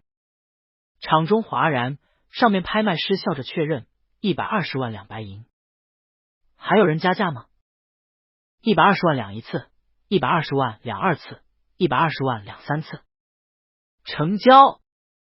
许纯吁了一口气，看向盛长天，回去外公舅舅恐怕要责怪我。还有二哥那边，一下子出去这么多白银。盛长天笑道：“这有什么？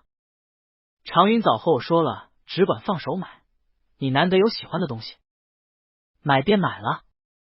再说这东西若是真有那么多秘法的话，我们船厂也能造出船来，那120万两很快便能赚回来了。只是这般就真的和南阳陆氏给得罪死了，罢了，回去自有祖父和父亲想办法去。横竖幼灵高兴就行，大不了全赔了，不治传书收着就是了。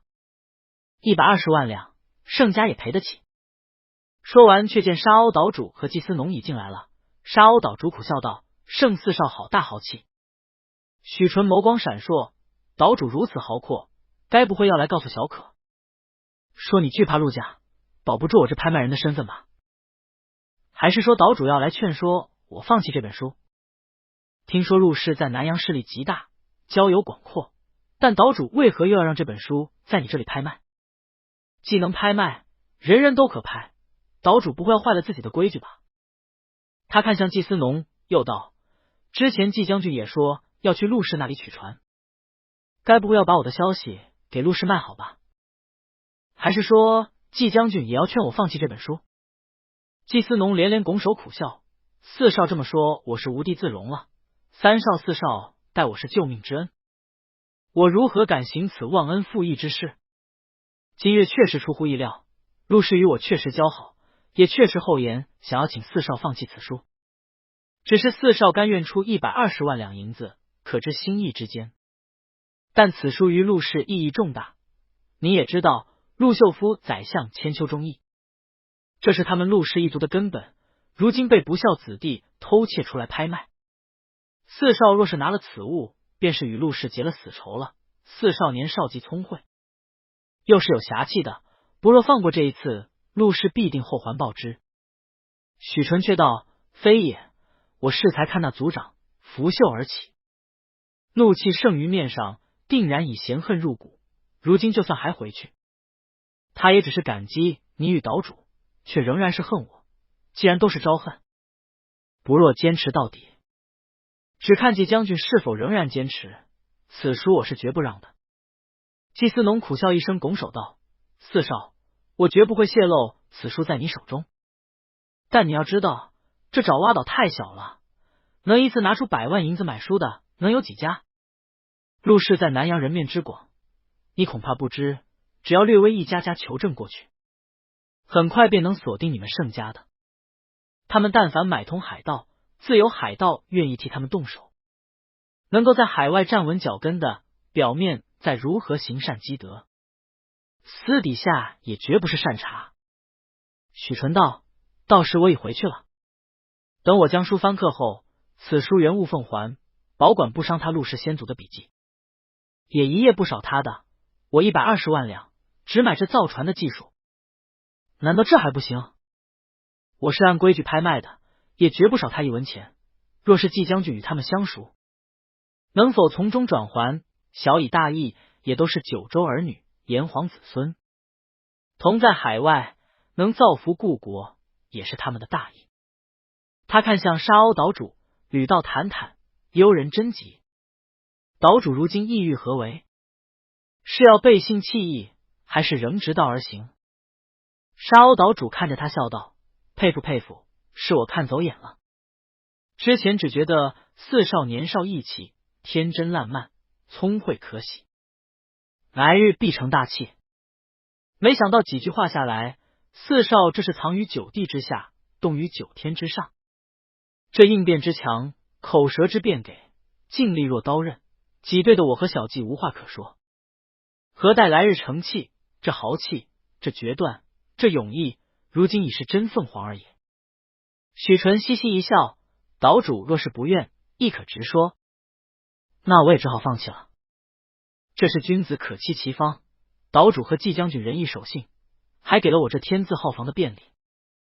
定位验资，是我有些不君子了，但这制船技术，我志在必得。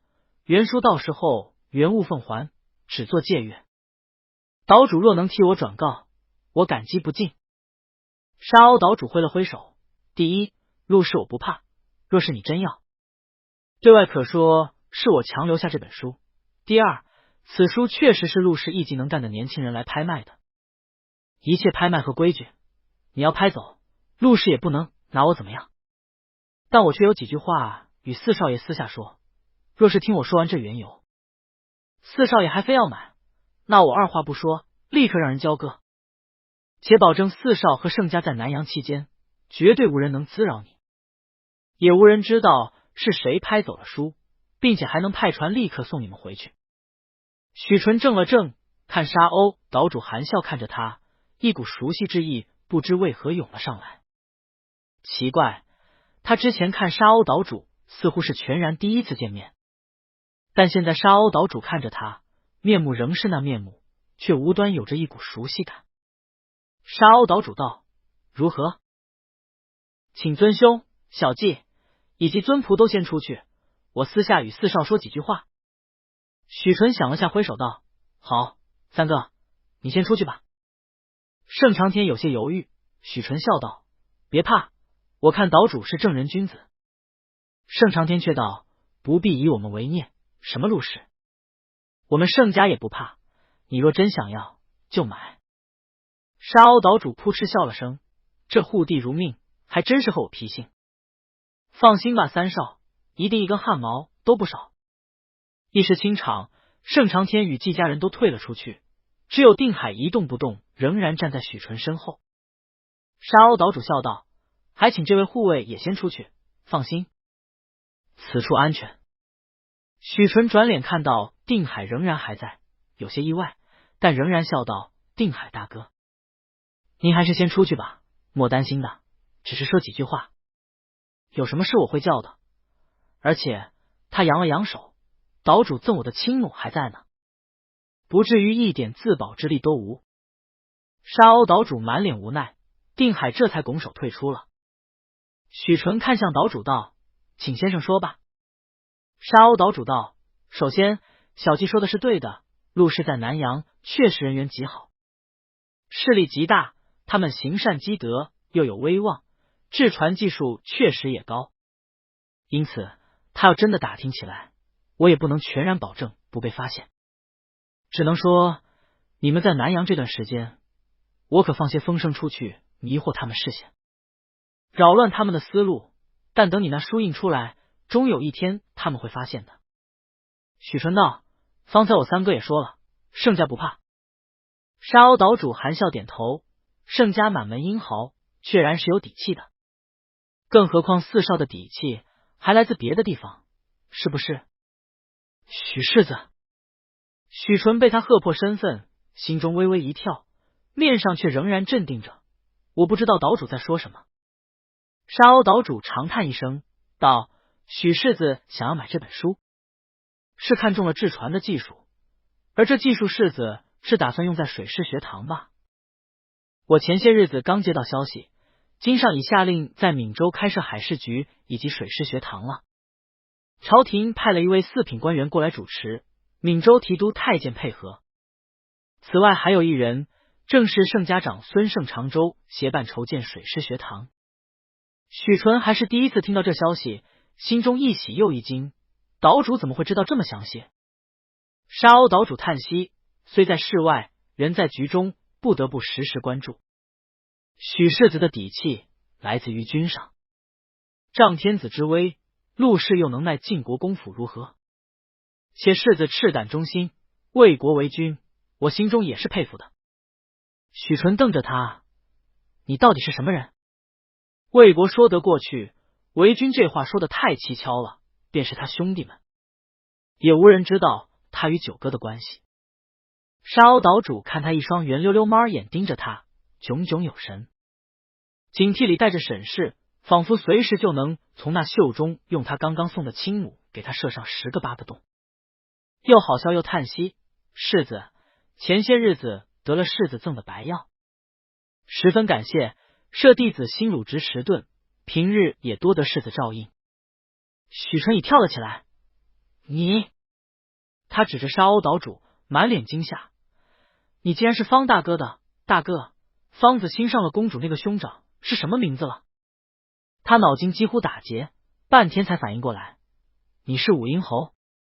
许纯满脸惊诧，方子敬看到许纯不复刚才那能言善辩的样子，露出了属于少年的茫然不知所措来，忍不住也笑了，点头道：本不想说，但看在方子欣面子上，你总能相信我多一些了吧？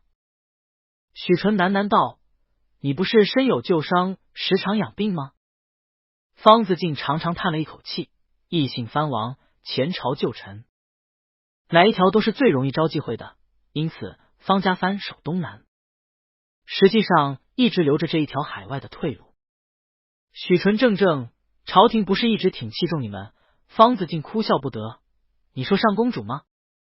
先帝指婚上公主，赐侯爵，本来就是打算着结以婚姻，血脉相融，生下后代继承藩属的打算，这实际上也是一种猜忌，但也算是柔和手段。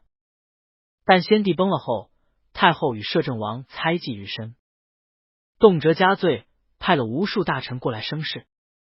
当时情势危急，不得已，我便亲自出海，接手并经营这一条退路。盛家海商应该也能理解，海商在朝廷也是一直严加提防的，哪家大海商没在海外置业留退路呢？许纯却是想到了九哥，皇上知道吗？方子敬淡淡道：皇上不知道，公主不知道，子欣也不知道，这门海上生意一直只由嫡长子掌握并经营。许纯呆住了。方子敬道：金上亲政后，把摄政王剪除，平了北边的乱，城府之深，手腕之强硬，国内皆惊。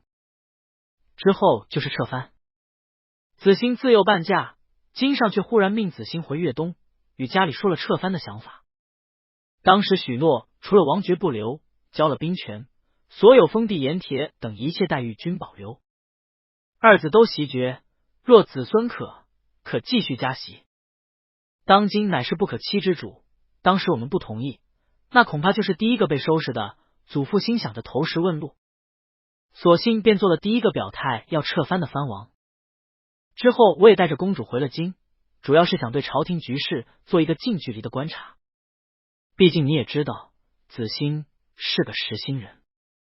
金上待我还算优容，我平日只称病，偶尔会出来这边看看。许纯看着方子敬，那你现在不担心我说出去吗？方子敬看着他道一笑，真是孩子话，既然敢在你面前说破身份，自然是不惧的。整族流亡海外是什么好事呢？金上未必不知，他想要大一统也不能一口吞了。更何况我看他这几年动作慢了许多，也不知是厌怠了，还是想着休养生息。许纯看着方子敬久久不言，方子敬却知道这少年聪慧之极，应当想到了这样的经营规模并不仅仅是一个家族的后路，也有可能是一个家族起事的依仗。设若当时皇帝昏庸一些，又或者是先与其他藩王打了个两败俱伤，朝事糜烂，天下大乱，他们一举起事，未必不能逐鹿天下。但当时无论如何评估，都知道把方子兴放回来，私下劝说就已经表明了金上的态度。撤不撤？不撤先打你。其他藩王全是宗室子，随便捏个谋逆的名头，朝廷发兵，宗室藩王自然也都要响应，皇命共伐之。异姓王若要举事，那必定只能天下大乱，否则这么多宗王在那里，谁能忍你一个异姓藩王先谋逆？更何况越东附属，只要皇帝拿点甜头出来，许诺分了封地，恐怕不需要朝廷亲自来打，四面藩王就能先把他们给吃了，直接放弃出海外。荣华富贵这许多年，整个家族流亡异国南洋，谁舍得？更何况荡平海疆蛮夷，哪个有为之君不想做？去了南洋，也不能保证来日不被波及，一步退步不退。方家基业全消，举族背井离乡，并不是好选择。金上心狠手辣，如今既以方子兴来说服，怀柔抚远，则尚有生机，于是便撤了藩。而兵强马壮最有钱的平南王竟然同意撤藩，其他藩王也都震惊了。之后开始陆续有藩王主动上表请求撤藩，方家这边心知肚明，这是这位皇上必然也在背后做了功夫，就这么分而化之，逐个击破，渐渐几大藩都撤了，军权全都交到了布政使手里。之后整顿军制，难为他左挪右挪，军制整顿，竟也将军权全部收归了中央。至此，九州再无藩王能够轻易举事作乱。这小皇帝从前被摄政王控制着，人人只以为他是个傀儡，谁知道一朝亮剑，竟是煌煌英主，一套帝王心术玩得娴熟之极。祖父去世前长叹一声，时逢英主，是方家之不幸，也是方家之大幸。他满怀感慨看向许纯，这些不说了，只说如今陆家这本书如何处置。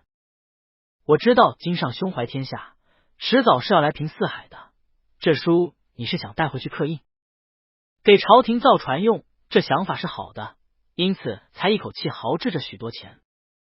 许纯这才从烦乱思绪中回过神来，对，我自出海以来，到处都听说陆家制的船好，我家也在陆家制船。那季小将军也说在他家制船，广元王那可是订船来打仗的，也在他们家做。我知道这本书对他们家族重要，我回去让人誊抄刻印后，立刻奉还。方子敬摇头，你要这么想，你这本书已是数百年前陆秀夫的手记了，这里头的制船技术，恐怕在如何密不是人，过了100年，也已有更先进的制船方法来取代了。你仅看前朝制船技术，就已比宋元之时强了许多。毫不客气地说，这本书除了在陆家是圣物，恐怕你家拿回去看看，都不如你盛家自己做的船技术更先进。要知道，这技术都是一代一代在实践中积累的，就如火铳，如火炮，今人的火铳火炮定然比宋时的更完善。你们盛家自然也总有些密不是人的制船技术。陆家如今船做得好，所掌握的技术当然不会还在这本书上，定然还有别的方法。许纯听他一说，不由将信将疑，果然，他有些沮丧。那这本书就不值这么多钱了。方子敬哭笑不得，120万两，陆家也想不到还有你这么个傻狍子愿意花这么多钱来买这本书吧。但是对你来说，你压根不在意他们祖宗的真迹，要的是技术。既如此，我建议你从人下手，书还给他们，换精通制船技术的人。许纯精神振奋，那我120万做聘请他们的人回去做水师学堂的讲师。方子敬摇头，陆氏流亡在外，对朝廷未必肯轻易归顺，而且他们族长顽固，绝不会轻易将造船技术传人，否则陆家人早就被请走了，哪里还留在南阳？许纯道：那侯爷的意思是？方子敬笑道：叫我紫金哥吧，不过一会儿出去，还是叫我岛主？许纯追问：紫金哥定然是有办法的吧？方子敬道：淡化你想要制船技术的理由，让他们放松警惕。这就要说起这本书如何流落到我们拍卖行的了。陆家有个嫡系后生叫陆九高，他极聪明的，陆家这些年的新船大多是他主持修的。他有个寡母，前年腹中不知如何长了肿块，请了大夫看，只说是淤血内结，包中结块，开的都是活血散结的药，结果喝了下去尽皆无用，那包块越来越大。陆九高极孝顺的，因着也来拍卖行拍过药，打听过，所以下人都知道此事。听说看了多少都只是开药喝汤，并无一丝作用。眼看腹中越来越大，后来请了个西洋大夫来看，那大夫却是狮子大张口，说是要剖开腹中取出结块，极能治愈，但手术有风险，而且药价极高，开价就要10万两银。那西洋大夫听说就是在自己本国治死了人，又到处收集死尸，似乎还出了什么邪门的书，不容于那边的教会，才被驱赶出来，跑来了南阳的，未必是真的，还需另外寻访名医才好。可惜大概病的确实沉重，陆九高也是病急乱投医了，就想要试，但陆家风气极保守，平日从不让家中妇人出外的。知道陆九高要请西医剖腹取流，无论如何不同意，也不允他从账房之前。这陆家也是所有赚的钱都由陆家统一收了，再分配各房族人衣食，账房不值钱。他没了办法，平日又是个极清高之人，想来愤恨之下，直接从家里偷了那本书出来拍卖。听说他还订了船，只等拿了拍卖的银子，立刻就要离开。但走漏了风声，如今他和他母亲都已被扣在族里，只等拍回书去，再处置他们。陆家惩治叛逃族人极严厉，将人锁在船底龙骨，开船出去海上处决，必死无疑，十分痛苦。许纯震惊看向方子敬，方子敬道：纪小将军与那陆九高多少有些情分在，适才其实就是想着，若是能劝说你归还那本书，便可要求他们留陆九高一条性命。许纯喃喃道：你的意思是要这陆九高？方子敬道：不错，制船的人才是实实在在掌握最先进技术的人，而且你若是能将他和他母亲所来带回中原，则他不知能替你教出多少得用的徒弟。要知道陆家其他年轻一代制船的人也都是他带着的，因此他出了事，他的子侄辈们都悄悄替他奔走，希望能留下他一条命来。但他留在陆家，就算能活命，也只是做苦役。如今你掌握了主动权，索取换此人才，绝不亏的。不过必须要将他母亲一并送来，否则陆家若是以他母亲要挟，恐怕他也不能放心走的。许纯道：我能看看那本书吗？方子敬笑道：自然。说实话，你开始热血上头拍那本书的时候，我就找了负责鉴定的那位供奉来问过了，那里头的内容大多是数百年前的制船法，十分陈旧，只一些工艺有些推崇之处，但这也不是什么不传之秘，无非是为了拍卖拿到更多的钱，拍卖的时候拿来做噱头罢了。当时估价不超过30万，还是高估了。你看看你之前拍的古书，才多少钱？这还是因为陆家和你竞拍，才越抬越高。陆家族长恐怕也没想到能遇到你这样的二愣子，因此估计这次只带了100万两银子，本以为稳妥的。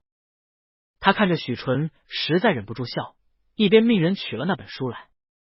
过了一会儿，果然下人书捧在匣子里送了进来，又悄悄退了出去。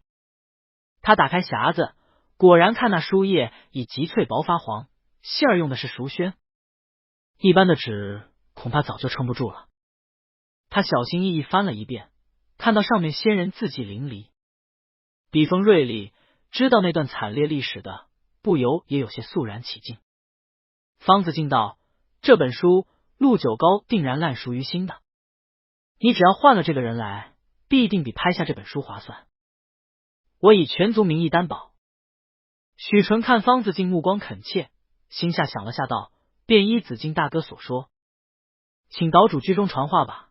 得了人，我们立刻出发，回到中原也就安全了。”方子敬笑着起身拱手：“许世子高风亮节，来日必有福报。”许纯道：“子敬大哥为了说服我，连家族隐秘都告知于我，我也只是从直道而已。”方子敬一笑：“这倒不瞒世子，今日你我相见之事，就算你不说，天子多半也能知道，因此世子也不必太过感动了。”许纯诧异，方子敬转眸看他，忍不住想逗他。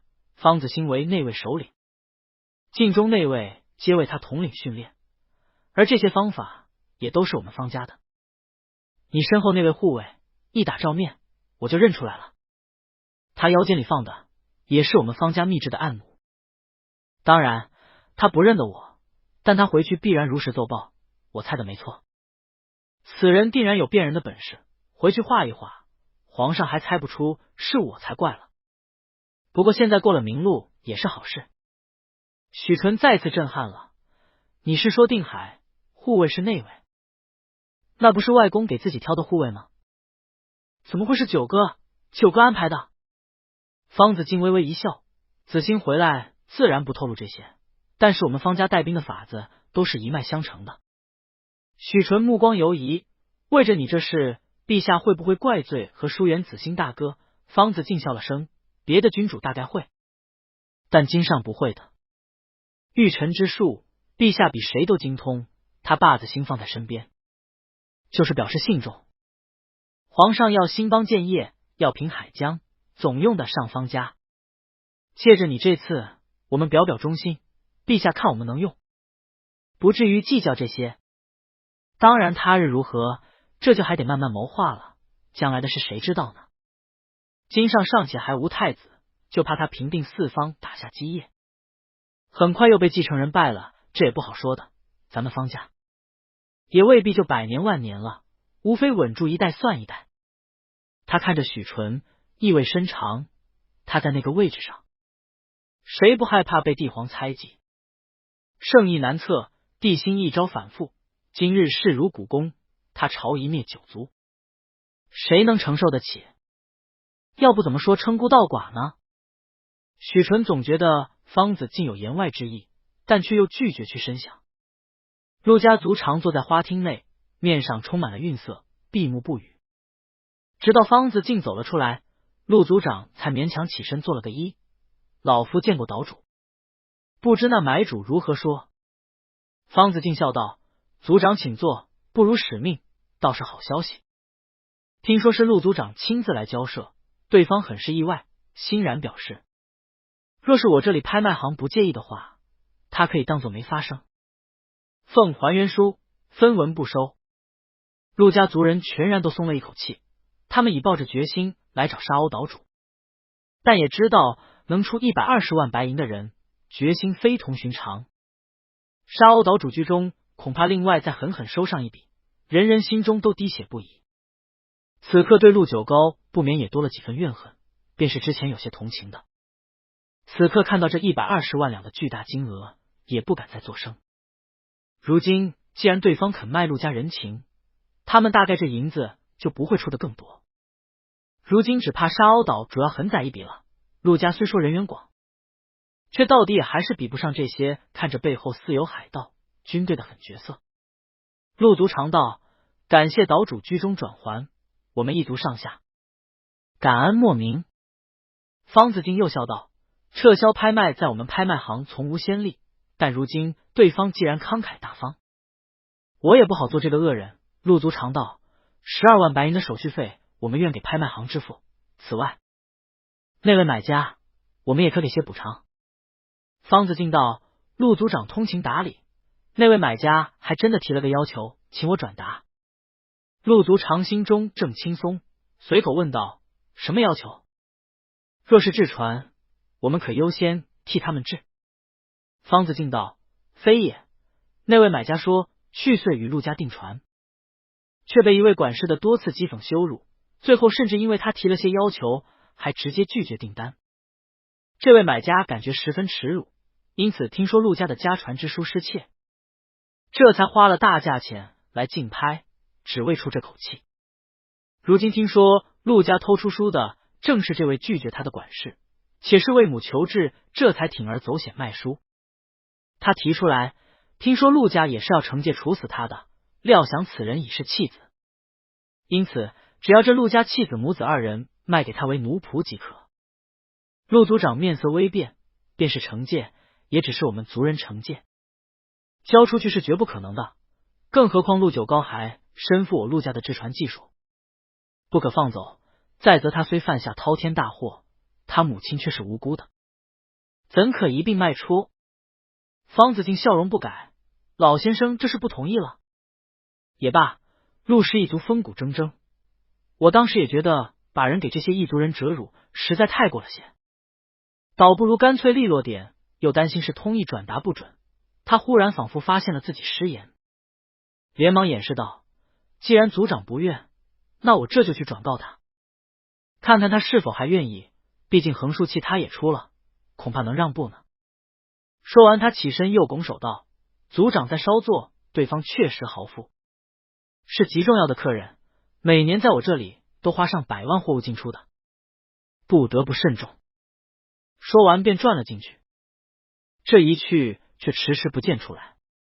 陆家人等到深夜不见岛主出来，一旁侍女仆人也只会请他们喝茶吃点心，并不进去通传，心里越发焦心。少不得有族人便悄声劝说族长：陆九高这孽贼平日极清高傲气，我听说他确实平日时常不接一些外洋人的单，言语很是不客气，看对方豪阔，只怕要了他去，恐怕也是为着为奴为仆折辱一番。横竖陆九高犯此大过，就当为祖宗赎罪，去赔礼道歉。赎罪也应该的，14嫂教子不严，再则听说病的也厉害，大夫全都说治不了，如今都人事不知昏迷在家，恐怕没送到地方人也就没了，大不了给他们2人各一封毒药，若是去了真不能忍，服毒自尽的个痛快也罢了。陆族长睁开眼睛，两眼浑浊，面上也有了些皮色，我只怕对方其意是想要陆九高身上的制船之术。族人悄声道：陆九高这人如此清高，宁死也不肯将技术传给外洋人的，更何况这外洋人恐还是要真折辱的话，这点我还是明白他的。况且都是将死之人，族长何必拖着生变，先祖的书重要。而且说实在话，如今外洋那边的造船技术也未必就比我们差很多，加上语言不通，陆九高又是那样一副性子，14扫眼看着就要咽气，到时候他心灰意冷，又身为外洋人奴仆，只怕也未必苟活，本该传觉痛苦而死的，如今只是让他去做奴仆罢了。再给一颗毒药，是生是死他自己定，家族对他已是仁至义尽。陆族长皱了眉头，没说话。月上中天，方子敬才姗姗来迟道：累陆族长久等了。实则对方听通义转达族长意思以后，变了脸色，说实在不知道我们中原人这所谓的风骨能当饭吃吗？后来索性不理我，我只好又找了负责通义的中人再三转达，他才给了一句准话，说既然要风骨，是金钱如粪土，那就翻个倍，打个折。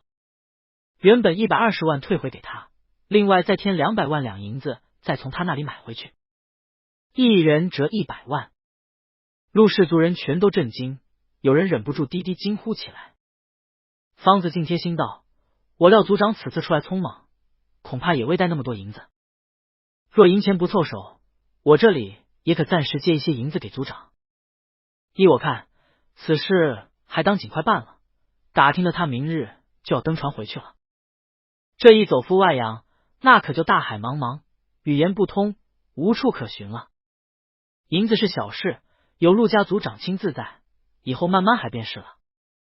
陆氏族人已有些忍不住道，加上原本的120万两，加起来就是320万两。一艘大船造价也不过数十万，一本书而已，于他根本什么用都没有，他怎么敢开口？有族人又嘀咕：320万，依我说，不若顺水推舟，120万卖了这本书，咱们能拿100万回去，能做不少事了。那本书的内容咱们早就……话没说完，那年轻族人就被族长逼视回去，不敢再说话，垂手施礼。老族长斥道：那是我们陆氏一族立身的根本，祖宗之宝，我们护不住，有何脸面立身于世间？方子敬叹息，如今钱财已交割，对方120万两银子拍卖会后就已交割给拍卖行，我也为难。本来还想着退回银子，和陆家结个善缘。陆族长睁眼道：有劳岛主斡旋，200万两超出我族所能，还是依照前约，我们明晨立刻将2奴仆送来交割，卖身契都准备好，输人交割，绝不反悔。方子敬正了正，笑道：识时务者为俊杰，族长果然有决断。300万两，在下听着也觉得是有些过分了，但又恐怕与那番邦蛮夷之人语言不通，若是再讨价还价下去，只怕通翻译有什么说的不周到的，对方翻脸就不好了。其实我看着那买主也是个大少爷一般的人物，想来是真没受过气。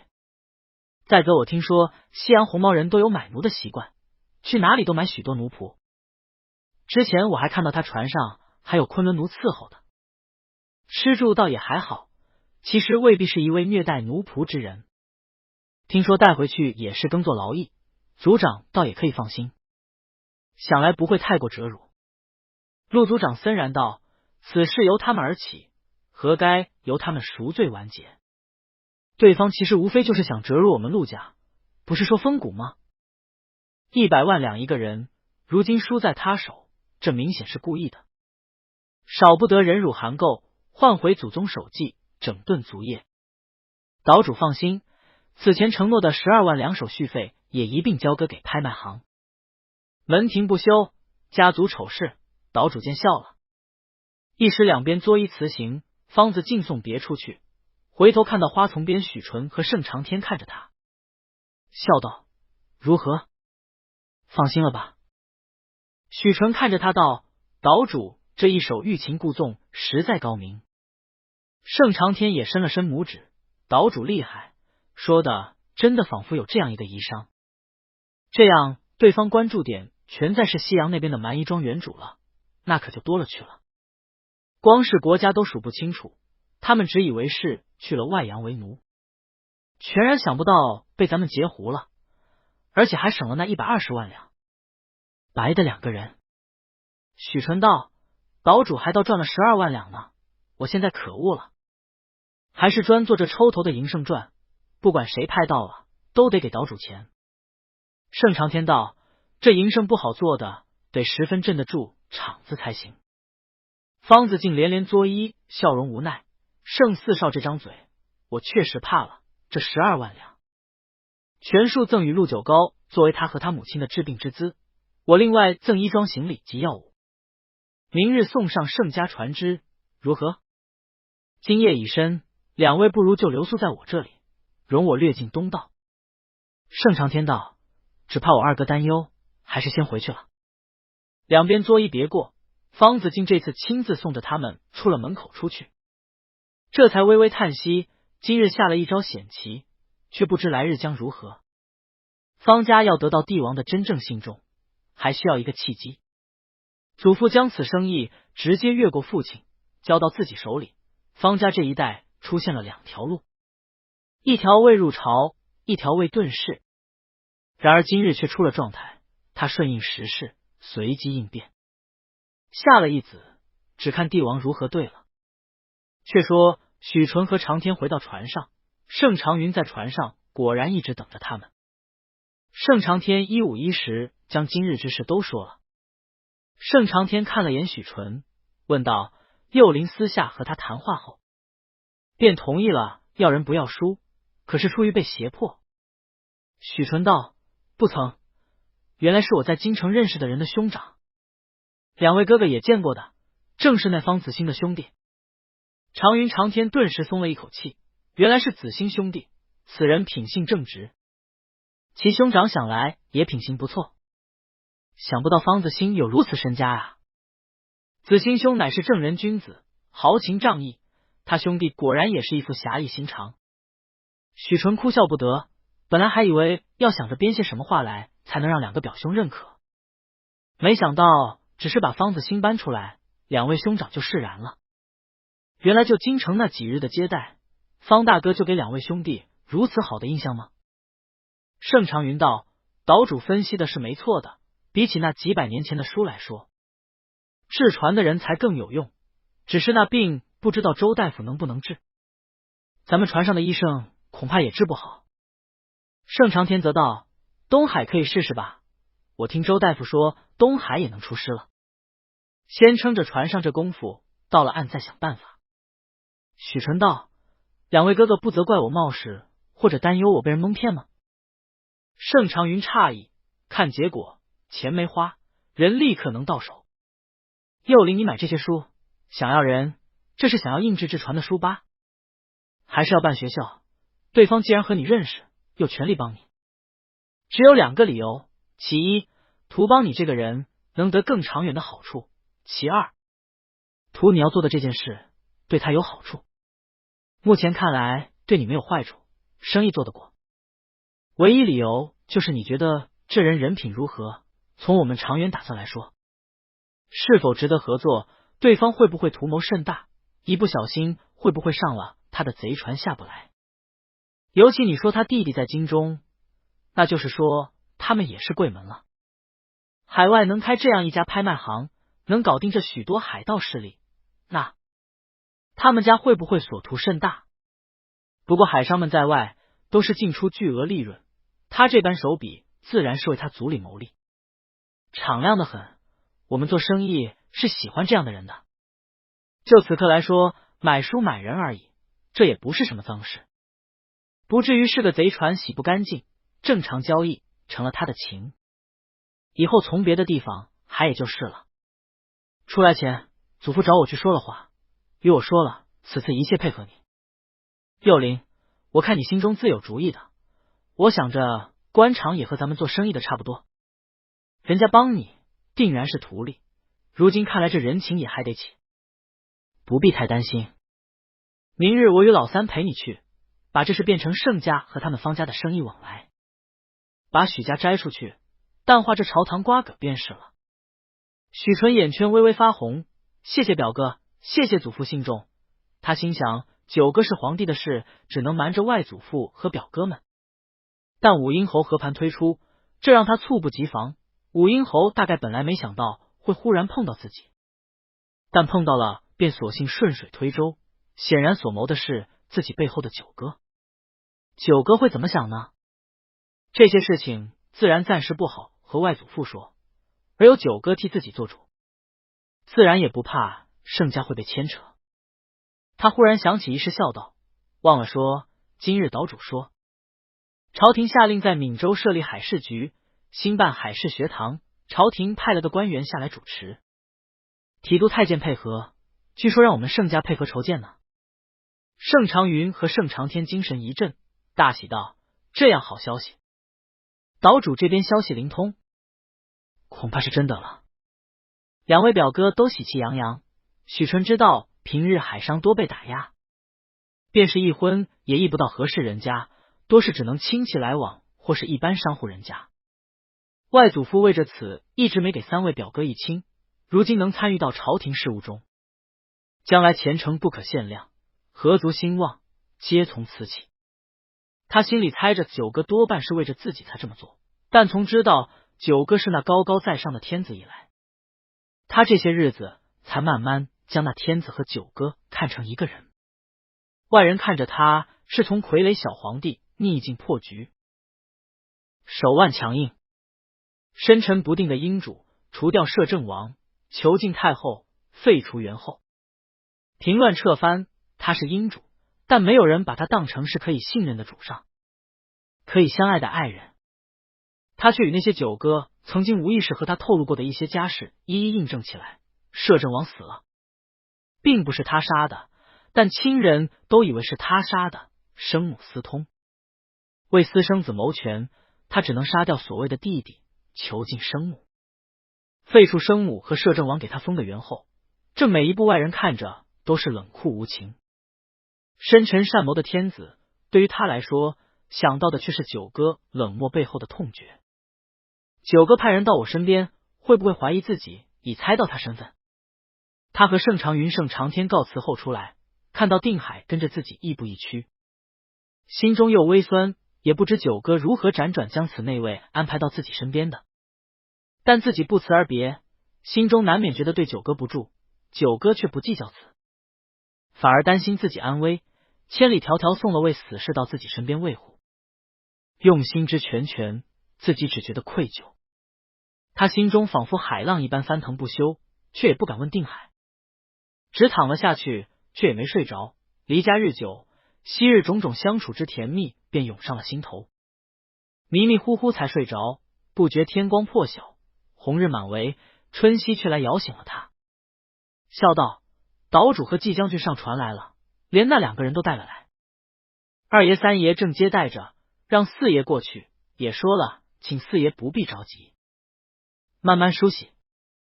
许纯起身，有些震惊，这么快？他们回去带人过来，不要时间吗？春熙道：听闻本来那位陆爷带着母亲就是逃了出来，打算拿了钱就坐船出海的，结果被赶来的陆家族人抓住了，因此说要人直接今早一大早就送了来。许纯连忙换了衣裳梳洗后出去，果然花厅上几个人谈笑风生。许纯一进去，方子竟就笑着起身：四少，在下幸不辱命，请我来介绍，这位是陆九高陆先生，另外他母亲因为病重昏迷，承令兄安排，也安排去了仓房，并且传了大夫调治了。只看到座上一男子起身深深一揖：陆九高母子的圣四少高义搭救，今后为奴为仆，任凭使唤。许纯看那陆九高年约20多，一身蓝袍陈旧，且多处破损，还有着被捆绑鞭打的痕迹，更是面有颓色，精神并不好。连忙道：陆先生不必多礼，身上是否还有伤？可用了饭。令堂病重，倒不必闲谈，我这里也有医童，医术也还过得去。不若先生先去服侍令堂，替令堂调治身子。季思农也笑道：四少一番美意，九高兄还是先去顾着令堂吧。我一说了，盛家几位少爷都是人中龙凤，九高兄只管放心，令堂得了医治，定能早日恢复健康。陆九高对着方子竟和季思农深深一揖：往日种种，均为大梦。如梦初醒，几位都是九高恩人，再生父母，此去中原海茫茫，今后恐再难见到二位，为肝脑徒弟效力盛家，有机会再图报答二位情谊。方子镜面上笑容奇特，还礼道：不必谦虚，人生动如参商，来日如何还不可知，兴许有缘，很快又能相见。季思农倒是真心伤感，还礼道：九高兄，山长水远，千万珍重。陆九高心系母亲，果然匆匆下去。许纯便命东海跟去调治，又安排着让人伺候好陆先生。盛长云便请几位客人移步宴席，却是宴请答谢。一时诸人上了宴席，在座诸人全都善于应酬，一时花团锦簇，宾客尽欢。许纯心中有事，说话倒不多，幸而长云长天二人极赏应酬。场面倒不难看。许纯抬眼看到东海在门边站着，便起身找了个借口出了舱外，问东海如何？可能治？东海道：确实是妇人常见的10甲，妇科病有5急6拒7征8甲，都不大好治，大多只能静静养着，心情愉快便能控制住。如今这一长得很大，一般药汤消不掉了。我现也只开了些鳖甲、鸟贼骨、卷柏丹参等活血化瘀、软坚散结的药，让人煎了。又施了针，他昏迷过去，本也是心中忧虑担忧儿子。如今清醒过来，知道已脱险被搭救，心中解了忧急，病情也稳了，精神好多了，暂时没有大碍。那西洋大夫说的有点道理，若能西洋办法切开取出那瘤子，原样缝回去是最好的，又或者直接切掉子宫，但这我不敢动手。师傅之前在牛羊身上试过，妇人身上也没有试过，他倒是很想试试，觉得自己没问题。但你也知道，中原保守，哪可能让妇人动词等惊世骇俗的剖腹取瘤？因此师傅也未有经验，少爷不如想法子，问问看能把那西洋大夫也接去闽州看看。若是有西洋大夫和师傅一起参详着，恐怕把握大一些。那位陆先生说，之前那西洋大夫是有些本事在的，他亲眼见过那西洋大夫画了腹部的图出来。听说那大夫在找挖也有些存身不住，本来想着他拍卖书拿了钱，便可带着那大夫一起去西洋，在那边动手术。如今寄到了我们船上，想问问能否也先把那西洋大夫一起烧上，当然也不敢奢求。许纯道：这应该不难，只是我们不好出面了，等我找岛主说一下。说完他便命个仆人进去，请方子进出来。甲板上海鸥声声，海风拂面，十分舒爽。方子敬走了出来，看到许纯孤身一人在甲板栏杆处，小厮护卫们都离得远远的，便知道他是有话要说。清晨天宇澄澈，南阳独有金沙一般的阳光下，晋国公世子是如此年轻，眉目带着少年独有的阴阳锐气，海风烈烈，素衣分披，英姿焕发，似如虎雏凤。他心中微微叹息，只觉得自己腐朽老迈。他走过去拱手笑道：圣四少。许纯看着他，笑着将东海转告的话说了。方子敬笑道：自然是可以的。那西洋大夫四处流浪，存身不住，衣食无着，本也愿意跟着陆九高走，无非钱罢了，盛家开船前我将人送到。许纯道：如此多谢岛主了，岛主如此厚意尽心，我实在心难安。方子敬笑了声：四少，我为的是你身后那位，敢不竭尽效忠吗？但凡有一丝怠慢，问罪下来，抚月之下如何保全？许纯看着他，却道：岛主此言有酸气，倒似弃妇之言了。方子敬一怔，许纯道：岛主在此世外之地，名花绕屋，美酒迎尊，宝马雕车厢满路，神仙日子不过如是。虽说无巧不成书，偶然遇见我，但以岛主之能，也能有数种方法抹去隐患。最简单便是杀了我和定海，但岛主顺水推舟，坦然相认，告知族中秘闻，志计摆出鼎力相助于我，难道不是因为岛主同样有出世建功立业的雄心壮志吗？方子敬呆住了。许纯道：令先祖长刀匹马驰骋中原，立下丰功伟业，创下偌大基业，我看令弟平素亦有阴阳志，区区南阳世外这点营生，哪里能尽斩岛主之才？阁下举重若轻，分明智慧才干一等一，如今令弟入朝，你要顿世，怎不让人起明珠案头，因才埋没之叹？既是因主圣明，励精图治，何不出世，当效从前卧龙凤雏，一展身手，才不负这天赋的才华，民主贤臣，公留万世，天下幸甚。方子敬看着许纯双眸精耀四星，言语带着强烈的鼓动暗示，忍不住揶揄：四少真是能言，只是你忘了帝王多疑。自上说，你有什么把握经上不猜忌于我们兄弟？我们全族呢？许纯不以为然，傲然道：我曾听荆轲三鼎甲私下聊天议论说过，经上重用循吏，不怕骄兵悍将狼子野心，只怕庸官惰吏无为度日。阁下既有才，何不大胆入朝一试？方子敬心下叹息，长江后浪推前浪，初生牛犊不怕虎。难道自己真是在这常年的富贵安逸中失了锐气？原来自己果然真的有因祖父一命顿时沉寂的不甘，自己果然对弟弟的孝明主一展才华起了嫉妒之心。自己昨日这一切顺水推舟，尽力而为，只是为了炫耀自己的才华，向这少年背后的帝王表明自己的优秀和效忠之意。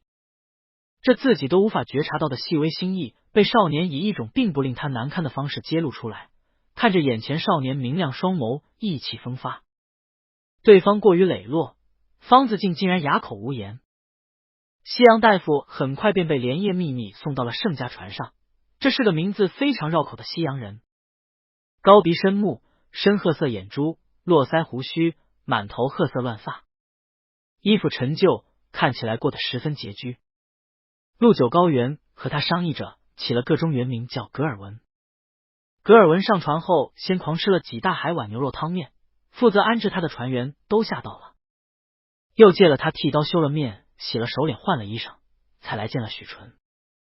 许纯听他说中原话并不太通，但他却和陆九高交流颇为顺畅。陆九高似乎也会一些洋话。陆九高和许纯道，他被教会通缉驱逐，听说是出了一本书。他认为许多病是一种细小的人眼看不见的活的生物影响形成的，然后被他们国家的教会驱逐了。许纯茫然道，他这意思是那些很小的引起生病的病毒是活的？好像也有可能，这也只是一种想法吧。为什么他们国家的教会不容？教会还管这些？他们的权力这么大？格尔文指手画脚，因为他们觉得我亵渎神灵，胆敢像造物者上帝一样凭空地创造生物，说我是恶魔，是歪门邪术。许纯完全不能理解他的表达，更是迷惑，还有一个教会能凌驾于国王之上。但还是客气道，葛大夫愿意去中原，那就最好不过了。我们也有许多很优秀的大夫，可以和您一起探讨医术。若能早日治好陆先生的尊堂，那就更好了。格尔文满眼放光，我听说你们这次是去闽州，那里有用童子尿和童子粪便入药的方法，那可以证明我的学说。我要去看看。他身旁的东海解释道，说的应该是童子蛋，还有花桥宫金枝，也不仅是我们闽州有，全国各地多少都有一些这类的，确实治高烧、内热、清肝火有奇效。格尔文眉飞色舞，这就是我说的那种细小的生物，这是有益的。他们活在童子的肠道里，保存下来后给生病的人吃，就能够替换掉那些坏的生物，人就健康了。许纯长吁一口气，拱手，先生可和东海多交流。随着西洋大夫，方子敬还命人送了厚厚一箱书过来，打开全是各种制船的海上鱼图等等书，有些很旧，有些是新的，应该是近年誊抄本。送来的管家垂手回禀道，我家岛主说陆家那一本，四少爷当成宝贝一样砸那许多银子，也让少爷看看我们家的家传藏书，也算为办学堂尽一份心，还请四少来日贵人面前多多美言。许纯他命春熙赏了来人，细细翻了那些书，顿时感觉到了方子敬那嘲讽之意扑面而来，只好宽慰自己，就当是千金买马骨吗？要没这一遭，他方子敬也不见得就舍得拿出这些书来。格尔文上船后和东海商量着，倒也开了些药。针灸并行，陆九高的母亲病情也稍微稳定了些，一时松快许多。盛家自家货物陆续交接卸船，按从前惯例，至少要停留1个月的时间，等客商们慢慢出货。若是仓促开船，反而容易遭人疑惑。于是盛长云便安排了几艘快船，先将陆九高和他母亲送走，又私下对许纯解释道：客商交接货物，采办货品，船队一时还不好出发太快，安排好心腹管事送他们回去，顺利的话半个月就能闽州了。顺便先把我们之前订的货也押运回去。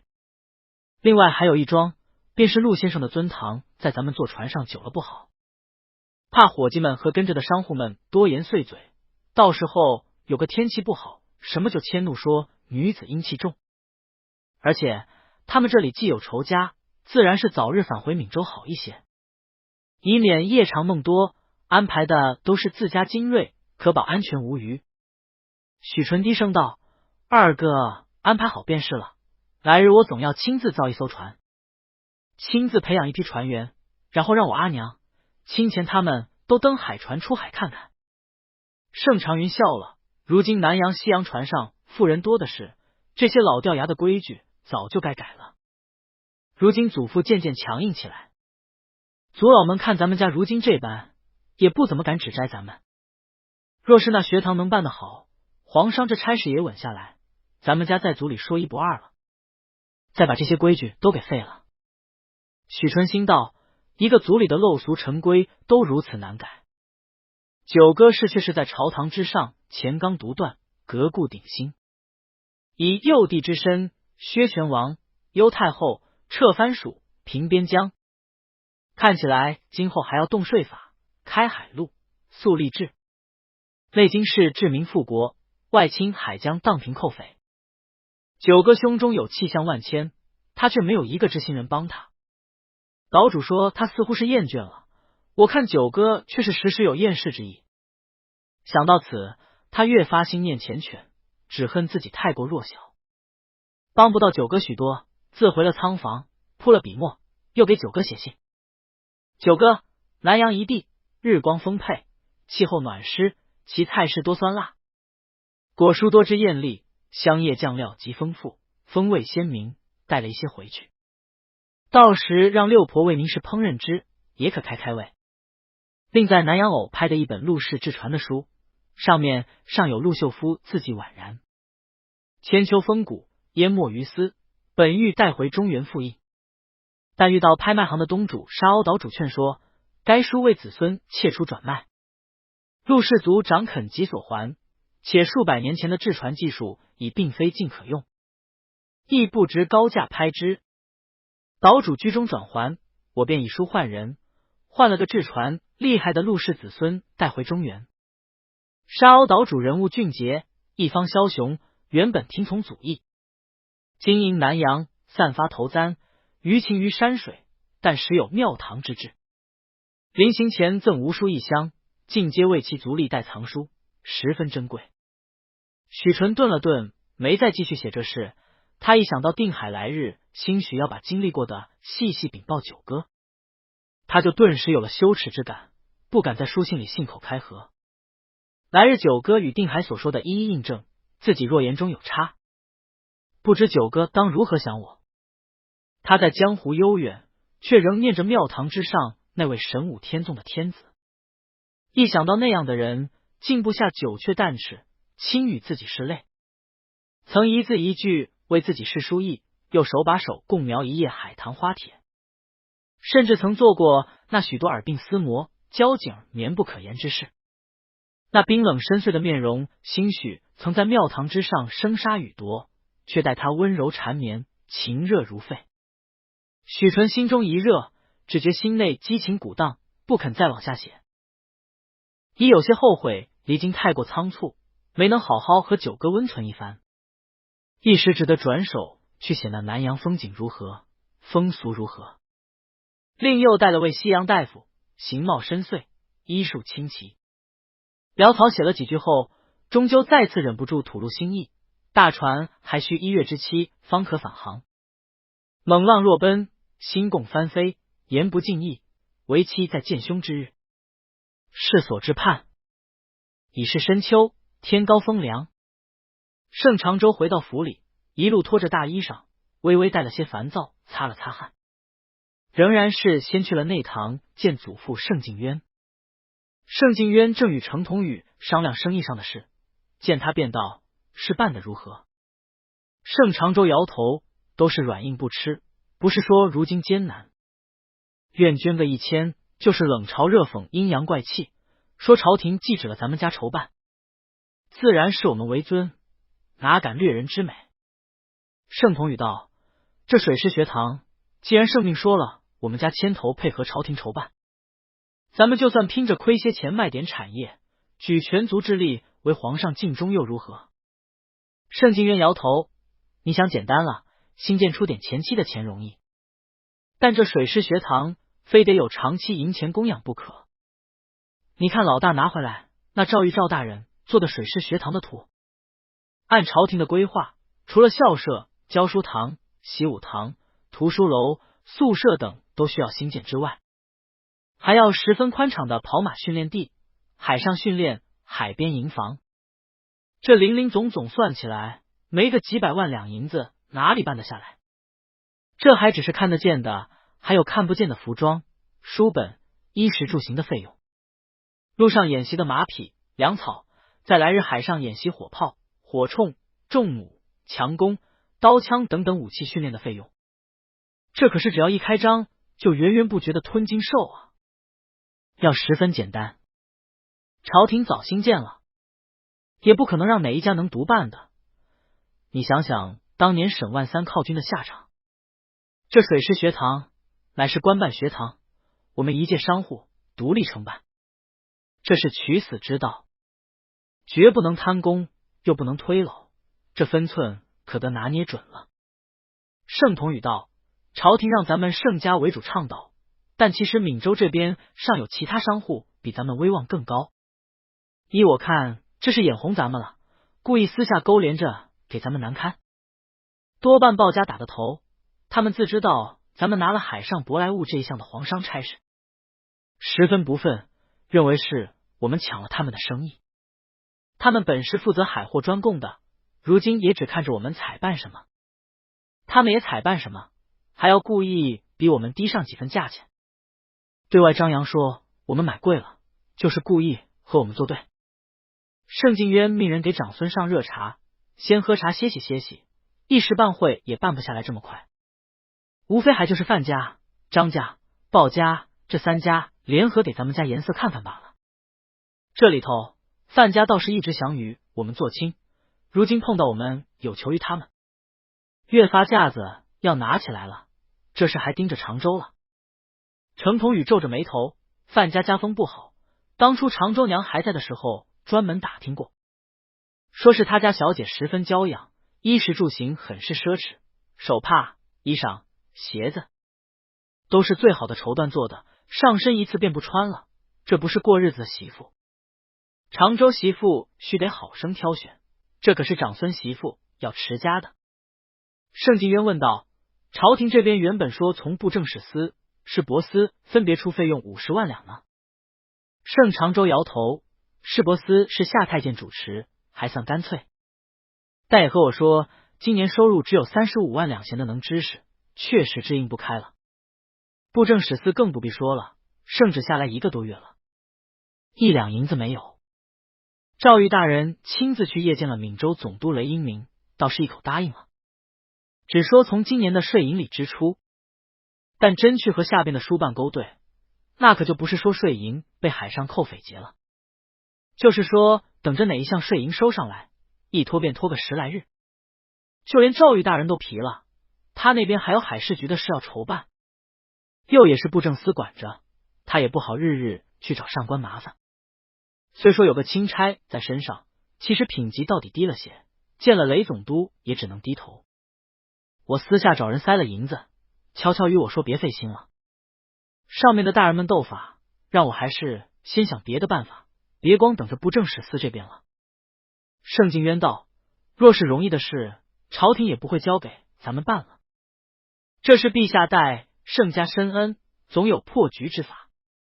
如今且先兴建大门校舍起来，这门面起来了，索性先从外洋西洋客商筹款。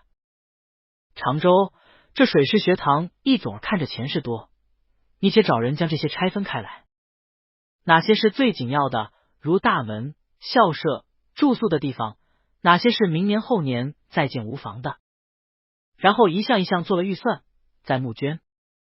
譬如认捐一栋书楼，认捐一个马厩，认捐一个餐厅，这般化整为零，就简单多了。常州道：是。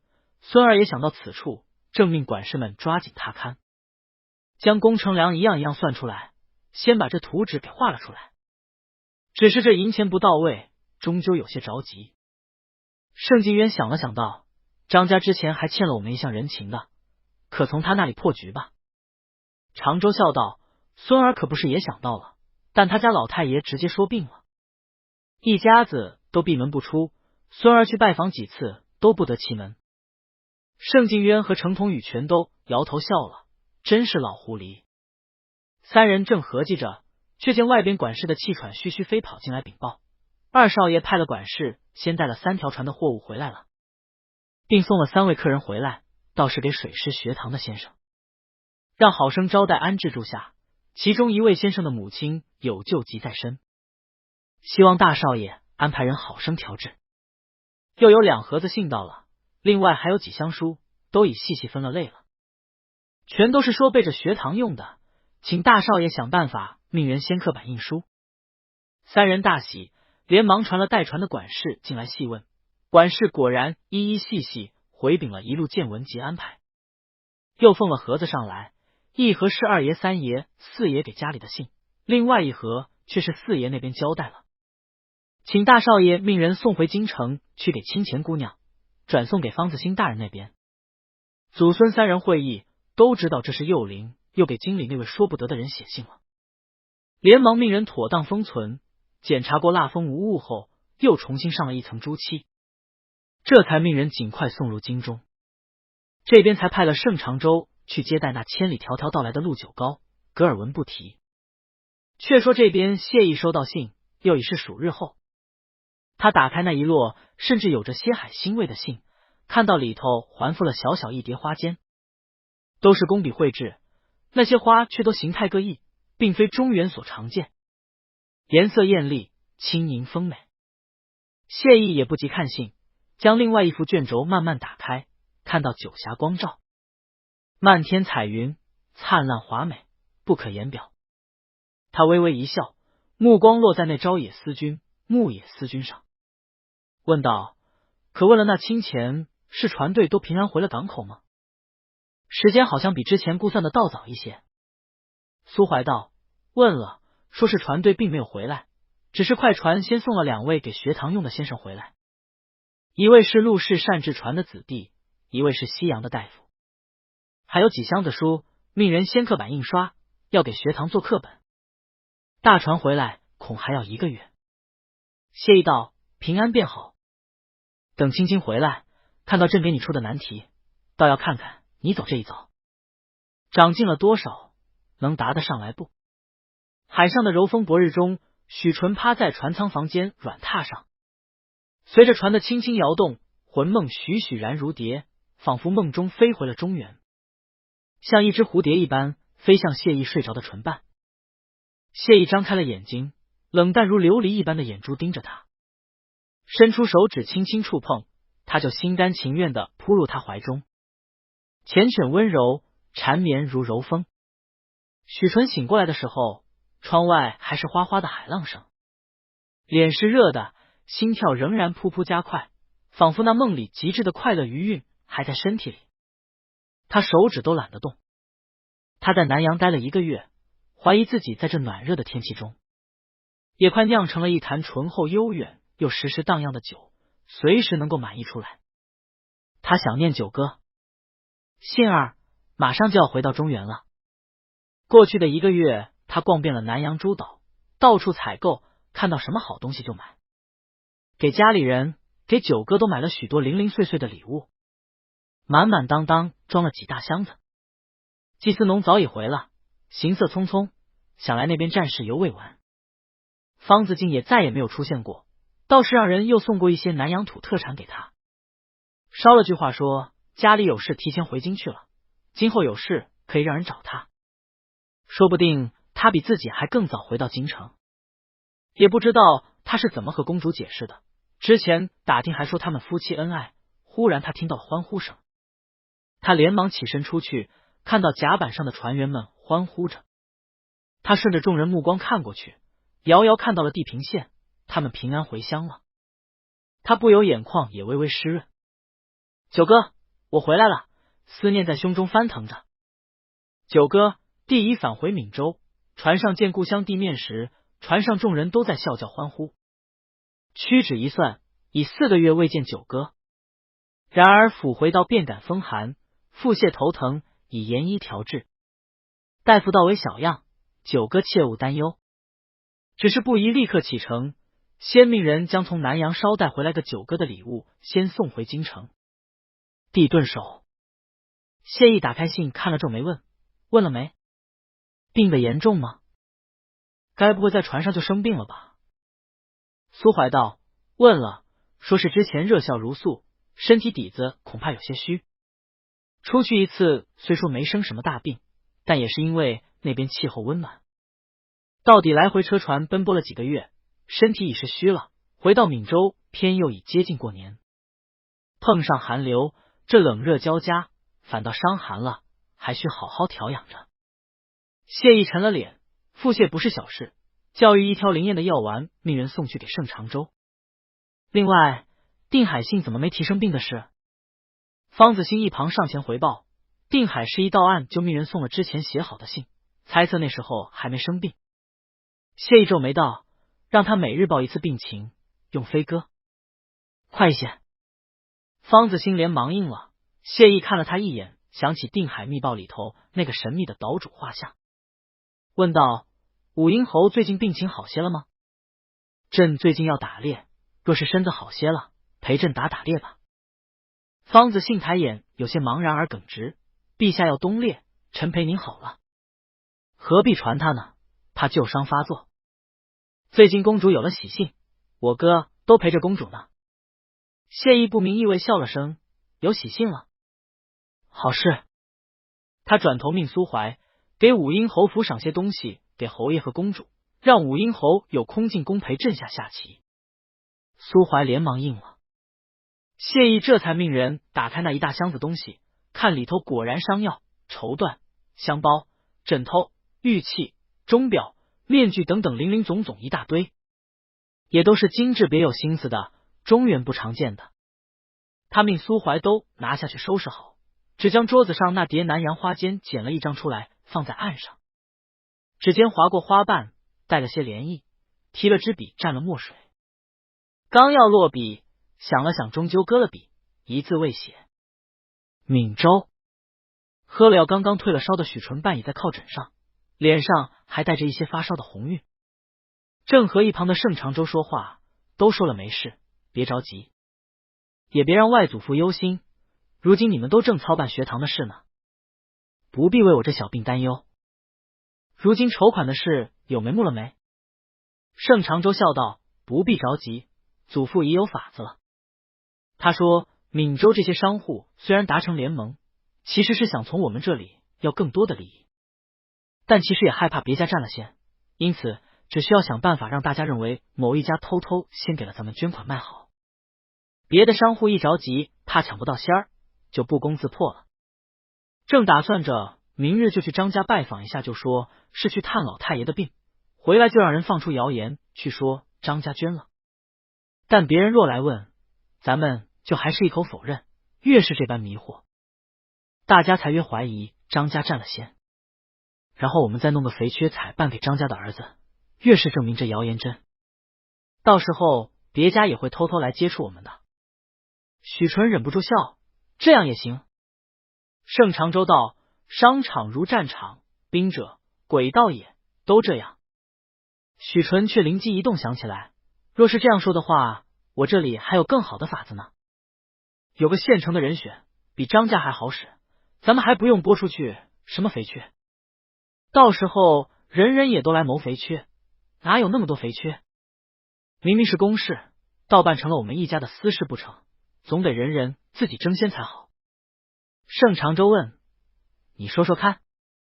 许纯道：咱们闽州我记得也有从前平南宫在咱们这边有一家很大的商行，我记得专卖越州货的，接应他们自己的船队，好像是叫什么盛长洲道粤海商行。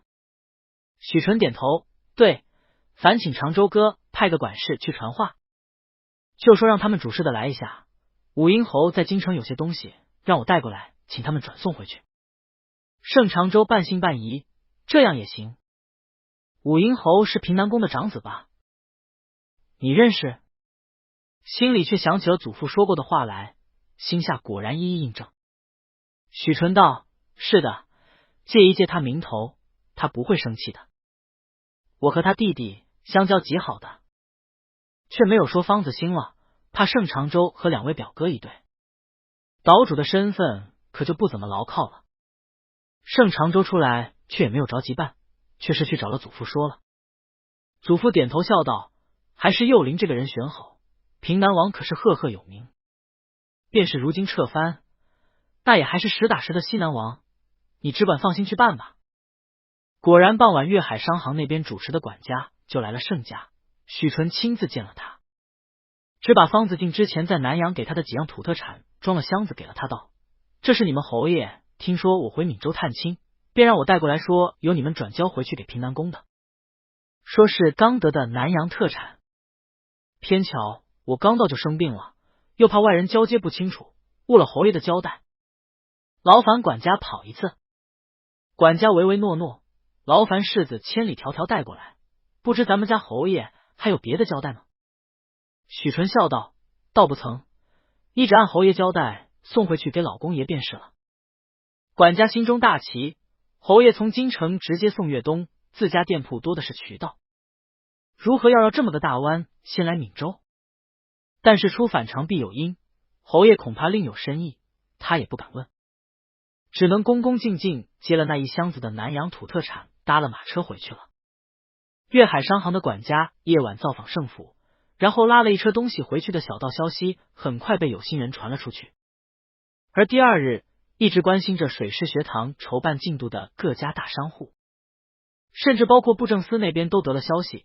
武英侯方子敬闻说朝廷要兴办水师学堂，挹注银12万两，另赠海图、制船、火炮制法等藏书32册。什么？武英侯捐款捐书给水师学堂？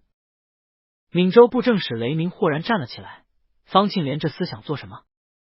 他又惊又怒，来回走路。越州自有是伯司，别的州府都是朝廷派了镇守太监，他那边却仍和盐铁专项一般，都给他们平南府收着，肥的流油。他虽然撤藩了，但公侯传良子，他伸手到我这里来，胃口这么大，也不怕经上忌讳。幕僚低声道：听说是晋国公世子到闽州探亲，顺路带了来的。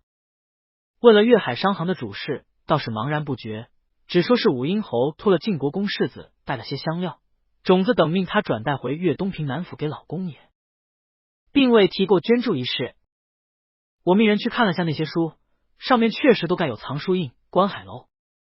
当初平南王方明书楼名确实为此，且那些火炮制法，一般人家也不敢收藏。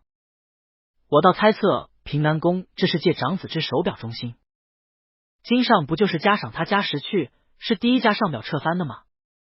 雷鸣冷笑了声，当时贵、滇、黔三地土匪多，朝廷都驻有重兵，更不必说这三地土司也都各自骁勇彪悍，又也听朝廷号令。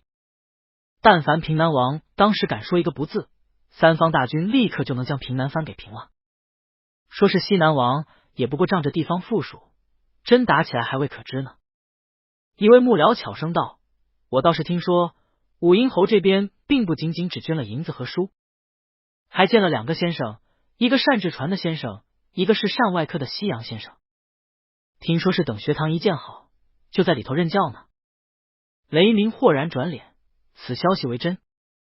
幕僚道：怎不是？那2个先生比晋国公世子还先到的，早就在盛家住了1个多月了，还带着家眷的，定然是早有勾连了。雷鸣冷笑了声，难怪我说盛家这么不着急，本还想说拿捏1、2，省得他们以为有贵亲在京城，就抖起来了。那晋国公在京城里算个什么？谁把他放在眼里？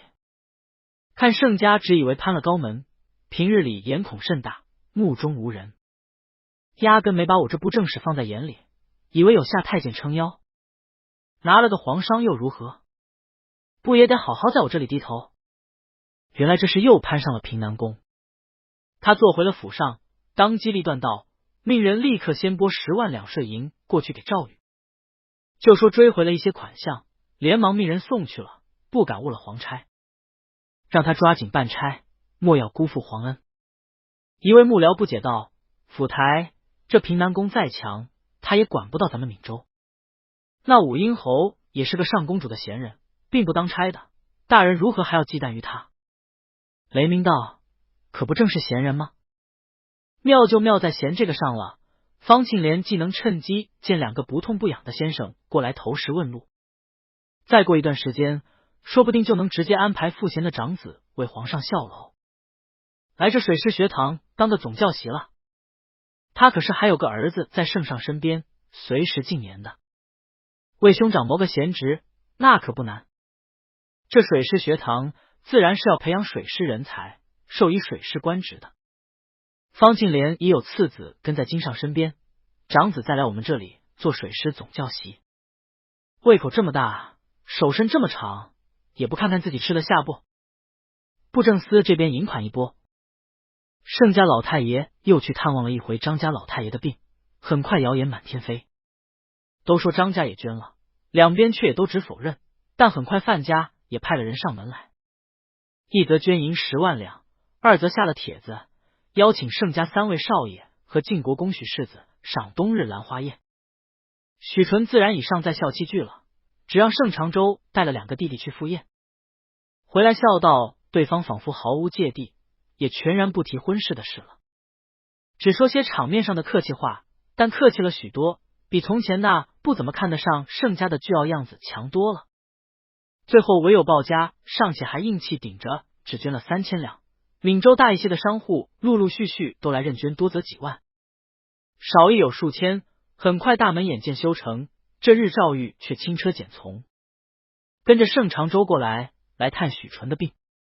许纯虽则病还未愈，但赵大人过来，自然连忙也起身换了衣裳见赵玉。赵玉十分歉然，听说世子舟车劳顿，有疾在身，原不该饶你养病的，但今日原是有件小事，我那里又耳目众多，只好贸然过来问问。许纯连连还礼笑道，大人客气了，这些日子外祖家得了大人多加照拂，本该上门拜望，偏巧身子偶染风寒，加之尚在校中，不祥之身，不敢冒犯大人。赵玉摇头叹道，原是之前我们议的，圣旨当时说是兴办海事局，筹建水师学堂，但这般收的则大多支招水师人才了。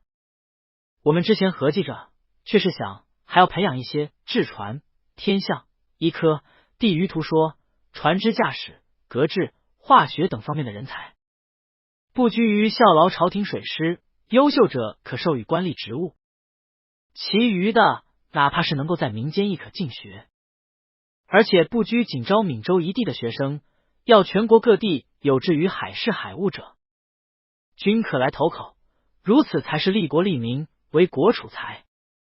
因此我们原本希望将这学堂名称定为海事学堂，如此一看便知此为专于海事，不拘于水师。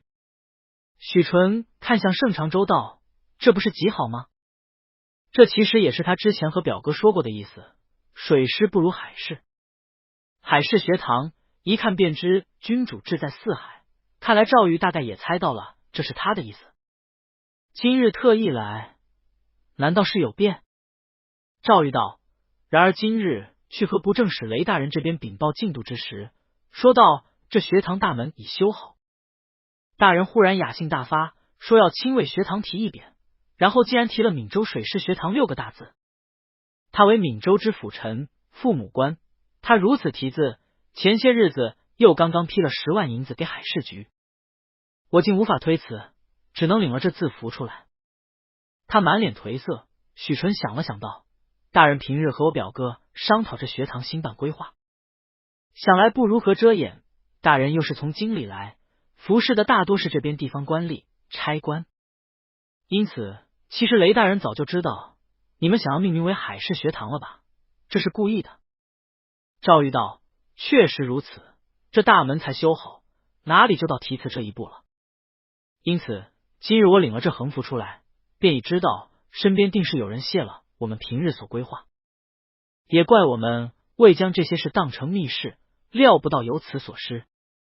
许纯道：大人为钦差，可专舌承天听，何不只做没接到雷大人这横额？即就一密折命人送进京城预览，请皇上为学堂题词。赵玉一愣，陛下轻易不题词，再则我虽为钦差，这专舌送入京中，仍然绕不开内阁。内阁首辅欧阳慎大人与雷大人为同乡，一贯同气连枝的，恐怕已打过招呼了，未必能有用，反倒要得罪了欧阳大人和雷大人，后边海事局筹办还要多有仰仗雷大人。这学堂也才开了个头，这般行事只怕多有不妥。许纯诧异，从提督太监下完配合大人开始，赵大人早就得罪雷大人了，也不差这一个折子了。不过要婉转的话，我倒有个法子，大人可命人将折子送去京中武英侯府，请方子兴大人转呈预览。方大人每日侍君，定能直达天听的，便是皇上不题字，也无人知晓，这般也谈不上得罪了。赵玉一惊，想到武英侯先捐了第一笔银子，倒有些信这位晋国公世子与武英侯兄弟交好。想了想道：也罢，我试试吧。他拱手笑着对许纯道：久闻世子聪慧通达，果然闻名不如见面，真少年英才。许纯微微一笑，仆在京城也一直听说赵大人是一等一的能力干员，简在帝心，这才得了陛下差遣来闽州办这样的大事，佩服佩服。这一说却实在骚到了赵玉心中得意之处，面上神采焕然，拱手笑道：是陛下圣明，我本已罢官在家侯罪，没想到的陛下亲自提拔使用，正是时时感激涕零，无一日不念君恩圣明，少不得殚精竭虑，将这一桩差事办好，还要靠世子，靠圣家多多指教了。京城岁雨殿，殿内安息香悠悠，散发着娴静的香气。谢意正与武英侯方子敬对弈，方子敬微微侧坐在榻下下子，眼观鼻鼻关心下了一子。他一身紫色袍服，衣襟严整，身姿笔挺，与南阳那部机贤雅名士全无一丝相同之处，与京里那些贵族一般雍容正经，却并不醒目。谢意放了一子，笑道：武英侯这旗下的锐气全无，老气横秋的，着实有些过于求稳了。方子敬面色唇色都带了些苍白病容，低声笑道：陛下奇力雄健，一法精湛，十面埋伏，处处威慑，臣不得不勉力应对，求稳为上，不敢冒进。谢含笑接了茶杯，喝了口茶，问方子敬：想来亲家这是快要做父亲了，歧路才如此老成持重。闻说和顺公主有喜了，实是大喜，不知几个月了，怀相可好？可要御医看看。方子敬道：公主喜酸胸闷，只是有些猜测，尚未足1月之期，子兴鲁莽，便在君前口无遮拦。臣与子嗣上艰难，恐怕到时只是空欢喜一场，因此并未宣扬。谢意微微点头，宽慰他道：亲家不必太过介怀，朕看方家是有福之家，轻易是有些晚运在身上，必定是顺顺利利的。方子敬一大早进宫，心中早已过了无数转若是皇上问起南阳之事，当如何回话。然而这位陛下只是下棋，在问公主运势，这时候忽然说到晚运上，似乎意有所指，他少不得打叠起精神来。他少年领军，遇见凶险情况不知反几，然而都不如面对眼前这一位陛下给他的压力大。他殚精竭虑，正思虑揣测着下一步皇帝该会如何问。止恭敬道：臣谢陛下吉言，有陛下隆恩庇佑，想来定能顺顺利利。谢意道：“子兴在朕面前很不拘礼，你却又太过拘谨了些。”方子敬道：“子兴有幸能自幼伴君随龙，陛下念旧情，臣等全家感佩，更不敢因陛下隆恩，则忘了为臣子的本分。”谢意似笑非笑，将茶杯递给一旁的内侍，抬眼却看到苏怀捧着明黄匣子，便问道：“哪里送的折子？怎不送那个？”苏怀道：“是方子兴大人送进来的，说是赵玉清差送来的新办学堂的回事折子。”谢意怔了怔，看了眼方子敬，方子敬面色微微变了，自然也是想起了赵玉不是去新建水师学堂去了吗？子兴为什么要帮赵玉递折子？谢意放了茶杯，取了那折子略略看了看，忽然失笑：“好一个乱拳打死老师傅！”他将折子递给了方子敬：“武英侯看看吧。”方子敬接过那折子看完，有些茫然道：“赵大人这是求陛下为海事学堂提匾，陛下要允吗？”谢意微微一笑：“我倒是才接了个密报，闽州布政使雷鸣本以为这水师学堂提了闽州水师学堂的字，赵玉现在又上折子，请朕为海事学堂提匾。”他意味深长看着武英侯：“闽州水师学堂和海事学堂，方亲家觉得哪个更好？”方子敬谨慎回道：“闽州水师学堂看着仅面向闽州招生，且面向水师；不若海事学堂，可面向全国收取考生，命名海事，格局亦更大。”赵玉这是和布政使雷鸣意见不合了，又不敢杠上布政使，只能辗转求助君上，但找到方子兴这个门路，恐怕是许纯在背后指点了。这少年精灵古怪，难怪刚才皇上忽然冒出来个乱拳打死老师傅，这是在说许氏的。谢意笑了声：“武英侯果然有学问，所言有理。那便依卿所言，朕便赏了这个体面，为海事学堂提个匾吧。”方子敬有些懵，这体面不是赏给赵玉的吗？要不就是晋国公府或是盛家的，为何说是赏给自己？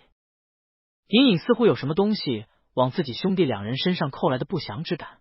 方子敬慎重回话：“陛下圣明，臣偶然提议罢了，这是沿海一带民众的慕天恩，福泽万民。”谢意笑道：“朕前日才听说武英侯带头挹注，为海事学堂捐银12万两，又捐助海船、火炮、海图等书册30多册，实在是慷慨高义。如今不如再为这还海事学堂命名提联，更是美事一桩了。”方子敬脑子一懵，忘了军前礼仪，忍不住抬眼看向了皇帝，只看到一贯冷面的天子满目戏谑，唇边那幸灾乐祸的笑意几乎要忍不住。他眼前一黑，闽州布政使雷鸣，这是嫌贫南方家手伸太长了，这才提次警告他们方家这是无端树敌，莫名背了个黑锅啊。方子敬出宫的时候，方子兴过来送他，却是还要当值，只担心哥哥过来送一回。看到弟弟，方子敬有些无力，招了他压低声音问道：“你好端端的替外臣递折子做什么？递折子那是内阁的事，你也不怕皇上猜忌你？”方子兴莫名其妙，可是陛下说过水师学堂很重要，让我关注的。方子敬他低声问他：“赵玉算个啥？他让你递你就递，他没说个什么理由？比如谁让他找你的？”方子兴茫然，都知道我日日侍君啊。方子敬：“那换个别人让你递折子呢？”方子兴道：“那又不是水师学堂的事，让他从内阁走，这会子又拎得清了。”方子敬气不打一处来，明知道赵玉背后必然是许纯，仍是对这个傻乎乎的弟弟十分心忧。你不问清楚这折子来龙去脉，万一陛下问你呢？方子兴纳闷道：“陛下也没问啊。”他看着方子敬目光责怪：“哥，你比皇上还啰嗦。”方子敬气结：“那若是陛下怪罪你越权呢？”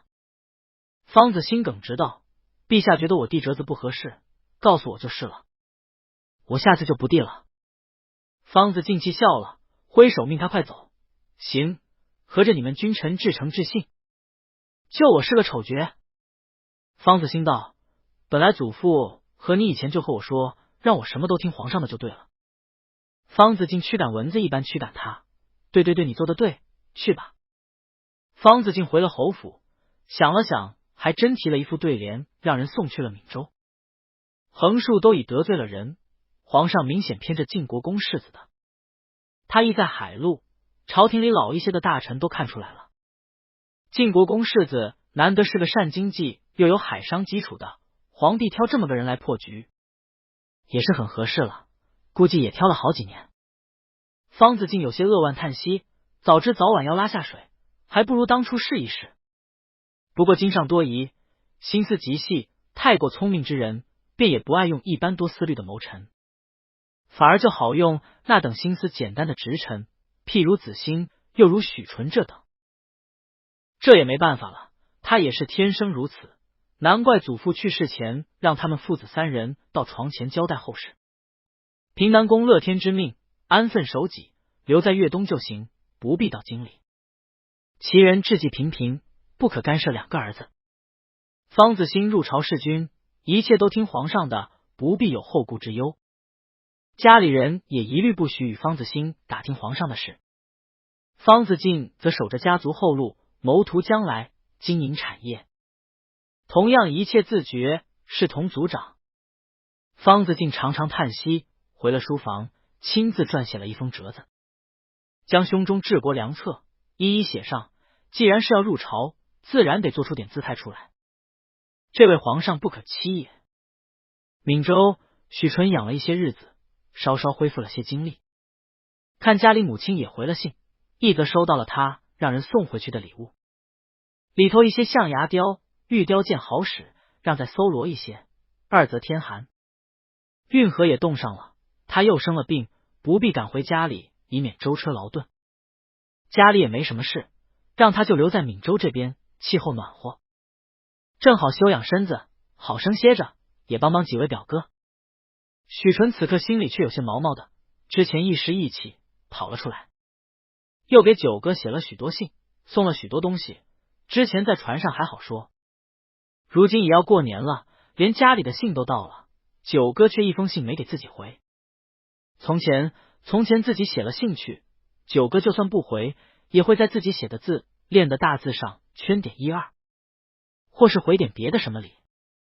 许纯伸手摸了摸自己手臂上的臂环，忽然有些担忧，九哥该不会再生自己气吧？此念一生，忽然有些心里十分不踏实起来。过了几日除夕前，经理送来了皇上亲自题的海事学堂4个大字，之后武英侯送来了一副楹联，无非是些海晏和亲、国泰民安的话语，但分量也十分不一般。因为那楹联附了信过来说明是奉诏题联，赵玉和盛家上下都喜出望外，便连布政使雷鸣那边也不再言语。一时海事局喜气洋洋，诸衙门都辍了诸事，过起年来。盛家今年喜事连连，自然也祭祖宗祭天后，一连办了好些日的宴席。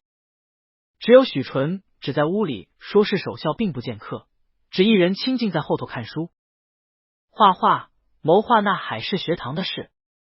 但九哥还是没有回信。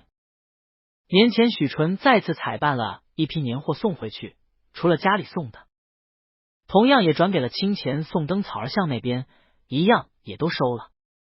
除夕前总算回了一卷纸回来，许纯满心欢喜打开，却看到只是一张福字，方方正正上好的红色碎金箔纸，他知道那定是九哥亲笔写的符，这看着就是让贴在墙上招福的，但是除了这张福字，仍然一个别的字都没有。他反复验看，那匣子上朱漆宛然，绝无人敢乱起风的。九哥为什么不给自己回信？许纯心中翻腾，反复揣测，连除夕夜的盛家家宴也未吃什么东西，晚上守夜也一直精神不振。盛太公担心他病情未愈，到底赶在他去些了。这一个年过得没滋没味，但年节事多，加上有新建学堂事宜，时间过得也还算快。闲下来时，他看着定海仍然陪着他尽忠职守，左右不离。又稍微安了心。九哥这还派人在自己身边，恐怕也就是有些怯。等自己回京后，好好哄一哄便好了。也不知九哥在京城如今在做什么，他只命人抄了朝廷底报来看。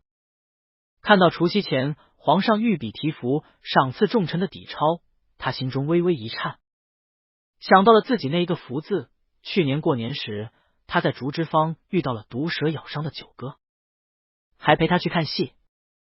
如今也辍了朝，自己却没有在京城陪九哥。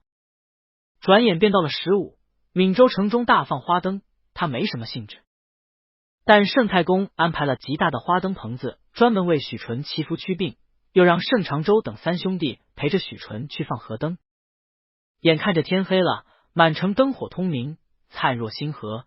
许纯提了天后娘娘跟前供奉过的花灯，跟着盛长洲走在街上。一晃眼，似乎看到了一个人穿着漆黑狐皮大氅，身材孤高卓然，仿佛是九哥，旁边跟着个高大带刀护卫，看着也像方子兴。他心中一跳，提着灯慌忙仔细去看，又满城都是人流，熙熙攘攘，灯火耀眼，早已不见，到处只看到提花灯、踩高跷、舞狮子的人，喧闹非凡。盛长洲转头看他有些担忧，幼灵找什么？是遇到认识的人了吗？他想着自己多半是眼花错认了人，这是思恋过度了，不由嘲笑自己，只摇头笑道：“看到个人有些像经理认识的人。”盛长天笑道：“看着倒像是范相思正一般。”盛长云踩了长天一脚，转头去招呼着放灯。许纯心里有些涩然，自己可不正是相思病？但九哥为什么不给我回信？他自到了河边去放灯，却又认认真真在上头写了字：愿九哥百病不生，常年欢畅。连灯入河，连成星河一片，随着江波流入海中。许纯闭目许了愿，目送着连灯远去，心里暗自下了决心，等出了年便要回京，好好哄一哄九哥。然而15、16连续2日都是极盛大的庆典，之后他却又遇见一件大事。三鼎甲贺知秋、张文贞、范木村竟然联袂游历到了闽州来找他。帖子递进来的时候，他又惊又喜，连忙亲自迎了出去。张文贞看到他倒吃了一惊，怎么反而瘦了些？这又不用劳心功课，在这边如此暖和之地，还瘦了这许多。许纯连忙作揖道：“只是出海去了一趟南阳回来，小恙了几日，很快便好。几位兄长如何会来到闽州这里？一路远来，还请就在这里宿下，容小弟好生招待。”贺知秋道：“过年辍朝，家里无事。范木村说他从前来过闽州，气候暖和，又有灯节，可以来逛逛。张文贞可巧家里也有船，蹭着他家走的海路过来倒是轻便。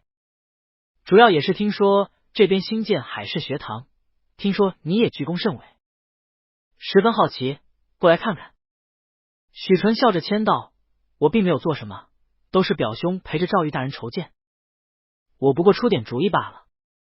倒是赵大人十分勤勉，过节也并没有回京，如今才过15，又兴办了起来，学堂大门、学堂等也修了个雏形出来了。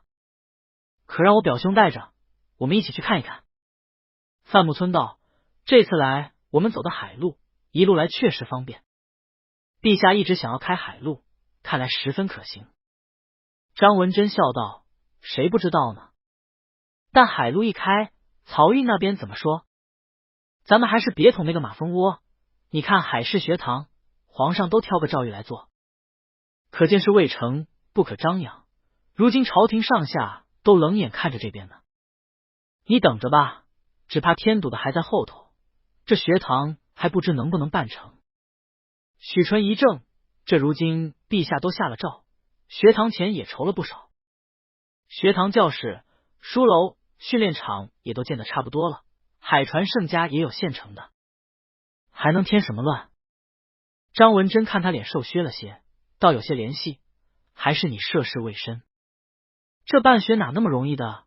总教习谁来做？整个朝堂都看着呢，随便来个人就能摘了桃子。还有运转起来，一地的税银够不够供养这么大规模的学堂？这每一样都能有的说法。你毕竟没入朝，你爹必定靠不住，你外祖家又尚且还是商户，斡旋不起，哪里经得起京里那些重臣们的博弈？贺知秋也道：我听说闽州布政使雷鸣本来提了闽州水师学堂，但赵玉又向皇上请了提此海事学堂，这区别可就大了。思远，我看等这海事学堂真的开张后，闽州这边给学堂的支持会十分有限。而海事学堂算是兵部的，还是算是礼部的？这里头也有大学问。你没有地方父母官支持，若是这6部中这2部再扯皮起来，只靠一个海事局支撑，这海事局还必然受闽州布政使司节制的，学堂如何运转下去？范木村笑道：另外还有上课的先生老师，招的学生都有说法。我如今都已隐隐听到流言，说这里到时候主要来的都是平民学生，来博个水师出身的，科举出身才是正途。如此一来，到时候天下士林不以为然，你这招生一开始就没开好，后边就更难招到好先生好学生了。许纯连忙命春熙备席，请诸位兄长细细教我。布政使雷鸣跪伏在大堂下，腊月里出了一身的透汗，地板的寒气嗖嗖往上钻着，惬意到颇为轻松，坐在上头，还拿了巡抚桌案上的令牌放在手里赏鉴1、2，一边弹道：卿出身将门，世袭入朝，之前在兵部任侍郎时，锐意奋发，时有惊人之语，朕对你十分有印象。闽州贼寇多，吏部当时想从边将选人，朕想不若给你一个机会。果然你自赴任后，实心为国，为负朕望。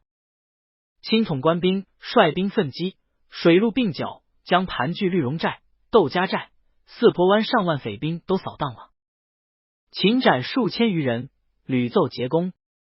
又设哨船，建望楼，日夜巡逻，闽州自此境内大治，寇匪荡清，渔民怀恩，清功勋甚伟。雷鸣眼圈一红，想起那些奋马扬鞭、戮力效忠、一心报国为君的过去。乌夜道：是陛下恩眷，臣受命于陛下，自当誓死图报。朝廷养士，科举取士为正途，士族举荐为辅。然而科举文武举取士，却未必一定为凤池良业。卿家累代将门，应知此道理。猛将起于祖武，宰相发于州郡。朕选在闽州建水师学宫之意，卿应能尽之。雷鸣涕泪交织，悔恨万分，早已知道这位少年起便崭露头角的君上，胸中宏图大志，视臣浅陋卑鄙，只为一己之利，个人好恶，便忘了君上之大恩，误了家国天下。臣收到陛下题词，便已知大错酿成。这几日身家忏悔，愈觉得自己辜负皇恩，臣罪实无可宽，请陛下降罚。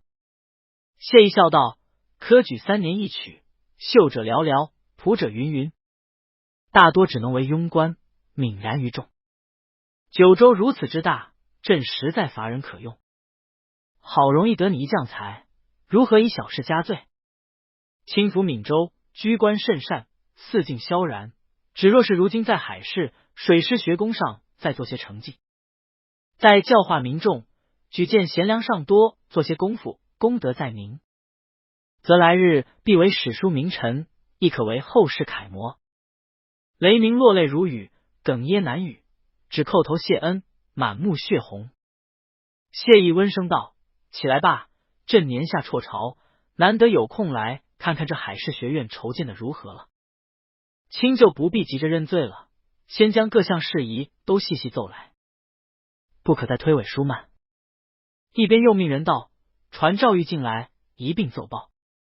不多时，果然赵玉也额上透着细汗进了来，下拜后只跟在雷鸣之后。却听雷鸣先奏报，雷鸣语声犹带着气声，但也确然是个能臣，一条条奏报。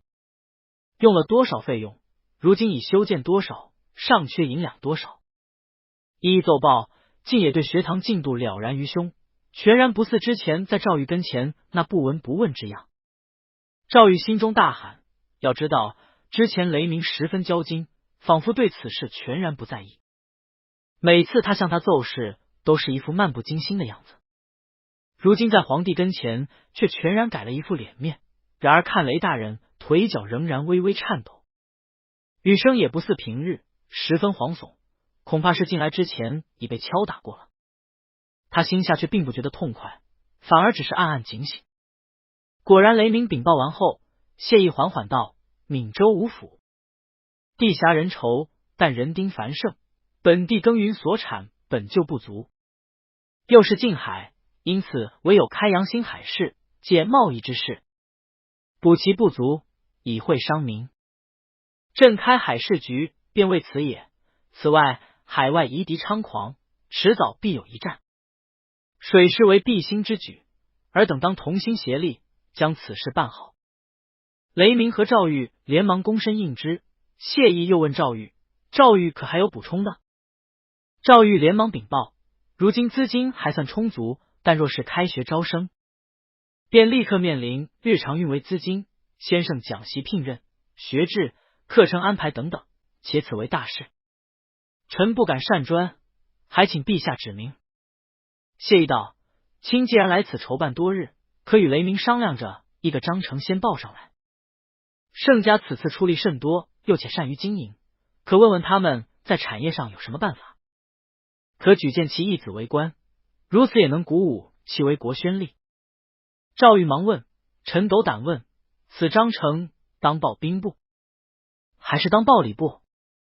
谢意看了眼赵玉，这礼部会同国子监审议。赵玉大喜，臣接旨。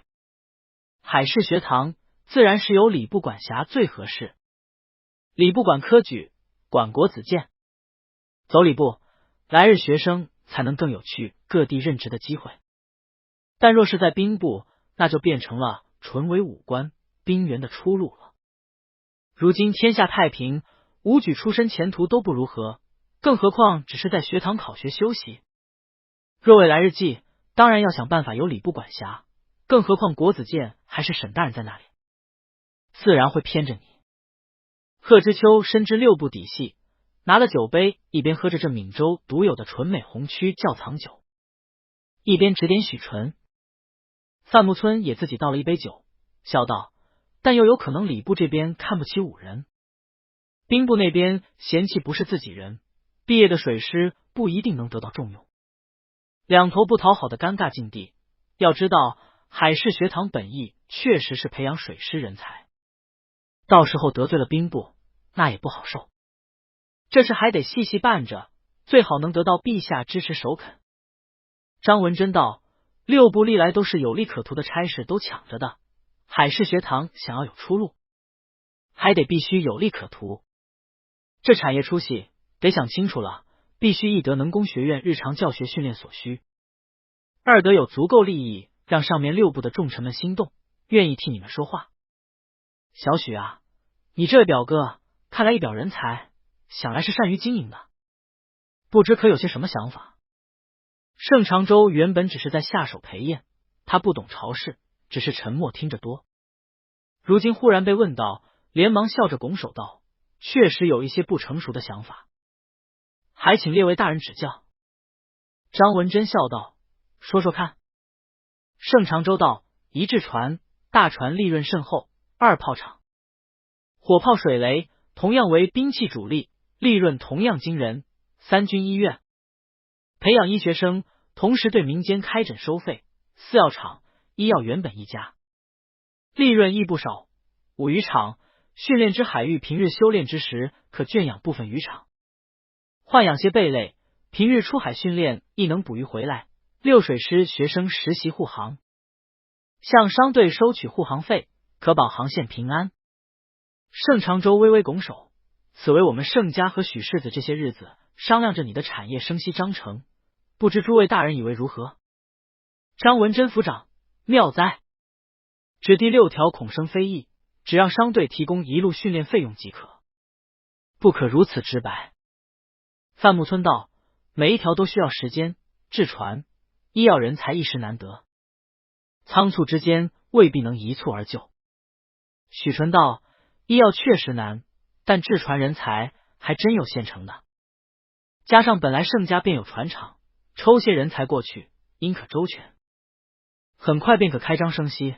我如今只担忧的是，若是和文真兄所说，学堂兴建后来的总教习若是有别的想法，恐怕确实难以成事。贺知秋笑道：我本来也与文真兄有些看法，但是才听你说的，武英侯凤照给海氏学堂提了营联，那多半就是陛下属意武英侯来做这个总教习了。若是他的话，倒是极合适。一则原本是驸马未入朝，赋闲养病的来做总教习，与兵部礼部都无干系，兵部礼部自然也生不了什么意见。二则武英侯一贯听说极有才华，文武有才，其弟方子兴又为皇上近臣，必能压服众人。范木村也道：且平南藩一贯富庶，盐铁矿产都极丰富，市舶司也专有，武英侯来这边，若是海氏学堂有什么欠缺的，武英侯自然有办法帮补，绝不会伸手与朝廷要钱要人的。另有一项十分重要的，你们都没看出来。贺知秋看范木村，哪一项？范木村道：平南王可是前朝旧臣，虽已去世，但他们家世交其实认识许多前朝旧臣在民间不得志的。武英侯若是掌了海氏学堂，恐怕会利用其影响力，聘请这些归隐在乡野之人来为讲师。张文贞倏然坐起来道：东野说的极是，前朝不少世家之前归隐未入朝，如今过去数朝了，子孙却未必愿意单手耕读乡野了，但朝堂之上早就坐满了，科举也未必能轻易考中，若是考不中，那清高文才少不得要玷污了。但受武英侯邀请来海氏学堂做个老师，那又清贵又有名声，必定许多人都来，莫要说他们，连我也忍不住想要见上几个了。江南科考难，名士却多如过江之鲫啊！一时席上全都笑了起来。贺知秋道：还是东野自幼伴君，深知陛下脾性。范木村轻笑了声：陛下用人必定是物尽其才的，必得方方面面都用尽了，绝不浪费一丝一毫国禄的。从前动不动就说识禄者多，干活人少，十分不喜。这些年来越发明显了，看朝廷底抄，时时有陛下斥责臣子疏慢，白石俸禄的，多将革职有罪之臣发去修河堤、修城墙、守墓陵，却极少赐死。众人知道陛下施政宽厚，仁慈甚杀，却不知陛下却是心疼，白白给了许多俸禄。除了查抄家产补足以外，还该让他们服劳役，赐死太浪费了。一时众人全都笑起来，便连贺知秋也道：我听说六部职官从前也并无如此勤勉，也是经上萧干幽情，励精图治，时时招臣子进宫问政，以至于如今上至内阁，下至六部吏员，都是日夜替力，兢兢业业，只恐那日军前奏达，一个不慎就得去修河堤去了。许纯却问范木村：探花大人也是自幼伴君，想来对武英侯兄弟都极熟悉了，不知他人好相处吗？我只担心来日他到任了，盛家这边侍奉不周。范木村笑道：方子敬比方子信大了许多，方子兴当时是进京伴读，小小的性情极耿直，但皇上却喜欢他，说直肠子，好相处。如今陛下果然也很看重他，他一直留在宫里为内侍首领，不离京前的。方子敬也是最近几年才进了京的，之前一直在粤东，偶尔进京探望弟弟。兄弟感情听说不错，据说是某次皇家东猎，方子兴失踪，方子敬不顾危险，连夜带人进山寻找，结果方子兴却又以自己先回来了，听说兄长进山找他，又要回去找，被皇上拦住了，派了其他人去寻。好在后来都平安回来了，还杀了一头熊回来，护帝之名这才在京里闻名。听说是和顺公主思念母亲，这才进了京，陛下也仁慈，赏老太妃出宫容养在公主府了。听说武英侯大多数时候都是在养旧伤，不大交际，应当也是避嫌，但品行操守、素性都不错的，你们可以放心。许纯道：那就是武英侯夫妻感情很好了，先帝那时就赐婚了。20多年了，怎么这么多年还没有孩子呢？范木村笑了声：你可不知道，赐婚的时候和顺公主才这么点。范木村伸手比了下孩童高度，只有6岁吧，就赐婚出嫁去了越东。从宗室里千挑万选出来的，出身并不显，性情十分柔顺。当时方子敬12岁吧，都是孩子。后来陆陆续续边疆也有战事，那边土司也造反，匪寇也多，听说方子敬10几岁也就领兵出战了，大概聚多离少，后来又有旧伤，因此一直无子。许纯震惊，就是说方子敬已经40多岁了。范木村道：是啊，他比方子兴大了接近20岁呢。说是兄长，其实和爹也差不多了。许纯他想起之前看到方子敬那模样，看着还年轻着呢，真是真人不露相啊。范木村接着道：但也还好，我看他平日也不怎么管方子兴，只照顾衣食罢了。想来也是因为方子兴为天子近臣，他不好太过干涉，也是一贯行事谨慎不张扬的，因此他忽然捐助海事学堂，多半是天子示意，之后又奉诏提联，那多半就是他了。